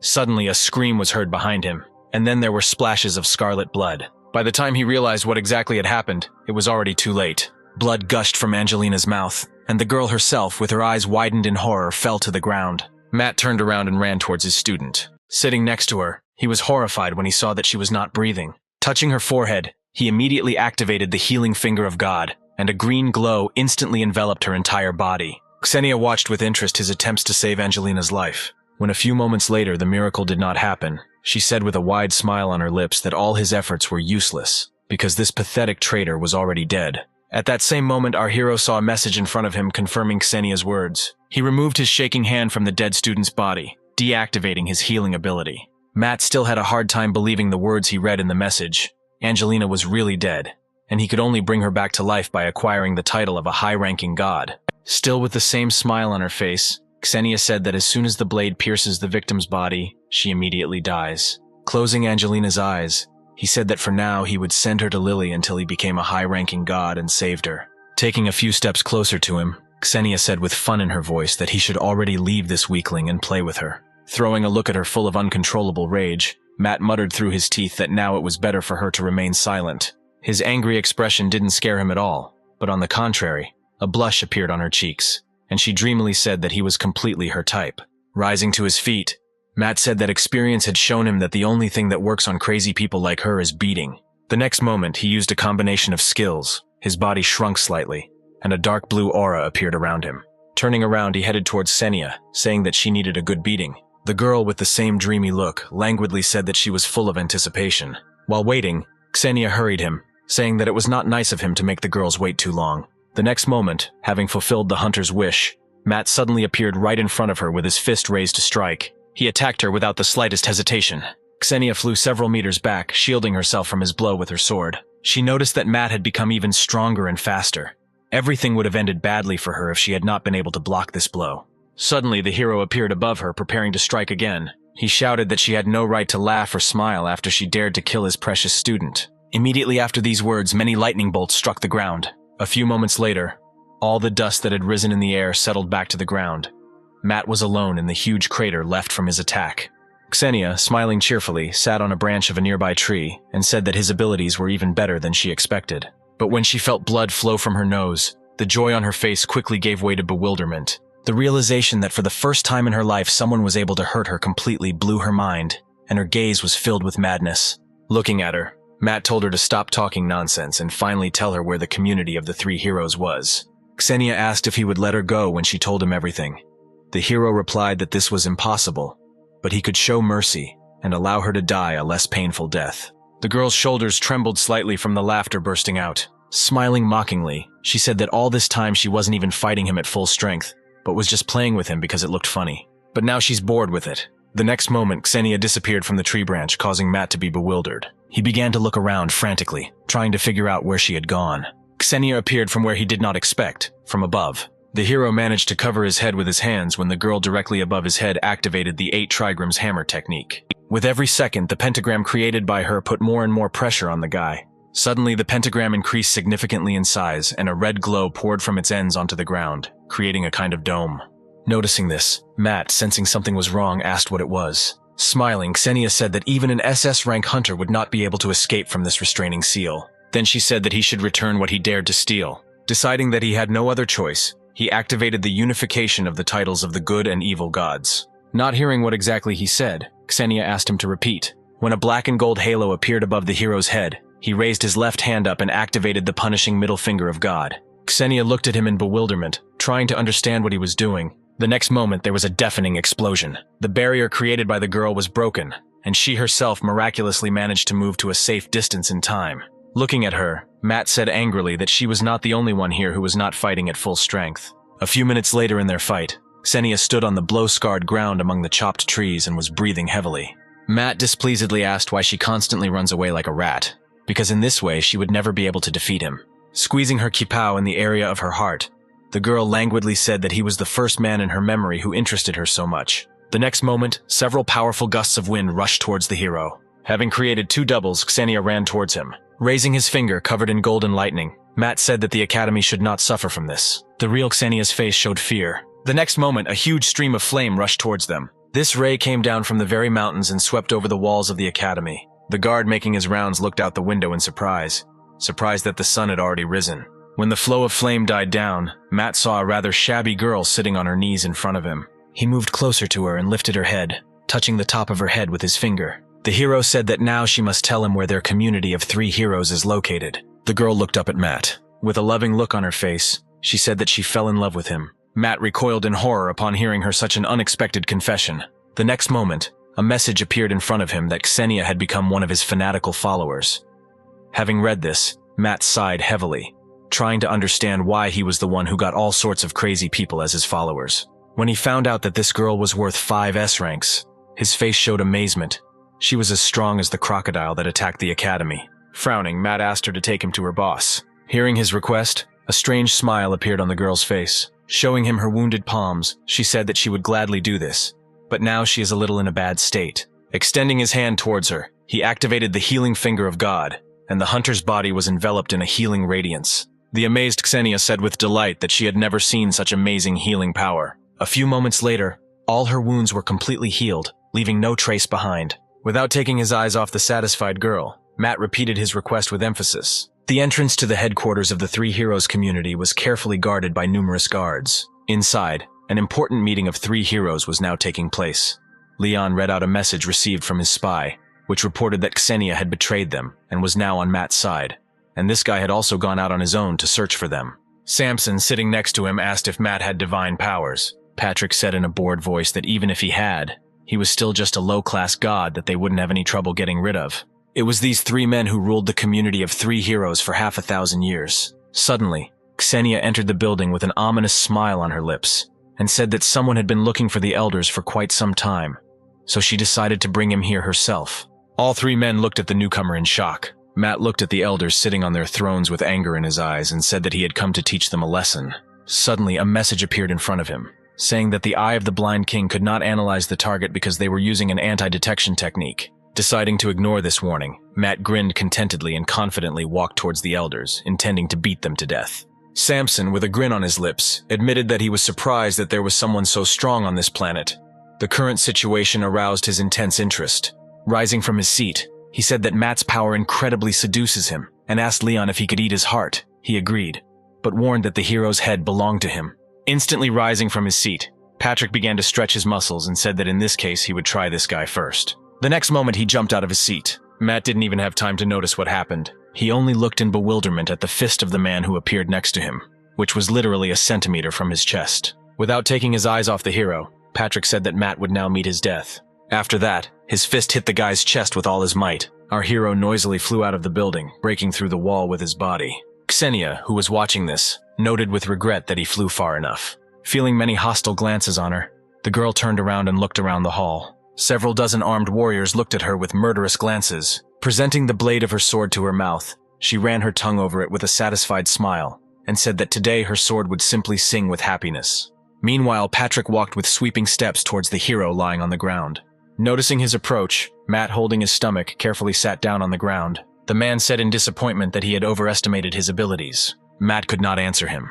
Still analyzing what had happened, he did not understand how this could even happen, because they were separated by simply a huge distance. Suddenly, one of the sun's rays began to blind him. A few moments later, a heavenly demon appeared in front of him in the form of an ordinary kitchen knife, which caused bewilderment in the hero. At the same moment, he received a message from Thousand Blades, which said that the repair of the sword was completely completed. Although this sword looks like a kitchen knife, but it should not be underestimated just because of its appearance. Grasping his weapon with both hands, Matt said with a smile on his face that since seeing the heavenly demon again, he replied that they should leave greetings for later. Now the battle is more important. When the blade told him that these three were gods, Matt turned his shocked gaze to his opponent. Patrick was familiar with the energy emanating from the blade our hero was holding, and asked if the sky demon was the hour. He answered with irritation that he was not at all happy to meet the traitors, who fled at the first opportunity, as soon as the god of destruction appeared. Chuckling, Patrick said that everyone needs to plan for their future in case of disaster. This was not an escape, but the right choice to improve their own lives. Matt asked in bewilderment if these three were really afraid of the god of destruction, and really fled to Earth. The heavenly demon replied that this was true. In addition, they killed all the local rulers for several centuries, taking their places. Patrick shouted that the heavenly demon had gained too much courage over the past years to openly insult them like that. The blade said that the god of destruction would very soon come to this world. This time they would not be able to escape from him so easily. The man answered in a satisfied voice that he had been aware of this for a long time, and that is why, for 500 years, they taught all these useless people their martial arts in order to increase their own strength. As soon as Matt heard that their students had sacrificed millions of people to these three gods, anger overwhelmed him with renewed vigor. He shouted that cowards like them who commit such atrocities are not worthy of being gods. Patrick angrily asked how some low-ranking god dare insult them like that. Taking a stance, Matt raised his blade to attack, activating the Sword Ghost skill. The Sky Demon shouted with horror in his voice for him to stop immediately. The hero looked at him in confusion and asked why he couldn't use this skill. Blade explained that Matt simply could not defeat Patrick with something like that, and besides, if he was unlucky, this attack would come back to him. Therefore, he advised the hero to use his fist, and remember what was written in his book received from the Thousand Blades. A quote immediately popped into Matt's head that the ultimate skill of the sword is abandoning the sword. Fists are much stronger than the sword. Clenching his hand into a fist, he decided to listen to the spirit's advice and try this option. The next moment, Matt was surrounded by a dark blue aura. He activated his steel body, and lightning bolts hovered near him. Then he slowly walked towards his opponent. Patrick was not going to just stand still, but also applied a boost, and his entire body was covered with powerful armor. Rising from his seat, he approached Matt in an instant. Raising his fist to strike, the man shouted that a pathetic god like Matt was nothing compared to them, the three heroes. Raising his blade to chest level, the hero said, "The third kata of the sword is the heaven-shaking fist of the heavenly demon." Then he attacked the enemy in front of him first, with his fist, with a blade clenched in it. The blow that hit Patrick's face was so strong that his mask broke into smithereens, and he was thrown to the side. A few moments later, he crashed through one of the palace walls with his back, throwing up a large amount of dust into the air. The men still standing near their seats were shocked when their partner flew in through the broken wall and fell to the floor in front of them. Leon grinned and summoned his weapon, saying that Matt was indeed very interesting. With a wide smile on his face, he said with anticipation that for the first time in a long time, his blade would taste the blood of God. Samson also summoned his weapon, saying that he did not think that he would ever have to unsheath his divine sword again.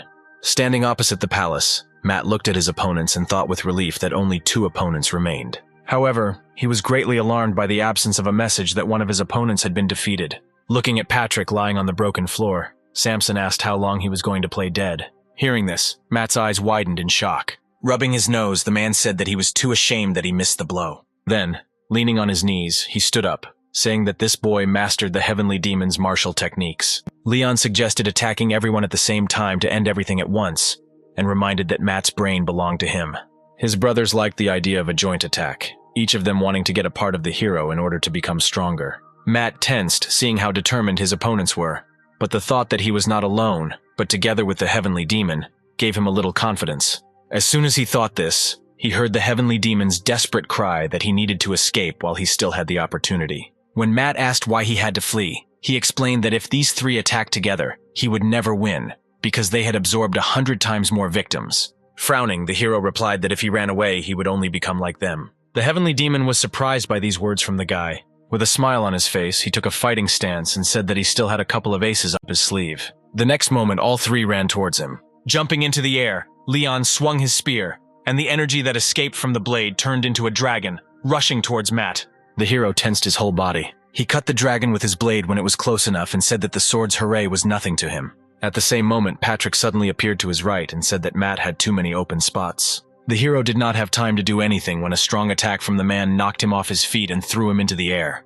Thick blood gushed from his mouth, indicating that vital organs had been hit. Seeing Matt suspended in the air, Samson decided it was now his turn to attack. He jumped up with his sword raised to strike. Leon, standing nearby, reminded his brother that Matt's head belonged to him. Then he joined him, also jumping up, rapidly approaching Matt. When the men were close enough to him, a satisfied smile appeared on the hero's face. Raising his hand upward, he activated God's judgmental middle finger. Surprise showed in the eyes of his opponents. The next moment, a deafening explosion was heard in the air. Matt, who had been injured in the explosion, landed gently on the ground. Previously, it seemed to him that he had become much stronger, but now he realized that he was still too weak. Leon, who landed next to him, was already without a mask and a smile was visible on his face. He said that for the first time since the battle with a mid-ranking god in their world, he was able to rip off all their masks. Matt frowned, trying to understand what these three were talking about. What are these three talking about? When his opponents turned to face him, a message immediately appeared in front of him that these were high-ranking fallen gods, originally from the Peach Blossom Paradise, which was destroyed by the god of destruction hundreds of years ago. But at the moment, they had the status of low-ranking gods. Matt read this information with surprise, suggesting that this was only possible because their masks were broken. A projection of the Sky Demon appeared and grabbed him by the head, and he shouted out that this was why he told Matt to run away, because in the past his opponents had a high rank. Samson, who appeared behind him, said that the hero was not in a position to allow himself to be distracted. At the same moment, Patrick appeared in front of him with his fist raised to attack and smiling, said that Matt was finished. Leon appeared above him. With an ominous smile on his face, he shouted that a little more and Matt's head would be his. The combined attack of the three demigods sent a huge column of dust into the air along with debris from the surface. It took several moments for the dust to settle on the ground along with the debris. Among the resulting crater, Matt lay immobilized. Looking at him, Samson said that this boy had already died.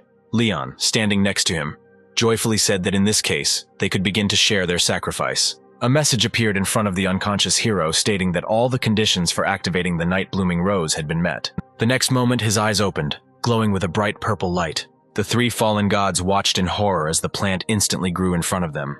The huge mouth of the flower opened and its long, spiky tongue rushed towards them. The men froze in their seats, not understanding what it was. Samson was the first to come to his senses and jumped to the side, shouting to the remaining two to escape too. However, Patrick did not have time, and one of the spikes caught his hand, leaving a deep wound on it. Turning to his brothers, he asked in bewilderment what kind of monster this was. Samson landed on a rock behind Leon and Patrick, saying that Matt had exceeded all his expectations. Without taking his eyes off the plant, Patrick agreed with him, saying that he had no idea that aside from a couple of sneaky tricks, Matt had the ability to summon monsters. When several predatory flowers appeared from the overgrown rose and hovered over them, Samson confidently said that this was not just a monster, but a monster of a divine level. Frowning his brows, the man said that they could only get rid of him by killing the summoner himself. He understood that it would not be easy to get through the thorny stems of the deadly plant to Matt, but they had no other choice. Turning to Patrick, the man said that he would take care of Matt himself, and they should distract the monster.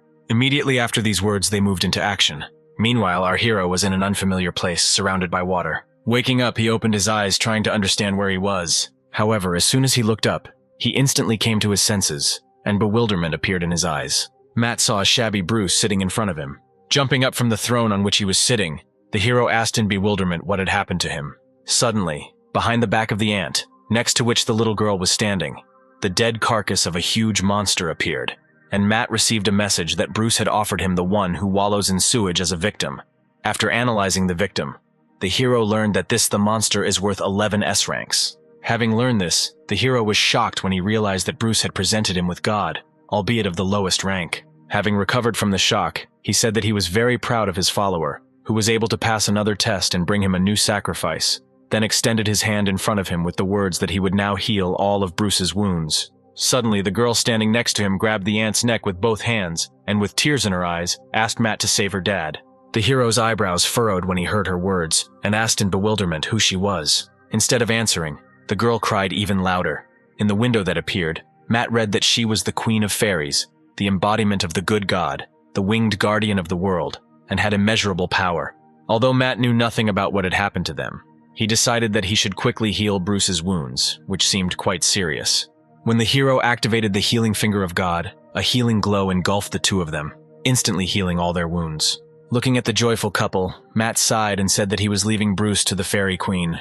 As soon as he said this, a message appeared in front of him that if Matt gave her a name, a miracle would happen. Turning to the girl, he asked if she would mind him giving her a name. She just nodded her head with a smile on her face. Deciding to use the name he had once thought up for the character in his first novel, Matt named her Annabelle. Hearing her name, the girl beamed with joy and thanked him.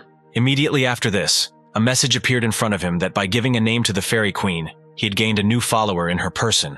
Equal to 10 S-ranks, the hero immediately felt how much his strength had increased. Remembering that he fought with the 3 fallen gods, he thought that he needed to go back as soon as possible. A few moments later, he opened his eyes to the real world. Holding his head, he instantly assumed a sitting position on the leaves of the flower. Seeing his enemies, anger immediately appeared on his face. When the stems of the plant were significantly reduced, Samson decided that this was the best moment and went on the attack. However, thorny stems blocked his path, blocking the attack. The man tried his best to break through them, but to no avail. Suddenly, Samson and Patrick noticed how 2 predatory flowers, rapidly approaching them, froze and began to dissolve in the air. When only a small rose remained in the hero's palm, a message from the silent nightmare appeared in front of him saying that it was too early for Matt to wake up. Clenching his fist, he said with a smile that he had become much stronger while he slept, so he had nothing to worry about. Leaning on his sword, Patrick said that Matt must be a real fool if he believed that he could defeat the 3 of them alone. At the same moment, Leon appeared behind the hero with a spear raised to strike. Matt didn't even turn around, waiting for the right moment. When the blade almost caught up with him, he put his blade in front of him, blocking the enemy's attack. Trying to increase the pressure, the man asked how Matt did it. He ignored his question and said that this time it was much easier for him to block Leon's attack. The next moment, the man jumped back, landing a couple of meters from the hero. Samson noticed that Matt had become much stronger, and suggested that while he was hiding in the body of a flower monster, he had absorbed a large number of victims. Meanwhile, the hero touched his forehead and activated the multiplying finger of God. And a couple of moments later, his double was already standing next to him. Smiling, the hero wanted to say that they had not seen each other for a long time and that he was glad to meet them. However, having put on a dissatisfied face, his double interrupted him, asking how many more times Matt plans to call him due to the lack of strength to deal with some weaklings. Trying to contain his irritation, the hero pulled a wry smile onto his face and asked if his double could take on one of the opponents. When he said that Matt was not in a position to order him, the guy replied that this was not an order, but a request, and besides, of the 2 of them, he was the original. Looking at him, the double said that Matt was too stupid for the original. He did not stop there, adding that besides this, the hero is too weak and ugly, so he has no right to order him. When the hero's irritation reached its limit, he shouted that one day he would become much stronger, and then his double would no longer dare to say something like that. Turning away, the double ignored his words and said that despite all of the above, Matt was already a little better than the last time they met. These sudden words of the double confused our hero, and he assumed that he was simply playing hard to get next to him. When the double extended his hand to Matt, he was perplexed. Deciding that he wanted to apologize in this way, the hero covered his palm with his, and with a smile on his face said that he forgives him, and now they must deal with the enemies together. The double said with barely restrained irritation that his forgiveness had not given up for 100 years.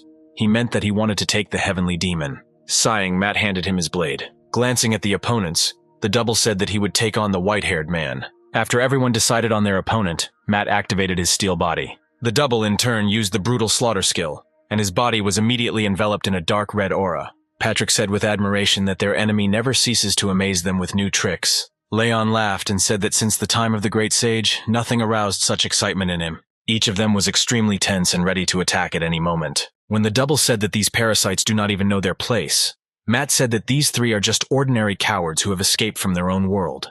These words of the hero infuriated Patrick. Smiling widely, Leon said that Matt would not have long to mock them, because very soon he would cut off his head. The next moment he disappeared from his place. Once directly above Matt, the man swung his spear, shrouded in a red aura. He joyfully shouted that he would tear them both to pieces. Rubbing his cheek, Matt said that he would leave it to his double. He rose to the level of his opponent in one jump when he shouted that some clone was no match for him. Taking his words to deaf ears, the double swung his blade and shouted at Matt not to dare tell him what to do. Leon squinted his bewildered glance in his direction, asking how he could jump here so quickly. The double left his question unanswered, cutting his opponent in half. However, in the next moment something happened that he could not foresee. Leon began to burst into laughter, and his lower body was engulfed in bright flames, merging his torso and severed legs. The double watched this picture in bewilderment. A few moments later, Leon had fully recovered and said with mockery in his voice that he was the embodiment of the scarlet flame, and he would never defeat its fire. Having said this, he rushed at his opponent. Watching the battle taking place in the sky, a satisfied smile appeared on Matt's face. He did not expect anything else from his clone.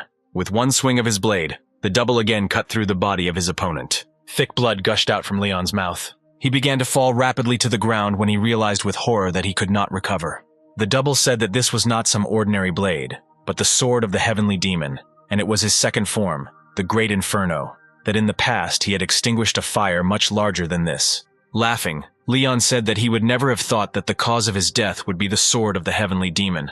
A few moments later, his body disappeared into the air, never reaching the ground, and Matt received a message that killing Leon was equivalent to 20 S-rank victims, so he already has 78 victims out of 100.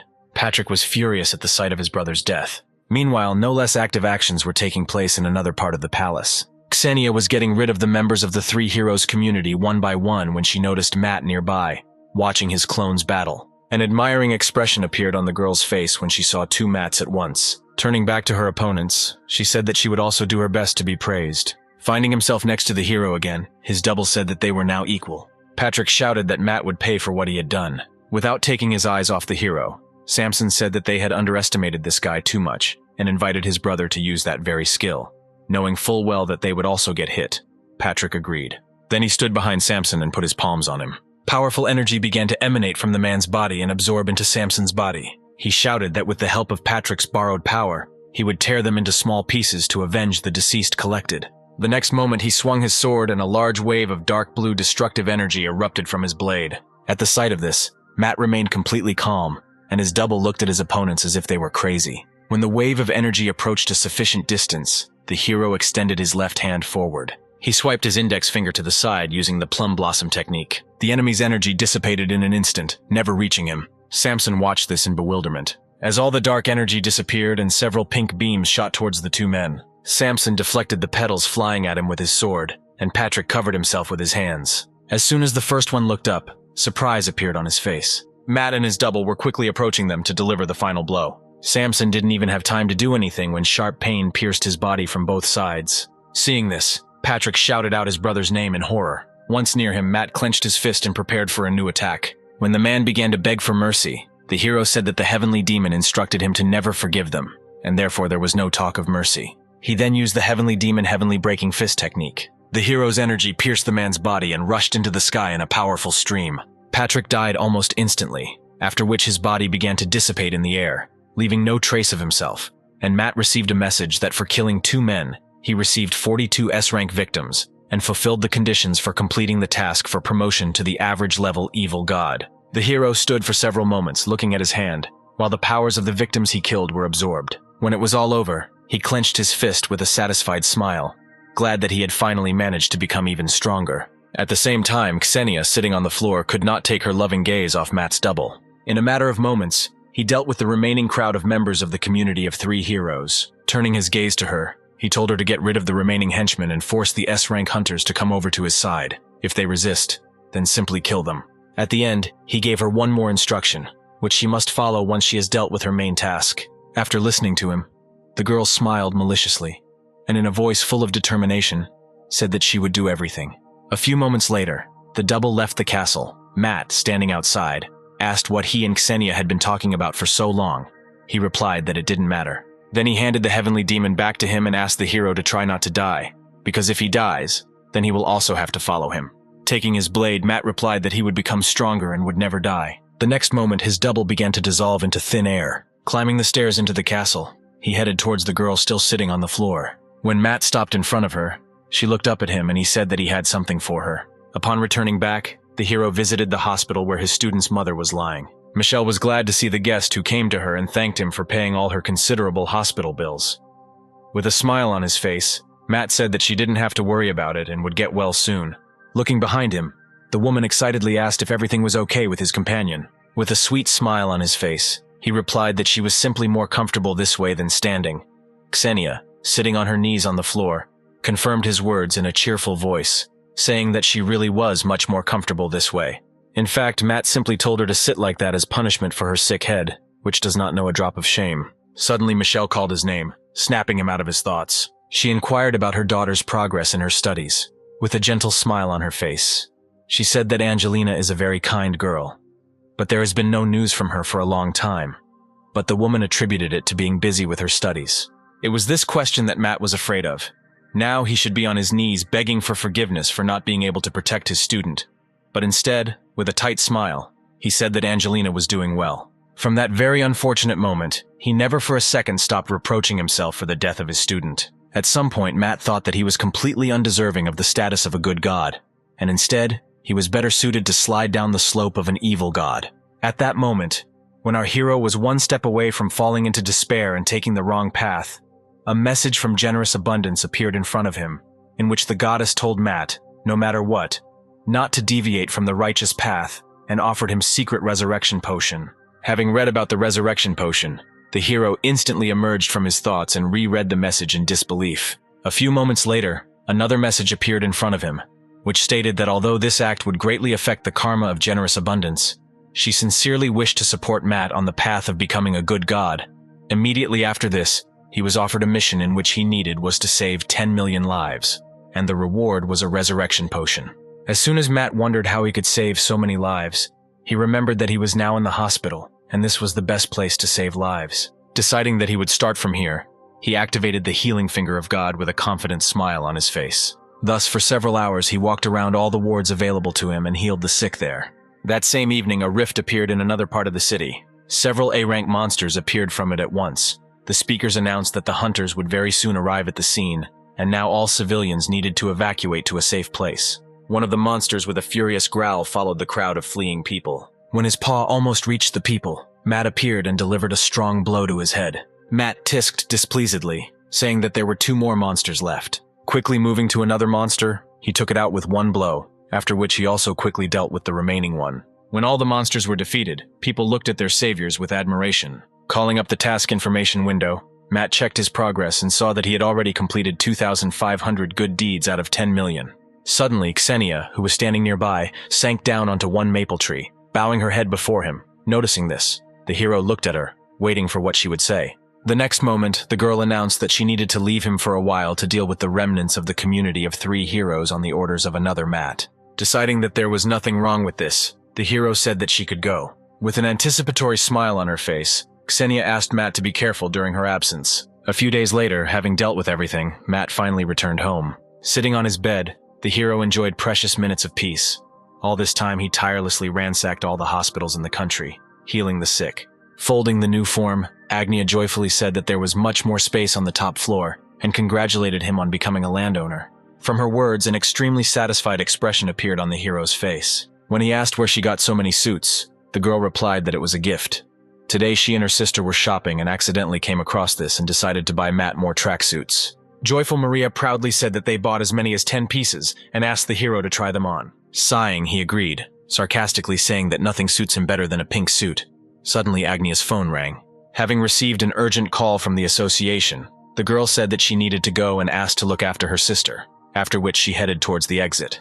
After she left, Maria still forced Matt to try on the uniform they bought, and joyfully clapping her hands, asked him to wear this uniform as often as possible, because it suits him very well. Suddenly, the hero asked if he could ask her one question. The girl nodded in agreement, asking what it was. However, Maria never expected Matt to ask why she continued to pretend that she still didn't remember anything. This question took her by surprise, and she stood silently for several moments, trying to understand how Matt knew about it. When she asked how long he had been aware of this, the hero replied that not so long ago, and asked if she was doing this in order not to lose established contact with her sister. Sighing, Maria admitted that this was indeed the case. Then, with a threat in her voice, she said that if he blabbed about this to Agnia, she would kill him herself. Rubbing her lock of hair, Maria thoughtfully said that she would find the right moment and tell her sister everything herself. Leaving her hair alone, she looked again at the guy in front of her and said in a serious tone that she wanted to offer him to protect someone. Maria explained that hunters like creators have long since started disappearing all over the world for no reason. Hearing that one of the creative vulture hunters wanted to hire him as a bodyguard, the hero was very surprised. He understood perfectly well that due to the fact that hunters of this type usually use equipment from the hunter's store, Their combat skills are quite poor, which is why they need protection. Matt asked why he was chosen for such a responsible task, because such hunters should be under the protection of the Association of Hunters and S-Rank Hunters. Sighing heavily, Maria said that the other day 2 dead S-Rank bodyguards were found in America, and the one they were guarding disappeared without a trace. Several similar cases happened in Italy. The hero thought about the girl's story, and asked if the association had any idea who could be behind this. Maria shook her head from side to side and said that the association had decided to strengthen the security of its creative-type hunters and hire more S-Rank hunters. And since many people recommended Matt, Kane Burt decided to choose him. Smiling, the hero said that he would be happy to do this. The reason why he agreed so easily was because he could raise the level of good deeds he had accomplished, and he also hoped that he would be able to get on the trail of the follower of the god of destruction that the Seeker of Truth had told him about. Emerging from his thoughts, he suggested going to Kane Burt right now. Sometime later, Matt was in the luxurious penthouse of a hunter interested in his candidacy. Having changed into a suit, he and Augustus appeared before Kane, whose bodyguards practically never left his side even in the house. The hunter looked at our heroes with a bored look. Matt, in turn, did the same. Thanks to the eye of the blind god, he learned that Kane was already 52 years old. Although you couldn't tell by his appearance, he was also blessed by the guardian of the blacksmith's craft. Suddenly, the hunter was the first to break the silence that reigned in the room, admitting that he did not think that Matt would decide to bring a friend with him. Patting August on the back, the hero replied that he could not guard him continuously 24 hours a day, so he took a replacement with him. Taking a sip from his glass of whiskey, Kane, with the same bored face, agreed that even bodyguards need to sleep sometimes, after which he said that in any case, he was glad to see them here. Smiling awkwardly, Matt said that they would try their best to keep him safe, but a whole bunch of questions were brewing inside him about how Kane could drink so carelessly in broad daylight when such things were happening around him.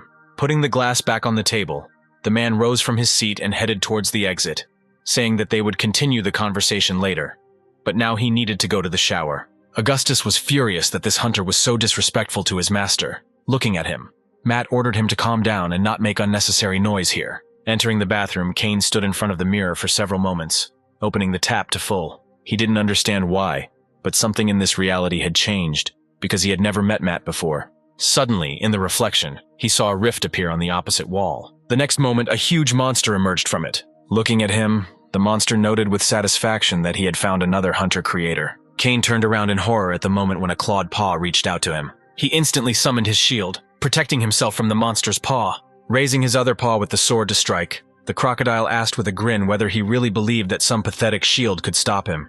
Matt, who heard the noise, entered the bathroom and, scratching his head in bewilderment, asked what the crocodile was doing in Kane's bathroom. The monster's eyes widened in surprise when he recognized Matt. However, before he could do anything, the hero, under the stunned gaze of Kane, threw the monster into the opposite wall with one blow from the edge of his palm, causing a strong roar. Then he looked at the hunter and asked if he was injured. He turned his gaze to the knocked-out monster and replied that he was fine, but he was worried about something else. Nodding towards the sword that the crocodile had, he said that such things can only be bought in a hunter's store, hence the question of where this monster got them from. Having met Matt's gaze, the crocodile shouted furiously that he was the one who killed his mother. After his words, a memory of his pet surfaced in the hero's head, who was also initially eager to take revenge on him for the death of his mother, and asked if the monster in front of him was his lost brother Croaky. Rising to his feet, the crocodile said menacingly that he would kill him and gnaw him to the bone. Picking his nose with a bored expression, Matt sincerely wished him luck in this. Raising his sword to attack, the crocodile shouted that he had better prepare to die. Still with the same bored look, the hero asked Augustus, who was nearby, if he could figure it out himself. He instantly appeared in front of him and repelled the monster's attack with his sword. Smiling contentedly, he said that his master could rely on him. Today he would show how much stronger he had become since the last time. Folding his arms across his chest, Matt nodded his head in agreement. He himself was interested to know how much Augustus had grown during this time. Angered by someone else's interference, the monster again raised his sword to attack, saying that he would kill the swordsman who appeared in front of him too, since he asked for it so much. Augustus easily escaped from under the attack line, going behind his opponent's back. Turning in his direction, the crocodile said that he was a good runner, but this would in no way help him win in a fight with him. Fueled of these words, the monster began to deliver its blows even more actively, but the swordsman deftly dodged each of them, moving first to one end of the room, then to the other. Meanwhile, Matt joined Kane, who was hiding behind his shield, and watched the battle. When the hunter asked if he was sure that his assistant could handle it himself, The hero replied that although Augustus was weak, he was quite capable of dealing with this situation. For himself, Matt noted that his ward's skills had indeed become much better. The crocodile still struck at his opponent, but each time he ran away, which began to irritate him. Suddenly, the swordsman rushed past him at high speed, hitting his helmet with his attack. The crocodile adjusted his helmet, glancing warily at Augustus. He said with regret that if not for this helmet, he could have taken the enemy's head off his shoulders. Yawning with boredom, Matt asked why Augustus was taking so long with him and hurried him on. The hunter sitting next to him glanced sideways at him in bewilderment, not understanding how this man could yawn in such a situation, in addition to hastening a fighter fighting an SS-Rank monster. Meanwhile, the swordsman apologized and released his aura. The monster also decided to go to extreme measures, realizing that if this continues, he will not win. The next moment, he stuck one of his paws into his mouth. Matt and Kane looked at him in bewilderment, completely not understanding what he was doing. A few moments later, the monster took his paw back, however. There was a round ball in it that looked like a grenade. Licking his lips contentedly, the crocodile said that now they would all die together. Realizing the horror of the situation, Kane's face showed horror. Looking at Matt with eyes of complete despair, he shouted that they urgently needed to escape from here, because one such grenade could blow the whole hotel into pieces. Laughing, the crocodile shouted that it was too late. The next moment, he placed his clawed finger on the button. Before pressing the button, he shouted that this was his revenge for his mother. However, his severed head flew up before he could blow them all up. Then his massive body fell to the floor with a crash. As he approached, Matt picked up the grenade. Still standing in his place, Kane was greatly shocked that the hero had crushed an SS-Rank monster in an instant. A slight surprise was also visible on Augustus's face, but he did not expect anything else from his master. Kneeling down in front of him, the swordsman said that with each meeting, Matt became more and more perfect. The hero replied that he did not do anything special. He just destroyed another lizard. Having said this, he remembered the words of the president of the association that there were about 100 crocodile eggs found. The hero understood that if such a number showed up at once, problems could arise. Without taking his eyes off Matt, Kane asked in bewilderment what he was. Looking at him, the hero headed towards the hunter with a grenade in his hand. Stopping next to him, he carefully looked over the man and said that this question should be addressed to him. Frowning, Kane asked what the hero meant. Looking him straight in the eye, Matt replied that he knew that Kane was a regressor, an alien from the future. Recoiling, the hunter asked in horror and bewilderment how he knew about this. The activated eye of the blind god allowed our hero to view the story of the hunter Kane Burt, who traveled back in time. Meanwhile, somewhere deep above the Amazon jungle, loud rumbles of thunder and lightning were heard. Many crocodiles stood guard over their shelter. Arachne was pleased that these crocodiles obeyed her without complaint, as soon as she mentioned the words about the place. Pulling the threads that wrapped around the hunters' bodies, she ordered them to open the hunter's shop for her. One by one, the hunters began to carry out her orders. A few moments later, many windows appeared in front of Arachne with the hunter's magazines open. After carefully studying the list, she chose one item that seemed most suitable to her. Having spent 50 million coins, Arachne bought the spear of the hero from Myths, and it immediately materialized in front of her. Looking at the crocodile sitting on his throne, she asked what he thought of this weapon. Glancing at the weapon, Crocus nodded approvingly. However, a few moments later, a heavy aura began to emanate from his body, and he stood up from his seat and said that his brother had died. Fierce rage was visible in his eyes. He said that he would avenge his brother's murdered mother at all costs. Clutching the hero's spear in his palm, Crocus said that he would need many more weapons to crush Matt. She replied that she could get as many weapons as needed, and besides, she already had a plan.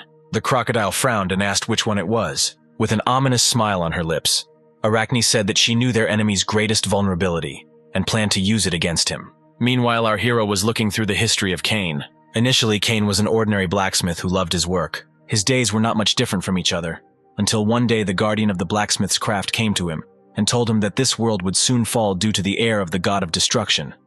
But he could lend his power to Kane to try to prevent the coming disaster, even if it's almost impossible. It was then that this god endowed the future hunter with the power to open a hunter's shop and also move through time. Thus, he teamed up with other S-ranks to protect the Earth from Michael. At one point, it seemed to him that the threat was destroyed and the world would be saved. But soon, they all met their death at the hands of the community of 3 heroes. On the second attempt, Kane managed to remove them from his path. However, he was never able to resist the Dragon of the Abyss, which would bring the end of this world. Now the 4th rebirth was already underway.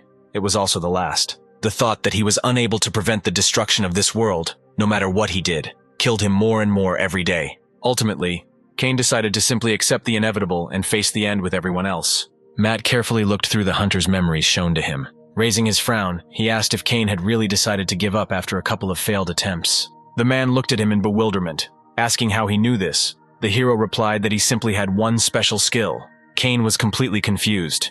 He was greatly stressed by the fact that in all his previous lives he had never encountered this guy. It was he who not only single-handedly got rid of Michael, but dealt with a high-ranking monster that attacked the academy and destroyed the community of 3 heroes. When Kane looked at Matt again, he saw an energy emanating from him that was similar to that which the guardian of the blacksmith had studied. A tear ran down his cheek when he realized that Matt was the one who could save this world from disaster. Lowering his gaze to the floor, the hunter asked if Matt was God, which puzzled him. The next moment, a message appeared in front of him about a new mission, which was to fulfill Kane's wish, and the reward was the hunter's loyalty.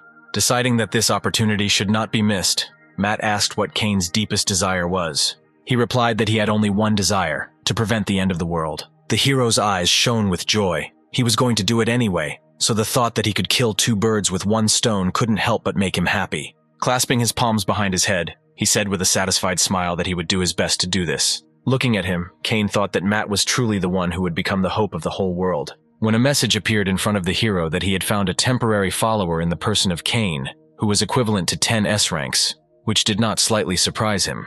When he wondered what the temporary would be up to, a message appeared in front of him that if Matt saved the world, he would gain the true loyalty of Kane.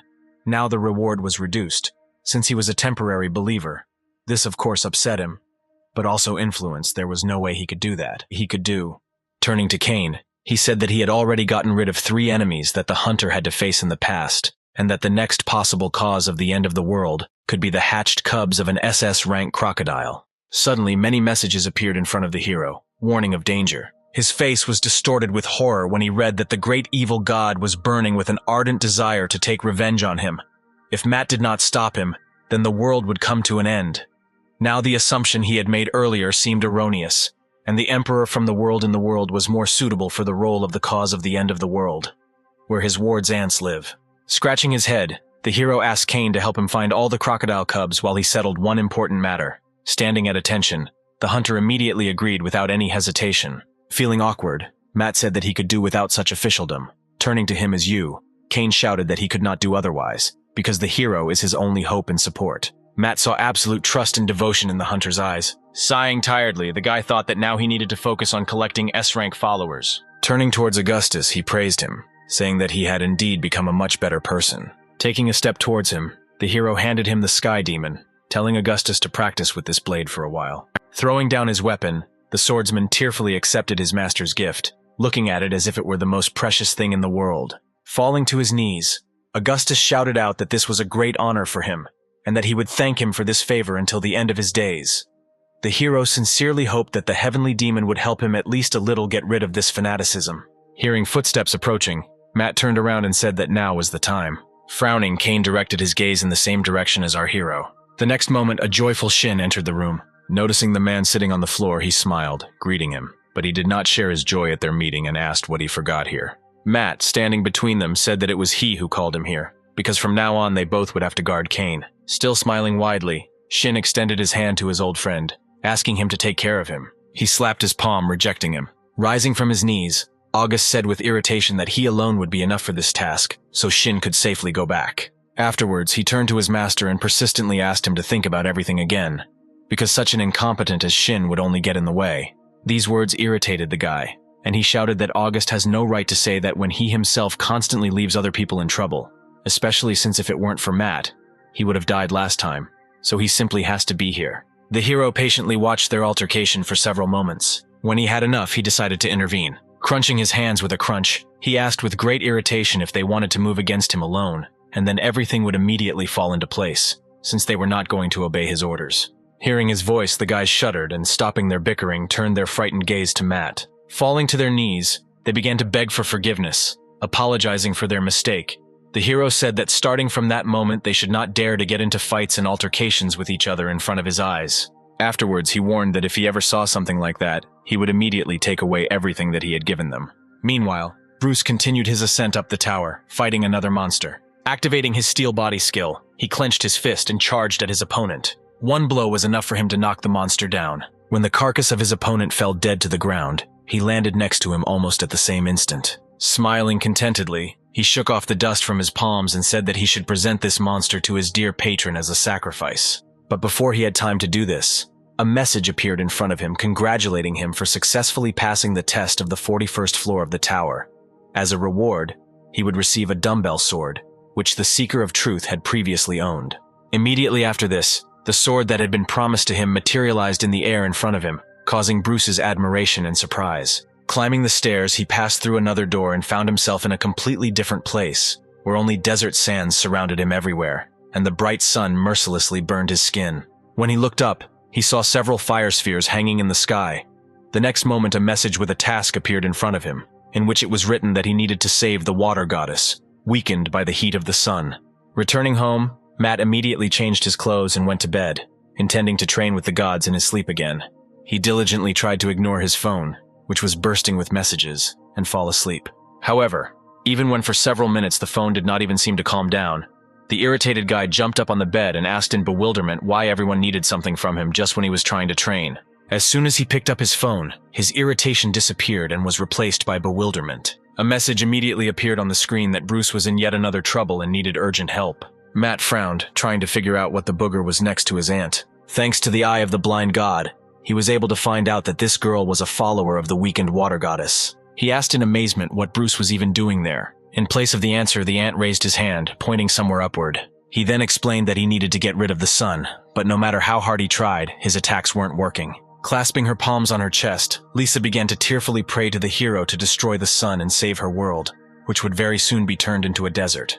Hearing their request that he needed to get rid of the sun, Matt was genuinely shocked and asked if they were in their right mind to ask him for such nonsense. Looking closely at the screen, Matt noticed something strange. He tried to activate the eye of the blind god, but information about the sun was inaccessible to him due to a lack of divine powers. The hero wondered why this happened. Without taking his eyes off the screen, Matt assumed that this entity was much stronger than himself. When he thought about this, he immediately remembered a message that said that one of the evil gods wanted to take revenge on him, and assumed that it could be about him. Suddenly, 3 clumps separated from the sun and turned into birds. Noticing this, Bruce blocked Lisa with himself and reached for his sword. With the help of the eye of the blind god, Matt learned that these phoenixes are divine creations of light that shine in the highest depths of the sky and are much stronger in power than SS-Rank. Seeing this name, the hero immediately frowned with displeasure. He was already familiar with this name. The sun god, whom he defeated when fighting 1 billion opponents, said that one day he would definitely be avenged. But Matt did not even suspect that this would happen so soon. One of the phoenixes let out a furious cry as it approached its prey. When a message appeared in front of the hero that the goal of the phoenixes was to get Bruce as a sacrifice, horror was displayed on his face. He perfectly understood that his ward could not cope with these birds alone. He wanted to help Bruce, but he knew that he could not interfere personally when it came to the trials of the warrior tower. However, the fear of losing such a valuable follower was stronger, and he activated the destructive index finger of God. Many messages immediately appeared in front of him, warning that he would be punished for neglecting the rules, but Matt shouted with irritation that he didn't care about all the rules when Bruce was now about to die. When the phoenixes got close enough to the ant, it gripped its sword tighter, preparing to fight back. But a sudden beam of red energy destroyed all the birds in an instant, causing Bruce to be shocked. Looking up, he realized that it was Matt's skill that saved their lives. However, this was far from the end. The raging energy of the sun came into confusion, and a message appeared before the hero that the light shining in the highest depths of the sky is extremely angry that his precious creations were killed, and now Matt is karmically connected with this god. The hero was stunned that retribution for his deeds came so quickly, because he was completely unprepared to meet such a powerful god. The next moment he disappeared. Our hero was forced to teleport to the Temple of the Fire of Light, shining in the highest depths of the sky. Looking up, Matt immediately noticed a huge bird standing in front of him. He asked uncertainly if he was the same light shining in the highest depths of the sky. Phoenix replied that this was indeed the case, and Matt was the one who killed his dear brother and his sacred creations, and now he wants to avenge these deaths. The hero was perplexed because he didn't remember anything like that in Kane's memories. For some reason, the situation had changed too much and not for the better for him. Suddenly, the Phoenix said that he could show his mercy to Matt. When the hero asked what he meant, God replied that if Matt sacrificed Bruce to him and gave him half of his divine powers, then he would spare him and allow him to be worshipped by him, a great god of high rank. His words led our hero into even greater bewilderment. The message that appeared in front of him from the Thousand Blades said that getting God as your follower was much cooler than just absorbing him by reading it. Then Matt realized where the dog was buried. Being beside himself with irritation and anger, the hero shouted that he would rather make a cutlet out of him than agree to these conditions. These words infuriated God. He asked in bewilderment how Matt dared to defy him, the great sun god, being only a pathetic loser tied to the earth, and for such an insult he must pay with his life. The next moment, the walls and ceiling of the temple began to shake. Matt noted with displeasure that his opponent was quite strong. Even his usual screams were hard. Suddenly, something approached the hero at high speed, after which a strong roar was heard. Taking his paw away, the Phoenix admitted that he was sorry that he was unable to recruit this boy as his followers, but he would not allow anyone to discredit his name. As soon as the smoke cleared, his eyes widened in surprise when he saw Matt standing on his feet, having managed to survive his attack. The hero assumed that his opponent was strong, but did not think that he was so strong. This was the first time he had received so much from an attack using his steel body. Licking his lips, God said that Matt is different from other evil gods of the middle rank. Now he wants to get him even more. After which he repeated his proposal for the last time that if the hero obeys him and makes a sacrifice, he will show his mercy.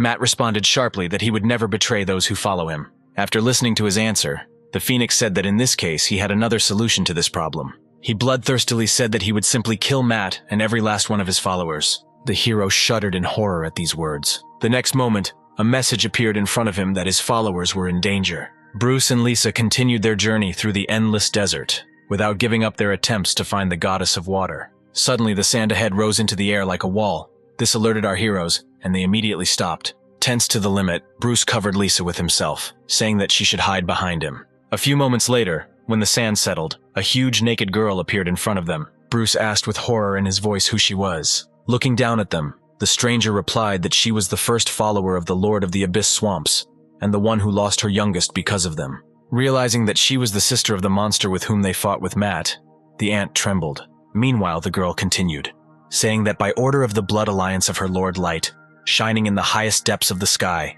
she came for their souls. Bruce asked if they were planning to undermine Matt's power by killing him. Instead of answering, the monster opened its mouth and rushed at him. He only grabbed his sword tighter and also rushed to attack. At the same time, Marava and Croaky were on one of the walls of the city. The saint watched the dragon joyfully eat the fish that she treated him to.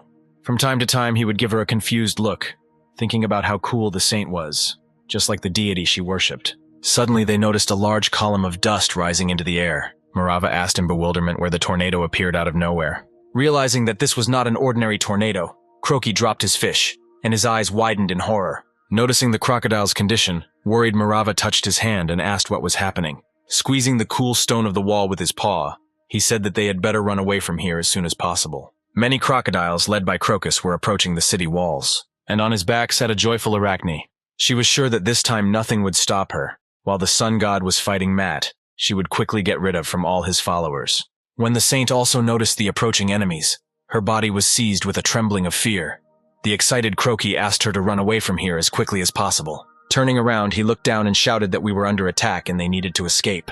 The next moment, Crocus jumped up to the level of the wall with a satisfied grin.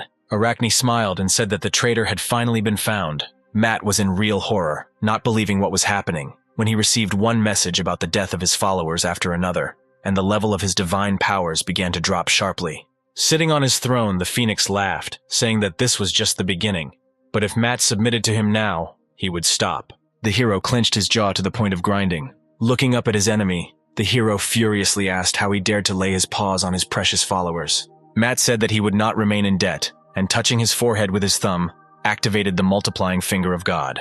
The next moment, his double appeared in red lightning. The sun god asked in confusion what he had done. Ignoring his question, Matt turned to his counterpart, saying that while he would settle the problem here, he should go to the game world. Frowning, the double said that it would be better if the original went to protect his followers, and he took care of this fiery chicken. Matt couldn't believe that his doppelganger had finally acknowledged him. He had already thought that his arrogant attitude towards him would never go away. Having opened the portal, with a happy smile, he wished good luck to his double, promising to sort it out as quickly as possible and return. Immediately after this, Matt entered the portal. The double waited until his original disappeared completely along with the portal before starting. When this finally happened, he turned to the sun god, saying that he would turn him into a nugget before his original could return back. The guy's words infuriated the Phoenix, and he shouted that a pathetic copy of a worthless god did not dare to say something like that. Raising his paw, he attacked first, intending to incinerate his opponent. When a powerful stream of flame flew towards the double, the air around the guy began to move. Putting his palms out in front of him, he concentrated dark and light energy in them. Using Taiji's non-contact technique, he managed to deflect the attack flying at him. He knew that he wouldn't be able to hold out for long. so he hoped that his original would actually be able to return as quickly as possible. Meanwhile, the indestructible walls of the city of ants were all in large cracks, and the city itself was strewn with corpses and seriously wounded. Morava, with tears in her eyes, ran up to Croaky lying on the ground, trying to reach him. Opening his eyes slightly, he croaked for her to quickly leave here. Crocus, standing next to him, noted that he was a surprisingly resilient fellow. Those who could still fight joined their forces and rushed at their enemies. Enveloping his weapon in a blood-red aura, Crocus lunged and swung his spear, attacking the annoying little thing. They were defeated in an instant, only the plumage of warbirds was in the air. Morava watched in horror as all her friends were mercilessly killed one after another, but she could do nothing to help them. Pointing at her, Arachne said that this nun is one of the main sources of strength for their enemy, baring his teeth.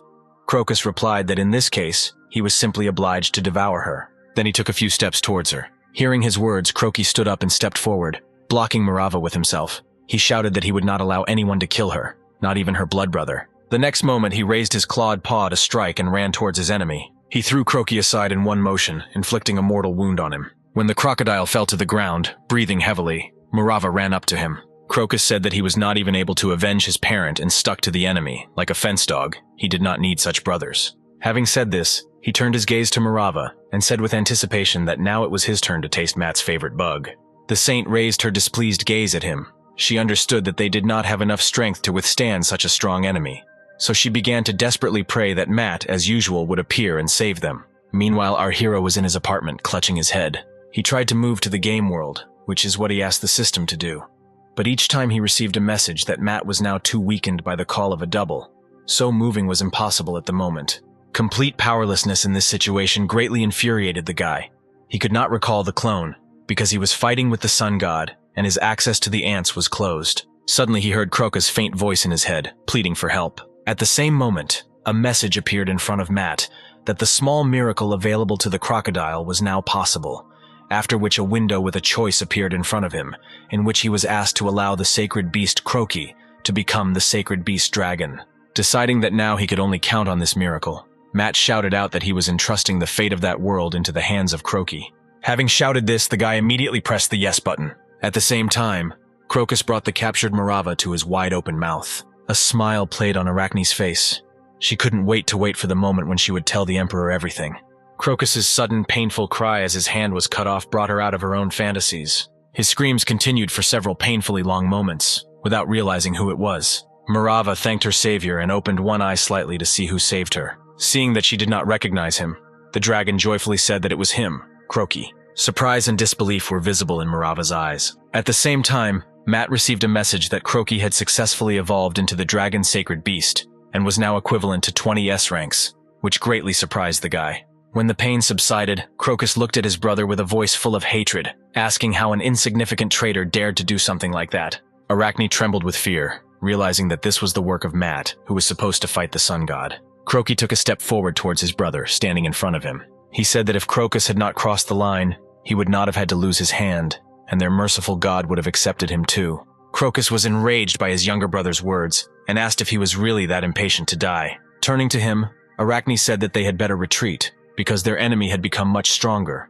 But Crocus objected, saying that he could not, like a coward, tuck his tail between his legs, and so shamefully flee from the battlefield. The next moment he jumped out of his seat. Swiftly approaching Croaky, he furiously shouted that he would tear off his head. He said that since Crocus committed an unforgivable sin by killing Matt's followers and raising his hand against Morava, he must suffer the appropriate punishment, after which golden energy began to concentrate in his mouth. He used dragon breath and a powerful golden stream erupted from his mouth. Crocus froze in horror, realizing that he would not have time to dodge. Arachne also could not move in the face of her death. The next moment, a golden ray overtook them and rushed through the entire wall of the city, destroying the remnants of the enemies. When it was all over, a huge mark left by his technique appeared in front of the Croaky. The ants crawled out of their hiding places and joyfully shouted that they were saved, and that the Croaky had defeated all enemies. Lying on the ground, Lily smiled faintly at the good news and tried to rise to her feet. Croaky smiled contentedly, still not believing that he managed to become so strong in an instant thanks to Matt.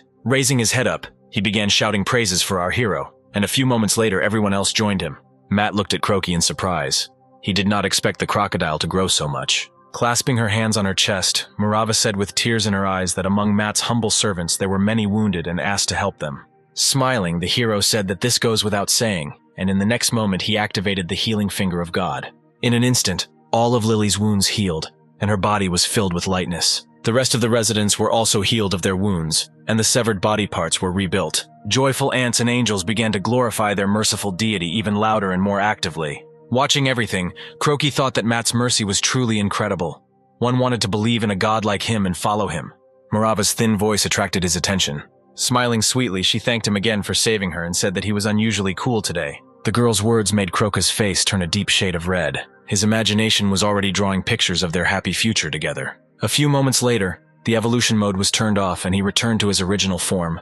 But the crocodile was so deep in his dreams that he did not notice it at all. All this time, never taking his eyes off the phone, Matt allowed himself to breathe a sigh of relief, glad that the kingdom of the ants had been saved. Now it was time for him to help Bruce. As soon as he switched locations, the guy tensed up again. The ant was in serious danger. Meanwhile, our hero's double was still engaged in a fierce battle with his opponent. From time to time, the Phoenix made attempts to lure the double to his side, saying that he was going to conquer the peaks of the entire divine world, and even the so-called great gods such as the Silent Nightmare and the Thousand Blades would be afraid of him. If the double makes the right choice, he will be rewarded with another generous offer. He just needs to join him and transfer his powers. The double did not see anything beneficial for himself in the proposal. He was simply brazenly demanded to submit to someone else's will. Turning to the sun god, he shouted out that he had a counteroffer for him. Smiling, the double said that he would bow to him only if the Phoenix could kill the god of destruction. God was too stunned by such an impudent condition, and could not utter a word in response. Clenching his fist, he explained that the god of destruction is a mystical creation that existed before the beginning of time. Even the greatest of the gods will not be able to oppose anything to him.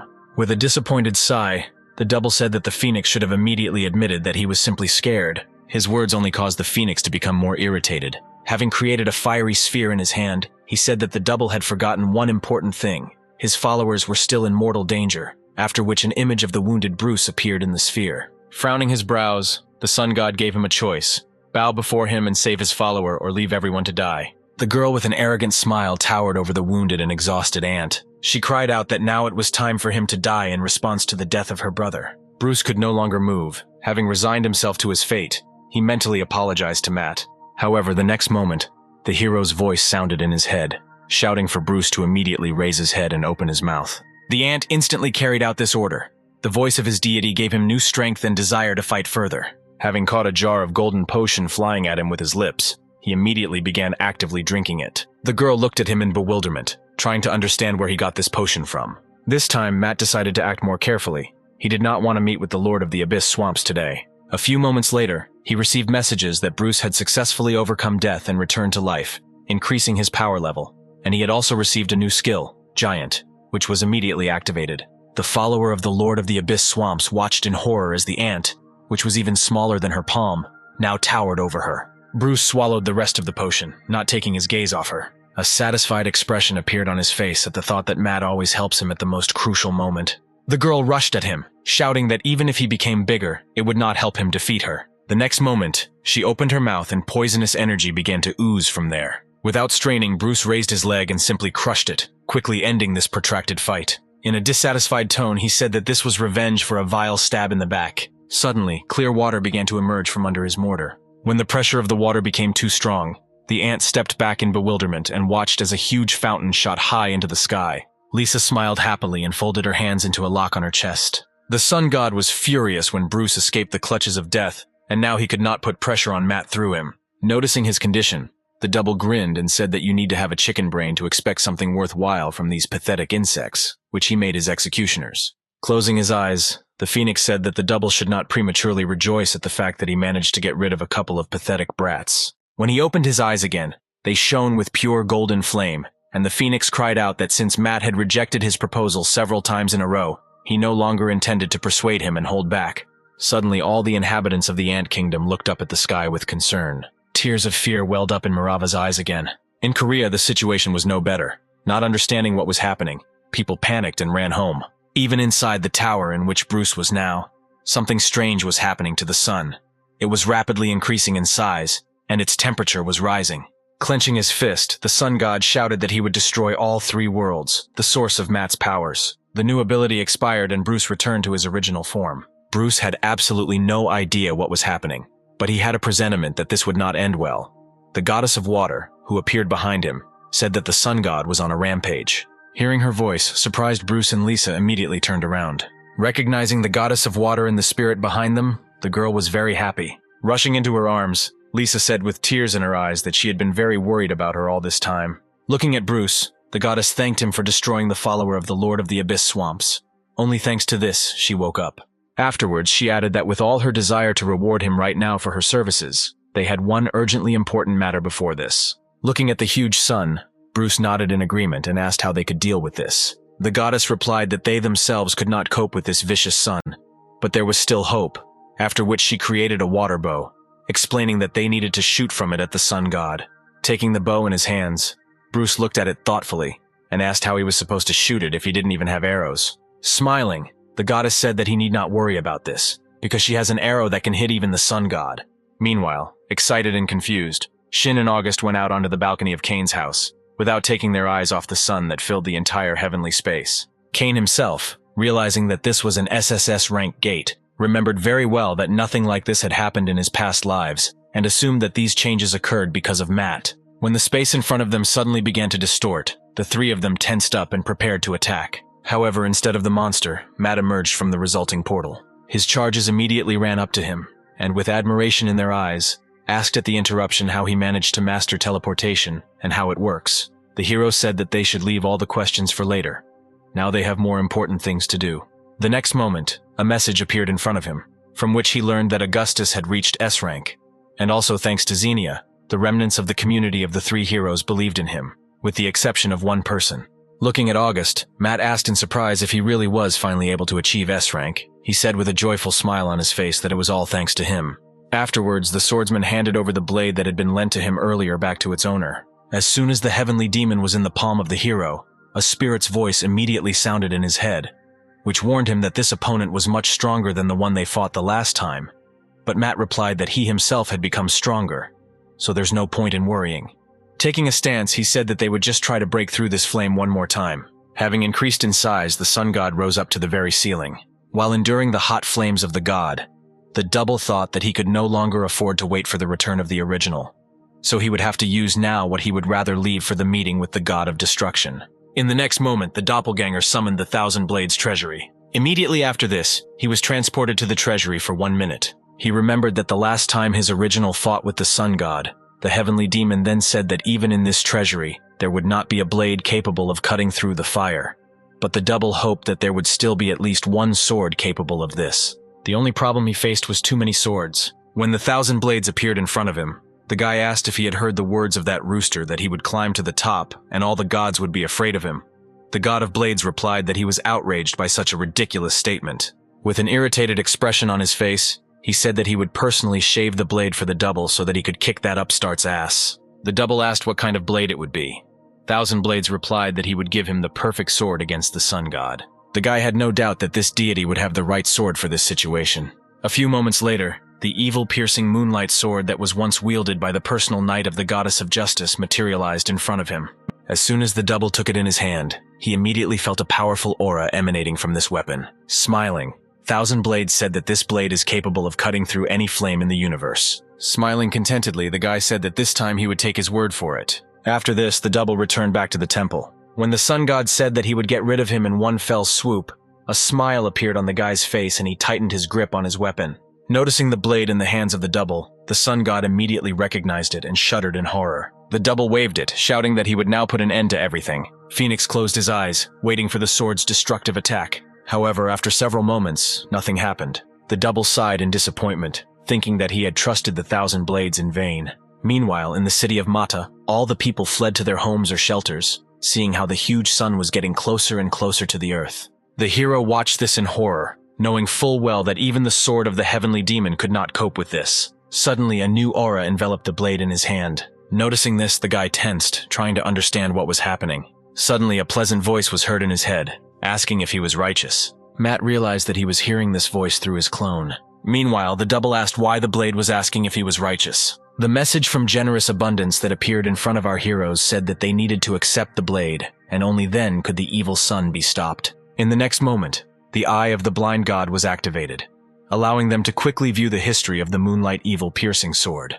An image of a girl appeared in front of them, not taking her eyes off the window. The knight kneeling behind her asked if the goddess of justice was sure that she wanted to fight the god of destruction alone. Clasping her hands behind her back, the goddess replied that retreating in fear would never be righteous. Turning her gaze to the knight, she asked if he could continue her work if she failed and fell. Clenching his free palm into a fist, the man replied that if such was her will, then he would gladly fulfill it. Kneeling down next to him, the goddess gently touched his cheek, brushing away his tears, and said that she was more than confident that he could one day defeat the god of destruction, because he was the man she loved, and the one who would become the ruler in the future.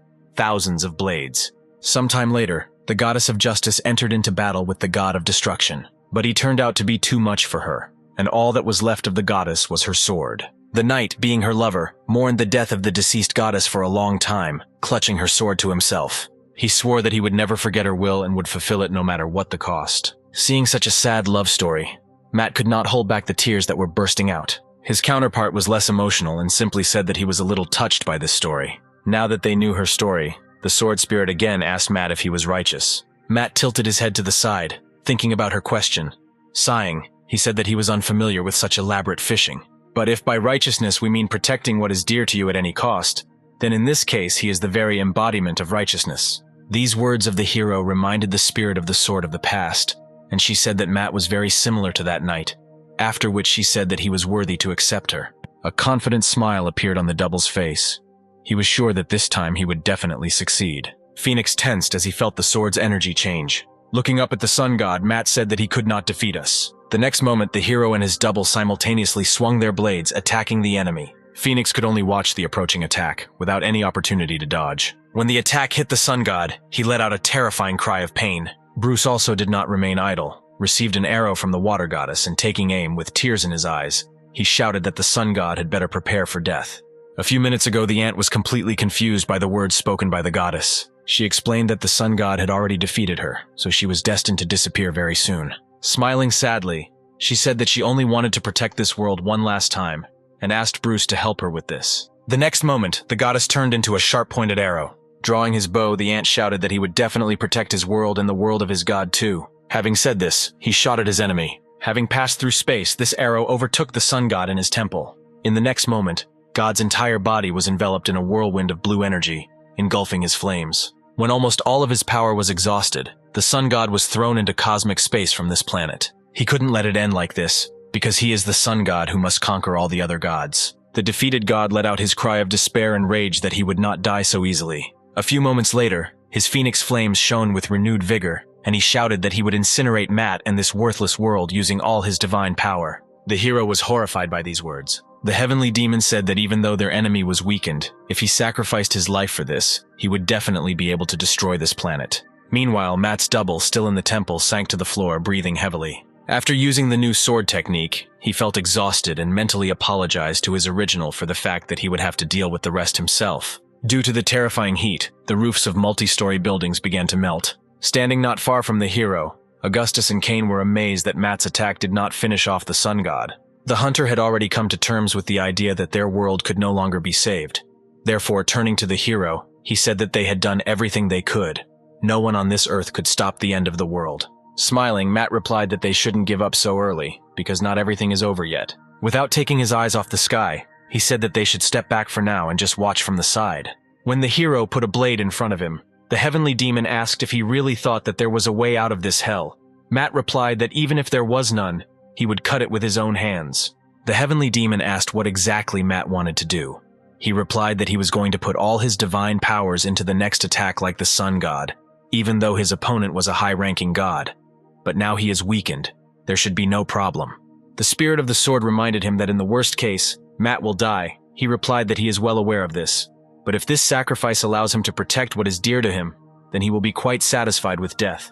The heavenly demon did not dare to dissuade him, but instead said that they should give it their all. Suddenly, Matt heard the voice of the goddess of justice in his head, who said that she would help him. The goddess contacted him while in her temple. Although she is greatly weakened after defeating the god of destruction, she is able to bless the moon sword of justice. The next moment, a message appeared in front of Matt that the moonlight sword was becoming his temporary follower. This allowed the hero to successfully complete the mission to raise the rank of the good god to medium. A huge amount of powerful golden energy burst out from the hero's body. The Eye of the Blind God was randomly activated to show Matt part of the Moonlight Sword's history. Its next owner after the goddess was a knight who was nothing more than an ordinary person who reached a level beyond the divine. Using the Thousand Blades technique to destroy evil, he was determined to keep his promise to his goddess. In the end, he managed to split the god of destruction's body into hundreds of pieces. However, this god was born long before the birth of this world. Even one who surpassed the power of the gods was unable to kill him.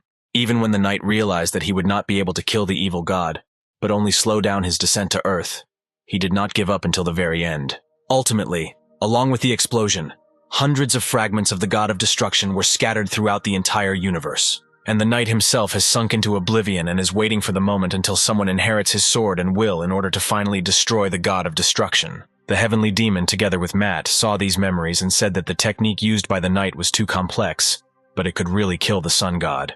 The hero shared with him a premonition that he would be able to use the technique he saw. His words caused true bewilderment in the heavenly demon. Squeezing his palm tighter, he released an aura, explaining that it was as if that knight's technique had been copied into his head as soon as he viewed the entire story. Matt concentrated all his energy, transferring it into the blade. Phoenix asked with horror in his voice what this ominous aura was about this blade. Grinning, the hero said that his time had come to fade away forever. The next moment he swung his sword, attacking him. A powerful golden beam slid off the blade, heading towards the sun god. He could not avoid this attack, and a painful cry escaped from his throat again. A few moments later, the body of the deceased god began to dissolve into thin air, leaving no trace behind. Thus, Matt won and saved the world from imminent death. He breathed a sigh of relief, glad that it was finally over. Suddenly, a message appeared in front of him saying that he had managed to save 3 worlds, so now he was worthy of going to Festival Gods. Although Matt did not know what this festival was like, based on his hunch, nothing good would definitely await him there. Our hero's doppelganger finally waited for his summoning time to expire. Mentally connecting with his original, he said that today he was surprised at how strong Matt had become. Grinning, the hero recalled his promise last time that he would become much stronger. The double advised him not to be too arrogant, because if the original dies, he will also be dragged into the grave with him. Before disappearing completely, the double admitted that Matt was cool today. Our hero was incredibly pleased by the praise received from his always arrogant clone. Feeling the burning gaze on him, he turned around. As soon as he did this, Matt immediately came across the admiring glances of August and Shin, who immediately began to beg him to teach them this incredible technique. Kane watched from the side the pampering of this trio. He really didn't expect Matt to be able to destroy God and was about to give up. Looking at him, the hunter realized that he was still very far from being a person of this level. He decided that if he wanted to become a better person, he needed to follow Matt's example and be willing to do anything for him. With a big smile on his face, Kane ran towards Matt, spreading his arms out to the sides for a hug. The hero ran wherever he could, shouting for these 3 crazy people to stop chasing him and finally get rid of him. Suddenly, a message appeared in front of him, making him freeze in bewilderment. Noticing the strange reaction of their master, the trio chasing him stopped and looked at him with concern. The message said that Matt had successfully completed the mission by performing 10 million good deeds, his bewilderment quickly giving way to a joyful smile. Following this, he received the resurrection potion promised as a reward, and now he could save Angelina. The next morning, angels carried the body of the resurrected girl home. This immediately attracted the attention of the people standing below, among whom was Angelina's mother. Recognizing her daughter in the unfamiliar girl, Michelle's eyes welled up with tears. Having flown closer, the angels began to slowly descend. The mother immediately rushed to hug her daughter, whom she had not seen for so long. Waking up, Angelina opened her eyes and tried to understand where she was now. Seeing her mother sobbing with happiness in front of her, surprise appeared on her face. Matt watched this from start to finish through his phone. He was deeply moved by such a touching scene of family reunion. When he received a message from 1,000 Blades that he was too ashamed of Matt's snot, the hero sent this god to hell. The next moment he came to his senses and asked if he knew a certain white-haired knight. He replied that if the hero was so interested in finding out about this, then he must pay 100 million coins. The amount he mentioned infuriated Matt, and he irritably asked how many more 1,000 Blades planned to cheat him out of money. The message that arrived from the goddess of justice said that she would like to tell me a lot of things, but she wouldn't. With every moment, the hero only had more questions, and not a single answer. When the phone screen lit up, he saw a message that another of the strongest representatives of the Ants, Louis, had stepped into the warrior tower. Matt was pleased with this news, because he was always happy to have S-ranks among his followers. Sitting down on the bed, he wondered when he would be offered a new mission to increase the level of God, since 2 days had already passed since he became a mid-rank god. Deciding that he could think about it later, but now he needed to sleep off the last few days, after which he instantly fell into a deep sleep. Opening his eyes, he saw a familiar clearing and a girl gently stroking his hair. Smiling, the goddess said that Matt now needs a good rest to restore his divine power. The guy thanked her for her concern and decided to take her advice and closed his eyes, completely relaxing under her pleasant touches on his head. At the same time, the deserted 42nd floor of the tower was filled with raging greenery as soon as the sun god was destroyed. Joyful Lisa walked next to Bruce and could not get enough of the fact that nature had finally recovered. Looking at the ant, the girl thanked him for his help, saying that if it weren't for him, all this would not have happened. Bruce replied that he had not done anything worthwhile and that, on the contrary, he should thank her for helping him find the water goddess. Afterwards, he said that it was time for him to move on. When Lisa suggested staying here for a little while longer, Bruce replied that he felt that his brother had also begun to conquer the tower, and he simply had no right to hang around here so as not to disappoint him. Smiling, the girl handed him a blue stone. Touching it, Bruce asked with interest what it was. Lisa replied that it was the essence of the goddess of water. One day it might be useful to him. Taking the pebble, the ant thanked the girl for her concern. Suddenly, the stone turned into a liquid state, causing Bruce to be puzzled. The next moment, water surrounded his hand and gradually began to absorb into his skin, and messages appeared in front of him that he had successfully passed the test of the 42nd floor of the tower, and thanks to the obtained water essence, he would never have to feel thirsty again. Bruce noted with satisfaction that this would be very useful to him to continue his ascent up the tower, and once again thanked Liz for such a valuable gift. Smiling, the girl wished him good luck in passing further tests. Before disappearing, Bruce said that he would hope that someday they would be lucky enough to meet again.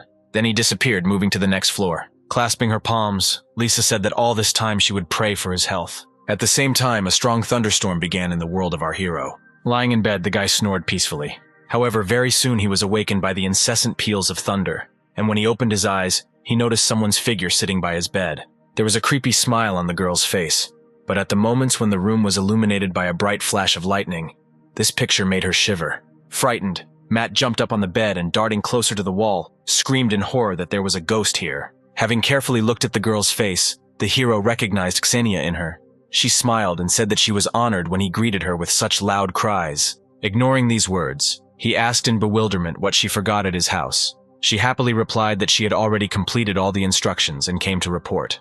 Matt didn't immediately understand what kind of assignments he was talking about, but a couple of moments later he remembered that his clone had given her some kind of task.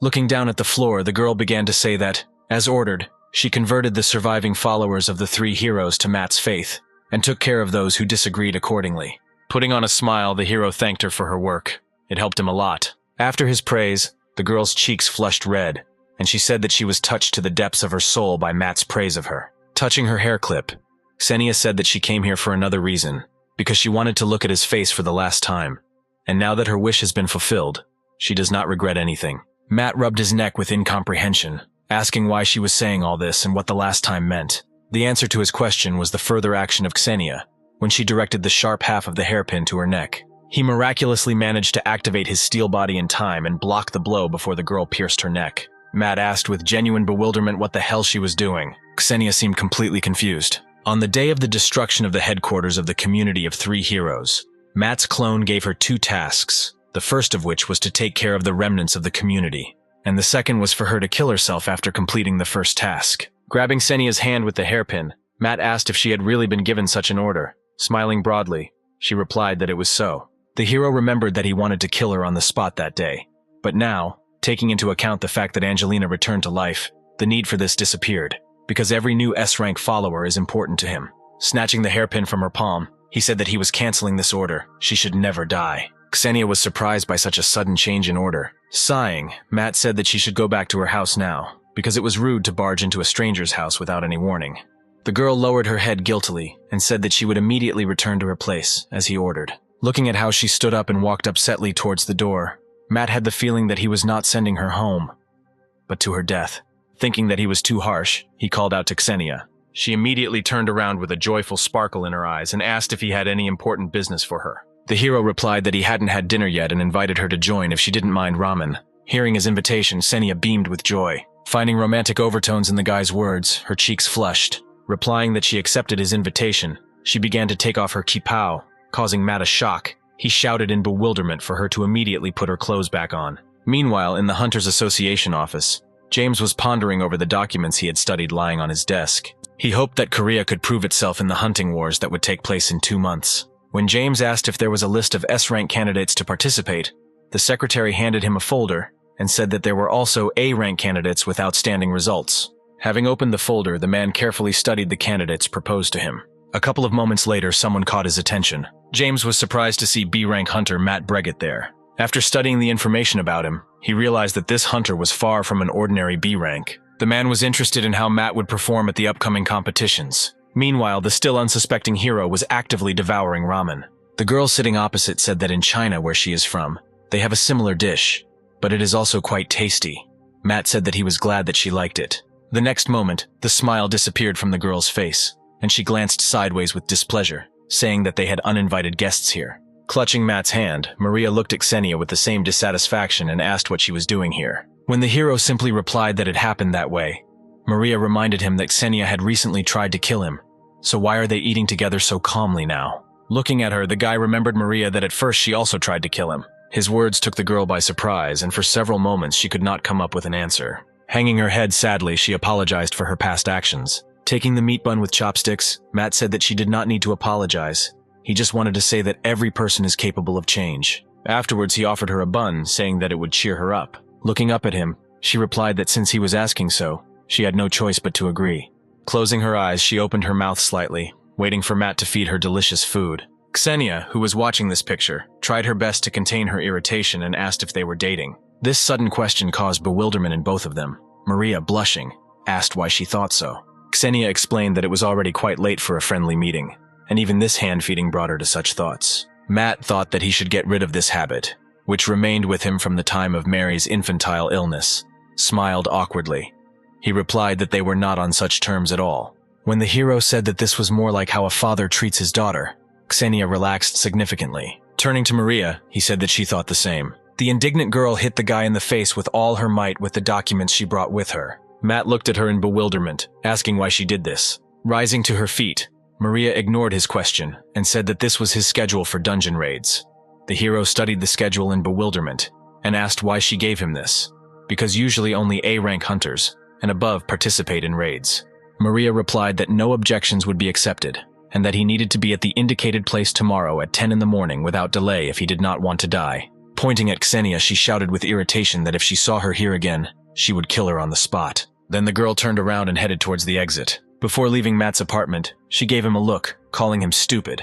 After that, she left, slamming the door loudly. Matt clicked displeasedly, worried that a couple more of these claps and he would need to buy a new door, which would cost a lot. Xenia called him by name, attracting his attention, and with a blush on her cheeks said that he shouldn't worry so much, because she wouldn't mind being a mistress. Matt said with irritation that since she had finished eating, it was time for her to go home. When the girl left, he looked again at the dungeon raid schedule in his hand, thinking that she had mixed up something and tomorrow, handing it to him. Suddenly, a message from Generous Abundance appeared in front of him, saying that she had a bad feeling about tomorrow, so he better prepare properly. The next morning, work was already in full swing at the entrance to the dungeon. The guards did not allow ordinary civilians to go further, warning them of the danger. Among this crowd was Matt, carrying his sleeping niece on his back. He noted that the security here was quite serious. When he was thinking about how to get inside, Maria, standing nearby, called out to him. She reminded him in a dissatisfied voice that he had to come here at 10 o'clock without delay if he did not want to die by her hand. Approaching her, Matt smiled apologetically and said that there were big traffic jams on the roads now, and he was only 5 minutes late, so she shouldn't be so angry. The man standing behind the hunter said that this was an urgent matter, and that millions of people could have died in these 5 minutes. Greg said with contempt that B-rank trash, who doesn't even know the basics, has nothing to do here. Looking at him, Matt realized that this hunter had been sharpening his grudge against him ever since that very incident with Croaky. Pointing to Greg standing behind her, Maria said that he would conduct a test for our hero. After frowning, she asked what was that behind Matt's back. Looking at the peacefully snoring Sophia, he said that this was his niece. His sister had an urgent matter, so he was asked to look after her. Maria asked irritably how he could even think of dragging the child to such a dangerous place. Raising his finger to his mouth, the hero asked her to be quiet, because he managed to put Sophia to sleep with food. Greg's irritation increased significantly at the sight of this picture. Turning around, he headed in an unknown direction and asked to call him when Matt finally decided whether he would work or go home to babysit the children. A few moments later, a dark purple aura appeared around the mountains that were targeted. The goddess who was there smiled contentedly, sensing Matt's presence nearby. She was determined to get rid of the newly minted god who dared to get rid of her 2 dear followers. Maria stood opposite Matt, pondering the situation. Realizing that the hero had not read even a line from the folder that she gave him yesterday, she said that essentially this raid was an exam for obtaining the title of S-Rank Hunter, which shocked the guy. She then explained that an A-rank dungeon would soon appear here, and if he successfully completed it, he would become an S-rank hunter. Matt understood that by achieving such a high status, he would be paid a lot of money and would even become famous. But given the fact that he was already a mid-level god, this would be an extra hassle for him. Turning his gaze to the mountain, Matt thought that even despite this, he could not just pass by such a dangerous place. Looking at Maria, he clarified whether he should go there alone and just destroy everything there. The girl replied that active S-ranks would also go with him for backup. When he asked if she would go with them, Maria replied that it would be great if that were the case. But it was decided that another person would go with him and pointed somewhere to the side. Looking at who she was pointing at, Matt saw Greg, who was again dissatisfied with something. The hero, of course, was not very happy with this company, but since the dungeon is all A-rank, then everything should go well. Suddenly, a strange smell hit his nose. He looked around, trying to determine its source, but having found nothing, he asked if she smelled something burnt. She replied that she did not feel anything. Suddenly, a message appeared in front of him in a red window warning of danger, saying that the middle-class goddess lord of the Abyss Swamps had requested the Festival of the Gods. After reading this, Matt understood that nothing good would follow from this. When he tried to remember where he could already hear the name of this goddess, his memory gave him memories of the snake-like monsters killed, who were her followers. The newly appeared message stated that a god's request for a festival could not be rejected if that god was of a lower class, but if a god was of a higher class, then the request could be rejected. Matt breathed a sigh of relief when he learned that there are concessions for the weak. Suddenly, a message appeared in front of him from the unfamiliar evil battle god of slaughter, appointed as the festival's overseer, that he was sending the blessing of slaughter to the hero. When a window appeared in front of him with the choice to accept or decline the invitation to the festival, the voice of the goddess sounded in Matt's head, saying that she could not wait to arrange a passionate, exciting battle. Replying that he didn't want to fight her right now, Matt reached for the no button. After that, the angry voice of the goddess was heard in his head, angrily asking how he dared to reject her proposal for a great battle. The hero mentally replied that the goddess should go away, because now he had absolutely no time for that. The goddess of the swamps was even more infuriated by his words. In the next moment, the energy enveloping the mountain intensified, and a strong trembling passed through the ground. Greg looked around in bewilderment, not understanding what was happening. Maria and Matt tensed and looked at the mountain in horror. The Eye of the Blind God activated, allowing Matt to scan the Lord of the Abyss Swamps from another planet. The goddess filled the forest surrounding her with her powerful energy. Looking down at the swamp in front of her, she said that it was time for her beloved children to wake up from their sleep. Hearing her voice, the swamp monsters began to crawl to the surface one after another with burning rage in their eyes. Smiling, she said that they must destroy Matt Bridget and his entire world because he dared to reject the Festival of the Gods. Immediately after this, all the monsters rushed to carry out the order of their goddess. Having learned her plans, the hero realized that she would send her minions through the gates of the A-rank dungeon.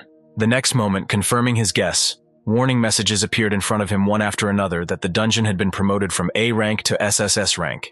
Sensing that the dungeon was about to open, Greg was perplexed. Suddenly, a rift appeared in the mountain in front of them. From there, countless bloodthirsty eyes looked at them. Without keeping themselves waiting long, they ran outside. Seeing them, Greg immediately activated his soul armor. The armor immediately enveloped his entire body from head to toe. Looking at this, Matt thought that from the outside it looked very impressive. Having activated the Eye of the Blind God, Matt read from the received message that this set of armor was SS rank, and the note advised the hero to get his hands on it.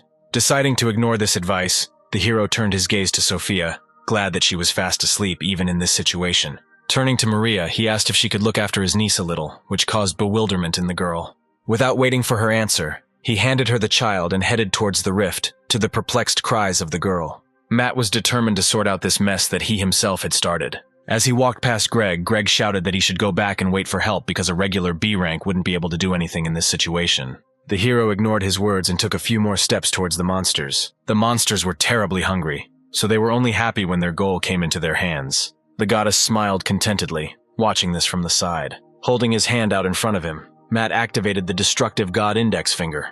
One of the monsters, who was closest to Matt, grinned contentedly, anticipating how his sharp fangs would pierce the guy's body. However, the next moment, his head was separated from his body before he could do anything. The other monsters were dismayed to see their brother killed. A wide, joyful smile shone on the hero's face when he received 20 million coins for killing the monster. His gaze changed to a bloodthirsty one. Looking at the monsters that had become, he shouted for them to fall all at once, already imagining how much money they would give him for them. Feeling the danger emanating from the guy, the monsters wanted to run back, But before they could, Matt began to kill them one by one with terrifying speed. The goddess of the swamps grabbed her head, not understanding how something like this could happen, because her children were strong enough to destroy an entire planet. When all the monsters were finished, Matt looked at the rift and said that perhaps that was enough for today. Then he took a few steps forward. Putting his hand out in front of him again, he activated his crushing god index finger again. A few moments later, the rift began to disappear, returning the mountain to its original appearance. The goddess was confused. She did not understand at all why a god who possessed such power would avoid fighting with her. Rubbing his cheek, Matt replied that he was simply too lazy to fight another god. When the rift closed completely, the raid mountain itself disappeared. Greg, standing behind him, was dumbfounded in shock. He asked in disbelief how Matt did it. Maria was also stunned to learn that the hero could seal dungeons. Suddenly, Sophia woke up and, rubbing her sleepy eyes with her fists, said that she was hungry. Realizing that she was not sitting in her uncle's arms, she looked at Maria, asking who she was.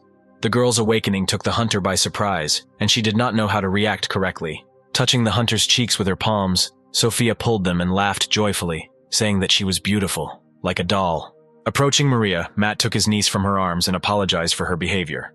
Rubbing his cheek, the girl replied that nothing bad had happened. Pulling his trouser leg, Sophia said that she was hungry. Looking at her, the hero asked what his little princess wanted to try, and she happily answered that she wanted a hamburger. Maria was surprised at how warm the relationship was between them. Having decided where they would go, Matt took his niece to dinner. Having come to her senses, the huntress called out to him, saying that he could not leave so easily. Looking at her, the guy said that since there was no more dungeon, then there was no need for him to stay here either. Placing her hand on her head, Maria irritably explained that he would not be given a rank increase if he just left like that now. Smiling, Matt said that he didn't care, and he didn't need a promotion at all, not noticing the man blocking his path. Greg was terribly angry at these words. With emphasis in his voice, he asked how Matt dared to look down on an S rank. Matt replied in a completely innocent tone that he didn't mean anything like that. He was just too lazy. Containing his irritation, the man said that he would be waiting for him tomorrow at 9 in the morning at the association's training hall. Then he rose into the air, finally saying that he would show Matt what the S-rank title was worth. Then he soared high into the sky, disappearing behind the clouds. Seeing what this armor was capable of, Matt thought with a sparkle in his eyes that he wanted to get it, especially since the eye of the blind god himself punished him with something similar. Maria covered her eyes with her hand and, sighing heavily, asked why Matt was showing off in front of this man. She explained that last time Wilhelm spoke in the same way and received a serious punishment from Greg, from which it took quite a long time to recover. Maria also added that without Greg's approval, Matt definitely won't see a promotion, so she asked him to be extremely careful tomorrow. With a bored expression on his face, the hero said that he didn't even plan to go somewhere tomorrow, and today he came only to apologize for yesterday. Hearing this, Mary had a happy expression on her face. Suddenly, Matt invited her to go eat burgers with them. She was confused by such a sudden proposal and did not immediately answer. Having never received an answer from her, the hero said that if celebrities visit such places not according to their status, then he and Sophia will go. Having heard this provocation, Maria shouted out that she was also going with them, but asked to wait until she took a mask and glasses. Then she turned around and ran to her left things. Crocus miraculously managed to survive and hide deep in the forest. The wounded crocodile still could not believe that all his brothers had been killed. Letting out a loud roar, he promised himself that one day he would definitely avenge their deaths. Suddenly, quiet footsteps were heard nearby. Seeing an unfamiliar figure in a cloak in front of him, Crocus asked the stranger in bewilderment who he was. He ignored his question and said that he usually doesn't allow anyone to talk to him so rudely, but for the first time he will show mercy. Looking up at the crocodile, he asked where Arachne was. He felt that her trail ended somewhere nearby, but he did not see her anywhere. Crocus replied that she was dead. After receiving the answer, the stranger lowered his head and quietly said that she just needed to wait for him and not go alone. Turning to the stranger, Crocus said that he would kill him if he did not transfer him back to his world. The next moment, the ground under the stranger's feet began to crack, and a powerful aura burst out of his body. Raising two pairs of his blood-red eyes at the crocodile, the unknown man said that he must be either a fool or simply crazy if he decided to threaten him with death. Crocus was horrified by the overwhelming energy. He realized that this stranger was not as simple as he might seem at first glance. Pressed against a tree, the crocodile asked in horror who he was. He replied that he was just part of the pitiful world of insects, namely, the Great God. The crocodile's eyes widened with fear and horror. The next moment, the forest was illuminated by a bright purple flash, after which a heartbreaking cry of pain from Crocus was heard. Meanwhile, our heroes reached the cafe. Having taken themselves a drink, a burger and fries with chicken, the trio calmly dined, sitting at the same table. All this time, the people sitting nearby did not take their interested glances off Maria, who in turn was engrossed in food and did not pay attention to anything. The hero did not understand what was the use of glasses and a mask if they did not help at all. Noticing his gaze on her, the girl said that he should eat instead of staring at her. Suddenly, a strong clap of thunder was heard outside, which attracted their attention. Maria's face contorted in horror, and she dropped her hamburger from her hands. Having opened the front door, a joyful Agnia came inside and waved her hand. When the girl approached their table, Matt asked in surprise how she knew they were here. She replied that she knew it by the smell. Hearing her answer, the hero sniffed his jacket, checking whether he really stank that much. Noticing Maria's absence, he turned around and asked the girl sneaking unnoticed to the other end of the cafe where she was going. Surprised, Agnia approached her sister and asked what she was doing here. She was not at a loss and immediately switched to child mode, joyfully threw herself on her neck, talking about how glad she was to see her and offered to eat together. The visitors immediately surrounded the sisters, rejoicing at their good fortune to meet two famous huntresses here. As soon as the heroes returned to Matt's house, surprised screams were heard from there. At the sight of a girl sitting at the threshold of her apartment, Matt asked in bewilderment what she was doing here, and in such a form. Sitting on her knees in a seductive maid uniform, Xenia, with a blush on her cheeks, said that since he did not give her a new task, she thought that she could at least help him with chores around the house. Pointing her finger at her, the confused Maria shouted out that she had already warned her that if she saw her here again, she would kill her. Smiling widely, Xenia mockingly said that jealousy is low, especially for a lady who has a parent-daughter relationship with Matt. These words simply infuriated Maria, and she shouted that she didn't care that Xenia had an SS rank, she simply had to kill her. While holding her, Matt threw an evil glance towards the uninvited guest. When Agnia, with tears in her eyes, asked why he let such a person into his house, Matt turned to her and wanted to explain this misunderstanding. However, before he could say a word, the girl, shrouded in lightning bolts, rushed away, finally shouting that she was deeply disappointed in him. Matt didn't even know how to react to this situation. Looking up at him, Sophia thoughtfully asked which of them was his girlfriend. The hero didn't even have the strength to answer her. They all spent trying to hold back the remnants of their composure. Sometime later, Matt finally sorted out all this mess and sat down tiredly on his sofa. He had to knock out both girls and drag them to the infirmary because they couldn't calm down. He sincerely hoped that they wouldn't kill each other when they woke up. Deciding that their future fate was completely none of his concern, he fell onto the pillows with a smile on his face, glad that he finally had the opportunity to sleep peacefully. The next day he woke up from a strange sound. Sitting up on the sofa, he realized that it was a doorbell and, scratching his head, thought about who could show up to him so early. He went to the video intercom, checking who was there. The next moment he saw the image of an angry Greg there. Turning off the sound, Matt turned around and walked back, pretending that he had not seen or heard anything. However, the next moment, as if reading his thoughts, Greg broke down the front door, forcing our hero to freeze at the sight of this terrifying picture. Looking up at him, the man irritably reminded him that they had agreed to meet today at 9 in the morning in the association's training hall. Completely ignoring his words, Matt sat down with tears in his eyes at his broken door, for which he had paid a considerable sum. Seeing that the hero did not notice him at all, Greg decided to use his fists to finally draw Matt's attention to himself. At that moment, when the hunter lunged and attacked, the hero extended his left hand in front of him and stopped the blow with one finger. Greg was perplexed how Matt did it, because he put all his strength into this blow. Raising his angry gaze at him, the hero said that he no longer intended to tolerate all these antics. Crying out that Matt was simply an arrogant jerk, the hunter raised his free fist to strike again. However, at the same moment, the ceiling and floor before his eyes suddenly changed places. With just one hand, the hero knocked Greg to the floor with a crash. Then he said that the man should immediately compensate for the damage for the broken door and go home. This is the last chance he gives him.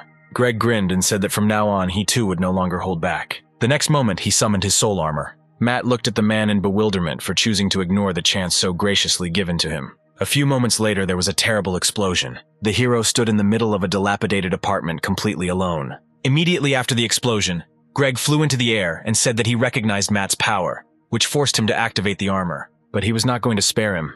In a stern voice, the man told Matt to take out his weapon and fight him. Through clenched teeth with anger, the hero muttered that he worked a lot of time on the interior of his new apartment and invested a whole lot of money into it in order to finally have a cool home.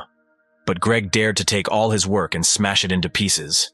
A powerful aura began to be released from his body, and then the hero summoned his blade. Raising his weapon to attack, Matt said, without taking his furious gaze off the hunter, that he would atone for his sin by death. Calling upon the memories of the heavenly sword, he activated Void Step. The next moment, jumping through the air, he was rapidly approaching his opponent. Greg was amazed to see this kid using the Void Step, a technique that only the best martial artists could use. As Matt swung his blade at him, the man crossed his arms over his chest, blocking it. Although he managed to hold off this attack, Greg was still in deep shock from our hero's abilities. Overnight, the guy moved behind his opponent and recalled his blade. The hunter didn't even have time to do anything when he received a strong blow from his fist and flew to the ground. When he landed, he left behind a deep crater. Still floating in the sky, Matt said in an icy tone that if they continued, Greg could actually die. But he was willing to stop if the man apologized to him properly. Rising from the ground, the hunter shouted that the hero would never hear his apology, after which he put his palms up. Until recently, he did not want to use his secret technique, which is capable of defeating even an S-rank monster in one blow. Greg shouted that Matt only had himself to blame for what happened next. Immediately after his words, a huge dragon rushed towards the hero. Greg put all his strength into this blow and was sure that he would end everything with this one blow. Matt did nothing, waiting until the dragon got close enough. Sticking his index finger in front of him, Matt said that he was not going to give in to him. The next moment, a deafening explosion was heard again. It was so strong that it was visible even at a distance of a couple of tens of meters. A few moments later, only a deep crater remained from the top of the mountain. Matt slowly approached his enemy, who had survived such a powerful attack. Greg sat, bending towards the ground, and a large trembling ran through his whole body. Hearing footsteps approaching, he shouted that he realized his mistake and promised to pay for all the repairs, just so that Matt would not touch him again. Our hero did not expect Greg to survive, because at that moment he was so angry that he had absolutely no control over himself. Suddenly, the armor dissipated from the man's body and materialized in the air in front of Matt in the form of a robot. Turning to the hero as his master, the robot asked him to accept him. The surprised guy asked what it meant to accept. Looking at Greg, the robot explained that he no longer wanted to serve a loser like him, which caused great bewilderment in the defeated hunter. The man asked the spirit of armor what had come over him, since he was saying something like that. He replied that in the 623 days that Greg had possessed him, he was able to achieve only 2% improvement, and during this time it would have been possible to increase at least 6%, which is why such a person is not suitable for his master. The hunter was stunned by the answer he heard. Looking at Matt, the robot said that he and his abilities are on a completely different level. Compared to him, Greg is nothing more than ordinary cosmic dust. The hero blushed when he heard such flattering words about himself. Meanwhile, the robot continued. He said that he was the heir to the almighty mother of artificial intelligence, and he needed to evolve into a transcendental entity. After which he again asked Matt to become his master. Rubbing his cheek, the guy replied that this is not a decision that can be made so easily. Squeezing his phone in his hand, he asked the robot not to misunderstand him. There was simply someone here who was much more suited to be his master. Showing him the phone screen with a picture of Bruce, Matt introduced the ant and said that he spends every day in battles, and it would be better for the robot to serve him. After scanning all of Bruce's parameters, the robot said that it felt the same power that came from Matt himself, which meant their close relationship with each other. The hero thought that since he would still borrow all the skills of his followers, then giving this armor to Bruce, who is training hard to become better, would be the best choice. Bowing his head, the robot said that he would do as Matt said. Looking sideways towards Greg, he said goodbye to his former master. The next moment, he began to disappear, moving to another world. When Bruce's body was suddenly enveloped in armor, the ant immediately realized that this was another favor from his god and became very strong. Looking at the screen, Matt said that this was a gift, and now Bruce could safely pass the tests of the tower. Thanking him for the honor, the joyful ant shouted that from now on he would try even harder. Greg was so stunned by what had happened here that he was unable to utter a word.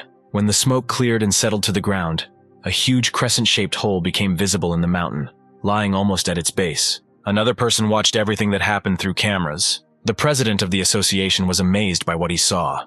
He felt that this guy was far from an ordinary B-rank hunter, and as it turned out, this premonition did not let him down. The girl standing behind him also saw everything that happened, and said that not only Matt's strength is amazing here, but also the fact that the armor itself wanted to serve him, abandoning its previous owner. James was surprised to hear that the armor of the spirit, the strongest AI, decided so herself. Milana said that she was more than sure that this guy had killed an SS-rank monster in the past, and the fact that he managed to get this armor was not an ordinary coincidence, but only a natural outcome of events. Agreeing with her, the man asked what the losses were. When the girl said the amount of more than 1,000,000,000, the body of the association president was pierced with many needles from the amount he heard. Looking at her, he asked if there were casualties among civilians. Milana replied that not a single injured person had been identified. Hearing this, James breathed a sigh of relief and asked where Matt Bridget was now. Walking along the corridor of the hospital, Maria looked strangely at the hero and asked how hard he beat Greg. That the S-rank hunter flew to the hospital for 3 weeks, rubbing the back of his head, Matt guiltily replied that his whole house was destroyed, and he was a little out of myself.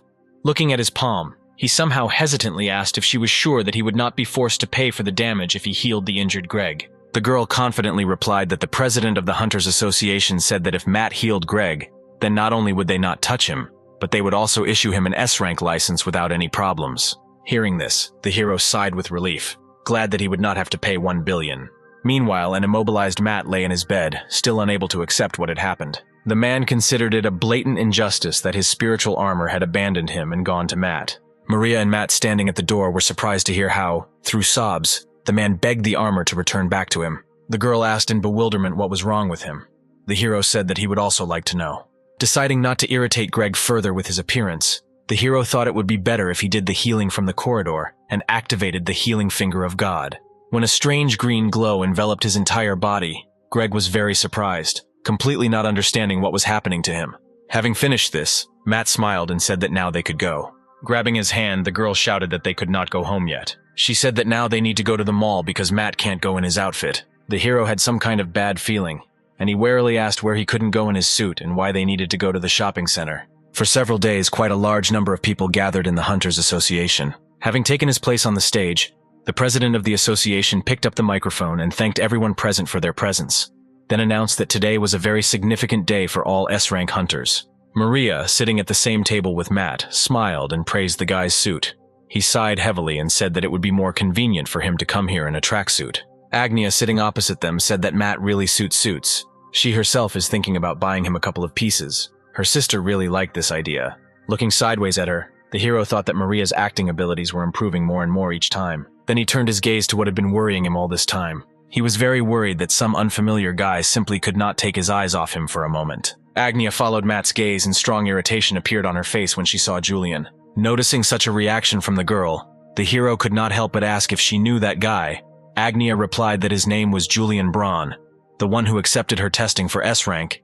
He all the time boasted that he had rejected a lucrative offer from one successful overseas guild to stay in Korea. As soon as Maria heard that this guy was tirelessly asking for her sweet little sister's phone number and harassing her in every possible way, despite all her objections, she was filled with righteous anger. Matt was also filled with anger when he found out about this.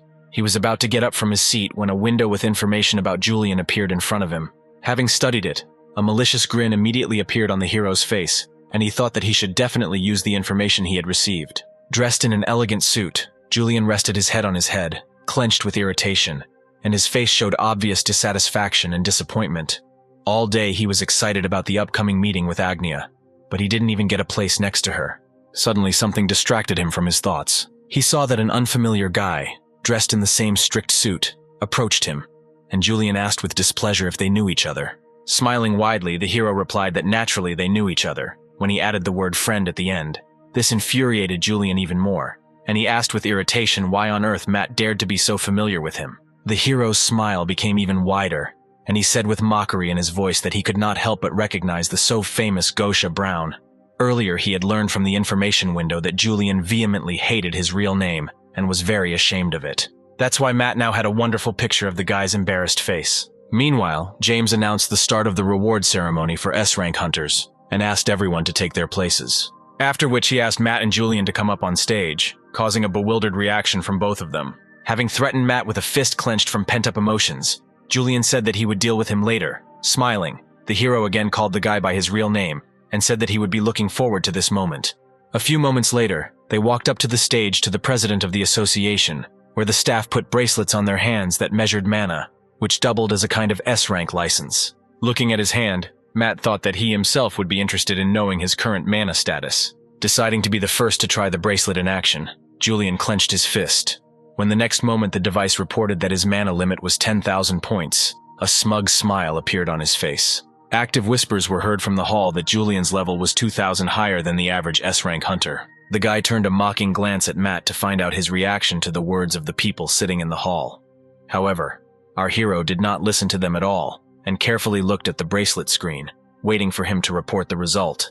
A few moments later, the device finally reported the measurement result, but it was completely different from the result Matt expected, only 5 points of mana. Everyone immediately glanced at him in bewilderment, trying to understand how he even got here with such a pitiful amount of mana. Irritation appeared on Julian's face.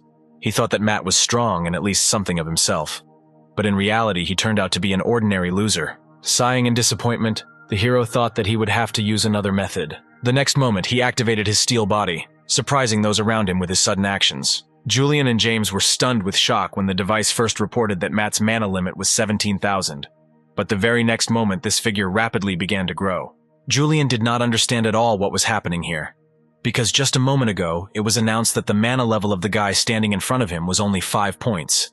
But now it had already exceeded 2,700 points. After a couple more moments passed, the clock finally managed to set the final limit of our hero's mana, equal to 35,000 points. Stunned cries were heard from the audience that this was a new record, and that even Greg could only reach 31,000.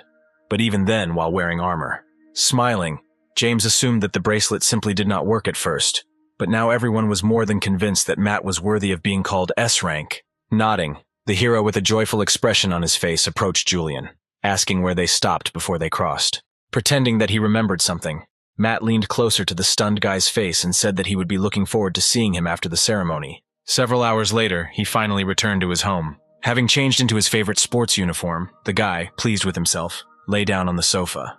He expected a fierce battle with Julian, but he simply came up and simply apologized, dashing all the hopes of our hero. Emerging from his memories, the guy looked around more carefully and noticed that August and Shin had patched up the ceiling quite well. Their joint activities could even bring them closer together, so he sent the two of them to guard Kane with the hope that they would no longer start civil strife. As soon as he thought about it, he received a message from Kane, which said that in 3 days, an S-rank dungeon should appear, and there would be an SSS-Rank item that could be very useful to our hero in the future, and the item is called Scales of the God of Balance. Having decided to take note of this item, Matt turned over on his stomach and went into the game Creator of Gods. He had not checked for quite some time how his followers were doing there. He was pleasantly surprised when he learned that Bruce was already passing the 44th floor, where he needed to save the Great Intergalactic Alliance from a threat. Then he decided to check how things were going with Kroka. Suddenly, a message appeared in front of him that a new skill had become available for him to transfer: Awakening the Dragon, Kroki's ultimate skill, which appeared to him after he evolved. Matt was excited by the thought that he could turn into a dragon and decided not to put it aside, but to try out a new skill right now. In order not to attract unnecessary attention to himself, he moved to the mountains closest to the city. After making sure that no one was nearby, Matt activated the transfer of the Dragon Awakening skill. At the same time, Julius was lamenting what happened at today's ceremony in his apartment. He couldn't believe that he had to ask for forgiveness from that pathetic semblance of a man. The guy vowed to get even with Matt at the first convenient opportunity. Suddenly, an emergency alert came to his bracelet saying that a supposedly S-rank monster had been discovered in the mountains. A smile appeared on Julius's face as he thought that this was a great chance to prove that he was better than Matt. The next moment, he used his teleportation and headed straight to the scene. He was surprised that a monster of such a high rank showed up in the desert mountains, and not in the city. Having walked a few steps forward, he froze in horror. In front of him was a dragon of gigantic size. The beast did not take his gaze off for several moments. When the dragon said the guy's real name, his face immediately flushed red, and Julius asked in bewilderment how he knew his name. Matt, in the form of a dragon, bared his teeth sarcastically and again called the guy by his real name, each time, as if for the first time, getting a lot of pleasure from contemplating his embarrassed expression. Stretching his right hand upward, Julius shouted that he did not know how the dragon knew his name, but he had better not irritate him further, because he was already not in the best mood and needed to take out his anger on someone. Matt said that a hunter should not sulk so much over such trifles. However, no one was listening to him anymore. Using teleportation, Julius attacked him. Making a dissatisfied expression on his face, the dragon asked with irritation whether the guy was really in such a hurry to die. Frowning his brows, Julius said that he would make him remember his name before he died. Immediately after these words, about a dozen missiles flew at Matt. Having put all his strength into this attack, the guy shouted out that his name was Julius Brown, immediately after which the rockets exploded, covering the nearest couple of kilometers. Laughing contentedly, confident in his 100% victory, Julius asked the dragon how he felt about this. But as soon as the smoke cleared a little, he saw in front of him the towering figure of a dragon, on whose body only a couple of small scratches remained. Scratching his cheek with a claw, Matt said that for an S-rank hunter, it was somehow rather weak. Julius was amazed that such a heavy bombardment did not take this dragon. But he did not intend to give up and shouted out that he was now using all his ammunition in one attack. Not wanting to plunge into the fiery shower again, Matt smacked the guy with his huge paw. Belatedly realizing that he could have miscalculated his strength and accidentally killed Julius, The dragon's face showed excitement. Raising his paw, he saw that the guy was just lying unconscious, which made our hero very happy. Hearing some noises behind him, the dragon slowly turned around, praying that it wasn't what he was thinking. To his great regret, his prayers were not heard, and the militant Maria and Agnia, led by Wilhelm, quickly approached him. Hearing that they were planning a joint attack, the hero realized that he had hit, or rather had hit hard. Opening his powerful wings, the dragon soared into the air. Matt was sure that no one would listen to him when he was in this form, so the only thing left for him was to scurry out of here without looking back. Looking at his paws in surprise, Matt only now realized that he was floating in the air. He began to do various somersaults in the air, enjoying this wonderful feeling of freedom. These were some of the best moments of his life. However, he could not enjoy his flight for long. The next moment, he was overtaken by a severe headache. Upon receiving the message that he did not have enough divine powers to continue maintaining his dragon form, Matt immediately fell down, losing control of his wings. He felt his strength leaving him with every passing moment. After some time, the dragon's form dissipated, and he returned to his previous form. Finally, he managed to clutch only a couple of scales in his hand. The process of his fall accelerated significantly, and he fell straight into the green thicket of trees.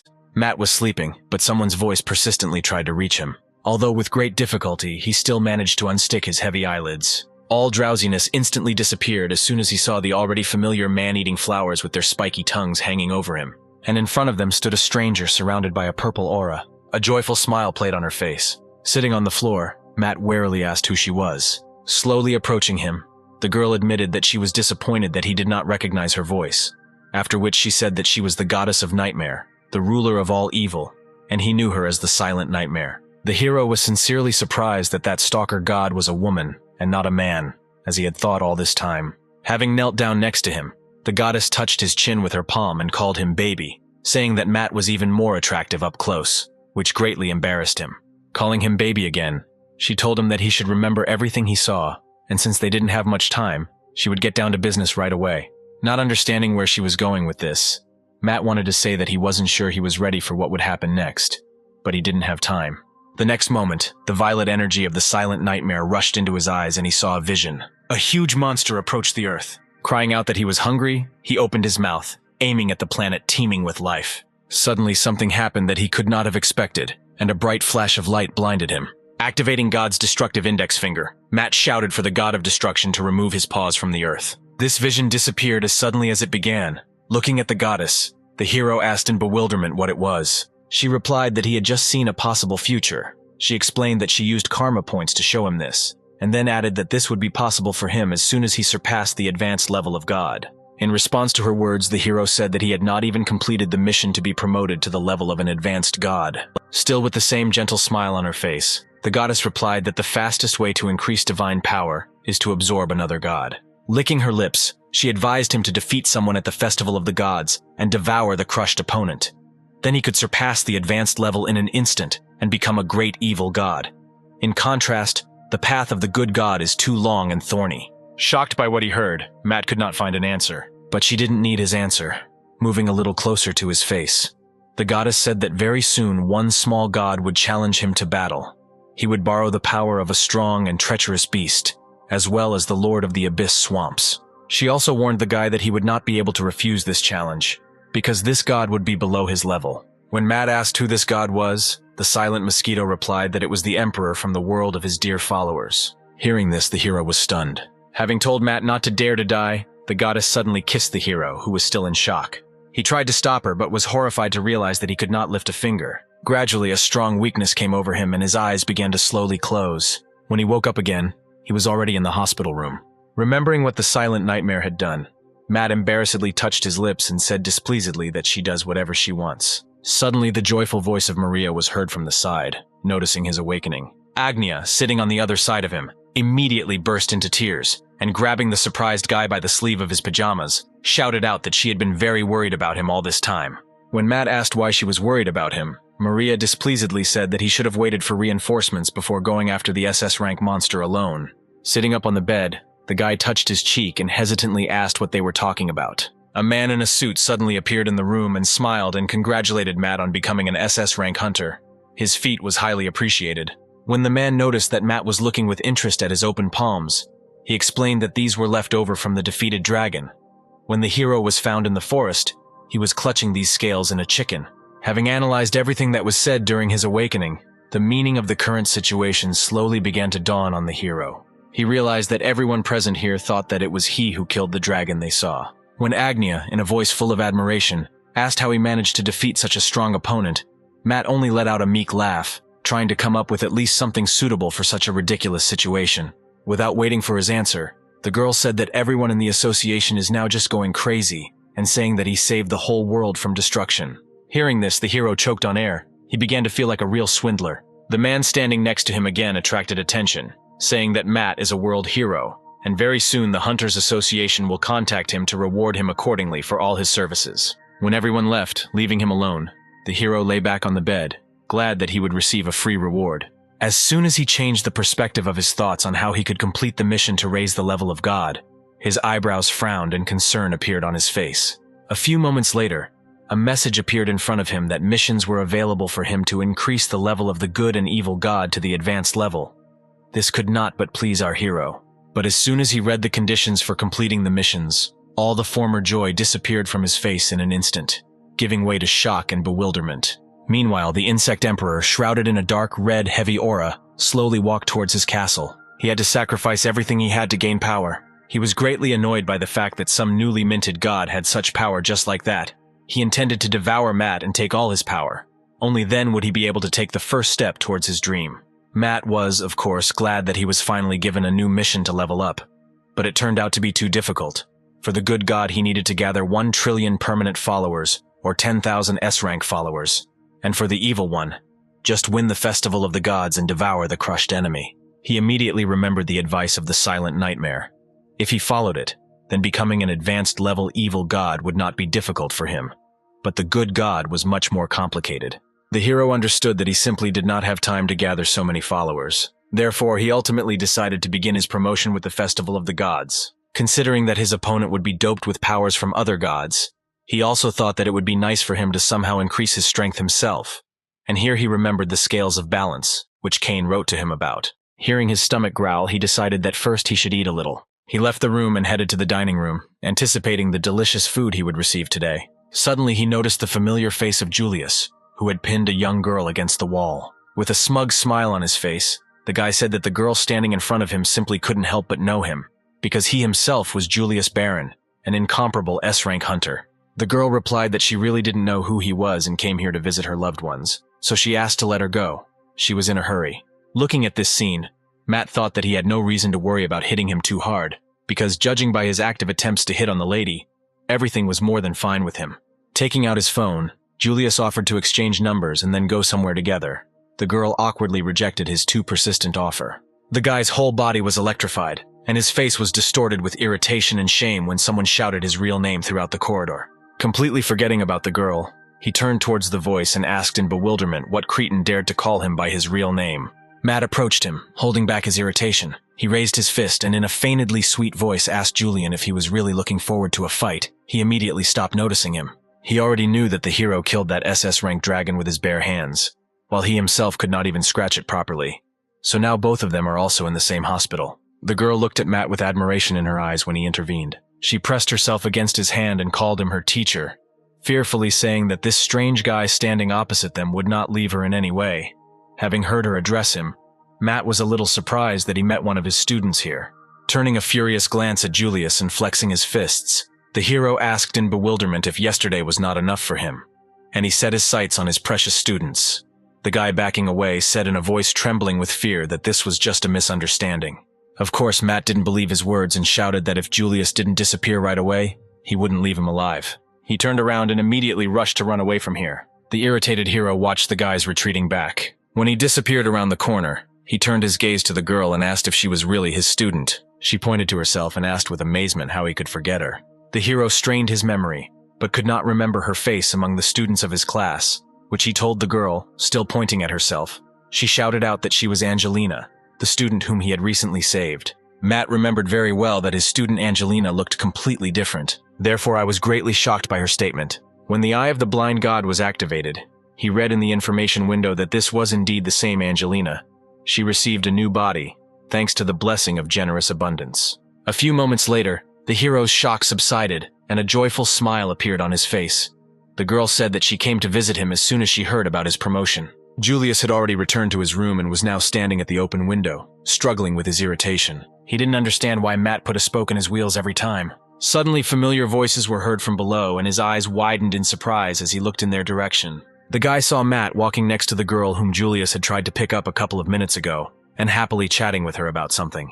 Through clenched teeth with anger, the guy muttered that he would kill Matt no matter what. Meanwhile, the hero walking next to Angelina asked why she decided to work in agriculture after graduation, to which the girl replied that after her return she was very interested in it. Hearing this, Matt theorized that the blessing of generous abundance might have had a similar effect on her. Suddenly the girl stopped, saying that she forgot to do one important thing. Turning to face him, she bowed deeply. Angelina thanked her teacher for helping not only her, but her mother, and now they are both indebted to him. At the same moment, a message appeared in front of him that Angelina had become his new follower from Earth, and that the Harvest Blessing skill was now available to him for transfer. Turning around, the girl smiled and said that she still needed to look into the academy, promising to visit again. Matt sighed heavily.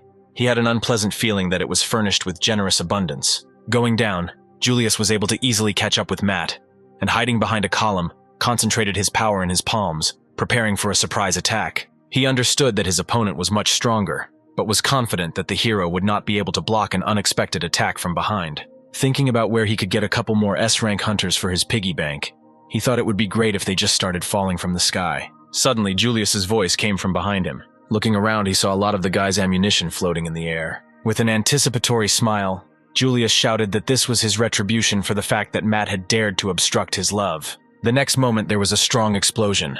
Julius had a satisfied smile on his face. He was sure that Matt simply could not survive such a strong attack. As soon as he thought so, a completely unharmed hero emerged from the column of smoke, and with a dangerous smile on his face, said that after all, Julius was facing death at his hands. The guy's body was filled with a whole herd of goosebumps, and he recoiled in horror at the sight of his opponent. His eyes widened even more in fear when he realized that Matt was not human. He was sure of this, because he had already felt the same oppressive aura during his meeting with that dragon yesterday. Looking at the hero approaching him with sweeping steps with a bloodthirsty smile on his face, Julius realized that this time he would definitely not be able to avoid death. Fearing for his life, he tried to turn around to run away from here, but he could not lift a finger. Stopping opposite him, Matt put his hand on the guy's shoulder. He called him by his real name and said that Gosha now has only one way to survive. Staring into the guy's eyes, Matt said that he would forgive all his sins if Julius said that he believed in him. The guy asked in bewilderment what he meant. Raising his fist to strike, the hero shouted that if Julius did not say this, he would immediately end his pitiful life. The guy, white with horror, shouted that he believed in him, Matt Bridget. Bursting into tears, he swore to his mother that he believed with every fiber of his soul. When a message appeared in front of the hero that Julius Braun had become his follower, and now the Dimensional Lord's skill was available to him for transfer, Matt smiled contentedly, stepped back a step, and asked that from now on the guy would no longer interfere with him. The next day he was discharged. He immediately headed to the mountains outside the city,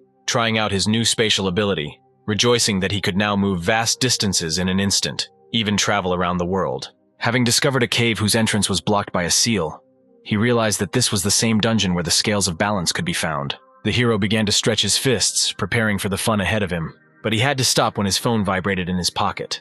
As soon as he looked at the screen, Matt received a message that the wedding ceremony of Bruce and the child in whose veins flowed the blood of the god of destruction was about to begin.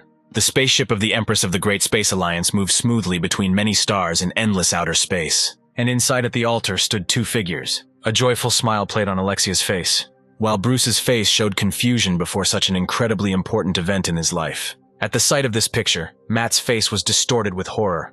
He was perplexed as to how some girl dared to seduce him without telling Bruce a word that the blood of the god of destruction flowed in her veins. He shouted for Bruce to stop immediately and come to his senses. Hearing his voice, the ant looked up in surprise. Matt was about to tell him about the true nature of his bride, but he stopped mid-sentence. When he looked at the girl, an information window appeared, from which he learned that Alexia was once under the influence of the blood of the god of destruction flowing in her veins, but became herself again thanks to the help of Bruce.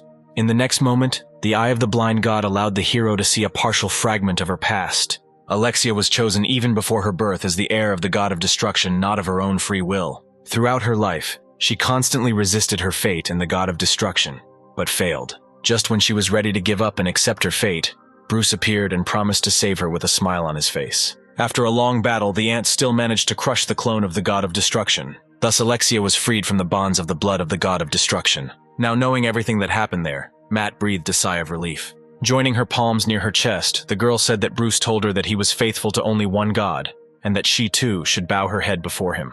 The next moment, Alexia dropped to one knee and said that even though she was much weaker than Bruce, with Matt's permission, she would also like to serve him faithfully. A joyful smile bloomed on the hero's face when he received a message that a low-class deity had become his follower, equal in strength to 10 S-ranks, and also that the entire Great Space Alliance was now ready to believe in him. He thanked the girl and congratulated them both on their wedding, saying that he would write to Bruce later. Afterwards, the guy put the phone back in his pocket and, clenching his fist, hit the barrier with it, saying that now it was time for him to go get some scales. Half an hour later, he went into the very depths of the cave, lighting his path with the created flame. Finding a barely noticeable passage, the guy stopped, saying that it should be here. He destroyed the wall with one blow and found himself in a room with many statues. Noticing that one of the statues held scales in its palm, Matt assumed that these were the same scales of balance. Suddenly, the statue located near the goddess with the scales began to crumble. A few moments later, a revived monster appeared in the place of the stone statue and let out a furious growl.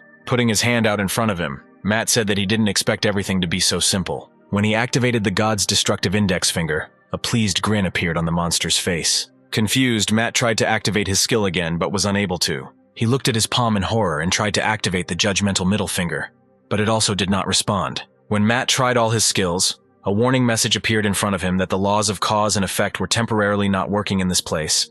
95% of his power was sealed by a powerful entity. Assuming that this entity could be the god of destruction, Matt realized that he had fallen into its trap, and now he had to figure out how to get out of it. Jumping down, the monster opened its mouth, preparing to attack the hero.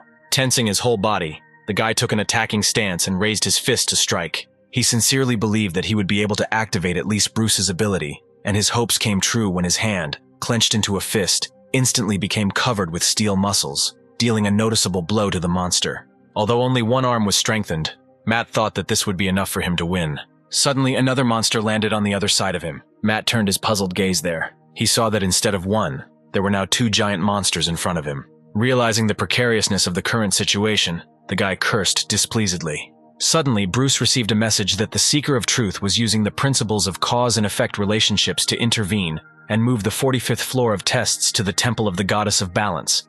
The conditions for passing had changed, and now he had to help Matt, who had fallen into the trap of the god of destruction.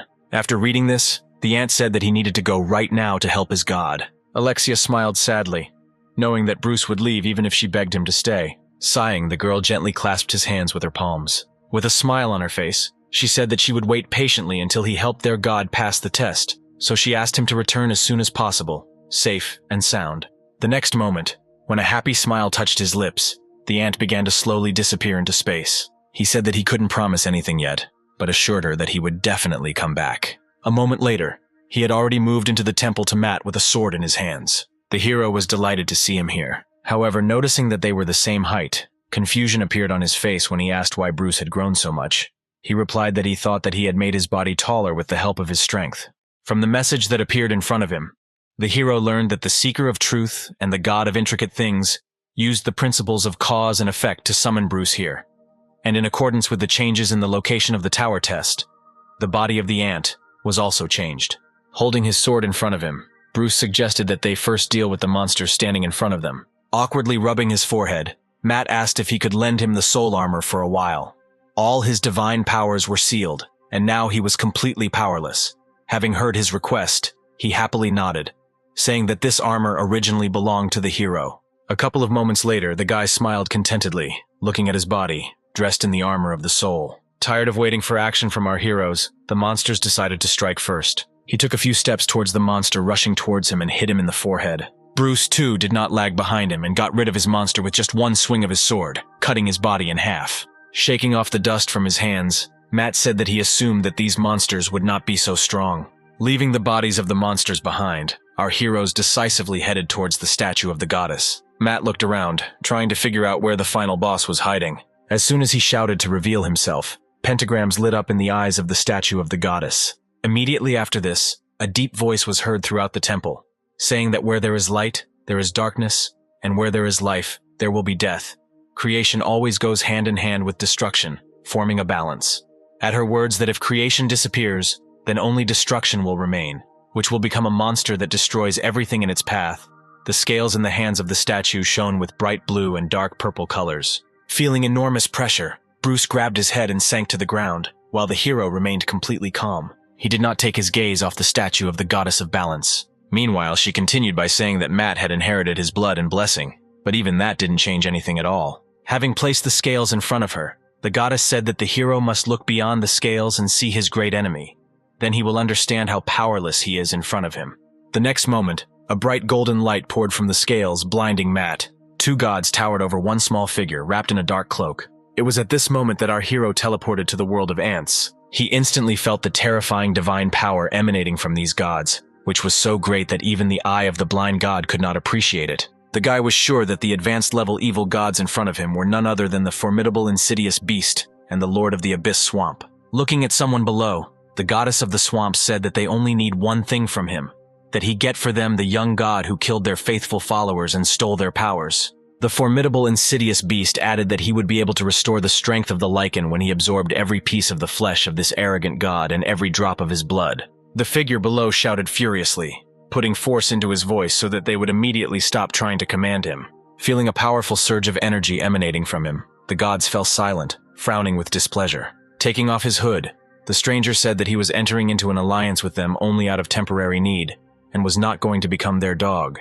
It was he who was the emperor of insects and the evil god of this world, who with every fiber of his soul wanted to destroy Matt. The hero, who was watching what was happening from the side, did not understand what the insect emperor was doing here, and what kind of alliance we were talking about. With obvious irritation in her voice, the marsh goddess said that for a low-level god he was too arrogant. The emperor shouted at her to shut up and just give what he was promised, after which she left in all four directions. His words infuriated the goddess even more. Releasing her outburst, she shouted that it would cost her nothing to crush a pathetic insect like him.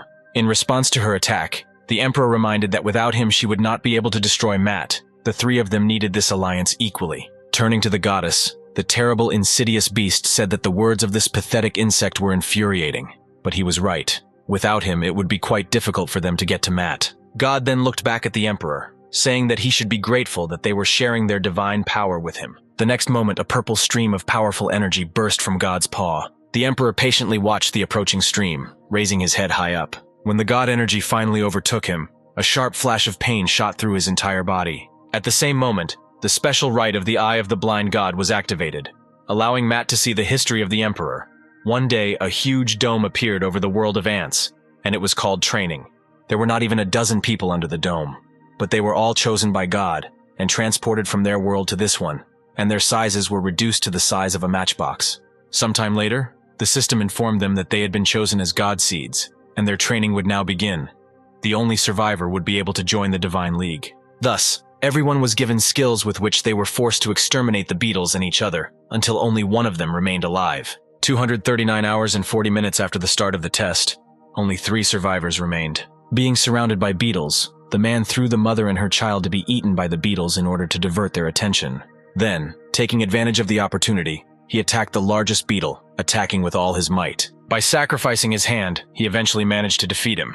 When the system reported that there were 2 survivors, the man was perplexed. Suddenly, a cocoon standing nearby cracked and green liquid poured out of it. The man was horrified when the egg hatched into a boy, whom he threw to the beetles to die. He managed to acquire an incredible survival skill from the great evil god, namely Devour, which allows him to acquire the skills of a devoured enemy. It was this child who grew up into the current Ant Emperor. Approaching the man who killed his mother, the boy created a flame in his hand. The next moment, the raging flames consumed the man, not even leaving ashes. When the system reported that there was only 1 survivor left, the dome disintegrated into many fragments. Looking up at the sky, the boy vowed that one day he would destroy all the gods in revenge for what they had done to him and his mother. Afterwards, the emperor used his parasite and devouring skills to absorb the powers of all the active gods of this world and build his own empire. Everything was going smoothly until Matt Bradgett appeared on his way. He could not crush the pitiful tribe of ants and gain the absolute, because of the newly appeared god constantly interfering with him. Suddenly, the shocked hero was thrown out of the vision. Looking at him with an angry look, the emperor asked how long Matt intended to spy on them, after which he clenched his fist in anger and said that after what he saw, the hero should understand how unfair it is that the power that he acquired only by becoming an insect went to Matt just presses buttons on his phone.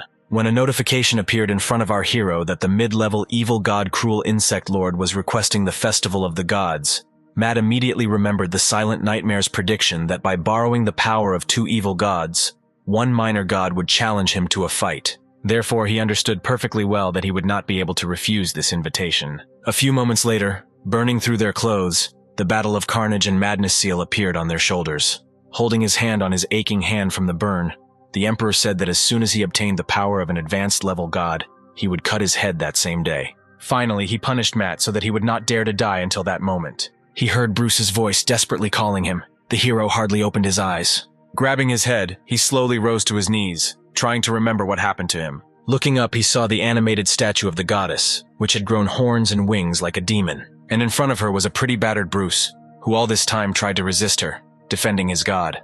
Noticing that our hero had woken up, the goddess said that she wanted to kill him before he woke up. But he somehow managed to escape from the captivity of illusions earlier than she expected. Hearing her words, Matt realized with horror that what happened earlier was her skill. With the last of his strength, Bruce, standing on his feet, threw a pleading look at him and shouted that he must run away from here now, because their enemy is too strong. They cannot defeat her. Raising her free hand to strike, the goddess shouted that no one would leave here alive. Rising from his seat under the perplexed gaze of the ant, Matt shouted that he would destroy her before she could do anything. He was rapidly approaching the goddess with his fist raised to strike. Laughing cheerfully, she easily threw the guy aside. The hero flew several meters back, hitting the floor. Rising with difficulty, Matt noted that despite the armor, the damage received was too great. Squeezing his sword tighter, Bruce shouted that he would figure it out himself, and his god didn't need to get his hands dirty about this monster. Smiling widely, the goddess said that Matt never ceases to amaze her. Rising to his feet, the hero said that no one dare touch his followers in his presence. With burning rage in his eyes, he shouted that he would rather die than allow himself to shamefully escape from the battlefield. Suddenly, a message appeared in front of him that the special skill Little Finger of God had been activated, and 95% of his strength had been returned. Matt's face showed surprise when he read this, because before that, he did not even know that he had such a skill. The next moment, the hero felt his strength return, and his body was engulfed in a green glow, healing all the wounds he had previously received. After which he was informed that the transcendental divine energy of karma had been discovered, and the soul was now synchronizing. When the synchronization reached 100%, powerful energy burst out of the hero's body, and the message that appeared said that the soul's armor had reached the level of the ultimate armor of God. The goddess was shocked by what happened and did not understand why Matt had such a sharp jump in divine power. Putting his hands in front of him and concentrating energy in his palms, the hero shouted with a satisfied smile that now she would definitely not live. Immediately after that, he activated the divine fist from the soul armor cannon, and a powerful stream of energy rushed towards the goddess. She was dumbfounded with horror, looking into the face of her own death. When Matt's attack caught up with her, she cried out that it shouldn't have ended like this. A couple of moments later, there was no trace of the goddess. Stunned, Bruce still couldn't believe his eyes. He had never seen such destructive power before. Looking at Matt, with a smile on his face, he said that nothing else was expected of him. He replied that if he had not been here, he would never have coped with anything. Suddenly, Bruce's body began to disappear, and a message appeared in front of him, saying that the test of the 45th floor had been successfully completed, and the test of the next floor would begin soon. With a joyful smile on his face, he said that he was glad to help, and now he needs to go back and conquer the remaining floors of the tower. Matt nodded and wished him luck. The next moment he disappeared. Looking at the collapsing walls of the Temple of the Goddess of Balance, he thought that it was time for him to go back too.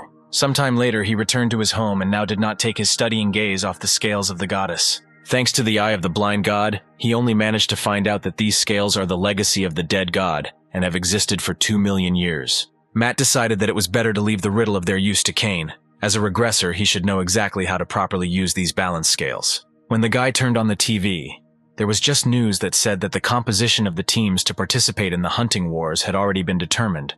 The representatives of Korea would be Greg Wilson, Agnia and Maria Smith, Julian Brown, August Davis, and Matt Bredget. Afterwards, they added that at the moment Greg would be appointed only as the team coach, since he still had not recovered from the shock after losing his armor. Listening to this, the hero wondered with bewilderment why he had to be shoved into this crowd. Although Matt did not find anything surprising in this, because he had already proven himself much stronger than ordinary S-rank hunters, he was bothered by the fact that now, in addition to the Festival of the Gods, he would need to prepare for these competitions. For a moment, he even found it tempting to send his clone there. Sighing wearily, He put his hands behind his head and asked what the other stalker gods thought about this. Generous Abundance said that absorbing the divine powers of 2 advanced level gods from his opponent would take from 2 months to 6 months, and Silent Nightmare advised him to deal with the Emperor as soon as possible and complete his promotion mission, to which Matt replied that she had nothing to do, so worry about it, because he won't be able to avoid the fight anyway. Suddenly, someone knocked insistently on the door. Unhappy, thinking about who this could bring to him, the hero got up from the sofa and headed towards the door. Opening the door, he saw Angelina and Agnia excited. The first, with a voice full of despair, said that they had one important request to him. After Matt let the girls into the apartment, they all sat down at the table and the girls said that the problem was Julian, causing amazement from our hero. Frowning, he asked if this bastard was bothering them again. Angelina nodded her head and explained that he still continues to stick to her, ignoring all her objections and words that he is unpleasant to her. At first, the girl wanted to ask Agnia for help, but she said that their teacher would sort it out better than her. Strong irritation was visible on the hero's face. He realized that the last time was clearly not enough for Julian, so he would need to have another educational conversation with him and explain everything more clearly. Suddenly, Matt and Agnia's bracelets glowed red. The system reported that 3 dangerous S-rank monsters had been discovered, and an urgent gathering of all hunters of rank and above was now being announced. Shocked by so many high-ranking monsters, Agnia immediately jumped to her feet and shouted that she needed to leave immediately. Without looking up from his bracelet, Matt said that such a rush was completely unnecessary. Then he nodded towards his panoramic window, behind which a fierce battle between one hunter and a huge monster was already taking place. With a satisfied smile on his face, Julian fought the monster. Meanwhile, the news showed an image of a live report from the scene. Looking into the camera, the hunter with a smug grin on his lips said that Angelina should watch him closely to see how he independently saves the city from the threat of 3 monsters. Rising to his feet, Matt said with irritation that this guy's face was begging for a brick. Turning to Agnia, he asked her to lend him her helmet for a while. The girl gave him the helmet without any questions. Putting it on his head, the hero said that he could take out these 3 monsters on his own, and it was better for them to stay here. At the same time, Julius was preparing to attack the monster approaching him with his most powerful attack. With a wide smile on his face, he shouted that the monster was finished. As soon as he said these words, the next moment someone got rid of the monster with one blow. Julian's face twisted with displeasure. However, not even a moment passed before the fist of the hunter, who had just dealt with the monster, ended up a couple of centimeters from his own face. He did not have time to dodge when he felt severe pain in the cheek area, and blood gushed from his mouth and nose. Looking at the stranger in bewilderment, the guy asked who he was and how he dared to attack the Lord of Space so unceremoniously. Clenching his fist, Matt replied that very soon Julian would find out. But first, his impudent face needed to be corrected with his fist. Then he again rushed at the perplexed guy. Fearing for his life, he instantly used a teleport, moving to the roof of some unfamiliar building. Rubbing his aching cheek, Julian began to look around, trying to figure out where he was, because he was in such a hurry that he completely miscalculated the coordinates. It took him a couple of moments to realize that he was on the assembly building, which was more than 10 kilometers from where he had just been. The guy was pleasantly surprised that, as it turned out, he could teleport over such long distances. He said that due to such a rapid increase in strength, he was beginning to fear himself. Suddenly, a voice was heard behind him, saying that he should not delve too much into his perverted fantasies. Otherwise, he would quickly lose his life during the battle. Turning around, he saw a hunter in a helmet floating in the air, from whom he had literally just escaped. Julian asked in bewilderment how he was able to discover it so quickly. Without waiting for an answer to this question, the guy asked the hunter the following: "Who the hell is he?" Raising his helmet, Matt said that it was just him, and noticed that Julian's obsession with his student was already crossing all boundaries of what was acceptable. The guy only clenched his teeth tighter in irritation when he saw the guy who tirelessly continues to put a spoke in his wheels. Smiling bloodthirstily, the hero said that the time had finally come for their next instructive conversation, in the language of fists, of course. Before Matt could do anything, Julian used teleportation again. The hero sighed in disappointment, not understanding why everything needed to be complicated so much. At the same time, the president of the association monitored the situation in the city, receiving information from installed radars. Sighing with relief, he said that this time everything went smoothly. Milana reported that Julian Braun was the first to arrive at the scene, followed by a mysterious man in a helmet. James asked with surprise in his voice whether these two really took care of the monsters. The girl replied that this was indeed the case, and now they had already moved to the building of the National Assembly. Meanwhile, the remaining monster was furiously destroying everything around it. Not far from him, Matt and Julian were running with prayers for the hero to finally leave him behind, but he shouted that it was useless to run away, because he would still catch up with him and give him the blows he was due. Their loud screams attracted the monster's attention. Hearing Matt's answer, the guy burst into tears and shouted that it wouldn't happen again. A sudden shadow looming over him forced Julian to look up. As soon as he did this, his eyes widened in horror. A huge orc jumped and flew straight at them. The next moment he landed, slamming his huge fist hard into the ground. Julian managed only thanks to his spatial abilities to avoid the blow in time. But whether this concerned Matt, he seriously doubted it. When the column of rising dust settled back to the ground, bewilderment appeared on the monster's face. An extremely enraged Matt, whose body was shrouded in powerful bolts of lightning, stood opposite the huge orc, saying that, apparently, he would first have to hit him with blows, and only then deal with that sick pervert. The next moment he took off and rushed towards the monster. He flinched in surprise when Matt was near him in an instant. Raising his fist to strike, the hero shouted that he had better prepare for death, after which he delivered a strong attack to the monster, destroying it. The next day, the news discussed yesterday's incident, and how Matt got rid of the threat hanging over their city, which attracted the attention of the World Hunters Association. The manager called the hero to find out if he had received the beef kit sent to him, and expressed hope for their further fruitful cooperation. Matt looked at the box lying next to him on the table, and said that he shouldn't have bothered so much about it. After the hero got into the top 10 rising stars in the world of short stories, the manager began to treat him completely differently. Smiling contentedly, Matt said that he had just sent new chapters by email. Thanking the hero once again, the manager ended the conversation, and the guy noticed that after he became an advanced rank god, his writing speed had increased significantly. Sophia, sitting behind him, joyfully said that she would tell her friends that her uncle was a cool writer. Smiling, Matt replied that she could even bring her friends here, and he would give them autographs. Suddenly, a message appeared in front of him that 2 clones had been added to him as a reward for achieving 3,000 S-rank victims, and his writing skill had also been increased. After reading this, Matt was pleased to think that if not for killing that orc, it would take a long time to get to this figure.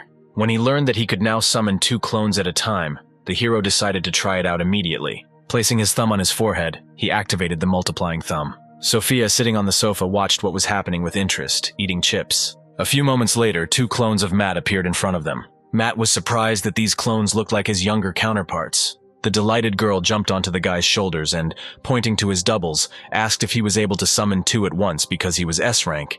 He could only nod his head uncertainly. Pointing at them, the double in a tracksuit with a hood on his head and in a serious voice said only one word, "Destroy," which caused bewilderment in our hero. At that moment, when his stomach began to growl, he repeated the same word again, and the clone standing next to him glanced at his stomach in surprise. Delighted that she now had 3 uncles, Sophia suggested they go and get some burgers since her little uncle was hungry. An hour later, the 3 of them were already sitting in a cafe. Sophia and a small copy of Matt were actively eating burgers. Matt watched his double all this time. Previously, the doubles told him their names, Simon and Alexander, after which Alexander chose to return back to his world, citing business. The hero did not take his interested gaze off the boy, trying to at least guess what his doubles might be capable of.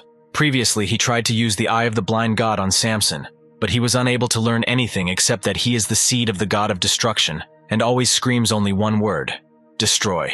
The same situation happened with Alexander, who turned out to be the seed of the god of creation, and carries an ink pen with him everywhere. Matt still didn't understand where the seeds of such powerful entities came from in his clones. Suddenly, it was announced over the speakers that S-rank monsters had appeared in the area at Station K, so all civilians must urgently evacuate. The people in the cafe were perplexed about the reason for the abnormally large number of monsters appearing, and even S-rank ones. Suddenly, the ceiling of the mission was broken through by a huge paw of a monster. Moving away the debris that was in his way with his paw, the monster looked inside the cafe. All the people inside instantly panicked and ran towards the exit. Only our trio sat behind their words and didn't even flinch when Matt asked Sophia if she was afraid.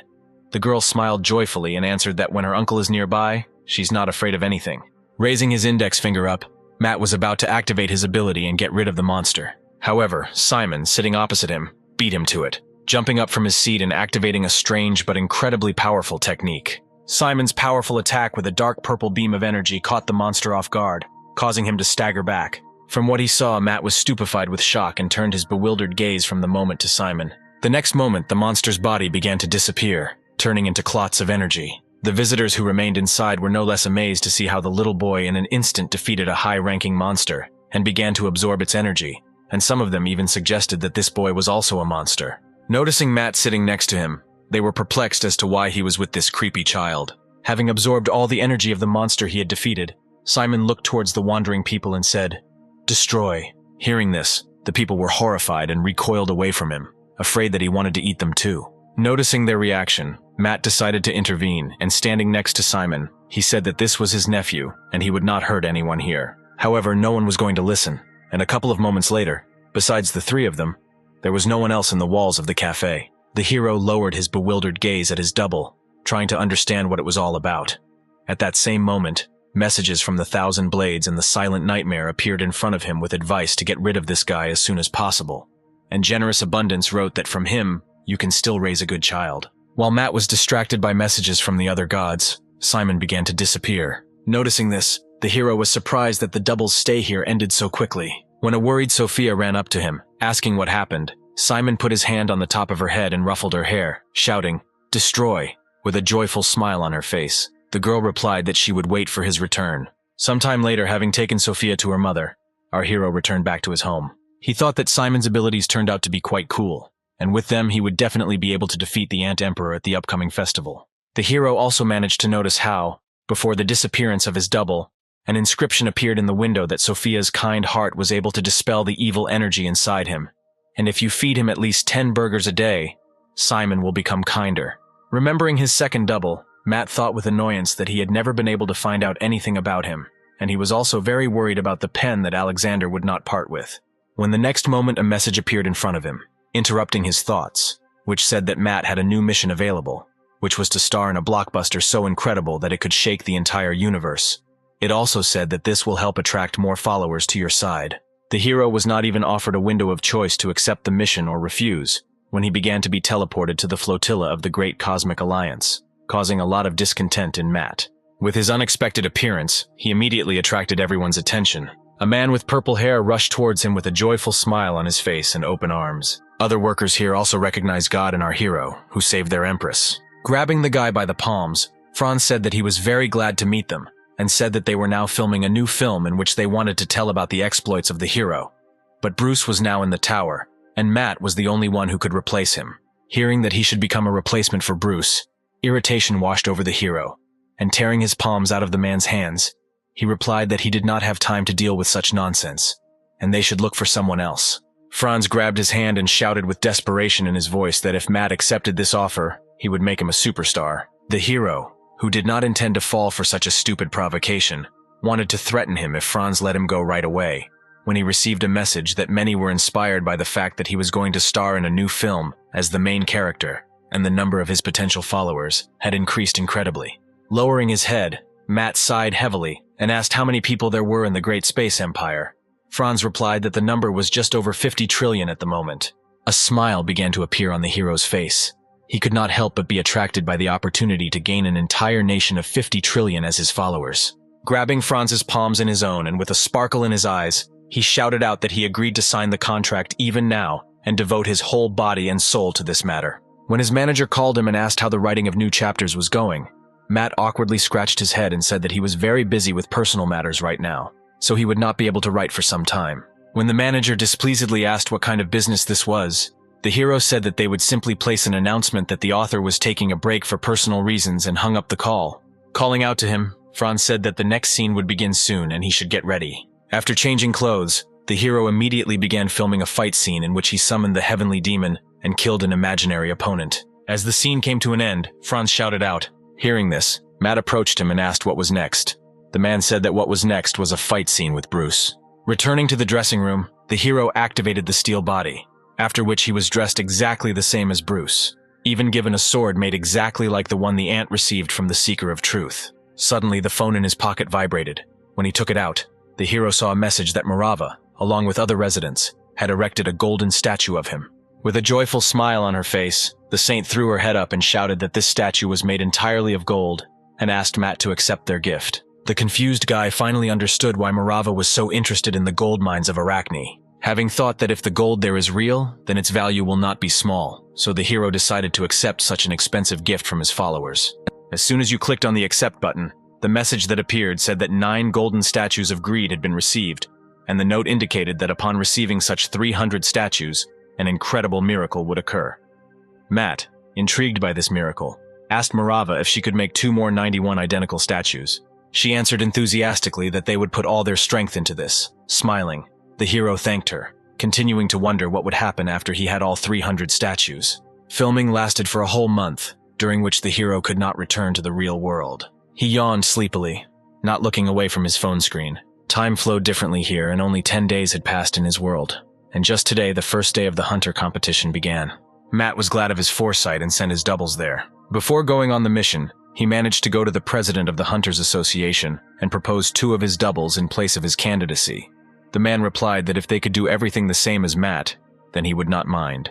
Smiling contentedly, the hero assured him that his doubles were simply excellent warriors. But that wasn't the only thing that brought a smile to his face. As he glanced at the TV screen, which was already playing the finished film, Matt was confident that it would bring him the heaps of followers he needed to promote him. The phone in his palm vibrated with messages. Looking down, the hero read that Marava had already completed all 300 golden statues of greed, and now he was asked to donate these statues to an unknown powerful deity of this world so that an incredible miracle would happen. Matt did not intend to give up miracles and accepted this offer. In the next moment, a miracle truly happened, the biggest of all. For the donation of 300 statues of greed, 300 S-Rank followers were added to our hero, and from now on, 1 follower will be added for each golden statue. The goddess of the swamps and the great insidious beast had been watching the Emperor of Insects all this time, and finally, satisfied smiles appeared on their faces. They simultaneously said that the time had come, and now it was time for the Emperor to wake up from his sleep and fulfill his part of the agreement. The next moment, a bright purple glow began to ooze from the cocoon. A blinding flash of light forced the gods to cover their eyes for a couple of moments. Having finally absorbed the power of the 2 gods given to him, the reincarnated Emperor emerged from his cocoon. At the same time, Matt, dressed in a formal suit, waved his hand to his fans who came to the premiere of the film with a smile on his face. The voiceover said that God of Space is not just a film, it is a real legend about a hero named Bruce and his patron god, after watching which many actively began to demand a sequel. Looking around the packed theater, Matt guessed that he would have taken first place at the box office, which meant a great start. Raising the microphone to his lips, the hero greeted everyone and said that first of all he wanted to thank all those who were able to appreciate the god of the cosmos. The hall immediately began to burst with inspired screams from the crowd. Gripping the microphone tighter, Matt decided that now, when he was in front of a huge audience, was the best opportunity to put his plan into action. He then continued by saying that there are actually plans for a sequel to this film, Space God 2, where he will again be in the lead role and promised that this part will be much more fun than the first. With excitement in his voice, Matt asked if they believed that the next part of the film would also be a hit, and if so, he asked them to tell him that they believed in it. As soon as the audience heard such a strange request, the entire hall froze in bewilderment. Those who watched the broadcast on TV were equally perplexed. Noticing that the pause was somehow too long, Matt began to get nervous and worry that he had screwed up so much in front of an entire nation. Suddenly, salvation came to him in the person of a girl who, clasping her palms against her chest, joyfully shouted out that she believed in him. The next moment, as if by a chain reaction, excited shouts were heard from different parts of the hall that they believed in Matt. A moment later, the entire hall again began to burst with deafening screams praising our hero. Matt had never felt such a good feeling before. Looking at the jubilant, crowded hall, suddenly a message appeared in front of him that he had gained 6 billion new followers and 2,000 S-Rank followers. When it was all over, Matu returned to his assigned spaceship. Sitting in the cabin of the ship, the hero looked at the phone screen with a joyful smile on his face, thinking that if he had held a couple more such fan meetings, he would have returned to Earth at a god-advanced level. But there was also something that worried him greatly. Since Bruce stepped onto the 46th floor of the Warrior's Tower, there was absolutely no news from him. As he wondered if the ant needed his help, a message appeared in front of him that Bruce was requesting the transfer of the Eye of the Blind God skill. As soon as Matt gave his approval, the skill was instantly transferred to the ant. Being in a dark room, Bruce sighed with relief when the skill transfer worked, and he finally began to see at least something. In front of him sat someone in a clown costume and giggled cheerfully. At his feet lay several figurines with the faces of enemies defeated by Matt. The stranger smiled broadly, reaching out to a new piece standing on the chessboard. Touching it, he said that no matter how many Matt destroyed them, he would have many more figures for him. Then he raised the figure and directed it towards the figure with the image of the hero's face. Taking a closer look, Bruce was horrified when he recognized his god in one of the figures on the board. Then he turned his wary gaze to the stranger in the clown costume, trying to understand who he was. Baring his teeth dangerously, he said that he was looking forward to the new show that would show him. The next moment, the clown turned his gaze to Bruce and asked if he was expecting the same. Feeling incredible pressure, the ant barely managed to stay on its feet, leaning on its own knees. The clown turned his gaze back to the board and said that it was not permissible for such a lowly creature like him to even breathe in his presence. Afterwards, he said that he would show mercy and tell Bruce his name. Immediately after these words, the eye of the blind god activated again, showing the distant past. Many millennia ago, that fragment cut off by a knight from the god of destruction was nothing more than an ordinary piece of flesh. But at one moment, like a chick hatching from an egg, from that shard of flesh emerged a magnificent dragon, whose head was crowned with horns. This is exactly how the dragon of the abyss was born. Destroying everything in its path, his instinct told him that neither the gods nor their followers could stop him. So for thousands of years, the dragon continued to destroy the gods and their followers, as a result of which he gained self-awareness and wisdom. But along with them, he also experienced boredom. Therefore, he began to play. Any world inhabited by living beings was like a sandbox for a child. The dragon recruited talented creatures as his followers. He marked some and consumed them as soon as they reached a certain air. But soon the dragon got bored with this too, so he came up with a new type of entertainment on Earth, creating the game Creator of Gods. The dragon knew that Bruce was aware of his past, and said that now the ant must understand that he is the only follower of the god of destruction. The pathetic people nicknamed him the Abyss, because he brings horror and destruction everywhere. Bruce, still standing, asked in confusion why the dragon wanted to destroy this world. With his hands folded on his chest, he asked a counter-question. Why do they breed and kill animals? Maybe for fun. Touching his chin, the dragon said that he had not experienced such interest in watching his intended victims for a long time. He cast a mocking glance at Bruce and said that as soon as his father returns, he will also like this feast. And as soon as the people whom the little people call heroes, he and his father will absorb them along with this world. Grinning, Bruce thought that even though his opponent was strong enough to destroy the entire world, he did not intend to give up so easily, because his dear deity was always with him. Matt grimaced in displeasure at his suggestion that the abyssal dragon was still alive. He thoughtfully touched his chin, trying to understand what this dragon was up to. It was too obvious that he himself would not appear now. Suddenly he had an idea that this god festival between him and the Emperor could also be the work of the Abyss Dragon. Realizing this, the hero realized that he needed to become even stronger as quickly as possible, and get rid of the Insect Emperor before the dragon descended on Earth to destroy it. Franz, who called out to him, distracted Matt from his thoughts, saying that they would soon arrive at the next fan meeting. Joyfully thinking that there he could gain even more new followers, the hero turned on the recording of the hunter competitions to keep abreast of what was happening. He was interested to know how his clones were coping there. Mata was impressed when he learned that the American and Japanese S-Rank hunters had reached the semi-finals, where they would meet each other in a bout. When he decided to see what was going on with the rest of the matches, he saw that his clones were also facing each other in the semi-final battle. A few moments later, the image changed, and one of the judges announced that the first match would take place between the hunter Lewis and Stefan. Matt sat back in his chair, ready to watch what promised to be a very entertaining fight. Suddenly, a portal opened behind the judge's back, and at the same time, Matt's Eye of the Blind God was activated. Immediately after this, he saw an angry, great cunning beast in front of him. Clenching his fist, the Insect Emperor said that the strength that these two gods had given him was not enough for him. The Marsh Goddess also became enraged and asked in bewilderment how he dared underestimate their power as gods. Raising his icy gaze to them, he insistently said that they should give him all their divine powers, to the last drop. The beast god let out a furious roar upon hearing the Insect Emperor's brazen request. The next moment, he raised his huge paw, deciding to get rid of the Emperor simply by crushing him. Shouting out that a pitiful worm like him dare not look down on a deity, the great cunning beast slammed his foot down to the ground.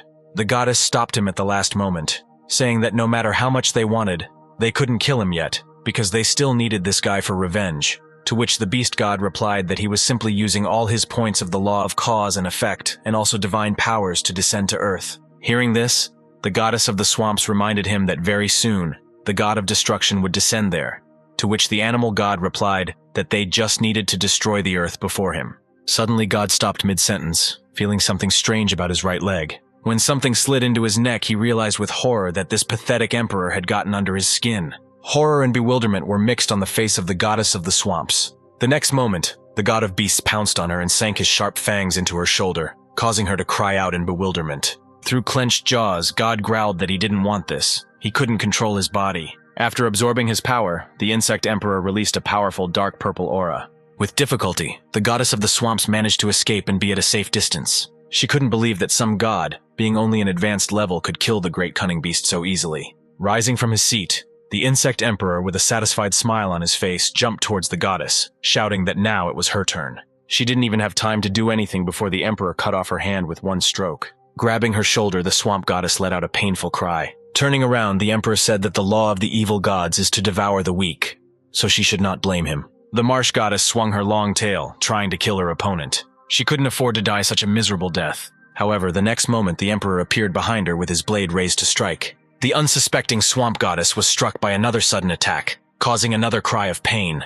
Smiling contentedly, the emperor said that she was too arrogant if she decided that her banal attack could hurt him. Turning his head, the goddess said that he had fallen into her trap and began to concentrate her energy in her mouth. Opening her mouth wide, she intended to put all her strength into this attack in order to finish off her opponent at once. Despair seethed in her eyes. The next moment, a bright green powerful beam appeared from her mouth, aimed directly at the emperor. The goddess understood perfectly well that this attack could kill herself, but she was ready to do it if she managed to take the enemy with her. When the flow of energy dried up, the insect emperor floated in the air as if nothing had happened. Horror appeared on the goddess's face, and she asked in bewilderment how he managed to survive this attack. Extending his palm in front of him, he said with a smug smile that he would now show her his improved flame as a parting gift. Immediately after these words, a huge fiery whirlwind engulfed everything around. A few moments later, when the flames finally died out, the dead body of the goddess collapsed to the ground. Saying that he would now take away her power, the emperor again put his palm in front of him and activated his absorption ability.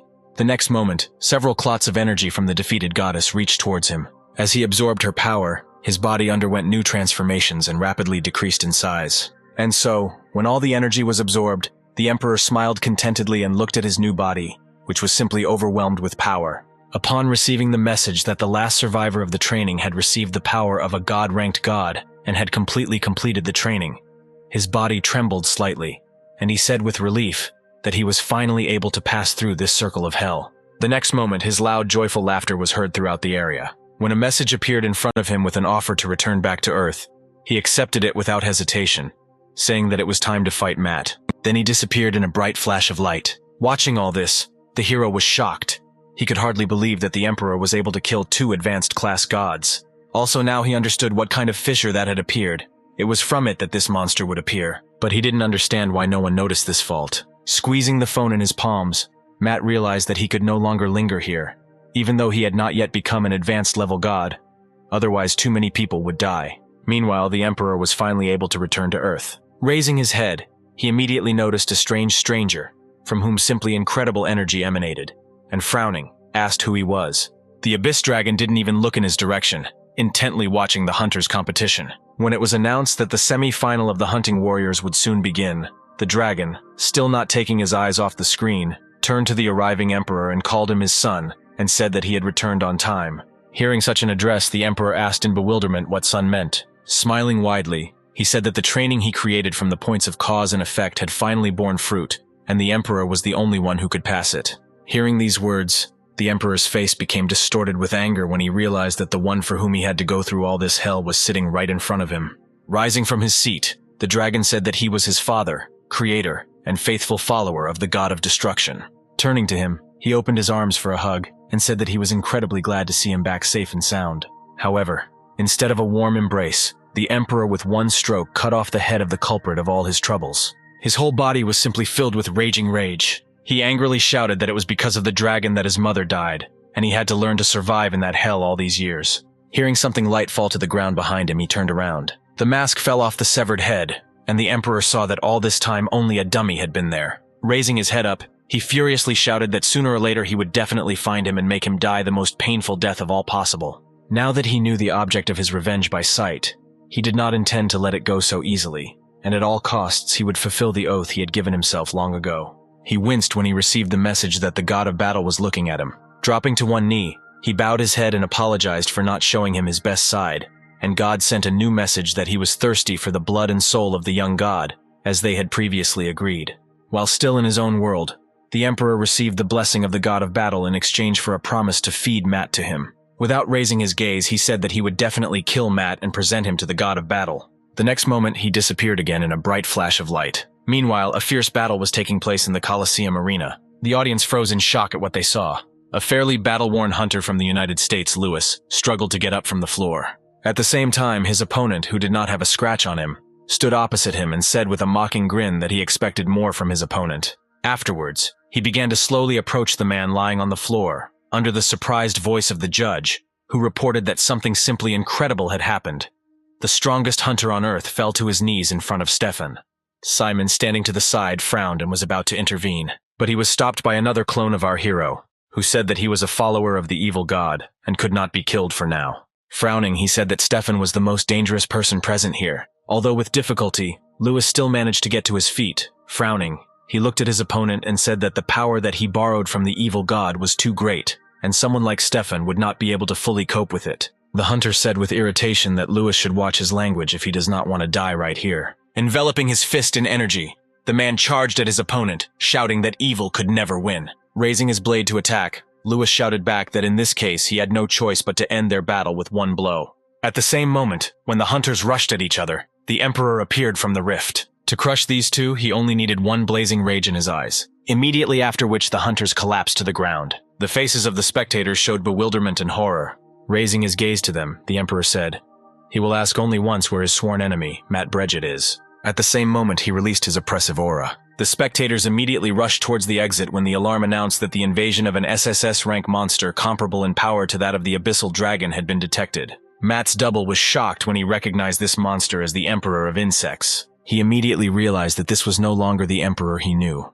Now his strength felt completely different. Deciding that he needed to engage in battle to delay him, the double hoped that the original would return as soon as possible and headed towards the Emperor. Lowering his gaze to the hunters lying on the floor, the Emperor repeated his question with a threat in his voice. Stefan didn't understand why this monster wanted that guy from the semi-finals. Suddenly, the sword that he had been holding in his hand all this time vibrated, and a voice sounded in his head, saying that he must kill the Emperor standing in front of him. Rising to his feet with difficulty, Stefan decided that he must submit to the will of the blade he had received from the great cunning beast. The next moment, he imbued his blade with strength and rushed at the enemy. However, as soon as the blade could touch the Emperor, it split into pieces. Without taking his eyes off Stefan, the Emperor asked with contempt how he dared to attack him with only pitiful crumbs of the power of an already dead deity. With a wave of his palm, he summoned the flames of the God of Carnage, which engulfed the hunter's body in a raging whirlwind. Matt's double, who observed this picture, frowned at the thought that the Emperor's strength far exceeded the advanced divine level, and was no longer confident that he could do anything to such a strong opponent.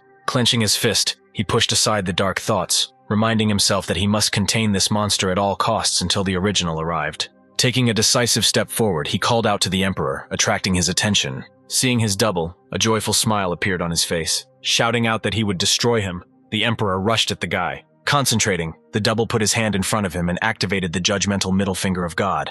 The next moment, a deafening explosion thundered across the arena. The surviving monster emerged from the flames and mockingly asked if this was all Matt was capable of. When he attacked the guy with his blade, the double, calling on his weapon, was able to hold back this blow. For several minutes they exchanged furious attacks. Deciding that he too should intervene, Simon concentrated his power in his mouth and fired a powerful dark purple beam. He rushed straight at the Emperor's double flying towards him. Tom miraculously managed to return at the last moment, and the attack missed. Maria, Agnia, Wilhelm, and Robert, who descended into the arena, also joined the battle, activating all their skills at once. At the sight of this, the Emperor laughed heartily. Through laughter, he called them all fools. The next moment, under the puzzled looks of the hunters, he disappeared in a bright flash. Wilhelm froze and began to look around, trying to figure out where their enemy had gone.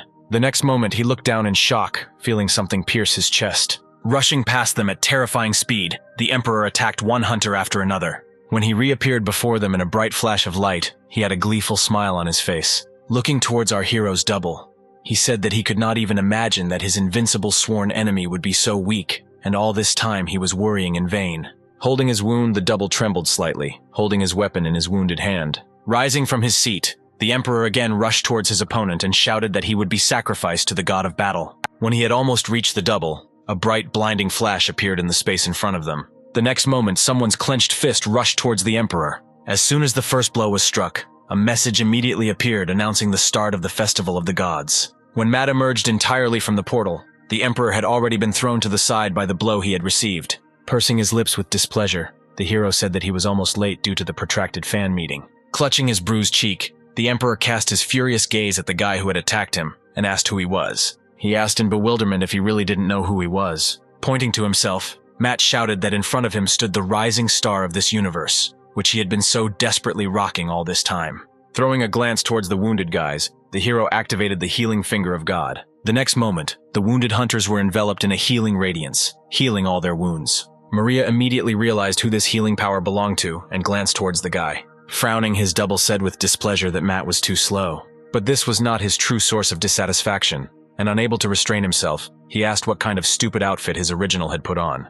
Ignoring his question and trying to hide his own embarrassment, the hero laughed nervously and shouted that they could rejoice because he had descended to Earth to save them all. The double asked in bewilderment what kind of heresy he was talking about. The Emperor bit his lip in anger when he realized that Matt was capable of cloning himself. Meanwhile, our hero's double, with the same dissatisfaction in his voice, asked what Matt had been doing all this time.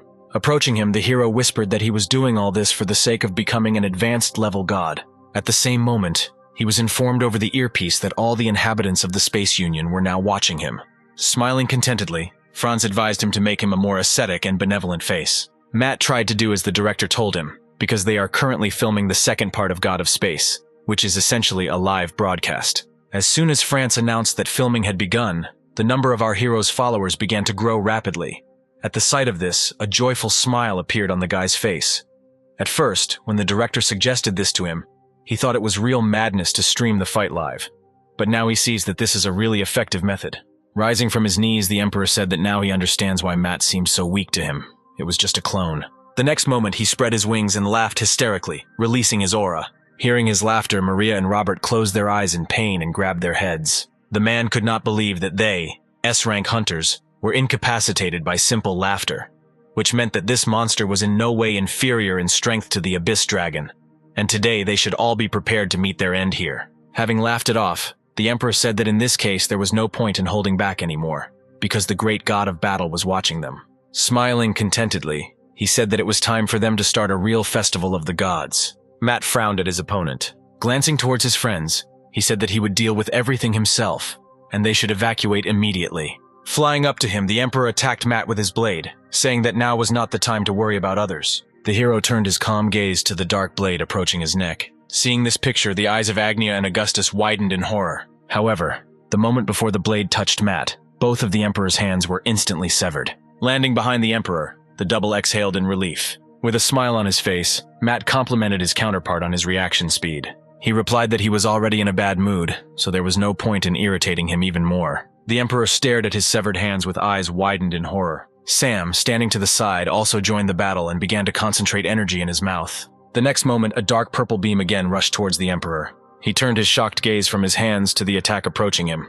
A powerful explosion once again shook the walls of the Colosseum. The Emperor managed to miraculously dodge this deadly ray and was now approaching Simon at high speed. Growing his arms back, he shouted that the jokes were over now. But the next moment, he was suddenly attacked by another double. Without turning around, he shouted at Matt to finish with the Emperor. Immediately after this, on the other side, a hero appeared from the Emperor with his blade raised to strike. Swinging it, he sent a stream of cutting energy towards the enemy. Turning towards Matt, the Emperor froze in horror. The next moment, an explosion thundered and a huge amount of dust and debris rose into the sky. The hero landed on the surface of the arena when everything calmed down. Matt sighed wearily, noting that it takes a lot of effort to maintain the clones. Rising from the ground, he looked at his counterparts and asked if they were okay. They nodded weakly in response. Having made sure that everything was fine with them, he turned his gaze forward, searching with his eyes for the Emperor. He lay immobilized in the middle of the crater left after the attack, with a huge hole in his stomach. Matt looked closer, trying to figure out whether he was dead or not. Suddenly, the core inside his body began to sparkle, and the wound began to rapidly heal. A smile appeared on the Emperor's face, and he said that Matt had practically managed to drive him into the grave. Slowly rising to his feet, the Emperor decided that now was the time to show his true strength. With a bloodthirsty expression on his face, he activated the battle god's blessing. Matt frowned when he heard that the Emperor had not been fighting them at full strength all this time. Squeezing his blade tighter, Matt thought that he could not yield to him in anything, and the next moment, sharing one desire with his clone, they rushed into battle. Simon also did not want to stand aside and, concentrating his energy, began to create a dark purple sphere. In the blink of an eye, being near him, the Emperor attacked him, and the double's technique instantly dissipated in the air, and his eyes widened in sudden pain. When the enemy suddenly disappeared in front of them, Matt and the other double turned around and cast their gazes filled with horror at the double left behind. He, with a face distorted in pain, began to rapidly disappear. With a satisfied grin on his face, the Emperor said that there was already -1. Filled with anger, the double instantly turned around and grabbed the sword stronger for the next attack. He then ran towards his enemy, intending to kill him. The Emperor's palm pierced right through the double's stomach when he barely had time to attack him. Seeing this, Matt rushed to his aid, As he approached, he swung his blade, but the Emperor managed to dodge and soared into the air. The doppelganger cursed when he realized that he too had begun to disappear. Creating flames in his palms, the Emperor shouted, looking at Matt, that he was next. But the next moment something happened that none of them could have expected. Suddenly the Emperor's entire body turned into a huge block of ice hanging in the air. Matt turned his perplexed gaze to the side and was very surprised.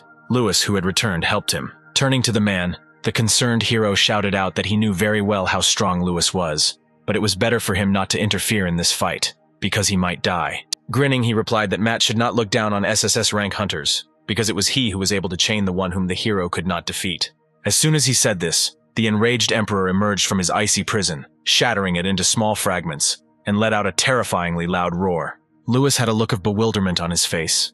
He couldn't believe that someone was capable of breaking out of his icy prison.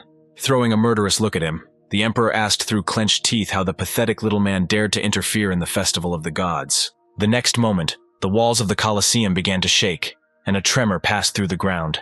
The message that appeared said that Lewis had fallen out of favor with the god of carnage because he dared to interfere in the sacred battle between the gods and sent a curse on the hunter. Lewis's eyes widened in horror as he felt his strength begin to rapidly leave him. The man let out a terrifying cry of pain as his body began to wither right before his eyes. Silent Nightmare was also watching the battle all this time, but the actions of the god of carnage angered her, and she demanded the festival of the gods between her and the god of carnage. When Matt saw the message about this, he was horrified and asked in bewilderment why she was doing this. The god of carnage did not keep him waiting long and almost immediately accepted the challenge of the Silent Nightmare. After this, a message immediately appeared announcing the start of the festival between the two highest level. Silent Nightmare could not allow the god of carnage to continue doing whatever he wanted. Finally, she told Matt not to dare die before her, even if she had to pay for this challenge with her life. The hero's face showed sincere bewilderment. The balance scales located in Matt's apartment swung towards the dark sphere, which significantly increased in size, surpassing the light sphere. At the same moment, the hero received a message that the aura of great evil outweighed the scales of balance, so the seal of the scales of the god of balance was removed in the name of restoring the lost balance. Afterwards, another message appeared in front of him, which said that the great evil can only be crushed with the help of a combination of particles of good and evil. But at the moment, the particles of good in Matt are too weak. When he was informed that at the moment the particles of the creator of the gods were endowed with divine power in order to restore balance, the hero immediately thought of Alexander, who at their last meeting said that he would be busy for some time and asked not to call him. Now Alexander has activated an additional writing skill. He tried his best to restore the balance of the scales in time with the help of the creator of the gods. Then Matt would have a chance to win. Smiling widely, the Emperor said that it was all over for Matt. Suddenly, the hero's body was engulfed in a golden glow. Looking at his opponent, he said that he has many followers whom he must protect, so he cannot die so easily. Spectators watching the broadcast jumped up from their seats and began cheering for Matt. The hero received a message that, thanks to the rapid increase in the number of believers, his physical indicators and spiritual strength were restored. With a joyful smile on his face, Matt stood in a fighting stance, preparing to attack. The Emperor's face twisted into a grimace of displeasure, as he felt that Matt was becoming stronger and stronger with each passing moment. But even this did not stop him. He was confident in his absolute invincibility. Taking off from his place, the Emperor in an instant found himself near Matt and attacked him. The hero, who did not have time to react in time, flew into the wall behind him, leaving deep cracks on it. The golden radiance instantly restored the damage the hero had received. Seeing this, the Emperor tisked displeasedly. The next moment, he created a blade in his palm and jumped towards his enemy, shouting that he would kill him before Matt's followers helped him reach the peak of his powers. This time, the hero managed to repel the Emperor's attack with the help of a blade.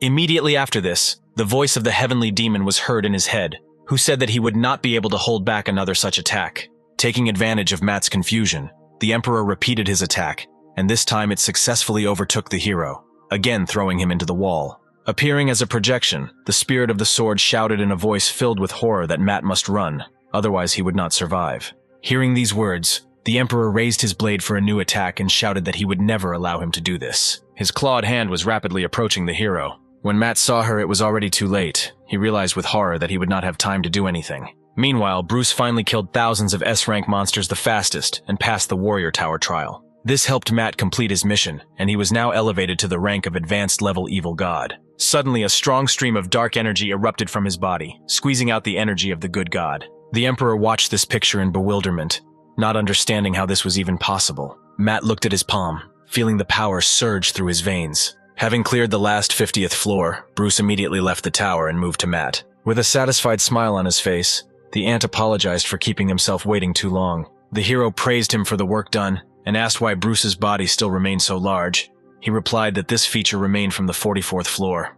Deciding to take advantage of the moment while his opponent allowed himself to be distracted by conversations, the Emperor rushed towards him, intending to kill Matt and his follower at the same time. The hero noticed his approach and, standing in a stance, shouted to Bruce that the two of them could definitely handle it. The next moment, they simultaneously rushed towards their opponent and attacked him. For several moments, they managed to push back the Emperor with their attacks. The realization that he was inferior to these two greatly angered the Emperor. While Matt held him back, Bruce decided to attack the enemy from the other side and deliver the final blow. The Emperor barely had time to turn around and block this blow. But the next moment, Matt moved behind him with his blade raised in the air. The heavenly demon shouted that now is the best opportunity to destroy the enemy. The next moment, with just one swing of the link, the Emperor's body was cut in half. Purple blood gushed out of his mouth. A joyful smile touched Matt's lips. He managed not only to temporarily disable the enemy, but to finally complete the mission to promote the good god. The golden glow once again enveloped his body, and he took decisive steps towards the Emperor. Matt advised his opponent to simply give up and admit defeat. He, not wanting to admit defeat, shouted that he must take revenge at any cost. Turning to someone, the Emperor asked that this someone lend him his strength for a while in exchange for his body and soul. The next moment, a huge rift appeared in the sky. Matt and Bruce looked up at him, stunned. After a message appeared that the god of carnage and madness was heeding the wishes of his follower, a powerful beam of his energy passed through the rift. When it fell on the Emperor at once, he screamed in unbearable pain. A few moments later, it was all over, and he managed to grow new limbs in place of the severed ones. The Emperor rose to his feet without difficulty, feeling how much stronger he had become. He looked over and said with complete confidence in his voice that these forces would definitely be enough to destroy his sworn enemy once and for all. Bruce attacked him from behind, shouting that no one dares to threaten his god so brazenly. Before the ant had time to take even a couple of steps, his sword was cut into two parts with just one wave of the Emperor's hand. After which he instantly approached Bruce himself, raising his hand for another attack. Bruce froze in shock. His opponent was too fast and he simply did not have a single chance to dodge. The next moment, the Emperor knocked him down with his attack, his hand passing right through Bruce's body, draining his energy. Matt was not going to quietly watch his precious follower being killed and hastened to intervene, attacking his opponent from above. But when he got close enough and swung his blade, the Emperor had already escaped. He jumped back a few meters, finding himself at a safe distance. Meanwhile, Matt activated God's healing finger and healed Bruce's wound. Licking the remaining blood on his hand, the Emperor said in a satisfied voice that he liked this power. Turning his gaze to his opponent, the ant frowned, confused. The Emperor's body suddenly expanded and became covered with a mountain of steel muscles. Looking at this, Matt guessed that their opponent had a skill that allowed them to absorb the abilities of others. He also warned Bruce that what they were facing now was not just an insect emperor, but an evil god of the highest level. For several long minutes, the Emperor fought with our hero. Bruce had to stand aside again because he could not match the speed of the two gods. He watched their fight carefully. Smiling joyfully, the Emperor shouted that he would tear Matt apart. Having repelled another enemy attack, the hero realized that he could not cope with a high-level god on his own. Clutching the blade in his palm, he decided that he had no choice but to use his trump card, which he had been saving for the battle with the god of destruction. Raising his blade high above his head, Matt summoned a treasury of 1,000 blades. The next moment, the space around him changed, and the Emperor froze in place. Our hero received a message that time would be suspended for a minute with the help of the divine power of the 1,000 blades. After reading this, the hero turned to the god of blades and asked to give him a sword that could easily chop the insect emperor right now. Suddenly, deep cracks appeared across the frozen space, followed by the enraged voice of the emperor himself, who said that no one was allowed to interfere in his battle, not even a high-level deity. Immediately after this, he broke the shackles of frozen space. The terrified Matt received a message that the Emperor had used a large number of cause and effect points, which is why the summoning of the 1,000 Blades treasury failed. Having dropped to the floor, the Emperor, smiling predatorily, said that in their battle various dirty tricks were prohibited. Alexander breathed a sigh of relief when he finally completed the Creation God skill. Immediately after that, he betrayed this skill to Matt. When a writing pen appeared in the palm of our hero, he smiled and said that this was very timely. Seeing his new weapon, the Emperor could not hold back a mocking chuckle. The next moment, he rushed towards his opponent. However, as soon as he took a couple of steps, he was blinded by an incredibly bright light. The next moment, he found himself in a completely unfamiliar place. He looked around in surprise, trying to understand what had happened, because a moment ago he was fighting with Matt. Suddenly, a child's voice came from behind him. When he turned around, he saw a little boy who, with a smile on his face, introduced himself as Matt Bradgett and asked his name. He replied that he was an emperor, and he did not need some wretched name. Suddenly a question arose in his head. What was his name before? Followed by a long-forgotten memory of his mother saying something, but too much time had passed for him to remember what exactly she said then. Without taking his eyes off the Emperor, Matt said that Emperor was a very strange name. Assuming that this little boy was also one of the clones of his sworn enemy, he decided that he needed to get rid of him too.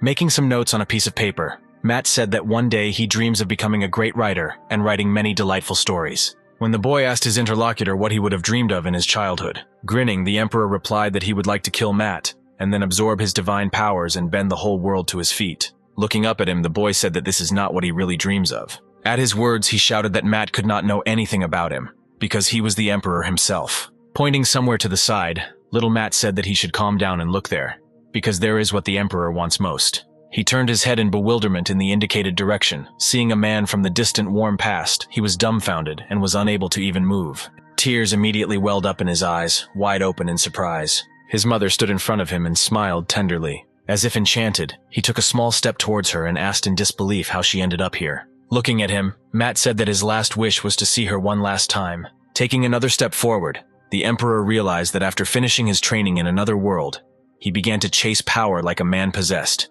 and completely forgot about what he really wanted. When this mirage dissipated, he thought that this was the end for him too. After all, he was just a worthless creature who had fallen as low as possible. Therefore, the Emperor decided to stop. The hero watched as a truly happy smile appeared on his opponent's face and he began to slowly disappear. Then he turned his searching gaze to the pen, marveling at the power of the skill received from Alexander. Opening his eyes, the Emperor said that he did not regret anything and would like to ask Matt for one favor. He asked the hero to find the Abyss Dragon, because of which his mother died, and kill it. Matt answered with confidence in his voice that the Emperor need not worry about it. He would definitely finish off this monster with his own hands. The next moment he disappeared, having finally managed to say that he believed in our hero, and this ended their festival of the gods. Meanwhile, a golden glow was also heard in Matt's apartment, emanating from the balance scales. A few moments later, they disappeared into space, waiting for the moment when they could be useful to someone again.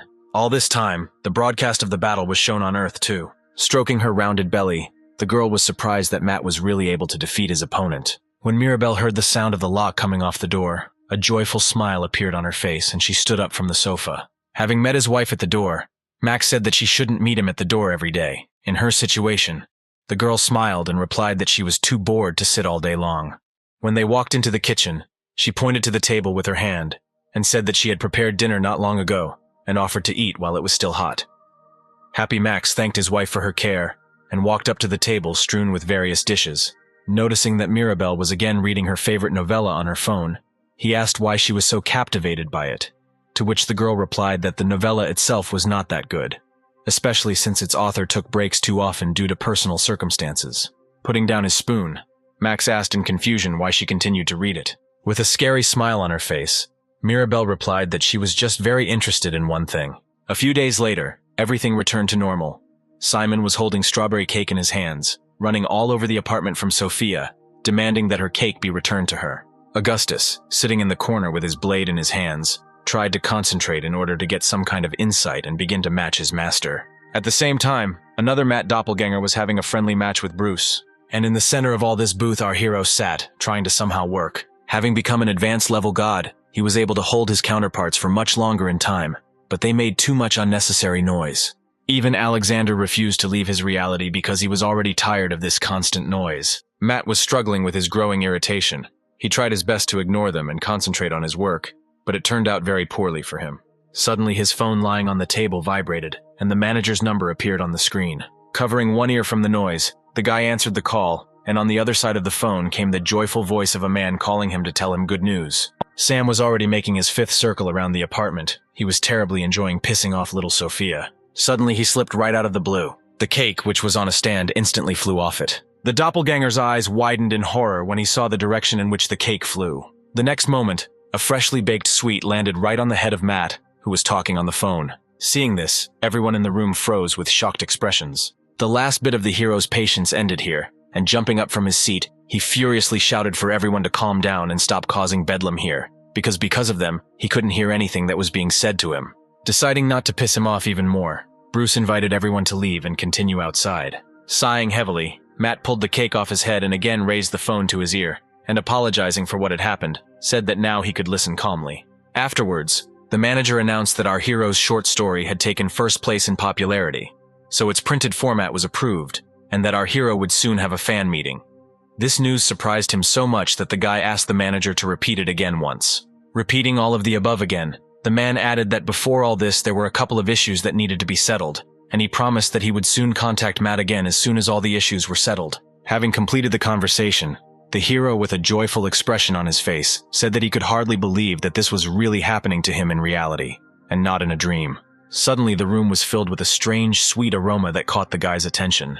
A few moments later, he felt a strong drowsiness that he simply could not resist. Hearing a familiar voice calling him, Matt woke up, slowly opening his eyes. He was incredibly surprised when he saw Silent Nightmare sitting in front of him, and with concern in his voice asked if she was okay. She smiled sweetly, and asked why he was so worried about her. Before answering her question, Matt asked her to let go because he was not very comfortable talking to her in a tied position, but the goddess immediately rejected his request. Then she slowly rose to her throne. Matt raised an eyebrow in confusion as the Silent Nightmare touched his cheek. The next moment something happened that he never expected. Approaching him, the soundless nightmare kissed him on the lips. A few moments later, she pulled away from him and with sadness in her eyes, said that this was her parting gift from her in generous abundance. The confusion on the guy's face suddenly gave way to misunderstanding, and he asked what farewell meant. When generous abundance appeared next to the Silent Nightmare with a sad smile on her face, the goddess of nightmares said that very soon Matt would forget about them, and asked that he in no way take revenge on the god of battle, but simply continue to live peacefully. With tears in his eyes, the hero jumped up from the sofa, shouting for them not to leave, but it was already too late. An irritation immediately appeared on his face. He could not allow these two to die. Using teleportation, he disappeared into the portal. The next moment, he found himself standing in front of a huge gate in an unfamiliar place. Clenching his fists, Matt decided that at any cost he would find out where the goddesses went and what happened to them. When he summoned the clones, they immediately appeared, standing on either side of him. Afterwards, he said that he needed their help. His gifts of generous abundance and Silent Nightmare had dissipated, to which the double replied that he himself could see perfectly well, and asked why Matt didn't invite Bruce with him, because he was quite useful. The hero replied that he had given him the task of protecting the Earth in his absence. The double nodded and said that they would be there if necessary, after which he disappeared along with Simon. After they left, Matt turned to Alexander Skill. For a couple of moments his eyes were filled with golden light, and a writing pen appeared in his hand. When his eyes returned to their previous color, the hero took a decisive step forward. He managed to open the huge gate in front of him without any difficulty. Inside, in the deepest part of the hall, a man in scarlet armor sat on a huge throne. Raising his interested gaze to Matt, the god of battle said that he had already waited for him. Raising an eyebrow, the hero said with a bit of surprise and confusion in his voice that the god sitting in front of him looked much younger than he expected. Hearing this, the man's loud laughter rang throughout the hall. After laughing, he nodded at the wall behind him and said that he had to thank those two ladies for that. Looking in the indicated direction, I saw two goddesses bound by strange chains. Anger immediately appeared on the hero's face. Noticing his reaction, the god of war advised him to calm down, because he should know that such is the fate of those who lose in battle. A smile appeared on God's lips, and he said that Matt had a rather interesting little thing with him. Looking at the pen in his hand, he said that it was a divine object that could rewrite the principles of cause and effect to change fate. Then he said that if Matt was thinking of using this trick on him, then he shouldn't even try, wasting his time, because it simply wouldn't work on him.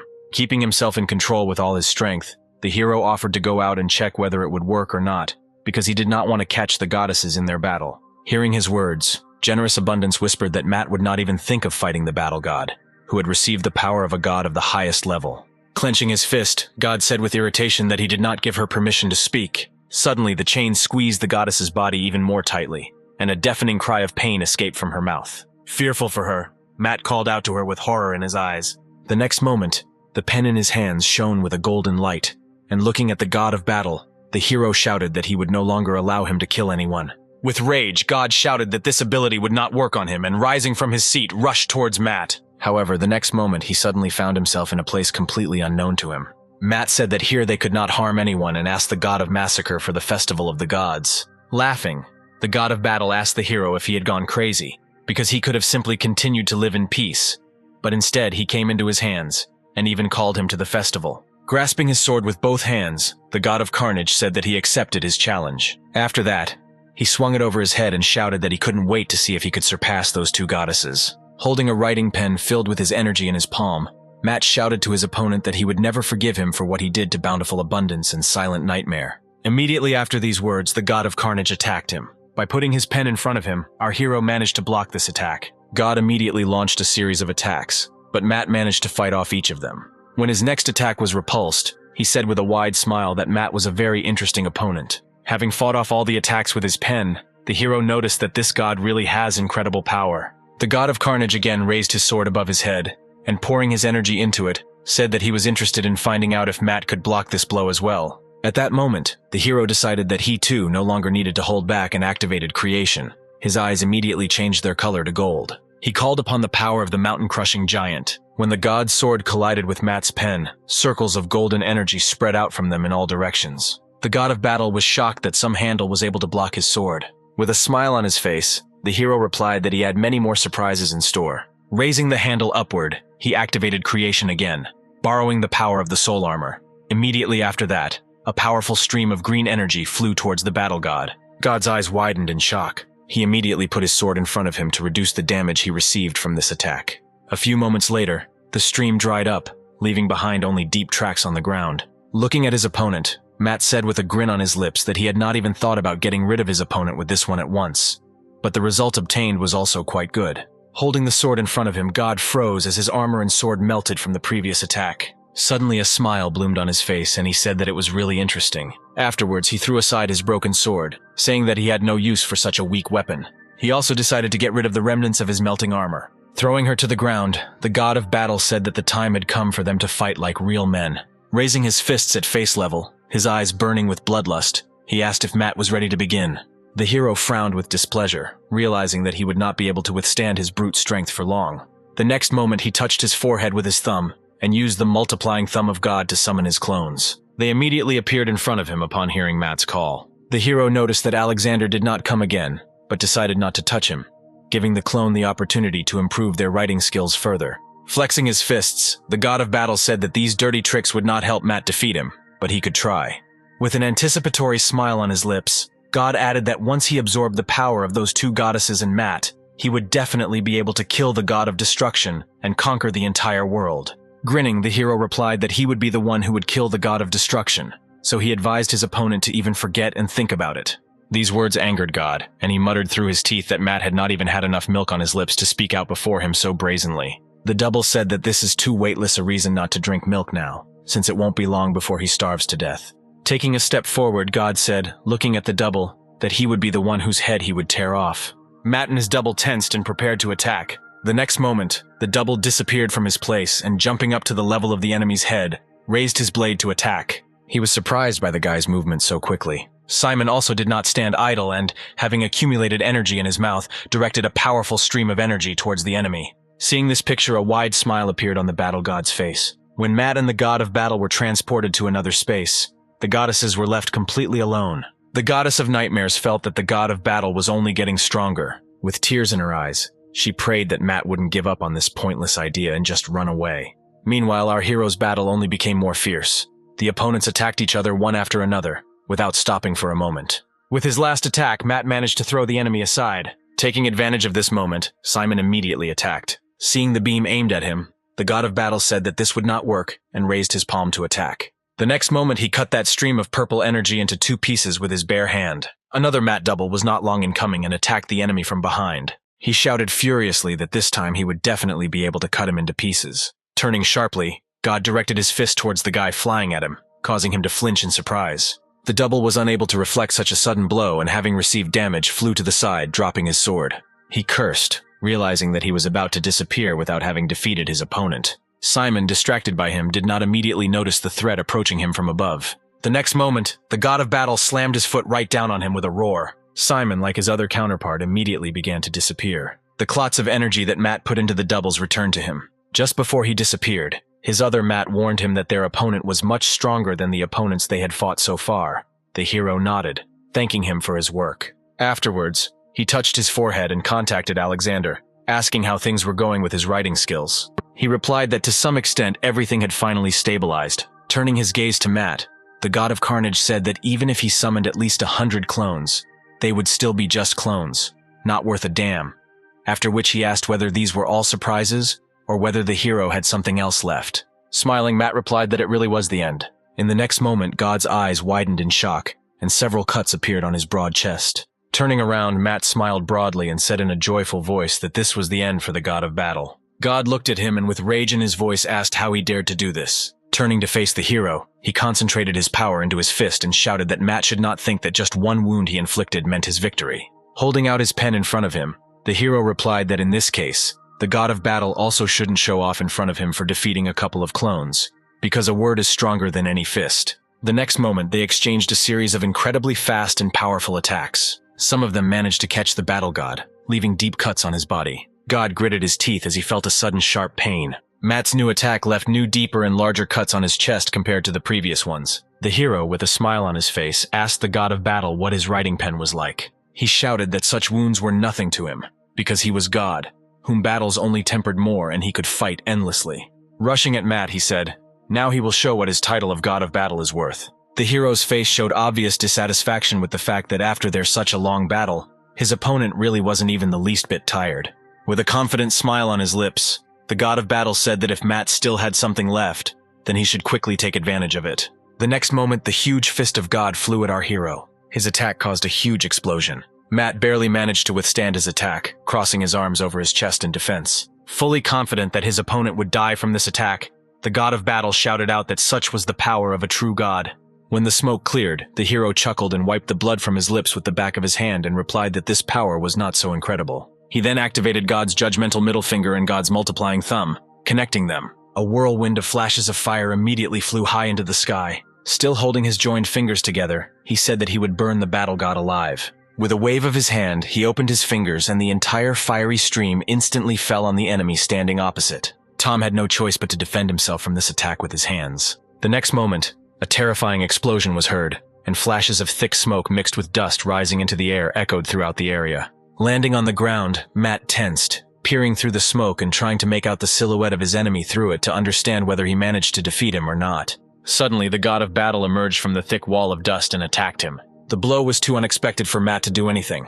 Unable to withstand the blow, he flew off somewhere to the side, raising new clouds of dust into the air. Breathing heavily, the hero was able to slowly rise to his knees and turned his gaze to his opponent. He said with a smile of superiority on his lips that Matt should just admit the difference in their strengths and give up. The hero looked at him displeasedly and replied that he had not yet run out of strength, so he did not intend to give up so easily. Immediately after his words, the god of battle kicked the ground with all his might, right at the place where Matt was. He furiously repeated this movement several more times, trampling his stubborn opponent deeper into the ground. When God finally decided to stop, he saw Matt stretched out and motionless on the ground. Bending down, he picked up the hero's small, compared to him, body with 2 fingers and raised it to the level of his face. With a satisfied grin on his face, the god of battle said that he had not had as much fun as he did today for a long time, but it was time for them to stop playing. In the next moment, Matt's body began to slowly turn into golden light. Laughing joyfully, the god of battle said that as soon as the hero gave him his power, he would be able to remove the god of destruction from his throne and take over the entire world.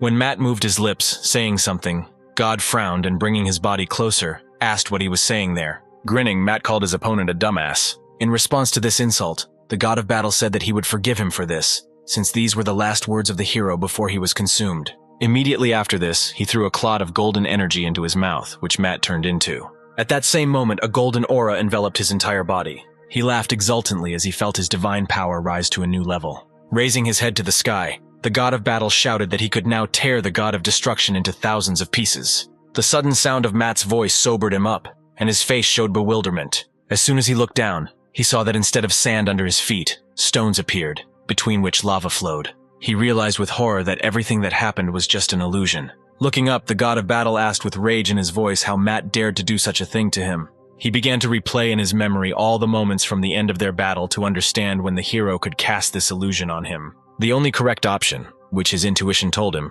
was from the very beginning, when Matt entered his abode with a pen in his hand. The god of war raised his stunned gaze to the hero, realizing this. Matt, sitting in the sky, smiled contentedly, writing down what was happening with a pen. Stopping moving his pen, he read, "The god of battle felt like a fool who didn't even realize that all this time he had been in a fantasy world." Hearing this, the battle god's eyes filled with bewilderment and shouted out that such a world could only exist with the creator god.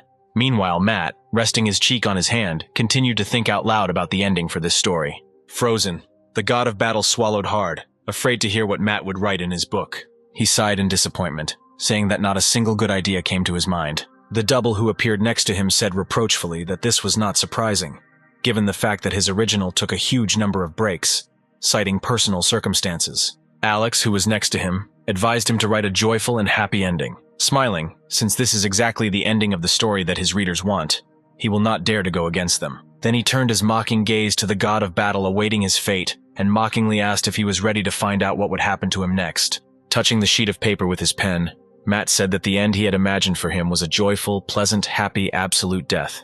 The battle god's face showed rage. The hero was too strong. He couldn't even move a finger to try to do anything. He didn't understand where all the power of the creator god was concentrated in the hands of this guy. Meanwhile, writing letter by letter, Matt began to dictate. The god of battle, confident of his victory, fell into a false reality and rested with this illusory world. As soon as he wrote the last letter, a wide smile appeared on his face, which did not bode well. The god of battle furiously shouted that this would never happen. Contrary to his wishes, the next moment the surface began to collapse, and the raging lava rushed out. Looking down, the god of battle, his expression distorted with bewilderment and disbelief, shouted out that this was impossible. However, in the next moment, the illusory world was destroyed, crumbling into many fragments. As soon as this happened, a message appeared in front of the hero, saying that Matt had become the winner of the festival, and the divine powers of Silent Nightmare and Generous Abundance had been restored. By absorbing the power of the defeated deity, the hero was able to achieve the highest level of divinity. Looking at his pen, Matt happily said that with this power he could defeat either the Dragon of the Abyss or the God of Destruction. Alexander appeared and said that this power was still not enough, because even the highest gods were afraid of the power of the God of Destruction. After which he asked the hero to take away the captive goddesses from here as soon as possible, because very soon the reality of the god of battle would be destroyed. Remembering the Silent Nightmare and Generous Abundance, Matt shuddered. Using teleportation, he immediately left this place. When the god of battle was defeated, the chains that bound them disappeared, and now the goddesses sat in the middle of the collapsing hall. Generous Abundance had tears of joy in her eyes when she saw Matt's figure approaching them. He said with a smile on his face that he promised to save them at any cost, so he could not afford to break this promise. Smiling happily, Generous Justice said that he was their god-savior. At the same moment, opening her eyes, a Silent Nightmare came to herself. Matt wanted to ask how she was when he received a message that the Eye of the Blind God had been activated, and he could get a quick look at the history of the Goddess of Nightmares. During the period of chaos, when the world had not yet acquired its current form, countless seeds of gods were born on the world tree. Among the gods born there were the Goddess of Beauty and the Goddess of Abundance. Of the two sisters, the Goddess of Beauty was the first to open her eyes when she was born into this world. Immediately after her birth, she came into contact with a goddess unknown to her. With a bored expression on her face, she put her hand in front of her and began concentrating her energy on her fingertips, saying that the Goddess of Beauty was unsuitable and needed to be gotten rid of. The newborn goddess froze in horror. A deity suddenly appeared behind her and stopped the dark-haired Goddess of Destruction, shouting that this child was not a marriage. The god of creation smiled and said that she was the Goddess of Beauty, making their world even more beautiful. From time immemorial, the world tree was owned by the god of creation and the Goddess of Destruction. The original god, who had one body, was divided into two parts in order to more effectively rule the world. Thus, the god of creation appeared, absorbing the energy of chaos and bestowing life force, and the Goddess of Destruction, absorbing the life force that harmed harmony, returning it to its original state. Looking at the world tree, the god of creation shared with his other half that he had one innermost desire, to transform all the chaos and emptiness into life and fill the world with it. For a while everything was fine, and he was successfully moving towards realizing his dream. However, after some time the god of creation suddenly disappeared. Left alone, the Goddess of Destruction began to discard everything in sight, and after a while turned into a monster destroying the world. And the Goddess of Beauty, who followed the god of creation, left the right path and became the Goddess of Nightmares in order to find the suddenly disappeared creator god. She was sure that he had reincarnated in some of the worlds. Thus she became an evil deity, and all this time she did not give up her attempts to find the god of creation. Countless amounts of time later, she finally managed to meet his reincarnation. Although they were different in appearance, but the divine power that surrounded Matt revealed him as the god of creation. The hero was shocked when he learned that he was the reincarnation of the creator god. But this explained to him why his clones Alexander and Simon used the powers of the god of creation and the god of destruction. Frowning, Matt began to think about other strange things that happened to him. Suddenly he was overcome by severe weakness, and the picture before his eyes swam, and his eyelids became heavy and began to close. A silent nightmare caught the unconscious Matt before he fell to the floor. She said that it was still too difficult for him to use the power of the creator god. The goddesses moved the hero to his home and now he slept, restoring his lost strength. When he opened his eyes, he saw Agnia and Sophia sitting by his bed, happy smiles immediately appearing on their faces. Sitting up on the bed, Matt grabbed his head and asked how long he slept. The girl replied that he slept for 3 days. This news did not make our hero very happy. He realized that although he had become a god of the highest level, the expenditure of power to create an illusory world would be simply colossal. Suddenly, Maria, dressed in an apron, entered the room, which surprised Matt. Congratulating him on his awakening, she said that she had prepared dinner and called everyone to the table. Trying to hide her embarrassment, she explained, so that the hero would not misunderstand her, that she was hungry herself. But it turned out too much, so she decided to treat the others too. When everyone sat down at the table, they were pleasantly surprised by the wide variety of dishes. Wishing everyone a bon appetit, Sophia was the first to start dinner, putting a piece of meat and rice in her mouth. Then Agnia joined her, deciding to start with the soup, which looked more than appetizing. However, the next moment they spat out the food back with grimaces of disgust, causing shock in Matt and understanding in Maria. When Maria asked what was wrong with them, Sophia mumbled that it was impossible to eat. The confused girl took a spoon and decided to try it herself and see if everything really turned out as bad as she was told. Having tasted the soup, her face also scrunched up in disgust, and she realized that everything turned out even worse than just bad. Watching this picture, the hero decided that he was not hungry, and he should just go out to get some fresh air. Thus, taking his laptop with him, he went out to the park near his house and sat down on one of the empty benches to work. He enjoyed these rare moments of peace, thinking that before he had never even dared to dream that his novel would take first place. But very soon, he would hold his first autograph session. Seeing Matt sitting, a passing girl decided to approach him. Stopping next to him, she took out her phone and asked if he was a writer named Matt Bradgett, saying that she really liked his novel. Turning to her, the hero smiled and said that he was very pleased to hear this. The next moment, she took out a notebook and asked if Matt could give her his autograph. Without taking his eyes off the girl, he nodded. After casting a fleeting glance at the information window, which almost immediately disappeared, the hero took the notebook from her hands and signed his autograph. Smiling joyfully, Mirabelle said that she was his big fan and would like to ask a couple of questions about the book. With a sweet smile on his face, the hero replied that she could ask anything. Placing her hand on her stomach, the girl said that at the beginning of the novel, the main character received divine coins for killing insects. Matt nodded his head, saying that this was true. He thought that at that time he had not even thought about the fact that those insects were actually alive and considered it a common game. Meanwhile, Mirabelle continued by saying that there were a lot of negative comments about this issue that flowed like a river under the head. But then the hero saves the ant saint and from that moment begins to help their tribe. Mirabelle asked why Matt decided to do this. Hearing her question, the hero could no longer contain his laughter. Seeing such a reaction to her question, the girl frowned with displeasure. She asked in confusion why he was laughing at her question. Wiping his tears, Matt replied that he thought it was funny that she didn't have to pretend to be in front of him. Raising his hand, the hero said that since he now has the status of a top-ranked god, he can see that she is an abyss dragon, after which he activated the judgmental middle finger of God.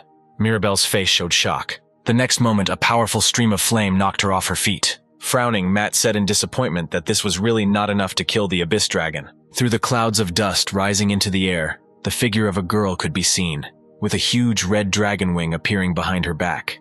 Without taking her amber eyes off her gaze, Mirabelle said that Matt was much stronger than she expected, but then added that it would only be for a while. When her child was born, everything would be over. And until that day, she would leave the hero and the earth alone. Putting 2 fingers to his forehead, Matt said that she could not escape from him so easily. The next moment, he activated his creator god powers, which allowed him to see everything that was happening on Earth. He combed all the streets of the city, and even the snow-capped mountains of other countries, trying to discover where the abyssal dragon had gone. The hero cursed displeasedly when he realized that he could not find traces of his presence anywhere. He decided that since he was unable to find the dragon, it was worth protecting the Earth itself from him and the god of destruction.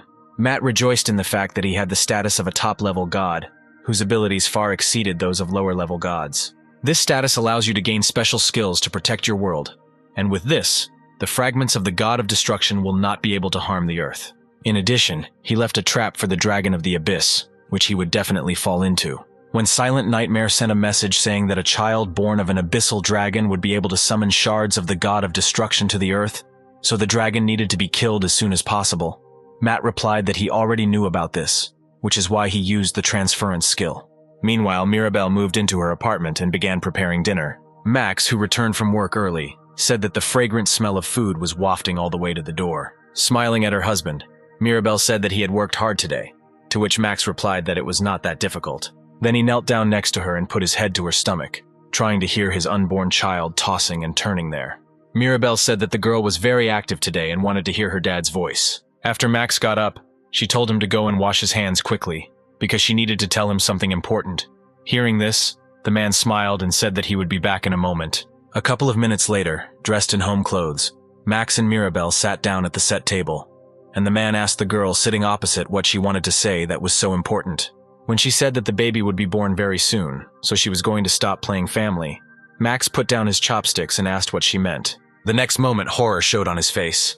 In his wife's place sat a monster with an ominous smile on his face. When she grew wings and claws, Max, numb with fear, asked where his wife was. The dragon replied that he need not worry about his wife, because very soon he will go to her. Immediately after this, the dragon waved his finger. This alone was enough to take the man's head off in an instant. Having killed him, Mirabelle went to the window, staining the floor with bloody footprints. Stroking her belly, she said that earlier it seemed to her that if she played, she would at least understand Matt's feelings a little.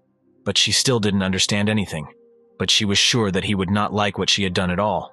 The next moment she opened her wings. Turning into a dragon, she said that now it was time for them to go and put an end to this world. Matt froze, feeling that his trap had worked. He slowly rose from his seat. The hero knew that sooner or later the dragon would finally show up, so he was ready for it. The entire city was engulfed in raging flames. The dragon of the abyss circled above him and exhaled his flames, burning everything that came in his way. The alarm went off indicating that a dungeon of SSS-Rank or higher had been discovered, and the abyssal dragon was the boss of the dungeon.